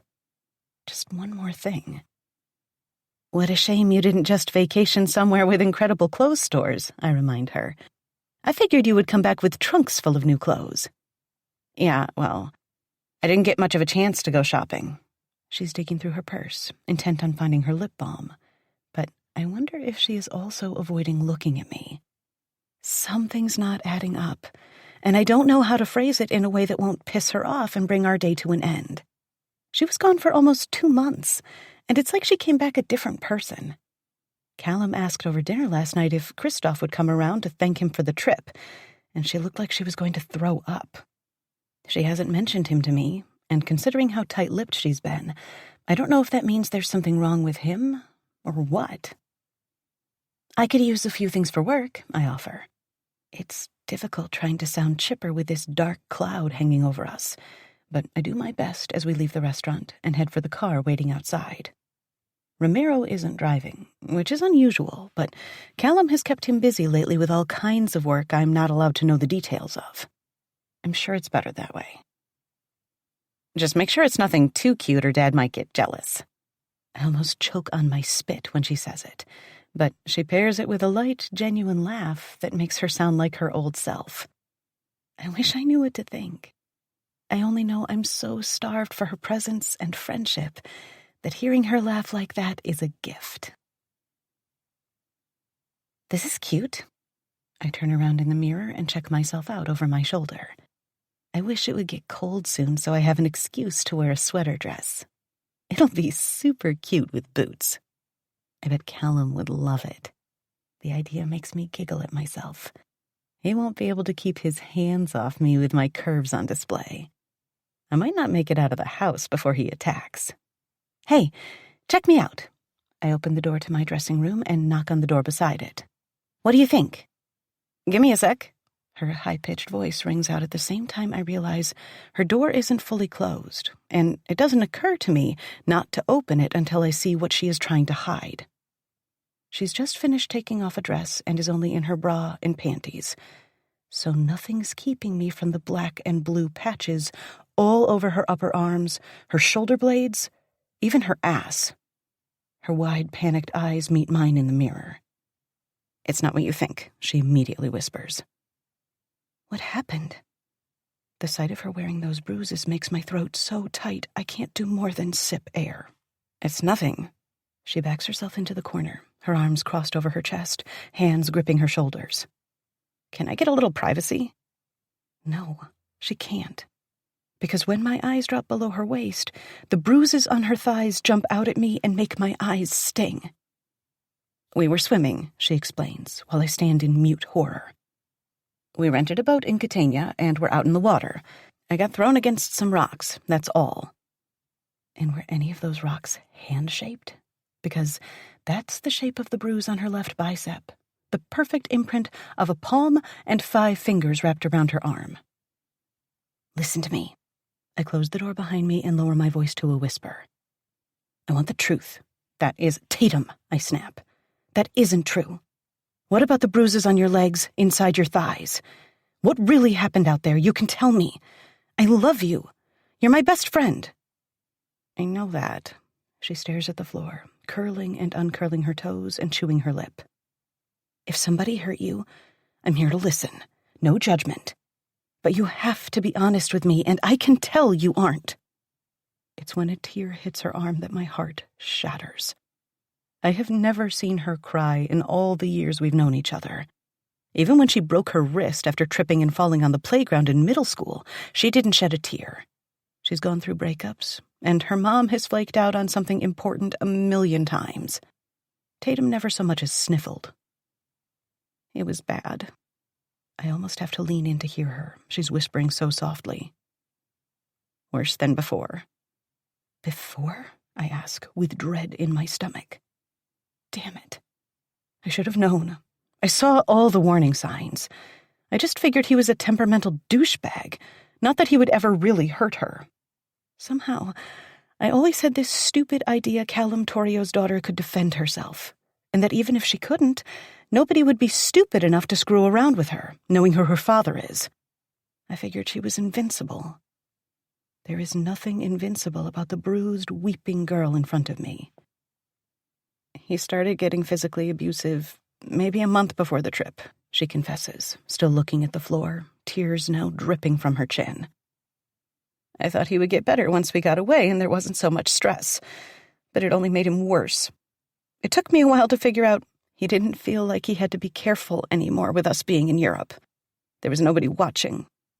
Nobody that could stop him. Oh, sweetie, I don't know where he is. She looks at me from under her lashes. He went off with some people he met in Rome, packed all his stuff and everything. Even the things I bought for him. I would do anything so long as it would make him happy and keep things calm. It obviously didn't work because these bruises can't be more than a week old. Some of them are as vivid as the ones I still wear on my skin after the accident. That's why you didn't go anywhere, I realize. No shopping, no sightseeing. Only if he wanted to, and he almost never did. He just wanted to lie out on the beach or go to clubs and meet rich people. That's all he cared about. And all I wanted was for him to stop being angry. She covers her face with her hands, shoulders heaving, and the sight of her propels me across the small space. When I wrap my arms around her, she drops her hands and throws her arms around my neck, weeping on my shoulder. I am so sorry, I whisper, over and over, rocking back and forth while she cries it out. So sorry. I didn't see it. I never guessed. Why would you? Lucas was an asshole, but he wasn't like this. No, but he tried to kill me with his car. I'll spare her that detail.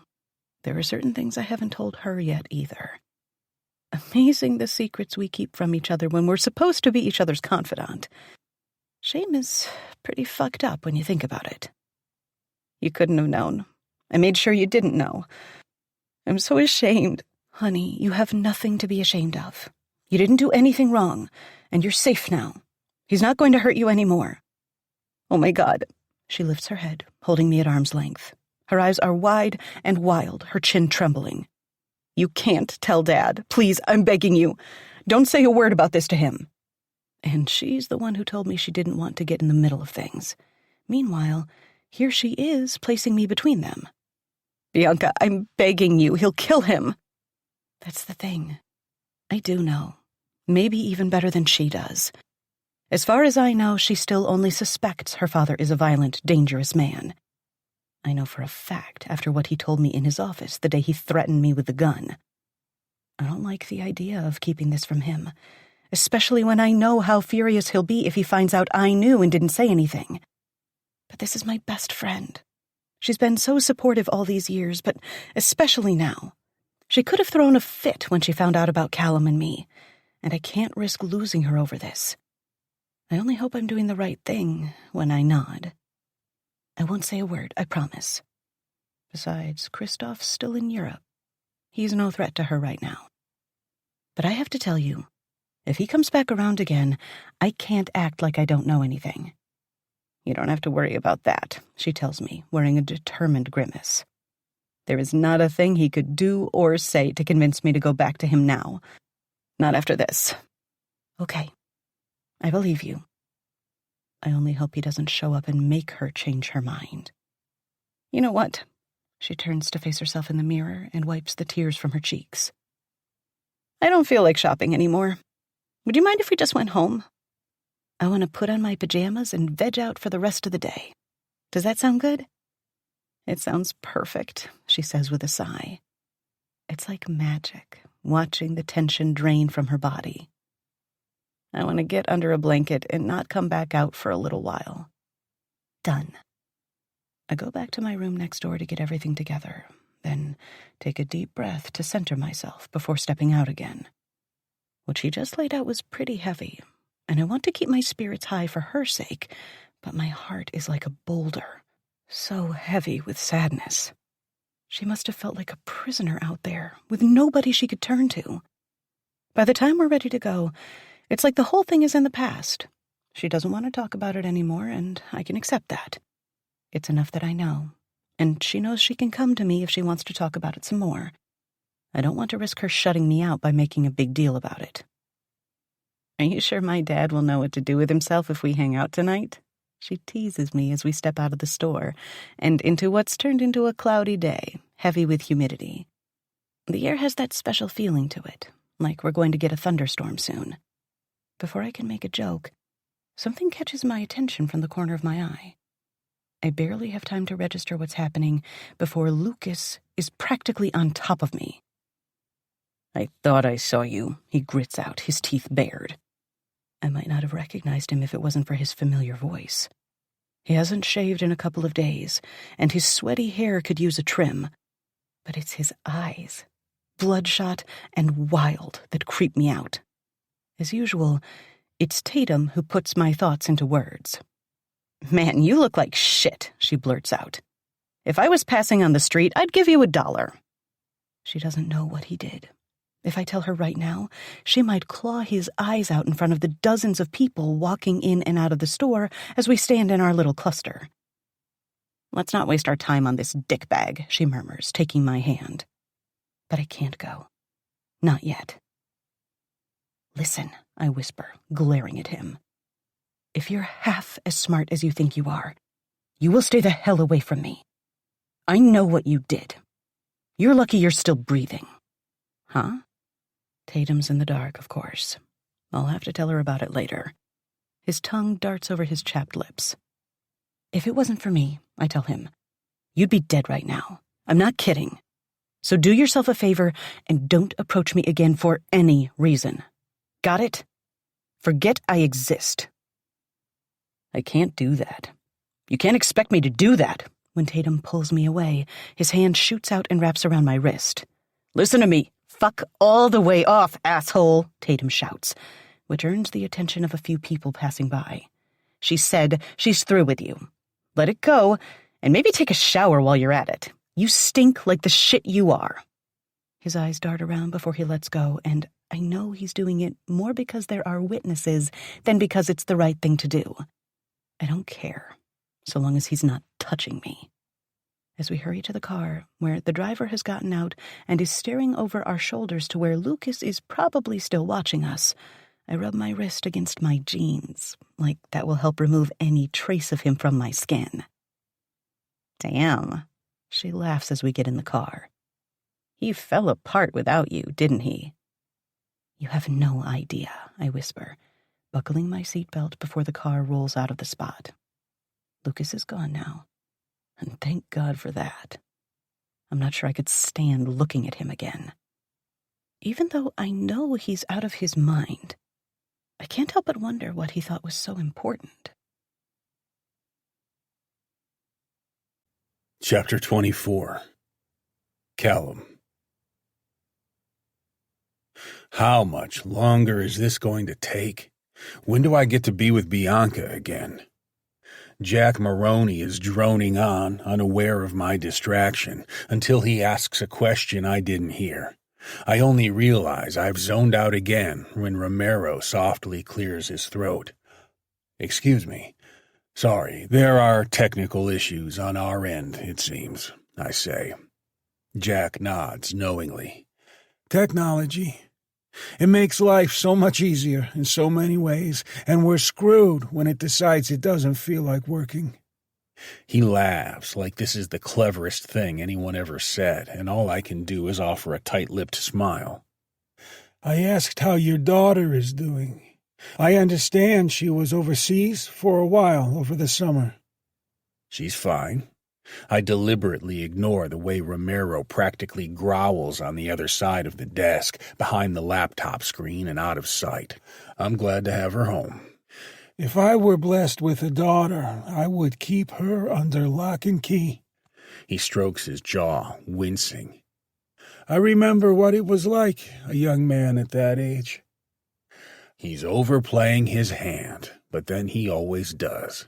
This is supposed to be a video meeting relating to the business idea he wanted to bring me, but he insists on steering things back toward Tatum. The man is tenacious, I'll give him that much, but that's where the admiration ends. It's time to steer things back on course.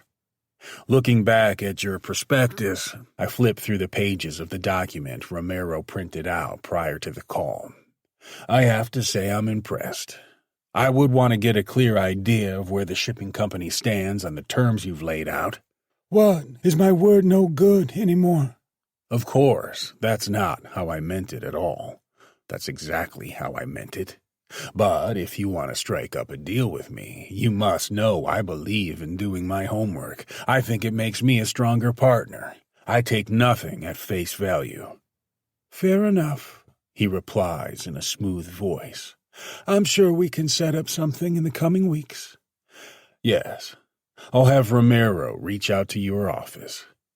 I've already spent too much of my day faking friendship with this man, and I need a hit of my favorite drug. I know she's home. I heard her voice floating my way along with my daughter's not 30 minutes ago when our call began. Since then, I've had a hard-on that won't quit. In the meantime, Jack continues, I'm on my way to the airport in a few minutes. I'm flying up to visit family with my son. In fact, not 15 minutes from you. We don't have any plans this evening. Would you and your beautiful daughter care to join us for dinner? And there it is. That's what this is all about, getting the two of them together. Tatum has only been back for a few days, I explain as gently as I can, evading Romero's gaze. From the corner of my eye, it's obvious his face has gone dark red, and I wish I knew why. He's not the one whose potential business partner is determined to become an in-law.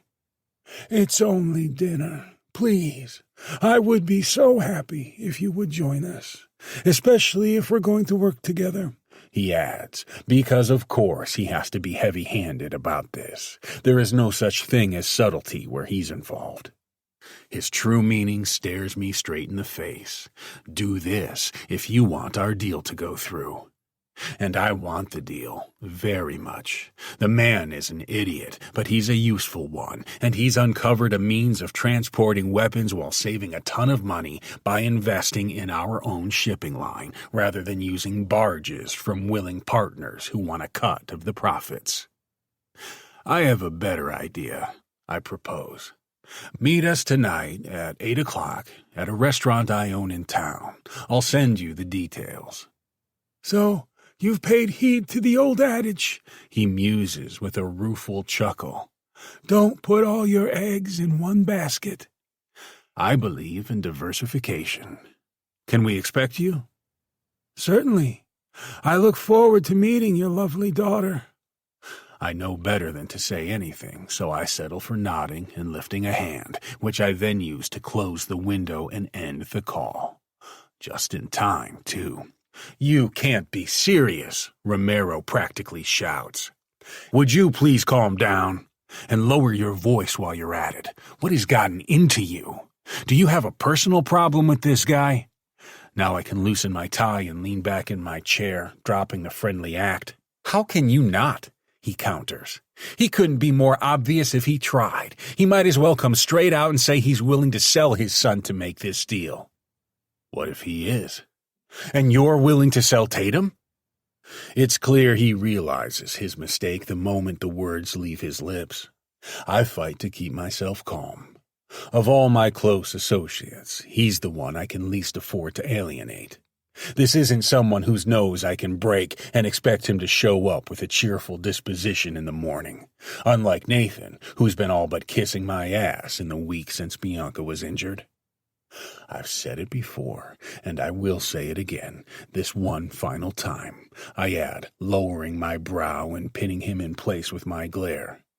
I am not arranging a marriage. I have no intention of selling my daughter. So you'll string him along for the sake of a deal. I've done it before. I'm pretty good at it, I add, snickering. The man is a fucking loser who only got where he is now thanks to his father's savvy. But he may have stumbled on something valuable here. He's the one who has inroads with the shipping company. I need him to get my foot in the door. Once I do, I'll make the deal. And you'll cut him out? I sure will. Fuck him. He doesn't look convinced, but at least he's smart enough to keep his temper in check the way I am. You'd better at least warn her before dinner, he muses, his jaw working like he's grinding his teeth. You know how she is. Catch her off guard, and she'll spoil the whole thing by throwing a fit. It's my turn to grind my teeth, since I don't appreciate his condescending attitude. Keep your opinions to yourself, and I'd appreciate if you would stop underestimating me. It's getting so I'm not sure anymore if you're not going to stick a knife in my back because you want to take my place. He rocks back slightly, like I hit him. You know that's not true. I'm not so sure. You were never this outspoken. We had our disagreements, but you weren't such a pain in the ass about it. What's changed? Again, his jaw works, but eventually his shoulders drop while he grunts. I don't want to see you getting jerked around is all, especially not by somebody like this sleazy dick. Leave that to me, I assure him. In the meantime, we'll be at Rinaldi's at 7:45. Give them a call and let the chef know we'll want a private menu. Seating for 4? Make it 5. 6, including you. I want you at the table in case Jack's kid gets the wrong idea about Tatum. When he only blinks, confused, it annoys me I have to clarify. And Bianca, of course. I'll get right on that. He's smart enough to keep his thoughts to himself this time. He needs to make that a habit again. Before you go, I sit up straight and crane my neck, making sure Bianca isn't outside. Any progress? Where is this fucker hiding? He shakes his head. No luck so far. He was living with a friend who said he left about 3 weeks ago. He lost his job at his uncle's gym, but I couldn't get a reason for that. Because he's a miserable sack of shit, I muse. And if he was desperate and unhinged enough to run her down, the rest of his life is falling apart too. Still, he has to be staying somewhere. And I'll find him. Bianca doesn't want him dead, but she doesn't need to know. I might not even kill the fucker right away. Watching from afar as his life falls to pieces might be entertaining. Right now, the only thing that matters is seeing her. I'm jonesing so hard I'm almost salivating with need. My rapid footfalls echo through the hall, but they're not as fast as the beating of my heart. It's like having the biggest, best gift ever, always waiting for me. I can't imagine the thrill ever wearing off. Following the sound of their voices, I find the girls in the living room. What's this? I'm glad to see them relaxing together, but they've completely dressed down after getting home. Both girls are wearing pajamas, wrapped in blankets, and have their feet up on the couch across from the TV. We came home early, Tatum informs me. I guess I'm still a little jet-lagged. I hate to break in on your girls' day, but we're going to dinner tonight, so I'll need you to both change out of the pajamas and into something nice. Where are we going? She asks, while Bianca only offers a willing smile. As glad as I am to have my daughter back, I could use a little alone time with my little bird. The sight of her bare legs peeking out from under a blanket makes saliva pool in my mouth. Rinaldi's. We're leaving at 7:30 sharp to have dinner with a potential business partner. As an afterthought, I add, he has the idea you'll be marrying his son one day, so keep that in mind. Now both girls gape at me like they've never heard English. And where would he get this idea from? Tatum arches an eyebrow. It's business, don't worry about it. I'm only telling you so it won't surprise you if it comes up. She folds her arms, her lips pursed. I was thinking I could chill out at home. It's only 4 o'clock. You have plenty of time to relax before you get ready. Her eye roll comes right on cue. Spoken like a man. I guess I'd better go find out what I'm wearing. She takes the blanket with her, wrapping it around her body like a cocoon before marching off. Once her muttering fades to silence, I take her place on the couch, intent on diving under Bianca's blanket and getting my fix. She's too quick for me, sliding further along the couch before I have the chance to touch her. Hang on a second. This is a business dinner? That's right. I reach for her again, disappointed when she frowns. What? Are we playing cat and mouse? Do you want me to throw you over my shoulder and take you to bed? As if I need the excuse. No, I was only wondering. She shakes her head. It's fine. Don't do that. When she looks away, I take her by the chin and turn her face toward mine. What's the problem? Her forehead creases like she's in pain. Who will I be there as? Tatum's friend? The girl who's staying in your house until she gets on her feet? Or your girlfriend? That's one way to kill an erection. It's okay. That's why I didn't want to say it. I'm not trying to put you on the spot. I hadn't thought about it. I peel away the blanket. I want you there. Isn't that enough? No, it is. Her delicately tapered fingers pick at the blanket's hem. But it might be uncomfortable if anybody asks, for both of us, so maybe we should know what to say. I think you're reading too much into this. She flinches slightly, and her features pinch together in that pained expression again. I'm not the let's talk about our feelings guy. She should know that by now. Okay, so maybe I'd like to know for myself. A shrug follows her guilty glance. Sorry, but we've never talked about what we are. How naive of me to think we could avoid this. Haven't I been clear enough? This time, when I pull her to me, she melts into my arms with a soft sigh. I know, I'm being a pain in the ass. You aren't. She is. Slightly, but mostly because I would rather be balls deep in her at this moment, fucking her until our cum drips down the crack of her ass and soaks into the priceless rug beneath us. If you don't know how important you are to me, I haven't done a good enough job of showing you. I tilt her chin upward to align our lips and brush mine against hers. I intend to keep you with me always. I want us to have a life together. There's nothing else I can say. She leans into me, her eyes closing before a voice echoes down the hall. Are you coming or what? Tatum bellows, loud enough for the sound to carry to us. What a choice of words. I might have been coming in a few minutes if it wasn't for her interrupting us. Bianca shakes her head, pulling away. I need to get ready too, she whispers, frowning. I'm going to need to borrow something from her since I don't have a lot of outfits that will work for tonight. If it's too much of a hassle, I could always leave you here, tied to the bed. No way. She flashes an impish smile while backing away. You don't tell a girl you'll take her to dinner and change your mind. Then you better get your ass moving, little bird. I grin, knowing I'll have to wait till much later to devour her like I wanted to.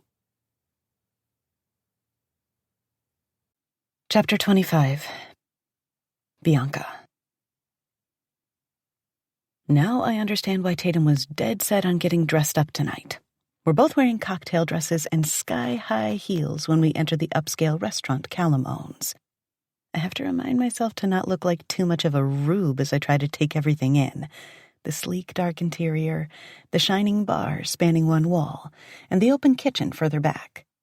The crew works like a well-oiled machine, moving quickly but smoothly through the process of creating food that smells good enough to make my stomach clench with hunger. Right this way, the perky hostess beckons with a smile. It's been a long time since we last saw you, Mr. Torrio, but we know you're a busy man.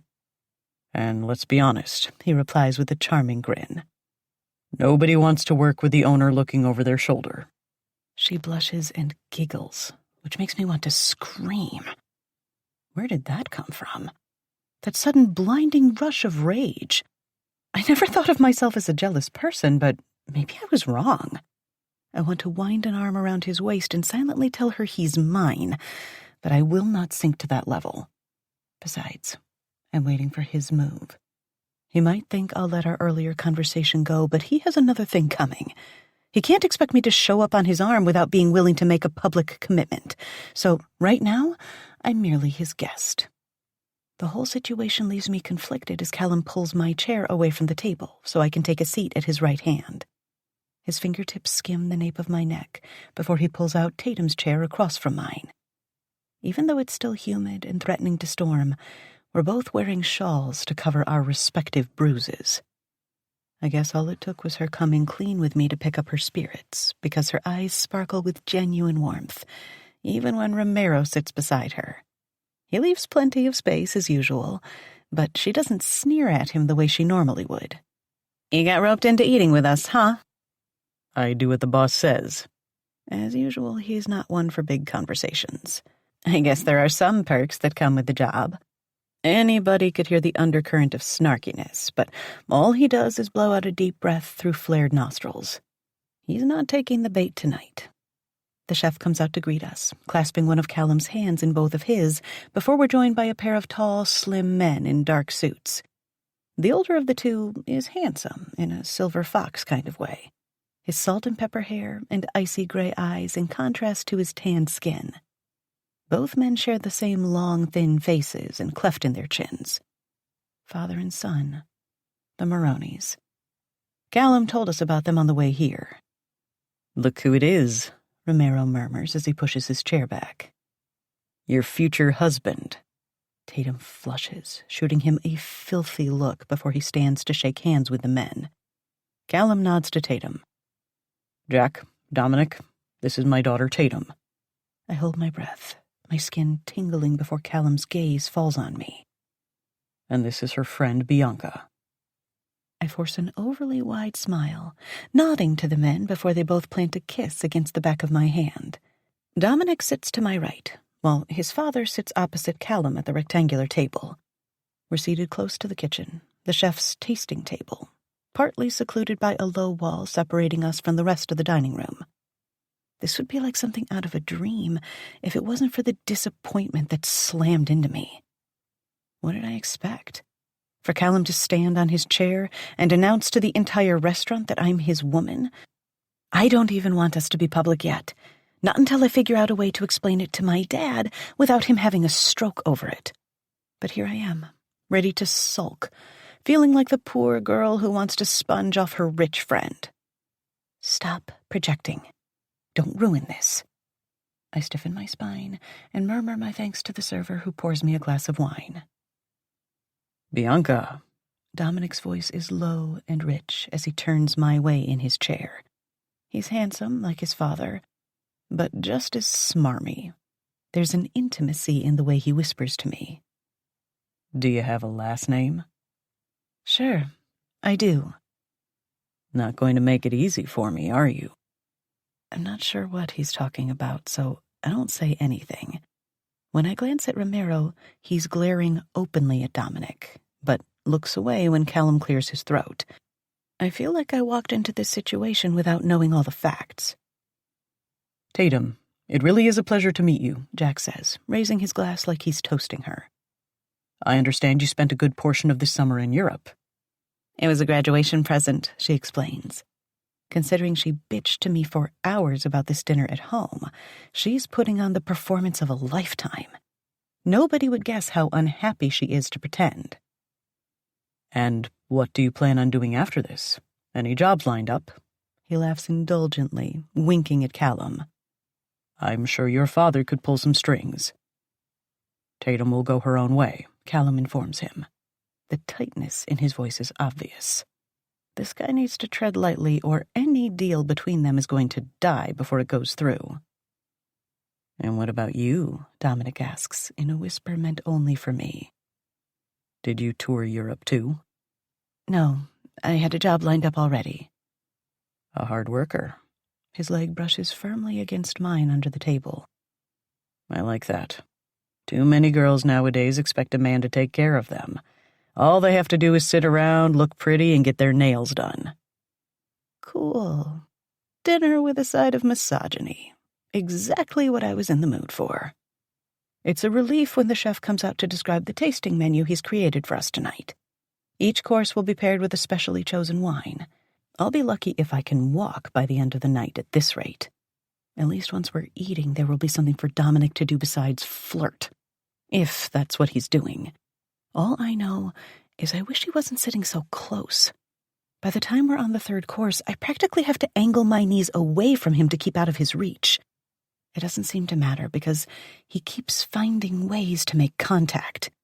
I bump against Callum's knee, and his eyes cut my way, the corners of his mouth twitching before he rubs his knee against mine. He doesn't get it, and I can't come out and announce what's happening. Tatum's oblivious too, commenting on the little plate of lobster risotto and how well it goes with the white wine pairing. Romero only grunts his response. He'd help me, but there's no way for me to signal for that help. Finally, I've had enough by the time our plates are cleared, and the last sips of crisp white wine don't do a thing to cool my anger. Is anything wrong? I whisper. What do you mean? Dominic whispers playfully, like it's a joke. Is there not enough room at the table because you keep bumping into me by accident? Who said it was an accident? This guy is nauseating. Aren't you supposed to be here to get to know Tatum? If I have to marry her, I will. I recoil in disgust when, instead of using his leg, he brushes his fingers over my knee. But my free time is mine. I'm not single. Please don't touch me like that. I'm barely moving my lips, so afraid Callum will hear and lose his mind. This deal has to be important to him. I don't want to ruin it just because this guy is a piece of shit. You have no idea how many brainless brats there are in my world. I could be brainless too, for all you know. Why don't you let me be the judge of that?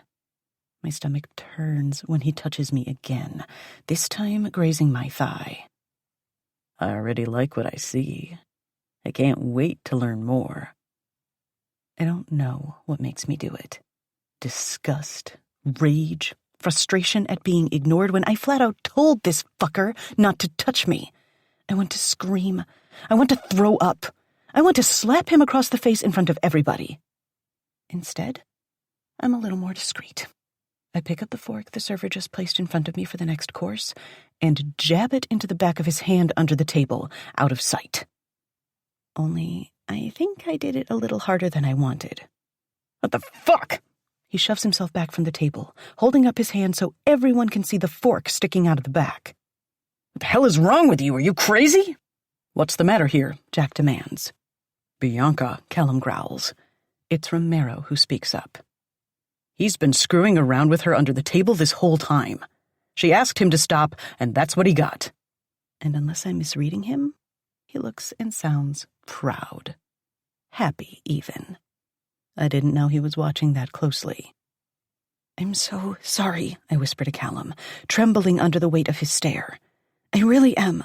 I tried to make him stop. She told you to stop touching her, and you did it anyway? Oh, shit. This isn't my fault. I know it's not my fault, but that doesn't stop my heart from taking off like a trip hammer, thudding against my ribs. I've seen that look on his face, and I was sure it meant he was going to kill me. Only now, he's glaring at Dominic. I was just fooling around. With a grimace, he yanks the fork from his hand, then presses a napkin to it. Callum's breathing hard, gripping the table with both hands. You touched her? Do you know what I would normally do to a man who touched what's mine? Double shit.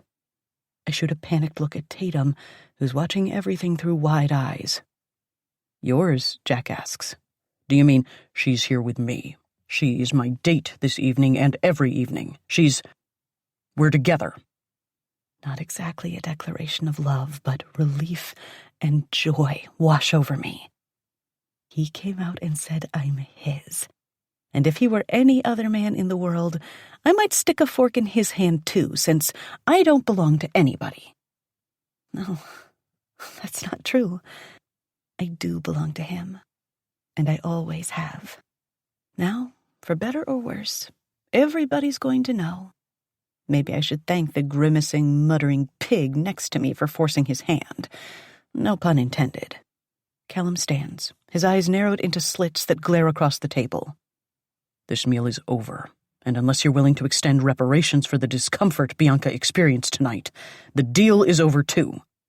I'm going to need to give this some thought, and I suggest you do the same. Let's all take a breath. Jack's practically sweating, his voice shaky like he's overwhelmed. We can work this out. Get him out of my sight before I turn you down flat, Callum warns. Unless you would like Romero here to show you the door. Romero stands, straightening his tie, looking back and forth between the two men, who are now red-faced and sullen as they stand. And you, come with me. Callum practically pulls me out of my chair, and I have no choice but to stumble along behind him. My head is spinning, and my heart's about to explode.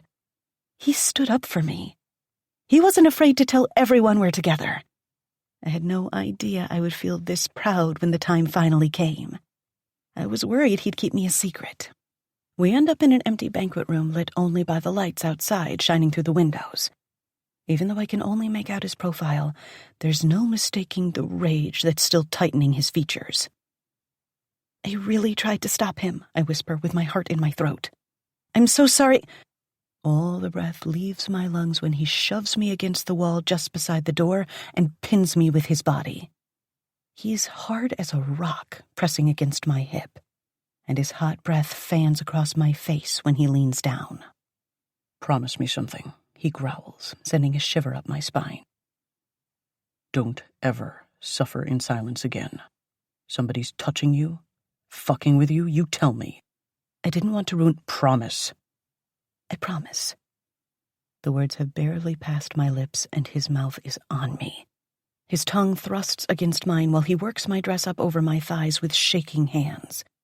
I can't wrap my head around the way he claimed me out there, out loud, for everybody to hear. I'm his, the way I always wanted to be. My dreams have come true. Now nothing is standing between us. Fuck. I want to go back in there and kill him for touching you, Callum growls against my lips. No, stay. I need you, I plead, weaving my arms around his neck and pulling him closer.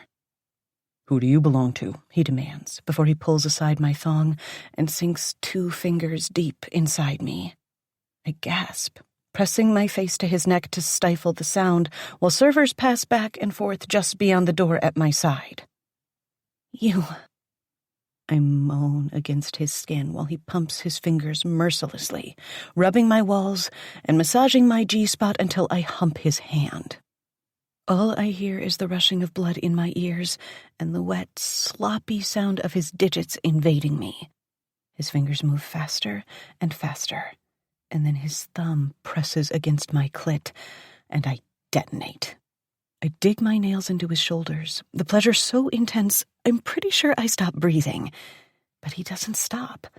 Even now, when we could be discovered, he's determined to prove his power over my body. Fuck me, I whisper between gasps for air. Please, I need your cock inside me. Damn. You beg so sweetly, Bianca. My cock's already dripping cum from your sweet moans and cries of pleasure. If I had the time to tease you, I would, but I don't. And my desire to be inside of you right now is my only thought. Yes. Pulling his fingers from my sopping pussy, he brings them to his lips, sucking the juices off of them. It's the most erotic thing I've ever seen, and I wish the lighting was better so I could see his eyes fully. Sweet as honey, he murmurs, and releases me for a moment. He undoes his belt and then lowers his zipper, the sound loud in the empty room. Lifting me once more, he pins me to the wall, his frame holding me in place. I hitch my legs around his waist, bringing him closer. Anticipation bubbles in my belly. He's so big and thick. I wish I had it in me to take you slow, but I can't. I feel the fat head of his cock at my entrance, and a moment later, he's filling me. He stretches me to the point of pain, and I breathe through my nose, swallowing back a whimper as he thrusts forward. With every thrust, he sinks a little deeper inside of me, and while I struggle to take him, the pleasure that swirls in my core as he forces himself inside me is worth the pain. I don't think I'll ever get used to the way you struggle to take me. Your little pussy stretches around me so nicely, pulling me deeper and deeper. Those first few pushes inside of you. Fuck. Callum's filthy words are my undoing. He moves faster, and the hints of pain give way to complete pleasure as I adjust to his girth. I hang on tight and press my face to his neck to hold back my ecstatic cries. My nipples are so hard they rub against the fabric of my bra, intensifying the pleasure in my core.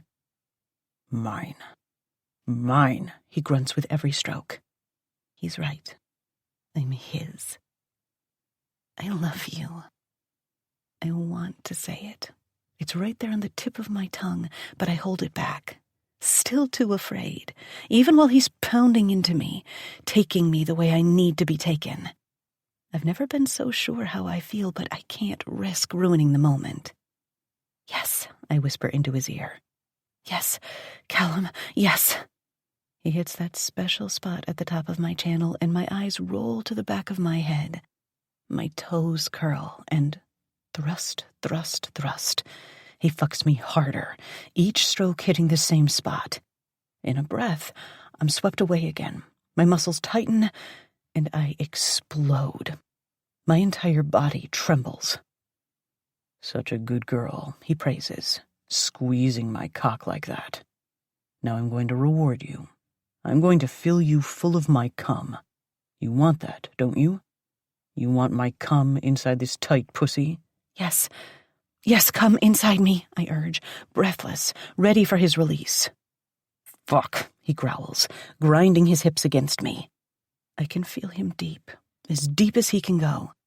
He tips his head back a second later, and a rush of warmth fills my core. This is the part I like best, when he's helpless, lost in the way I make him feel.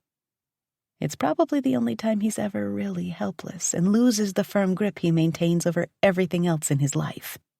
I hold him close, cupping the back of his neck in my hand, pressing my lips to his cheek, his ear. I love you.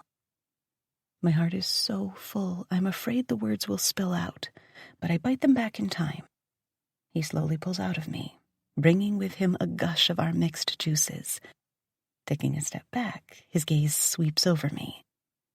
I can't tell what he's thinking, but I wish I could. He helps me adjust my dress and gently caresses my cheek. The ladies' room is across from here. Go on in and clean yourself up, but leave my cum inside your pussy where it belongs. I swear I see the hint of a grin appear on his lips. His hand drops from my face, and he tucks himself back into his pants, straightening out his clothing. I'll go back out and do damage control.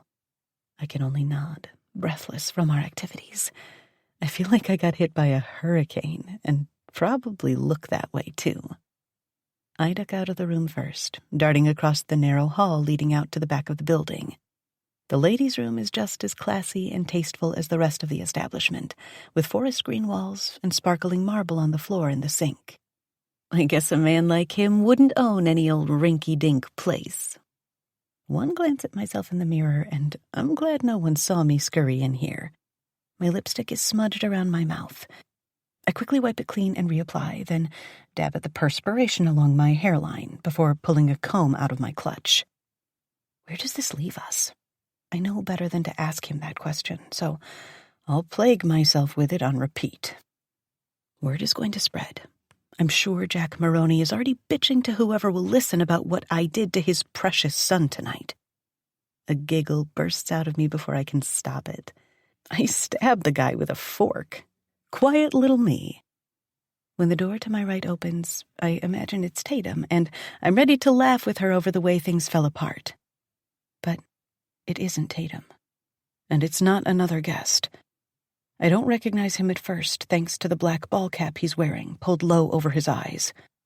It's only when he lifts his head, standing directly behind me, that I gaze at the reflection of my ex-boyfriend. I came in through the kitchen, he whispers. This is the only way I can help you. I don't know what the rag in his hand means. I only know it can't mean anything good. He clamps the rag over my mouth and nose before I can scream. A sweet smell overwhelms me, and my vision blurs before I can do more than squirm and kick weakly. Then everything goes dark. Chapter 26. Callum. I wish I could say the satisfaction of claiming my woman has calmed me down, but that's not exactly true. I know she's mine. No one's taking her from me. Certainly not some sleazy piece of shit like Dominic Maroney. His last name is the only reason he's still breathing. That and the witnesses present at the restaurant. Still, I've been insulted.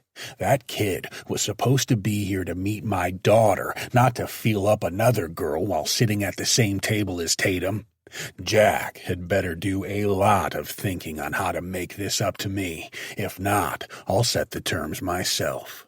Terms he will not like much.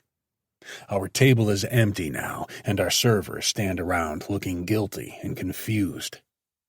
Sorry to have broken things up, I murmur, but it's Tatum I'm concerned with now. Scanning the room, I find her sitting alone at the bar, nursing a glass of wine. Something about the way she holds herself gives off a do not approach signal, but I'm her father. That sort of shit doesn't work on me. She spots me in the mirror behind the rows of bottles along the wall and cuts me off before I've said a word. That's who you were going to marry me off to, huh? A real Prince Charming. I can't hold back a sigh. There was never any real chance of a marriage. Of course. How could I forget? I'm a pawn. You're being a little dramatic, don't you think? No, I don't. How could you even give that guy the idea I would marry his son? You didn't even ask me about it.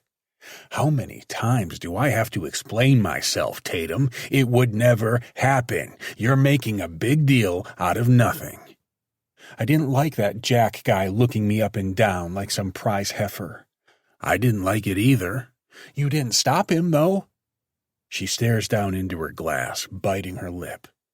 Dressed the way she is, she could go to any club in the city at this very moment and have her choice of any man. I'd have to break their hands for touching her, of course. Right now, she's my little girl, unsure of herself and lost in her feelings. It was business, I remind her, gentler this time, gentler than I normally am. Emotions can't get involved with business. I catch my mistake when she lifts an eyebrow, but it's too late. So you weren't emotional back there at the table?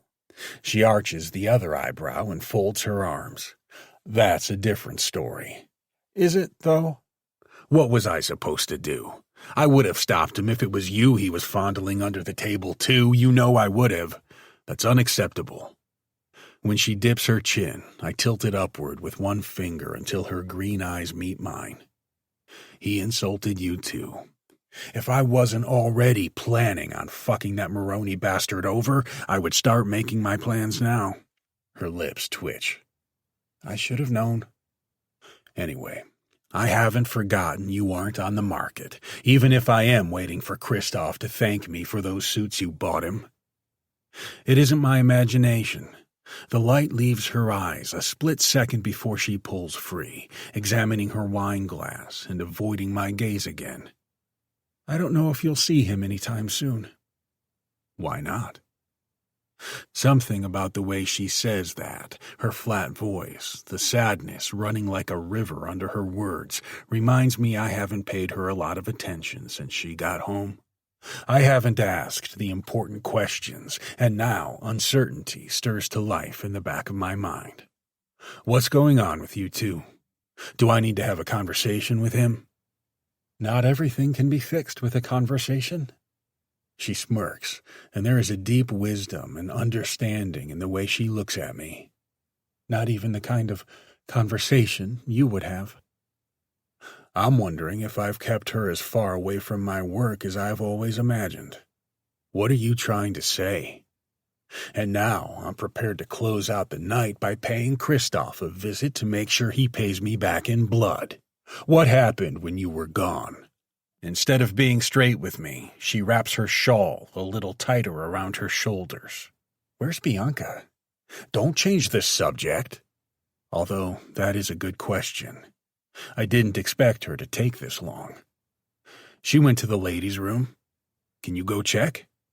What, you mean you're not going to storm into the girls' bathroom? You own the place. Still, she gets up from her stool and walks to the back while shaking her head. She doesn't reach the swinging door before an ear-splitting shriek slices through the air, the wailing of an alarm.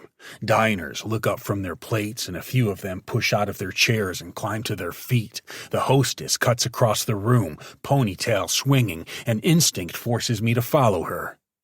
Someone tripped the emergency exit? She calls out, but the siren almost swallows her voice.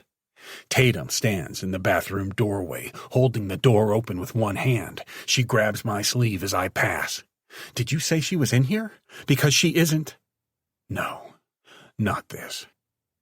Anything but this. I break free of her grasp and run the rest of the way down the hall, past the empty banquet rooms and out through the emergency exit, which empties onto a line of dumpsters and employee parking. There! I shout to Romero when he falls in next to me, pointing to a pair of taillights dwindling to pinpoints before they blink out. There she is. I don't know how I'm so sure, only that I am. Part of my soul is in that car, and somebody is taking it away from me. The weight of that knowledge threatens to buckle my knees. Dad, what's happening? I spin in place to find Tatum shivering despite the heavy humidity. Thunder rolls across the sky before the sky opens, and rain spatters the ground, adding to the sense of everything falling the fuck to pieces. Somebody took her. I take one more look in the direction the car disappeared before pulling Tatum back inside the building. But we're going to get her. Why? Her lips pull back from her teeth in a horrified grimace. I don't understand. Neither do I. I'm going to need you to listen to everything I say and do what you're told. With one hand firmly around her arm, I direct her back to the dining room. Some heroic soul cuts the alarm, but somehow the silence is more deafening. Romero and I exchange a look. The tracker, I remind him, and immediately he pulls out his phone. What tracker? What is happening? Then, before I can order her outside to our car, she gasps. Maybe it was Lucas. I can hardly keep up with the rush of thoughts running through my head. All my frenzied subconscious can latch onto is that name, Lucas. What does he have to do with this? We saw him today outside the store. I figured. Slow down. I take her face in my shaking hands. Breathe. Tell me what happened. He just came out of nowhere and he looked crazy, but I kind of laughed it off because I figured he was just being a loser and trying to get her back. Her chin quivers, her eyes welling up with tears. That's what he's doing, right? He took her so that he can convince her to stay with him? Fucking hell, and I did not know. She didn't tell you? Didn't tell me what? It was Lucas who hit her with the car, Romero says, rather than leave the announcement to me. Are you fucking serious? Her scream echoes through the dining room. We already had an audience. What's more attention on us? Why didn't she tell me? One thing at a time. We don't know if he took her, or what he hopes to get out of this. I can't imagine it wasn't him, especially if he confronted the girls earlier today. If one of them had told me about that and I'd known he was in the area, I could have been on alert. I could have stopped this from happening. I have the signal from her phone. Romero shows me the screen where a blinking blue dot tells me she's moving. Dad, please find her. Please get her back. Tatum is weeping as I wrap my arm around her shoulders and walk her out of the dining room with Romero on our heels. A snap of my fingers and the pair of guards waiting under the awning in front of the restaurant jump to attention. Damn it, it never occurred to me to have any in the back. I wasn't thinking. Why wasn't I thinking? I'll never forgive myself. Stop it. Focus. She needs you. Take Tatum home, I tell them, raising my voice to be heard over the storm. Then wait for further instructions. Romero heads for the second car and is already behind the wheel before I join him. The tires squeal across the pavement before I've closed the door. We can't afford to chase them down, Romero says as he speeds through the lot before bursting out onto the access road running behind the restaurant. He might try to outrun us. He doesn't have to say anything more. I'm as aware of how this could end up as he is, already playing out every possibility in my racing mind. That doesn't mean you need to drive like an old woman. Move! Lucas, if it is Lucas, is already miles ahead of us. What if he drives them both off a bridge, or deliberately slams into the concrete wall of an overpass at top speed? The way Tatum described him, he's completely unpredictable. I should have tried harder. Should have stopped at nothing before finding him. Where the fuck has he been? I demand, punching the door. For all we know, he could have been living out of his car all this time. He glances my way before weaving around a line of cars traveling too slowly. You did everything you could. That doesn't matter. It wasn't enough. And I will never forgive myself if my failure means losing her forever. Chapter 27. Bianca. You're safe now. You don't have to be afraid of him anymore. All I can do is groan. My head is so heavy. just like my eyelids. I can't open them. I'm so tired, and it feels like I'm still dreaming, even though I know I'm awake. Stupid pain meds always mess me up like this. Wait. No. I'm not taking them anymore. The voice comes back, weaving its way through my foggy brain. I know you didn't want to listen to me. That's why I had to do this. You left me no choice, but it's for your own good. You'll see. If I didn't know better, I would swear it was Lucas talking. I must still be dreaming, or caught between a dream and reality. It's storming outside, and the sound of thunder and fat raindrops hitting the windows makes me want to go back to sleep. Callum, I whisper while I curl into a ball. I want him close to me. I want to sleep safe and warm in his arms while the storm rages outside. You never have to be afraid of him again. I don't care how long it takes. You're going to forget Callum Torrio ever existed. Wait. I'm not in Callum's bed. And I am not dreaming. That really is Lucas murmuring close to where I lie. I force air into my nostrils. My mind is on the fringes of panic. Instead of the familiar spicy scent of Callum's skin on the sheets, it's wood I smell. Lots of wood. Like I'm in a room filled with it. Or made of it. The mattress under me has springs that poke into my hip and shoulder. Lightning flashes bright enough that I see it from behind my closed eyelids, and it's followed by a clap of thunder that shakes the room. I can't pretend to be asleep, not with Lucas so close, and I know he's close. I smell his acrid sweat, the way I did outside the store and in the bathroom, where he knocked me out. Kidnapped me. I should have taken him more seriously.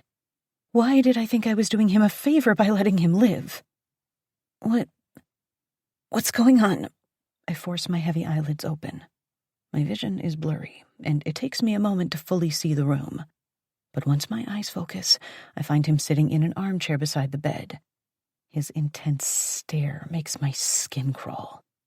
Stay calm. Reason with him. Is this your parents' cabin?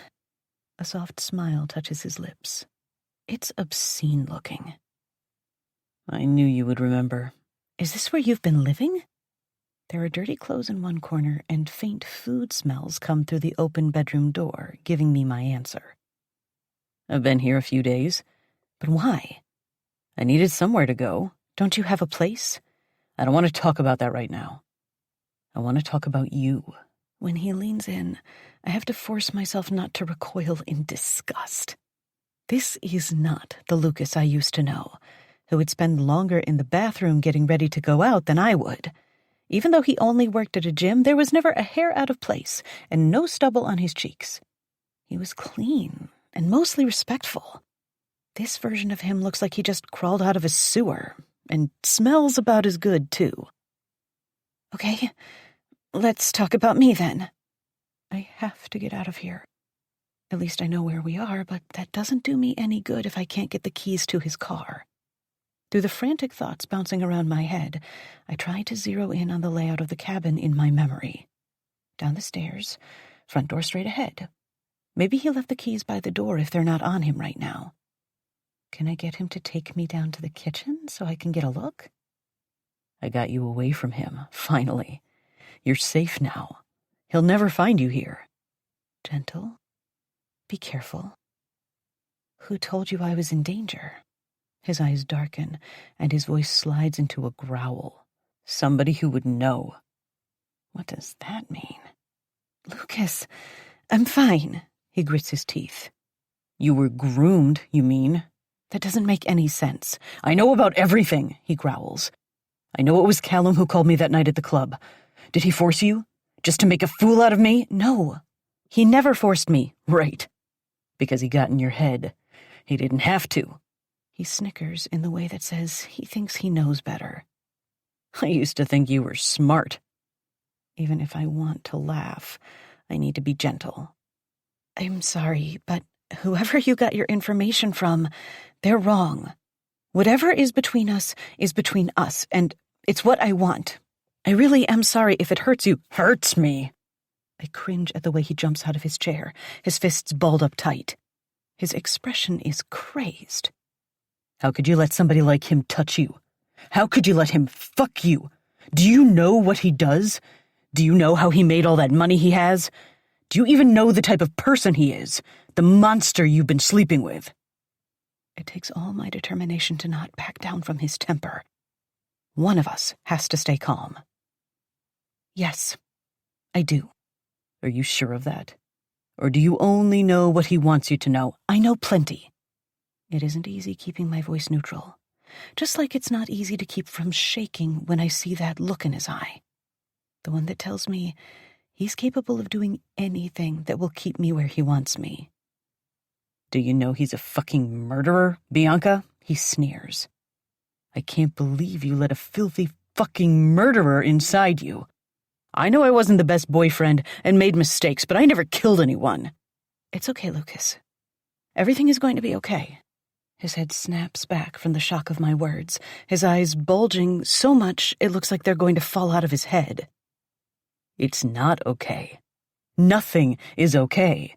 How can you sit there and act like anything about him is sane? Do you think the things he's doing are okay? What the fuck did he do to you? My defenses are up.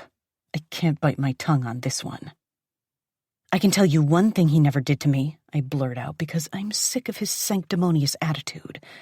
It's probably a bad move, but something has to snap him back to reality. He's never tried to run me down in the street. He's never tried to kill me. How do you know about that? Why would I have brought it up today outside the store? I know exactly what you did. You're alive right now because I told Callum not to kill you, because I didn't want you to die for making a mistake. Immediately, I regret what I've said. I know it the second his features soften, and he releases a long sigh with his head tipping to the side. I knew it. His reaction sends fear skittering up my spine. What did you know? We're not over. We will never be over. A flash of lightning illuminates his face.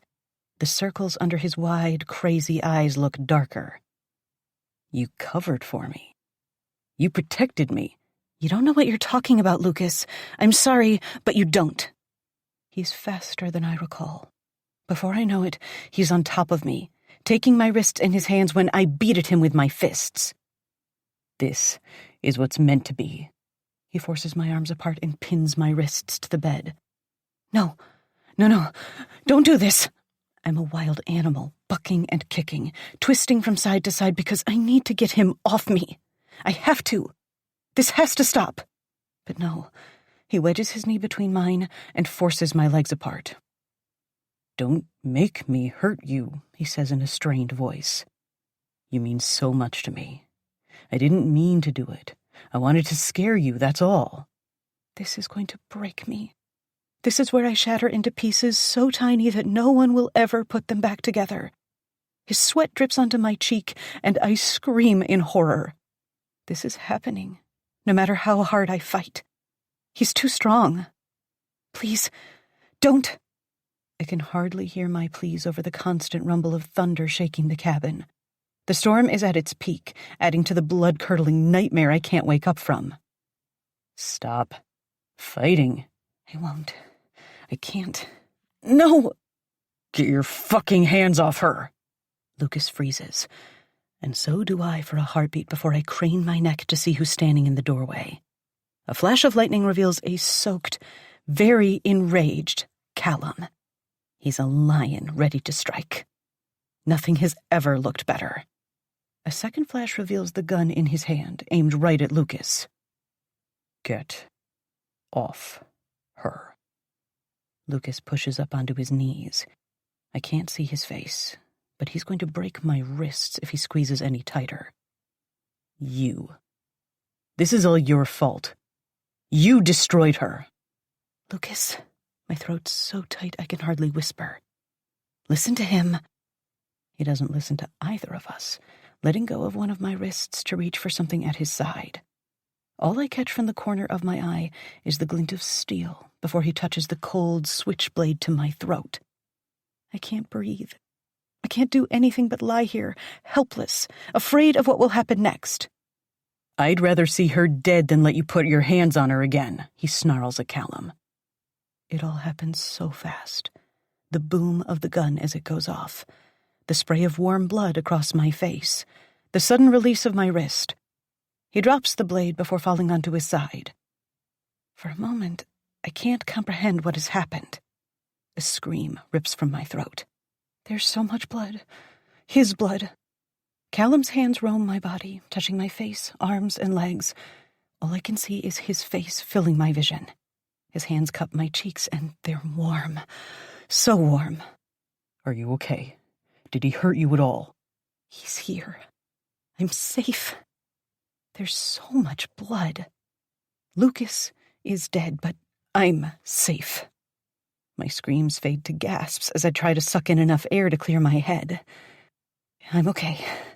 It's over. There's a dead body sprawled across my leg. Bile rises up in my throat. I startle when Romero comes in, but Callum's arms held me in place. All clear, he says, looking around the room. Is she okay? I don't know what to say. I don't think I can speak. All I can do is keep my eyes away from Lucas. He's dead, and his blood is on my face. It mixes with the raindrops that soak Callum and drip down onto me. Romero pulls out his phone and starts barking instructions while Callum lifts me out of bed. We need to go. But he turns my face away from the bed and angles me toward the door. Now, we're leaving. I'm taking you home, and Romero will take care of this. We'll make it look like a suicide. I hear him, but nothing he's saying sinks in. Like my subconscious doesn't want to accept what's happening. Callum guides me to the stairs, but my feet won't take me down.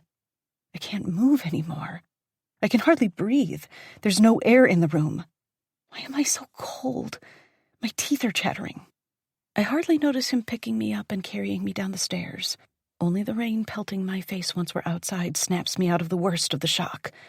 Lightning zigzags across the sky, and I bury my face against Callum's neck until we reach the car, where he lowers me into the passenger seat and buckles the seatbelt for me. The rain sounds like hundreds of little gunshots going off at once as it pounds against the roof. I fight the urge to cover my ears while Callum gets behind the wheel and starts the engine. "Romero," I murmur, looking back at the cabin. How many other cabins around the lake are being used right now? Did anyone hear the shot? Maybe not over the thunder. He's staying behind. He'll get a ride back with the cleanup crew. He pulls away, and soon we're rolling down the muddy road. The tires send jets of water shooting up both sides of the car, and lightning highlights the dark, towering trees. Dead. Dead. He's dead. Callum killed him. Callum saved me. You're safe now. Callum's calm voice slices through the fog in my head, the way lightning slices through the sky. I'm sorry, little bird. I'm sorry I didn't get there sooner. I'm too exhausted to speak. All I see is the blood. It all happened so fast. 1 minute he was there, and the next he was... I will never let anyone hurt you again. I want to tell him I believe him, but can't make my mouth work. He was alive, and then he wasn't. I must zone out for a while because the next thing I know, the car is swinging through the front gate of the compound. We haven't reached the courtyard yet when the front door flies open and Tatum comes running down the front steps in the rain. Oh my God! She practically pulls me out of the car before squeezing me hard enough to make my ribs ache. Thank God. Are you okay? Did he... Get her inside, Callum urges, before nudging us both toward the house. She needs to get cleaned up. He touches my shoulder, and I don't know what makes me do it. The memory of the gunshot, or how easy it was for him to blow a man's brains out. He didn't even hesitate. How could he end someone's life so easily? Whatever the reason, I flinch away from his hand and cling to Tatum. His jaw works, but he doesn't say a word. I'll take care of it. She steers me toward her wing once we're inside, and I'm glad to let her take the lead. I can barely think, much less anything else. I'm numb. Why can't I feel anything? Come on, sweetie. You need a shower, clean pajamas, and a few days in bed. Tatum's voice is soothing. It brings tears to my eyes. At least something's getting through to me. If she notices the blood on my face, she ignores it once we're in the bathroom. She turns the shower on, and it doesn't take long for steam to fill the space. I peel off my torn, soaked dress and let it fall in a sodden heap at my feet. She helps me under the water and closes the shower door while I tip my head back to let what's left of Lucas's blood run over my skin and down the drain. The longer I stand here, the cleaner I can think. The world comes back to me. "You okay in there?" She pokes her head into the bathroom, and it hits me that I have no idea how long I've been standing here. "I'm okay." I shampoo my hair, and she's cleaned up my messy clothes by the time I've rinsed it out. It's enough for her to be here with me, a reminder that I'm safe. "I'm just glad he found you so quickly." "Me too," I choke out. I'm halfway through scrubbing my arms, trying to keep from staring at my bruised wrists by the time it sinks in. He knew where to find me. It didn't even take long. "How did he know where I was? Did he tell you?" "There was some kind of tracking app on your phone." He was tracking my phone? It should be the last thing on my mind, but it's merely another brick on top of all the others. Once again, he's invaded my privacy. I'm glad to be out of that cabin and safe. But I'm not safe if I can't have a single second to myself. It wasn't enough for him to watch me. He has to know where I am, literally at all times. What happens when he isn't satisfied with that anymore? He might decide to keep me around the house instead. It's not like he's never threatened me with that before, tying me to the bed and all. What if I'm the next person he kills? He threatened that once before. After witnessing the results firsthand, I have no doubt he'd kill me if he wanted to. "He doesn't trust me," I whisper, trembling under the hot water. "He doesn't trust anybody," she says with a sigh. Through the shower door, I see she's finished changing into pajamas and is now taking off her makeup at the sink. "Why not?" "I think my mom really fucked him up, and now he can't trust any woman." She shrugs at her reflection. "I have no idea how his brain works. I'd be too afraid to dive in." She can feel that way, but I can't. Our relationship is different. I need to understand him. By the time I finished rinsing off, there's not a doubt in my mind. All my body wants is Callum, the comfort of his touch, his strong arms wrapped around me. Nothing in the world can hurt me so long as I'm with him. Not quite true. There is something that could hurt me. Callum himself. That's the problem. The closer I get to him, the easier it is for him to cause me pain with his distrust and secrets. He has no problem killing a man and walking away. His crew will clean it up, and it'll seem like it never happened. I should be grateful, but deep down, it terrifies me. What kind of person am I, keeping a secret like this? Knowing Lucas didn't commit suicide, the way they're going to make it look? His parents will carry that with them until the day they die. Is it better for them to know he lost his mind and was trying to rape me? This is the world Callum inhabits. The world he wants me to be a part of. How much worse is it going to get? How many secrets will I keep before they rot me from the inside out? While I waste away, locked up because he'll never trust me. I open the shower door and wrap a towel around myself before stepping out. I need to leave. Tatum lowers the towel she's drying her face with. "What do you mean?" "Don't be rash, you're still in shock." "Maybe a little," I admit. "But I have to do this. I can't. This can't." It's too much. The pressure on my chest feels heavy again. "Where will you go?" "I don't know. My dad's, I guess." "But why?" "Don't make me explain, please." You can't come at me with an announcement like that and expect me to let you go without asking you questions. I know she's right, which is the only reason I bother putting my feelings into words as I rush into her room barefoot and wrapped in a towel. It must have been instinct that made me keep my stuff on her side of the house instead of moving it into Callum's room. Like there was a part of me that always knew this wouldn't work out and wanted to protect itself. "I can't do this," I whisper, while pulling bags from the closet. I'm only revisiting the same situation I was in more than a week ago, packing in a hurry, ready to run. Isn't that the definition of insanity? Doing the same thing over and over, even when the outcome never changes. Can't do what? She stands back and lets me pack, at least, instead of getting in my way. All of this. I won't stay with a man who'd install a tracking app on my phone without my knowledge. What else has he done that I don't know about? I glance up from the drawer full of underwear I'm clearing out to find her face pinched in pain. I'm sorry.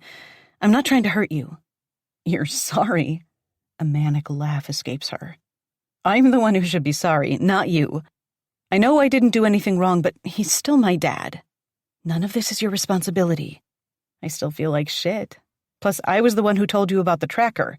You told me the truth, and that's probably more than I've gotten before now. I can hardly think. I'm so angry and frustrated. How could he betray me like this? You're not really going to your dad's, are you? You know, if you show up like this, he'll assume something's wrong.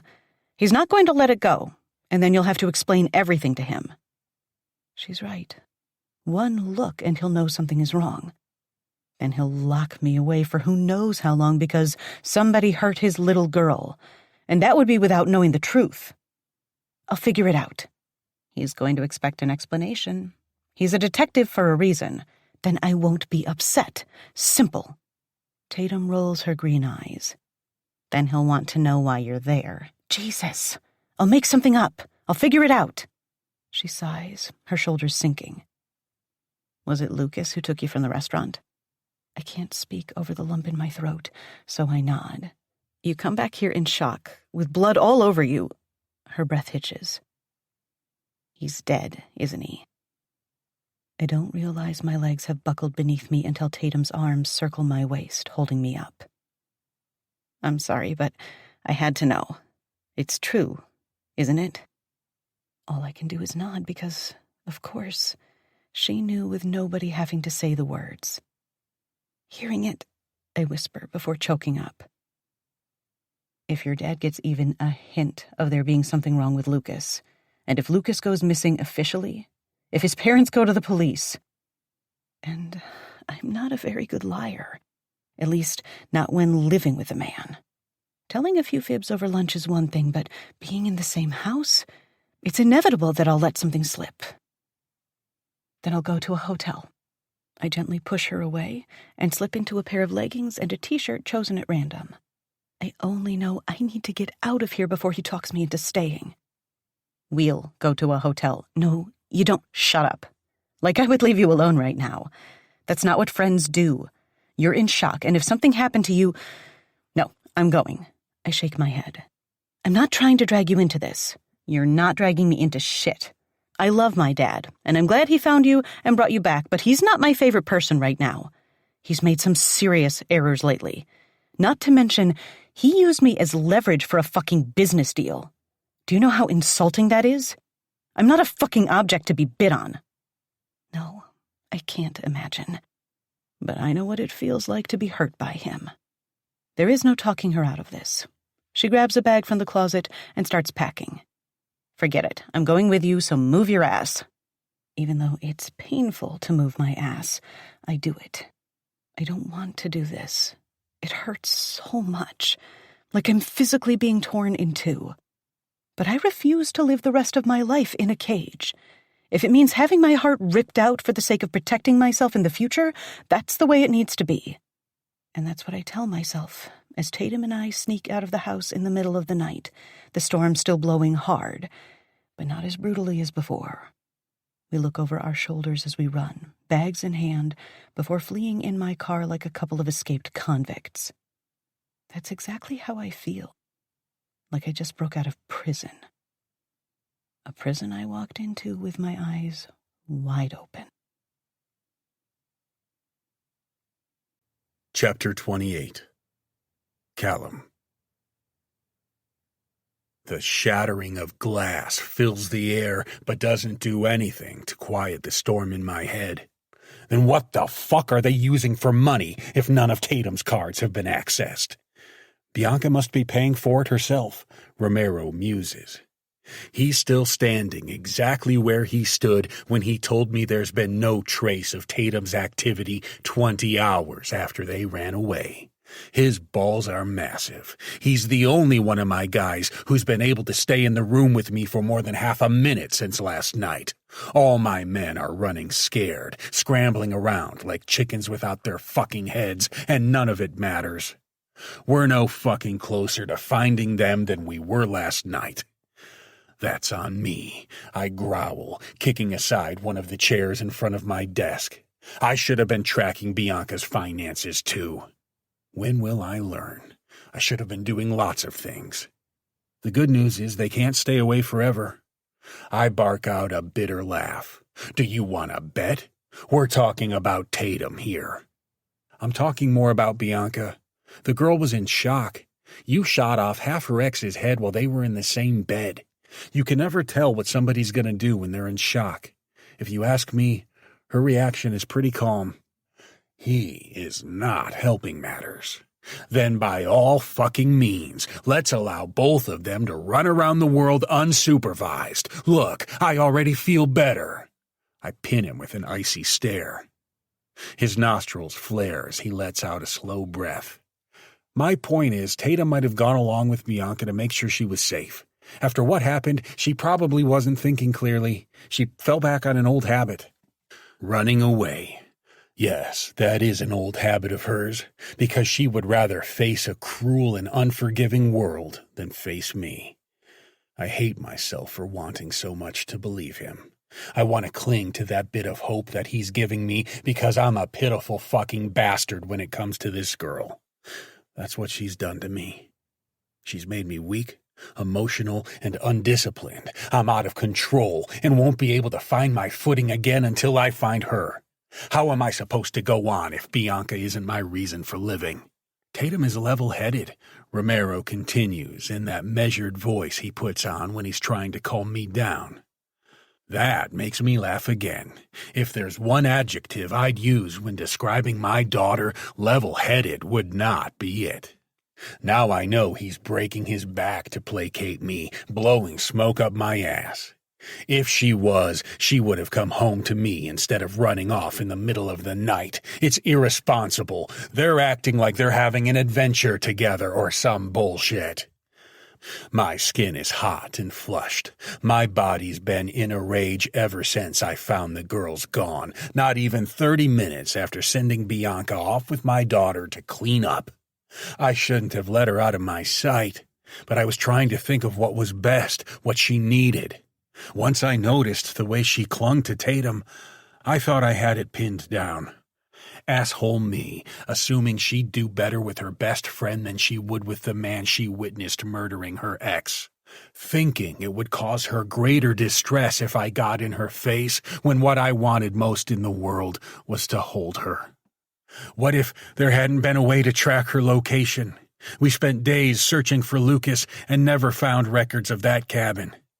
I never would have found her. Once again, I went against my instincts and let her walk away. Let's be honest. This could have to do with her being pissy over the Maroney fiasco. It wouldn't surprise me if that had something to do with it, he admits, his jaw tightening. But I know she cares about Bianca. There's a good chance she did it to be a good friend. She needs me. What else must I do to show her she means everything to me? I've killed for her. That's still not enough to keep her from disappearing? I'm not enough to keep her from disappearing? Try the app again, I growl, pacing the room and pounding my fist into my palm. Glass crunches beneath my shoes, and Romero lets out a choked sort of warning sound, but I ignore him, like I give two shits about broken glass. It's better for both of us if I pretend I don't hear the way he sighs as he pulls out his phone.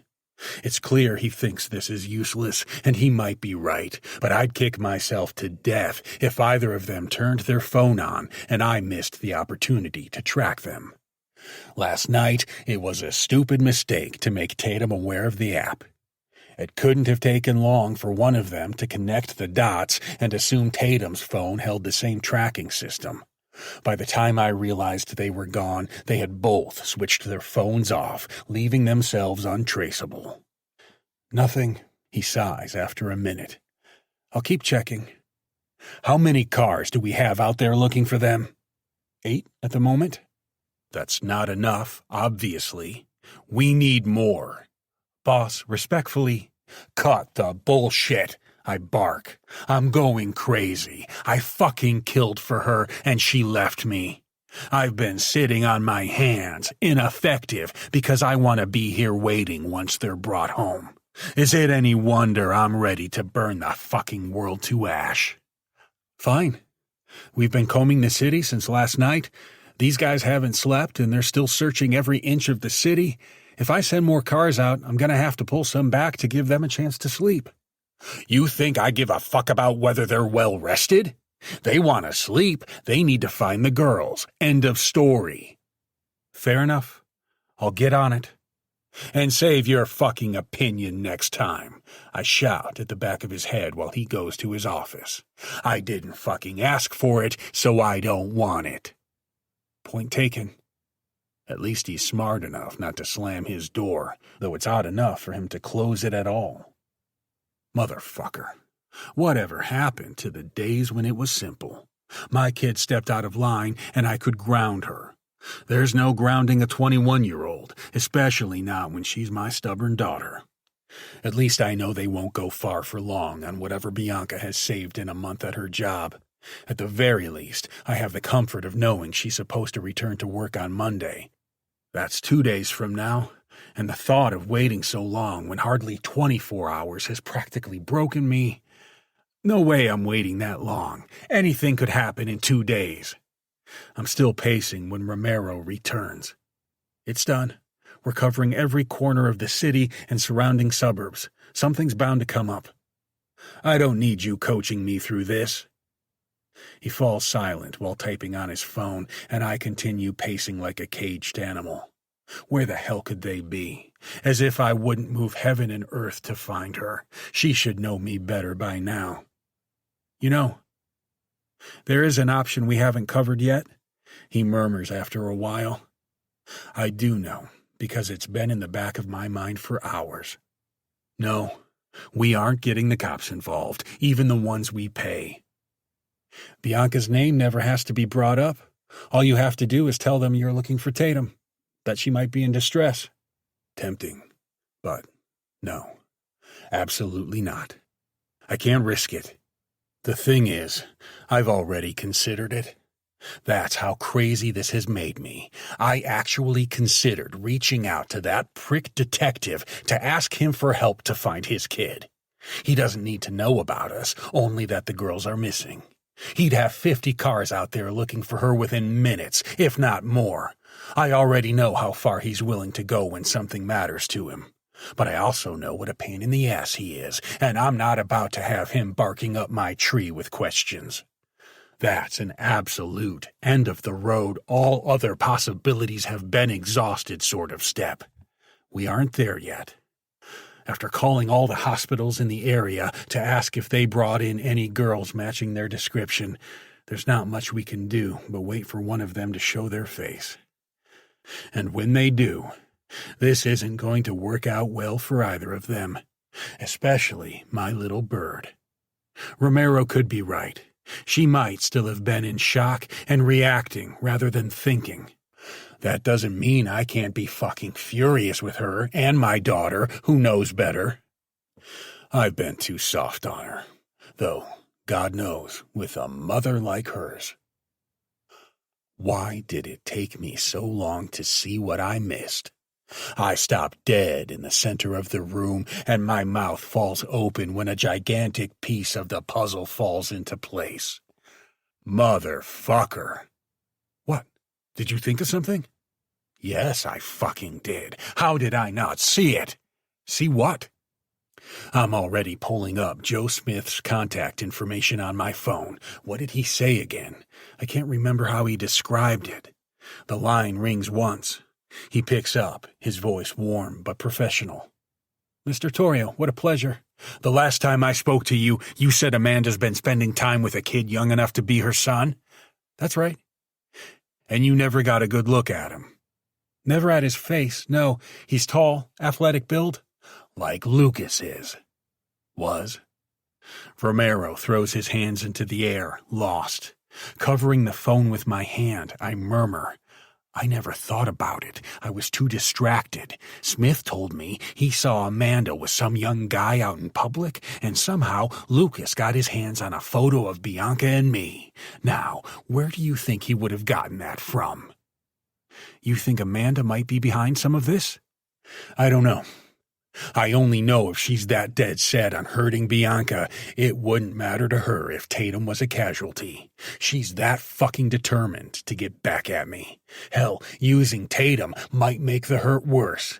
It's not like she ever gave a shit about being a mother. Judging by the way his mouth screws up in a skeptical smirk, he's unconvinced. Think about this for a second. No, I've done enough thinking. It's time to act. I want answers from that vindictive bitch, and if it means getting her off the street and out of Bianca's path, even better. I want Amanda found now. I bark into the phone, and the second you set eyes on her, you tell me, do not lose sight of her. I'll pay you 3 times your rate, just find her, so we can have a talk. Consider it done. If only everyone on my payroll could be that unproblematic. Once I've ended the call, Romero ventures. Do you really think Amanda would do something like that to Tatum? My hand tightens around the phone until my knuckles ache. She already fucking told her about Bianca and me. His brows draw together. When did this happen? When Tatum was in Europe. She knew before she got home. Only 2 people would have reached her to talk about it, and I doubt my kid would have taken a call from Lucas. The more I think about it, the more sense it makes. I immediately suspected Amanda minutes after Bianca first showed me the photo. Then Bianca tried to run off, and I didn't think the problem through. Amanda gave Lucas the photo. What else did she give him? A bunch of information, rumors, and lies that fucked with his head until he tried to run Bianca down? Or maybe Amanda convinced him to do it because they're fucking. I'm getting more questions than answers at this point. She had someone following you.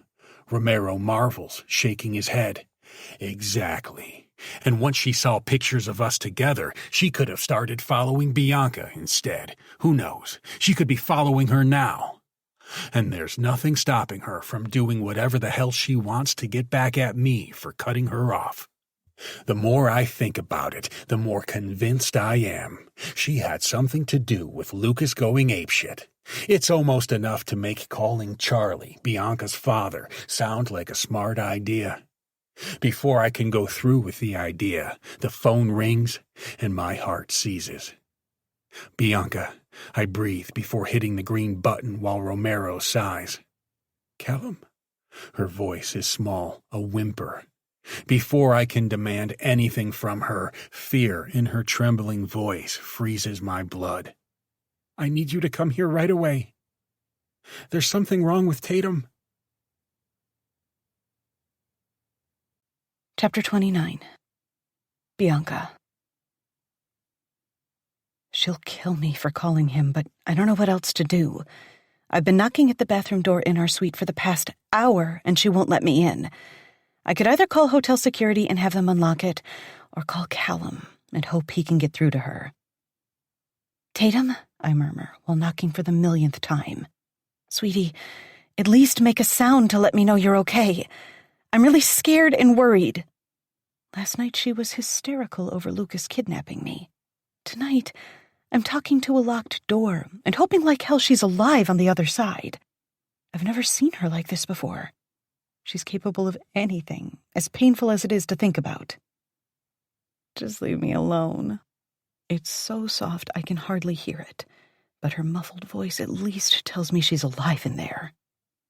Think, damn it. What set her off?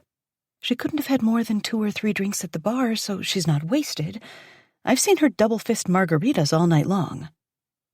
Why won't you let me in? Are you sure that guy didn't hurt you? Leave me alone. Something hits the door and I jump back, cringing. I have no idea what could have happened or why she's keeping it from me. Calling for help is the only thing I could do. It's not like I wanted to go through with this whole running away thing by the time the sun came up this morning.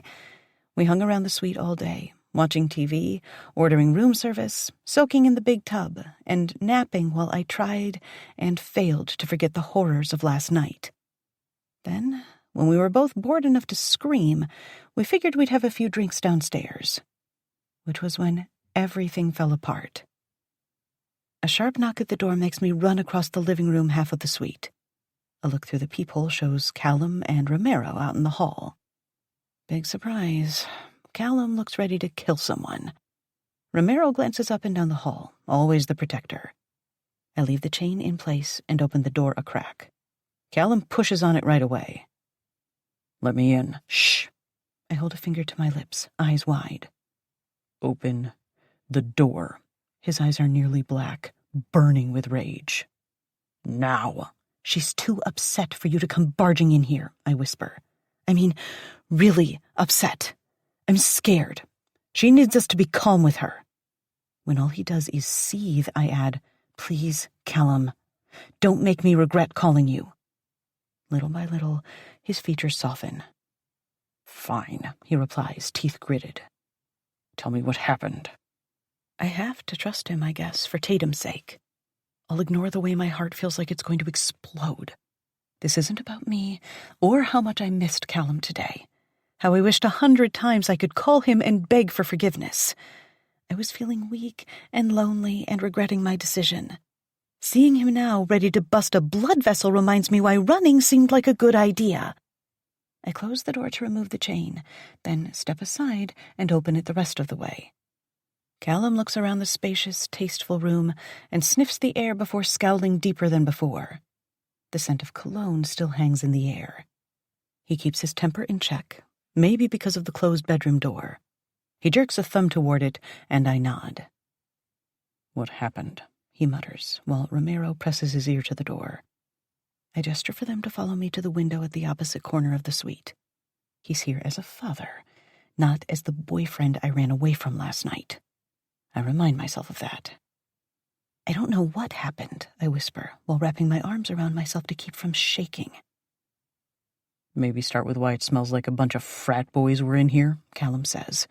"It reeks of cheap cologne." We were downstairs in the bar. It's easier to look at Romero, since he doesn't look like he wants to snap my neck. We only had a couple of drinks. 3 guys came in, and we started chatting, and...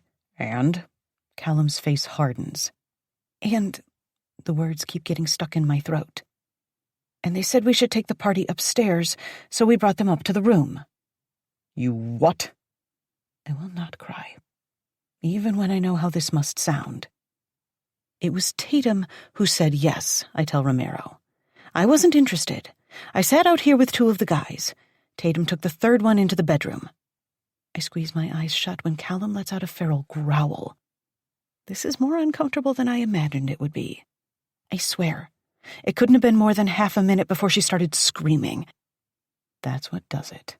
The thread he was still hanging onto snaps, and he rages.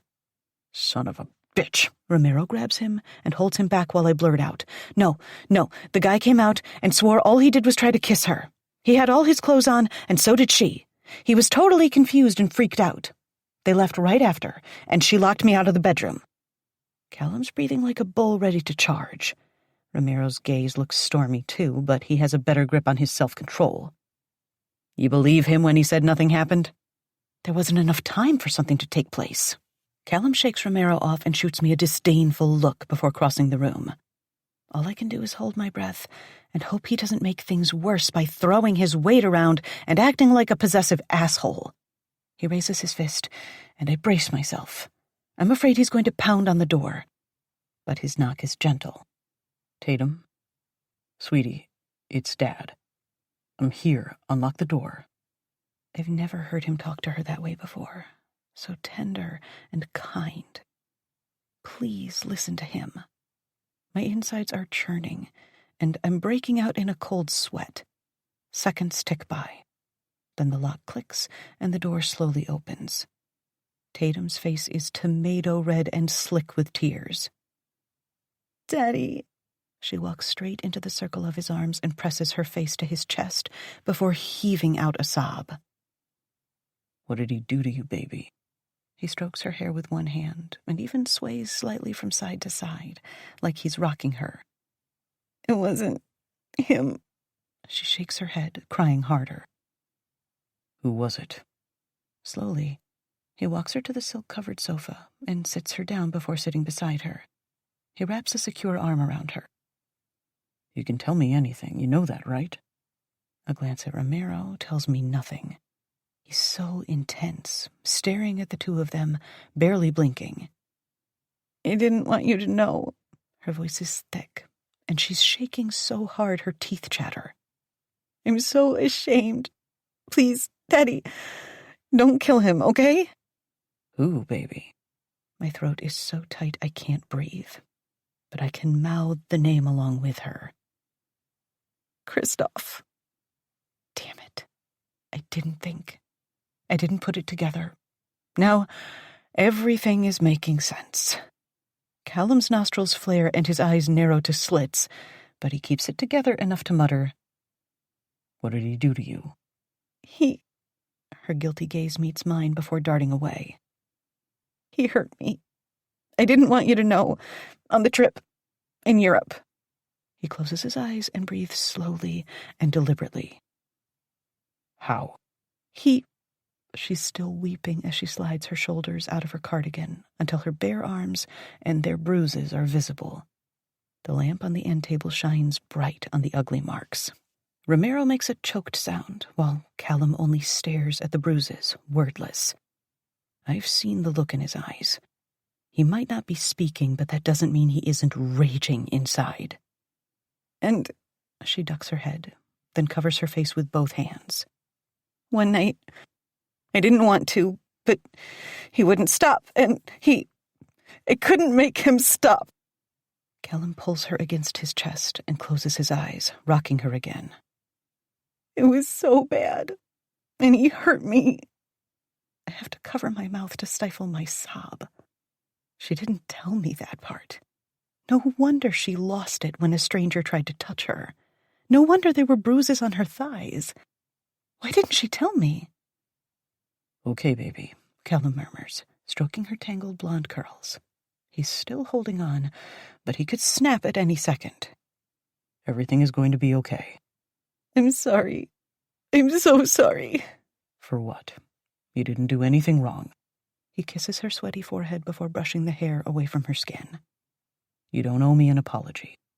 I'm glad you told me. You shouldn't have to keep something like that inside. I'm ashamed of myself, she admits in a whisper, running her hands under her eyes. I lost it earlier, too. It wasn't his fault. You don't have to explain. And you never have to worry about telling me things. When you need help, I'll be here to help you. Always. Dad. She's still shaking and sniffling, but looks him in the eye. I didn't want to tell you because I was afraid of what you'd do to him. Romero takes a step toward the sofa, his fists clenching. You want to protect him after what he did? No, but I don't want to cause trouble. She squeezes Callum's hands. Please don't do something stupid because of me. All right, sweetheart.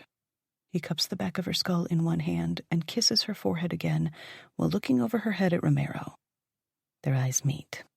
And even though I'm not a mind reader, I know Christoph's days are numbered. The thought of a murder being decided that easily, without using words, makes me shiver. But I can't find it in me to care. Not after what Christoph did to her. He doesn't deserve to live. I wish I could kill him myself. Let's get you home. Callum helps her to her feet, but gently hands her off to Romero. He'll take you to the garage, and I'll help Bianca get your things together. There goes the pit in my stomach. For Tatum's sake, I put on a brave face until she's out of the suite, and I can let out the breath I was holding. Now it's just the two of us. Nobody's here to protect me. Nobody to keep me from throwing myself into his arms and begging him to love me. Having him this close has stripped away every reason I had for running.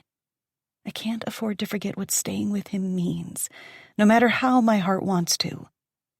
His stormy eyes threaten to knock me on my ass, but I hold my ground.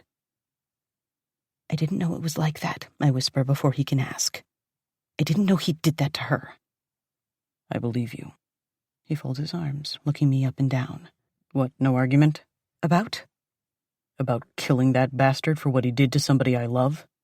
You're not going to tell me how wrong it is or run away again? Callum.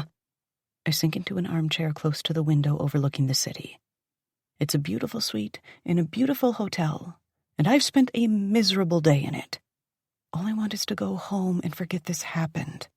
But he's not going to make it that easy. Well? You tracked my phone without me knowing about it. His face is stony. He doesn't even have the decency to look sorry.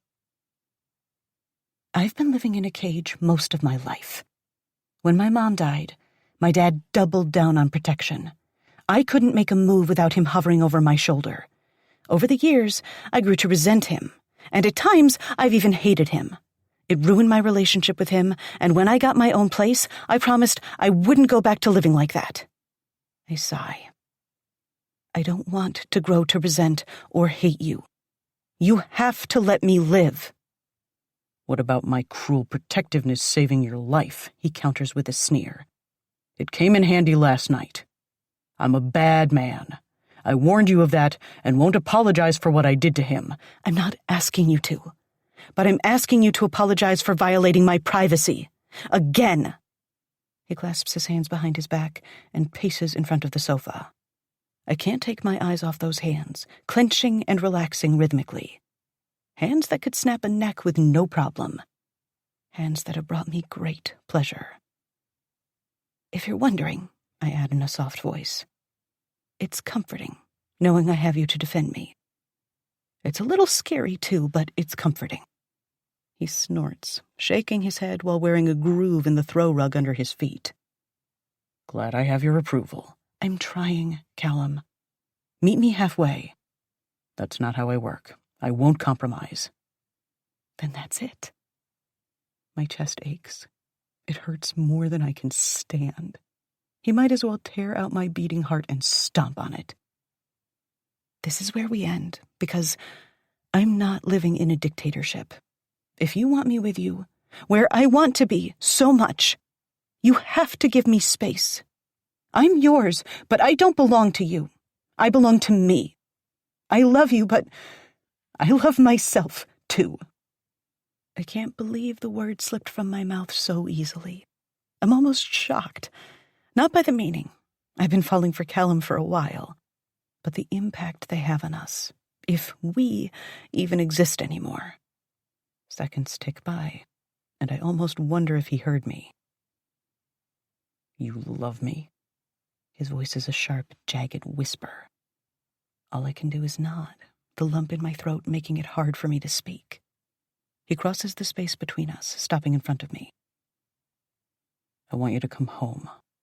With me. To stay. That's what I want, too.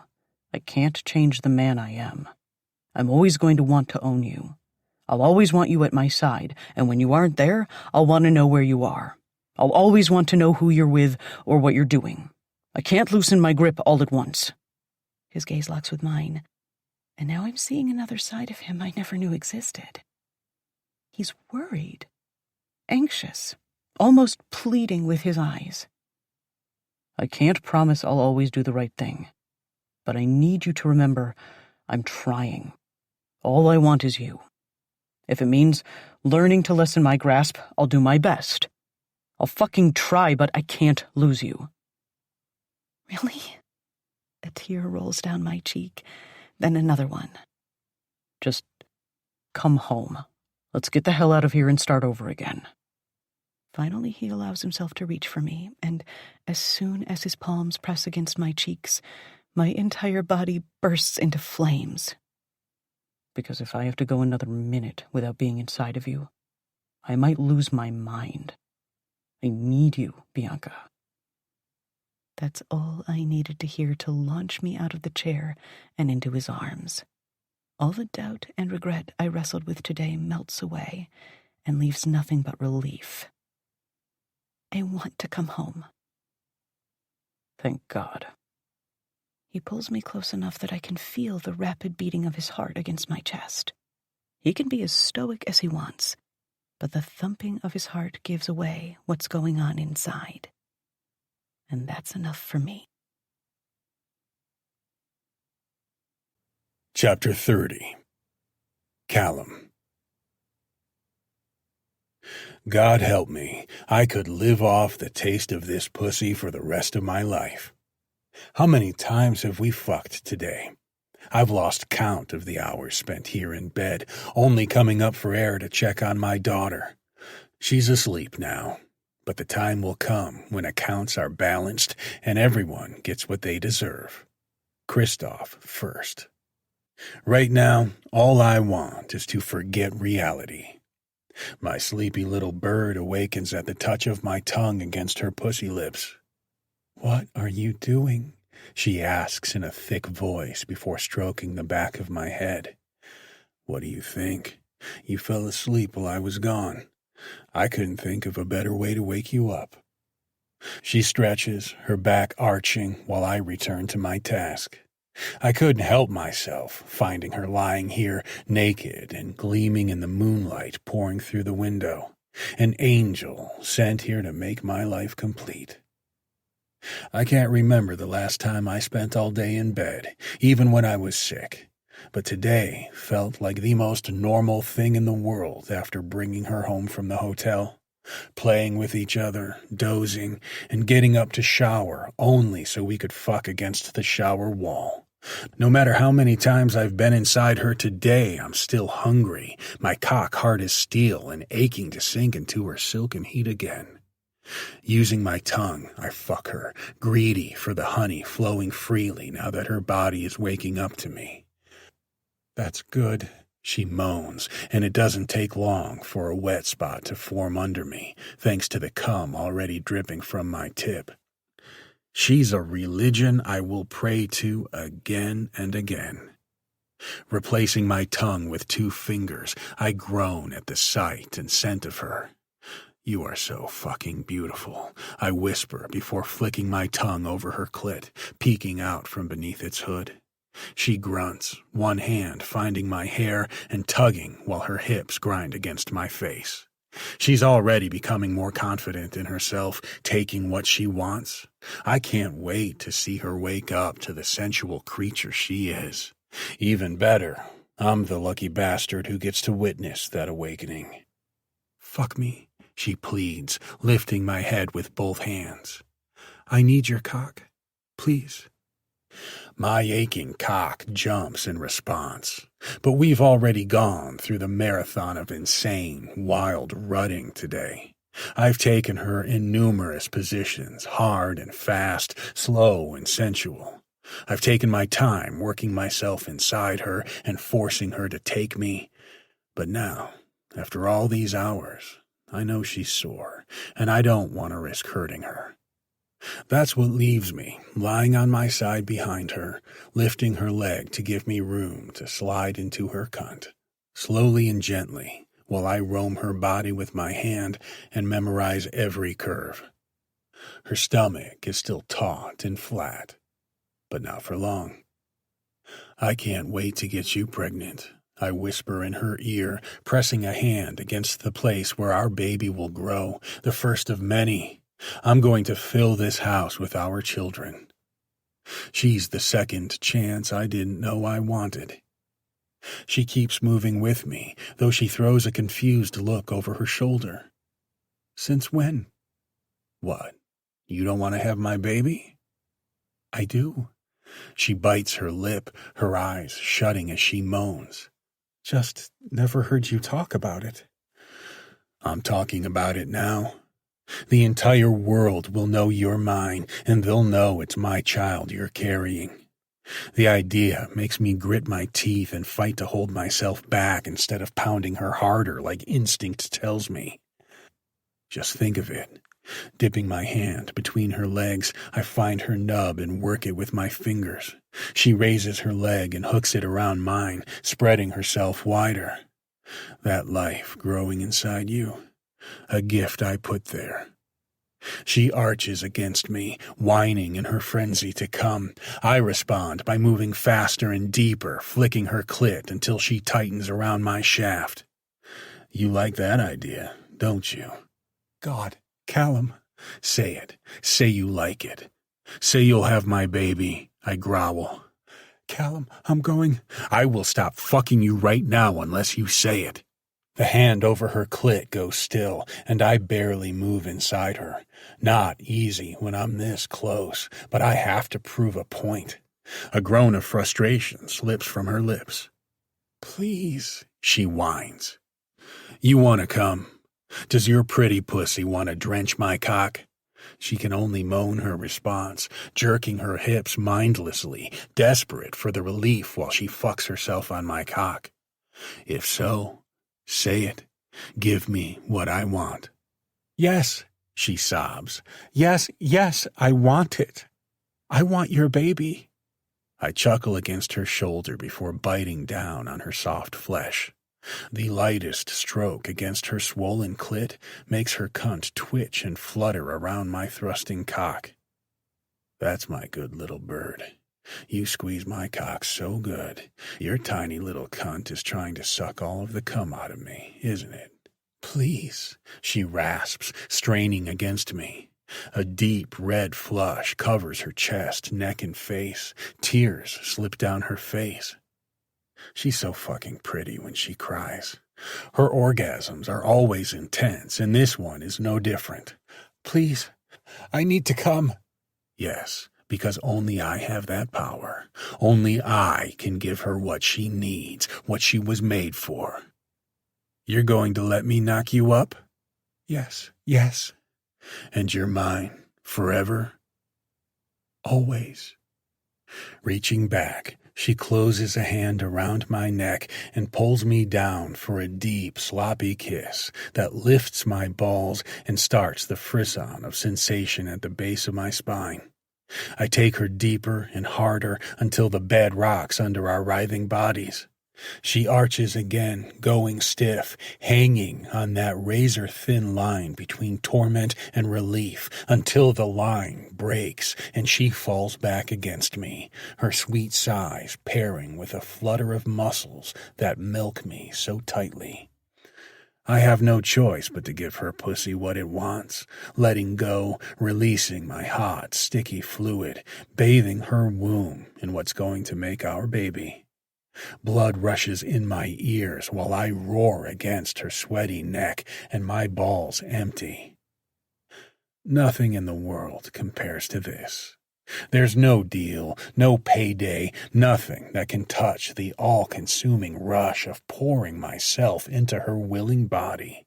I could spend the rest of my life inside her and never feel I missed out on anything. This is enough. I wind my arms around her trembling body and bury my face against the nape of her neck. That was intense. I might not be able to get up for the rest of the night. Her laughter is soft, musical, and still a little breathless. You meant that, didn't you? What, the baby? She nods, and I lift my head, then roll her onto her back so we're face to face. Sweat has hair sticking to her cheek, and I brush it away while speaking carefully. I don't say things I don't mean. It's important to me that you have our baby. I want nothing more in this world. Tatum is already grown up. What made you wait this long if you want a bigger family? She has a way of asking the most complex questions in an innocent way. I don't know whether I love her or hate her for it. There's something disarming about her. That's not an easy thing to explain. I'm not trying to be pushy. I only want to understand. What's so different now? The fact that she even has to ask means I haven't done a good job of showing her everything she means to me. I'll need to work on that. She makes me want to be the man she needs and deserves. I've already come close to losing her too many times. I don't know if I can go through it again. When I think of it that way, Pushing my pride aside and sharing myself doesn't seem like too big of a sacrifice. There's a single word that sums up everything, the answer to her question and every uncertainty I've wrestled with for years. You. Her forehead wrinkles the way it always does when she's confused. I don't get it. You're the difference. And I don't mean because you're young and healthy. It's taken me a long time to find a woman worthy of my trust. She follows me when I roll onto my back, resting her hand on my chest and propping her chin against it. I use my fingers to comb through her mussed hair. Remember in the beginning when we talked about getting burned? And all your scars? She whispers, tracing the ridges of my pecs with her nails. It hasn't been more than a few minutes since I came, but I'm already hungry for her again. It's overwhelming, this craving, enough to drive me out of my mind. That's right. I take her hand and kiss the tips of her fingers. Otherwise, I won't be able to resist her touch much longer, and this is too important to brush aside. For the first time in my life, I want to share what's in me. It's dangerous. No one knows that better than I do. But somehow, it feels necessary. Someone hurt you badly, didn't they? There's a sadness in her voice, and I know she isn't pretending. It hurts her to think of me in pain. All my life, I thought once I became the man I wanted to be, everything else would fall into place. By the time I was your age, I had already made a lot of money, nothing close to what I have now, but enough that I never had to worry about going back to that old house again. I never had to live that life. I thought I had it made. I can't help but groan at the memory of that cocky, headstrong kid who reminds me of Tatum when I think about it. And of course, with the money came the girls. She nods, eyes twinkling. Looking like you do, you couldn't have had any trouble. My trouble was, I was too young and naive. I let my dick do the thinking for me, and by the time I figured I was being taken for a ride, it was too late. I was already married, and Tatum was already here. I didn't have anybody in my life to teach me how to be careful around people who smile at your face while they have their hand in your wallet. I'm trying. Really, I am. But there's still bitterness in my voice. Resentment bubbles in my chest. I resent that younger version of me most of all. He made it so easy for her. I'm sorry she did that to you. She cups my cheek softly. The opposite of Amanda in every way. There was never any softness there. She was always hard and calculating, out for herself. That hasn't changed. She admitted once things went bad that she only went through with having Tatum to lock me down. She winces. That's terrible. I'm so sorry.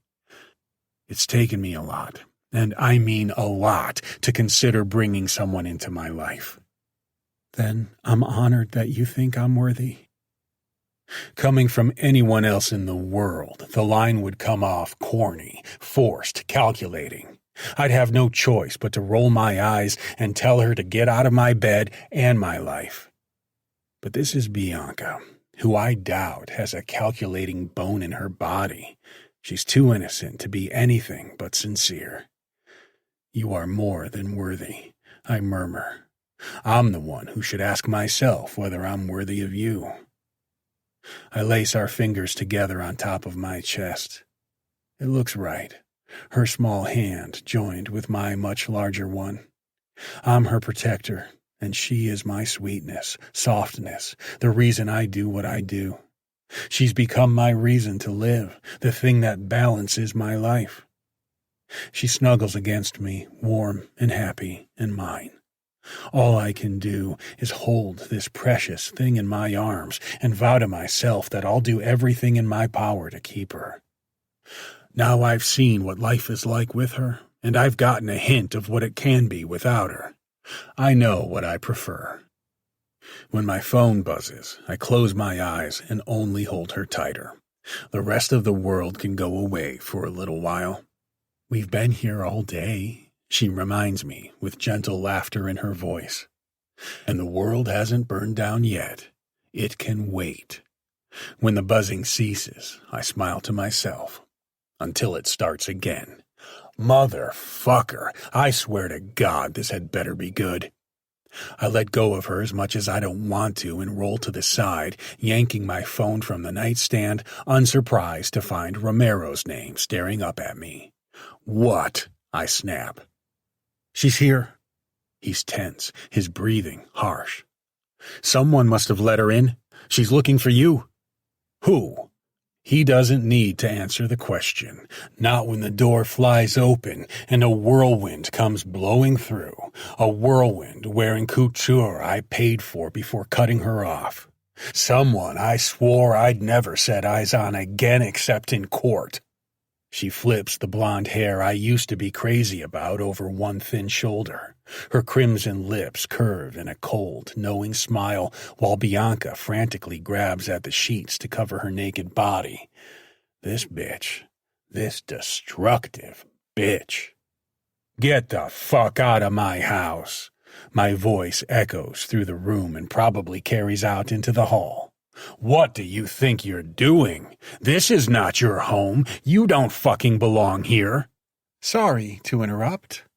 She sneers while Bianca curls into a ball, her knees drawn to her chest.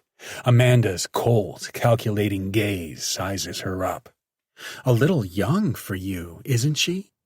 I told you to leave, I growl. Bianca is the only reason I'm able to keep my temper in check, but I'm getting closer to losing my grip with every breath I take. How the hell did she get in here? How did she know what she'd find? Who in the fuck has been tipping her off all this time? Get out before I have you dragged out, I snarl. This is your final warning. Give me a break. She rolls her eyes. I didn't come here to see you. I came here to see my daughter. It's been too long, and I've heard rumors. Again, how? Before I can wrap my head around what she's saying, her attention swings back to Bianca. And by the looks of it, they're true. I guess you're the little slut who's been fucking my husband. Chapter 31. Bianca. Is it possible to feel like you've been hit when nobody laid a hand on you? The pain in my gut. The way all the air leaves my lungs at once. It's like she's punched or kicked me. It physically hurts, and yet she hasn't laid a single hand on me. You fucking bitch. Callum gets up, still naked, dragging one of the sheets with him and wrapping it around his waist. This is your last warning. Get out of my fucking house before I fucking kill you. Sure. That's exactly the kind of thing he would say. That's who he is. But it's wrong. It is not the response I needed to hear. He didn't deny what she said. He didn't deny still being married. He didn't deny it. From the look on her face, I'm going to assume she didn't know. Amanda, nobody has to introduce us, laughs in my face when all I can do is try to stay calm and keep the last shredding pieces of my dignity. I bet he calls me his ex, doesn't he? Bianca, don't listen to her, Callum growls. Why? You don't want your little fuck buddy knowing the truth? You can try to hide the truth from her as long as you want, but it always comes out. She folds her arms across her chest and smiles, smug, superior. Callum's chest heaves with every ragged breath. I'm going to give you to the count of 3 to leave this fucking room. Stop with your threats and bullshit. She whirls on him and jabs a long red nail against his bare chest. By the way, nice job sending somebody to spy on me. Was there a point, or are you trying to blackmail me into signing the papers? Did you honestly think that would work? You're supposed to be this master manipulator, and you've been duped at your own game. He slaps her hand away, baring his teeth in a snarl. Don't you fucking touch me, you diseased cunt. How's your friend Lucas, by the way? Her face turns ghostly white, and she falls back a step. What are you talking about? You know exactly what the fuck I'm talking about. I can't take any more of this. It's killing me. Stop! It's like he forgot I was there. His eyes widen when he turns to me.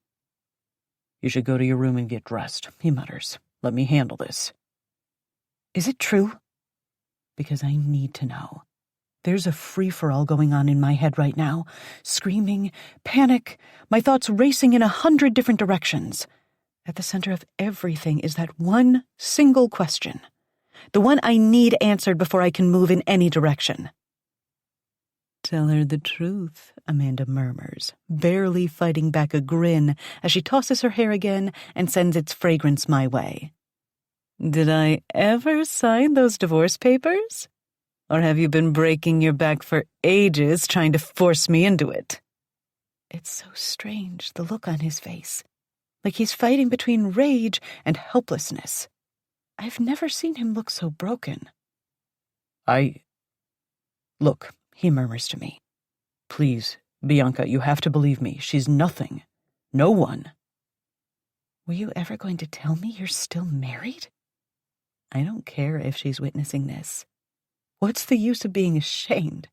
I'm already sitting here, naked, feeling like the world's biggest idiot. Why not let her watch my heart break a little more? Everything's better with an audience, right? Of course I was. But the idea was to get the papers signed first. He snarls at her, forcing her back another step. Any decent person would have signed them way before now. But enough is never enough. You always want more. I can't believe you have the nerve to pretend you give a shit about your daughter when all you wanted was an excuse to barge in here and fuck with my life a little more. This is all so touching, she sighs, fluttering her thick lashes. Next thing you know, you'll tell me you love this girl and that I should sign the divorce papers so the two of you can be happy together. Isn't that right? Considering I know what you've done, you are treading on very thin ice, he warns. My guy saw you together, you and that kid. Were you the one who came up with the idea to run her down? He jerks a thumb in my direction without looking at me. That's what does it. Listening to him talk so casually about the trauma I went through, and revealing he knew more about it than he let on. He can't expect me to trust him after this. The lies are piling up between us. Amanda and Lucas? How would she even know who he is? Was. Past tense. Before my brain can completely melt, I scramble out of bed, still wrapped in a blanket, and take off running. My feet slap against the hardwood as I race past the guards. I don't look at their faces. I can't. I'm too ashamed. This is something I want to end. He wants me to go to my room and get dressed? That's what I'll do, because I will not sit around and watch my life crumble to pieces. Lies. So many lies. About him, about her, about their marriage. Now he's making it sound like she had something to do with Lucas coming apart like he did. Whether or not that's true, he could have told me. He should have told me. If Lucas needed help, I could have reached out to his parents. I could have done something. In the end, it's all about him. What he wants, who he wants. There I was, telling him I'd have his baby. And he held all these secrets in his hand. It will never get better. I feel the truth of it in my soul. He will never stop being who he is. Loving him isn't enough.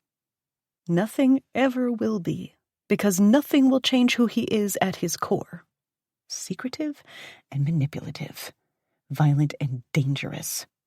The lengths he'll go to get what he wants are never ending.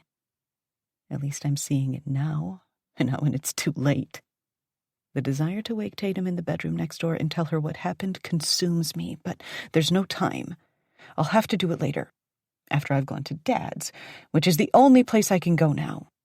It's the only place I want to be, because at least there I'll have somebody who really loves me, who doesn't lie and use. Stupid. I'm so stupid. I was so desperate for love after years of being treated like I wasn't important that I looked the other way over and over, first with Lucas and now with Callum. I can barely see with the tears by the time I reach the bedroom and lock the door. My heart is going to burst out of my chest.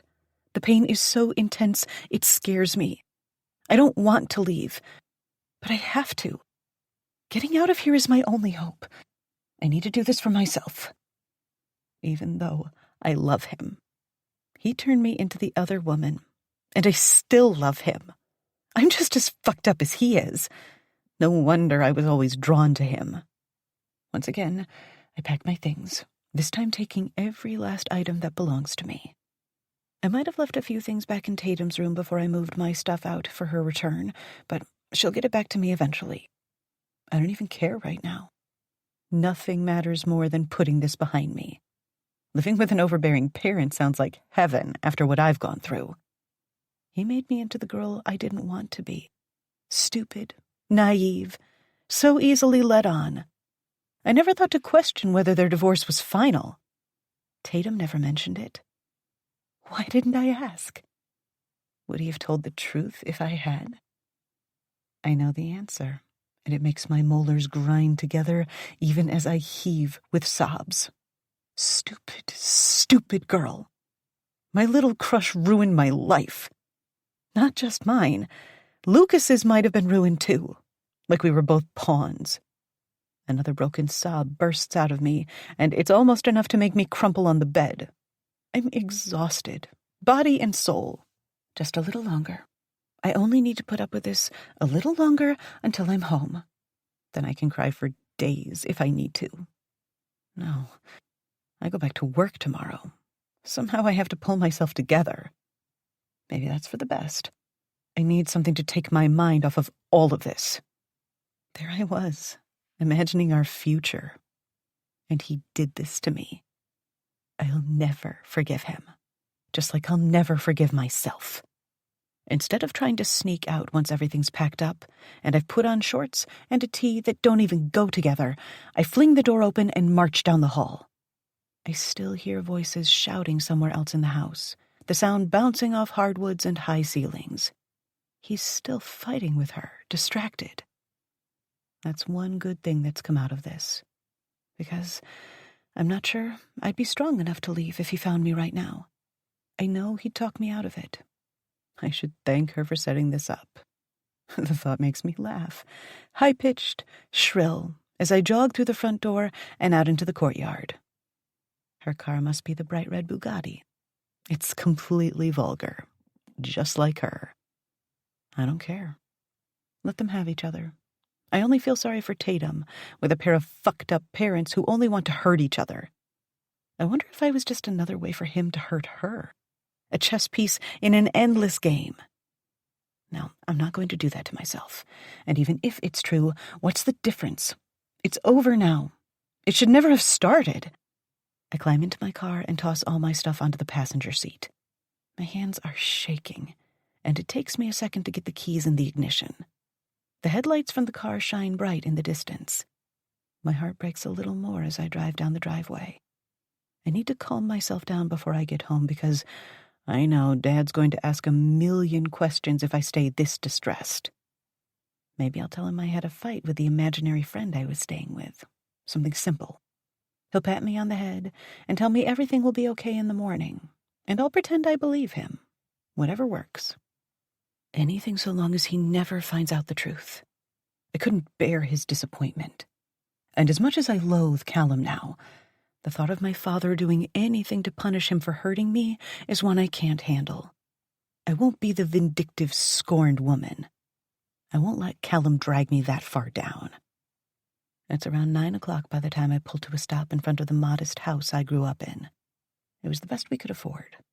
Mom would have liked something bigger, but when he was demoted from detective lieutenant to a regular detective, it meant taking a pay cut. I can do this. That's what I have to keep telling myself as I pull my things from the car and carry them up the front steps onto the creaking porch. I can do this. I've gotten better at lying to Dad, haven't I? Not exactly something to be proud of, but it's what I need to fall back on now. The lights are on in the living room, and I can hear the TV blaring inside as I fish out my key. "It's just me," I call out in a fake, cheerful voice as I open the door. You don't want to burst in on a detective who keeps a gun in the house. That's a good way to get shot. He's not in the living room, where a ball game is down to the final inning. I grabbed for the remote to lower the volume. "Do you need a hearing aid?" I asked the empty room. There was a trio of empty beer bottles on the end table next to his favorite chair, but that's the only evidence of him having sat there. "Hello?" His car was in the driveway. He could have walked down to the corner store. That would explain the blaring TV, a technique to convince would-be intruders there's somebody home. "Dad? Are you here?" I cast a look further back into the house, past the dark dining room that never gets used anymore. The kitchen sink is visible from here, and it's piled high with dirty dishes. There are more bottles on the counter, too, and a stack of filthy pans. What the hell has been going on around here? The quiet house offers up no answers. I don't know if I should start cleaning or look for him first. A soft thud from overhead decides for me. "Dad?" I creep toward the foot of the stairs and wrap my hand around the carved post. "You up there?" Only now does it hit me that there could be an intruder in the house. Goosebumps pebble my skin, and the hair on the back of my neck stands up while I wrestle with the choice of going up the stairs or running out the door. Running seems to be the way to go, but a voice coming from upstairs stops me before I take off. "Honey? Is that you?" It's my father, but it isn't. His familiar voice is thick, slurred. How many of those bottles has he emptied tonight? My heart's in my throat as I hurry up the stairs, dreading what I'll find. His bedroom door is open, and before I've entered the room, I can see the picture spread out over the double bed he once shared with my mom. Sometimes he likes to reminisce, but it's not like him to get drunk before he does. And that sink didn't fill up overnight. He could have been spiraling all this time while I was too busy screwing up my life to notice. I always think of him as having everything together. A look at the bedroom tells me otherwise. There are dirty clothes all over the place, and a layer of dust covering the dresser. The bed is messy, and there are more of those empty bottles on both nightstands and on the floor beside my dad, who's on his knees in front of an open box. "Just the girl I wanted to see." He raises a bottle to me and narrows his bloodshot eyes like he's trying to bring me into focus. "You deserve to be here to celebrate with me." "What are we celebrating?" His clothes are rumpled. He might have slept in them, judging by the looks. His normally clean-shaven face is covered in dark stubble, and his hair is a mess. A clump falls over his forehead when he looks down into the box. Wedding photos. A quick search of my memory tells me it's not their anniversary or Mom's birthday. "The most beautiful girl in the world." He picks up one of my favorites, a shot of the two of them walking down the aisle after the ceremony. "I'm telling you, when I saw her coming toward me on your grandpa's arm, my heart damn near burst." He's beaming in the picture, and Mom is radiant in her full-skirted princess dress. I always planned on wearing it for my wedding someday. She could have been a model, I muse, kneeling beside him. God, he reeks of beer and sweat. The complete opposite of the joyful young man in the photo. This isn't like him. What don't I know about? She could have done anything, but she married me, a damn cop. He runs his thumb over her cheek before a tear drips from his chin onto the photo. I quickly wipe it away. What's happening, Dad? What are you celebrating? And if it's a celebration, why is he crying? I reach over and move the empty bottles on the floor before he can knock them over as he stumbles his way to standing. I forgot to tell you. I finally did it. I don't know where he thought he was going since he plops down on the bed with a thud. Did what? I'm quick to gather up the things on the bed before he passes out on them. More photos. A baby blanket of mine. Found what I've been looking for all this time. I knew I would. Evidence had to be out there. He's swaying back and forth, and his head is drooping. Why don't you get some rest and we'll talk about it more in the morning? The bed wasn't made in the first place, so it's nothing to ease him back until he's lying down, then pull the flower print blankets over him. He gazes up at me, eyes squinted, his head on the pillow. I did it. I promised her, and I did it. Did what, Dad? I finally found the evidence. I always knew he did it, and now I can pin it on him. Pin what? I ask, mostly to be kind. Your mom's murder. My blood turns to ice, and a cold sweat breaks out on my neck. Mom's murder? He always said she was killed in a drive-by, a typical wrong place, wrong time situation. I've never heard him use the word murder. I knew he did it. Everybody knew. I was after him. His eyes close as he continues muttering. The only logical answer. Who, Dad? I whisper. His eyes flutter.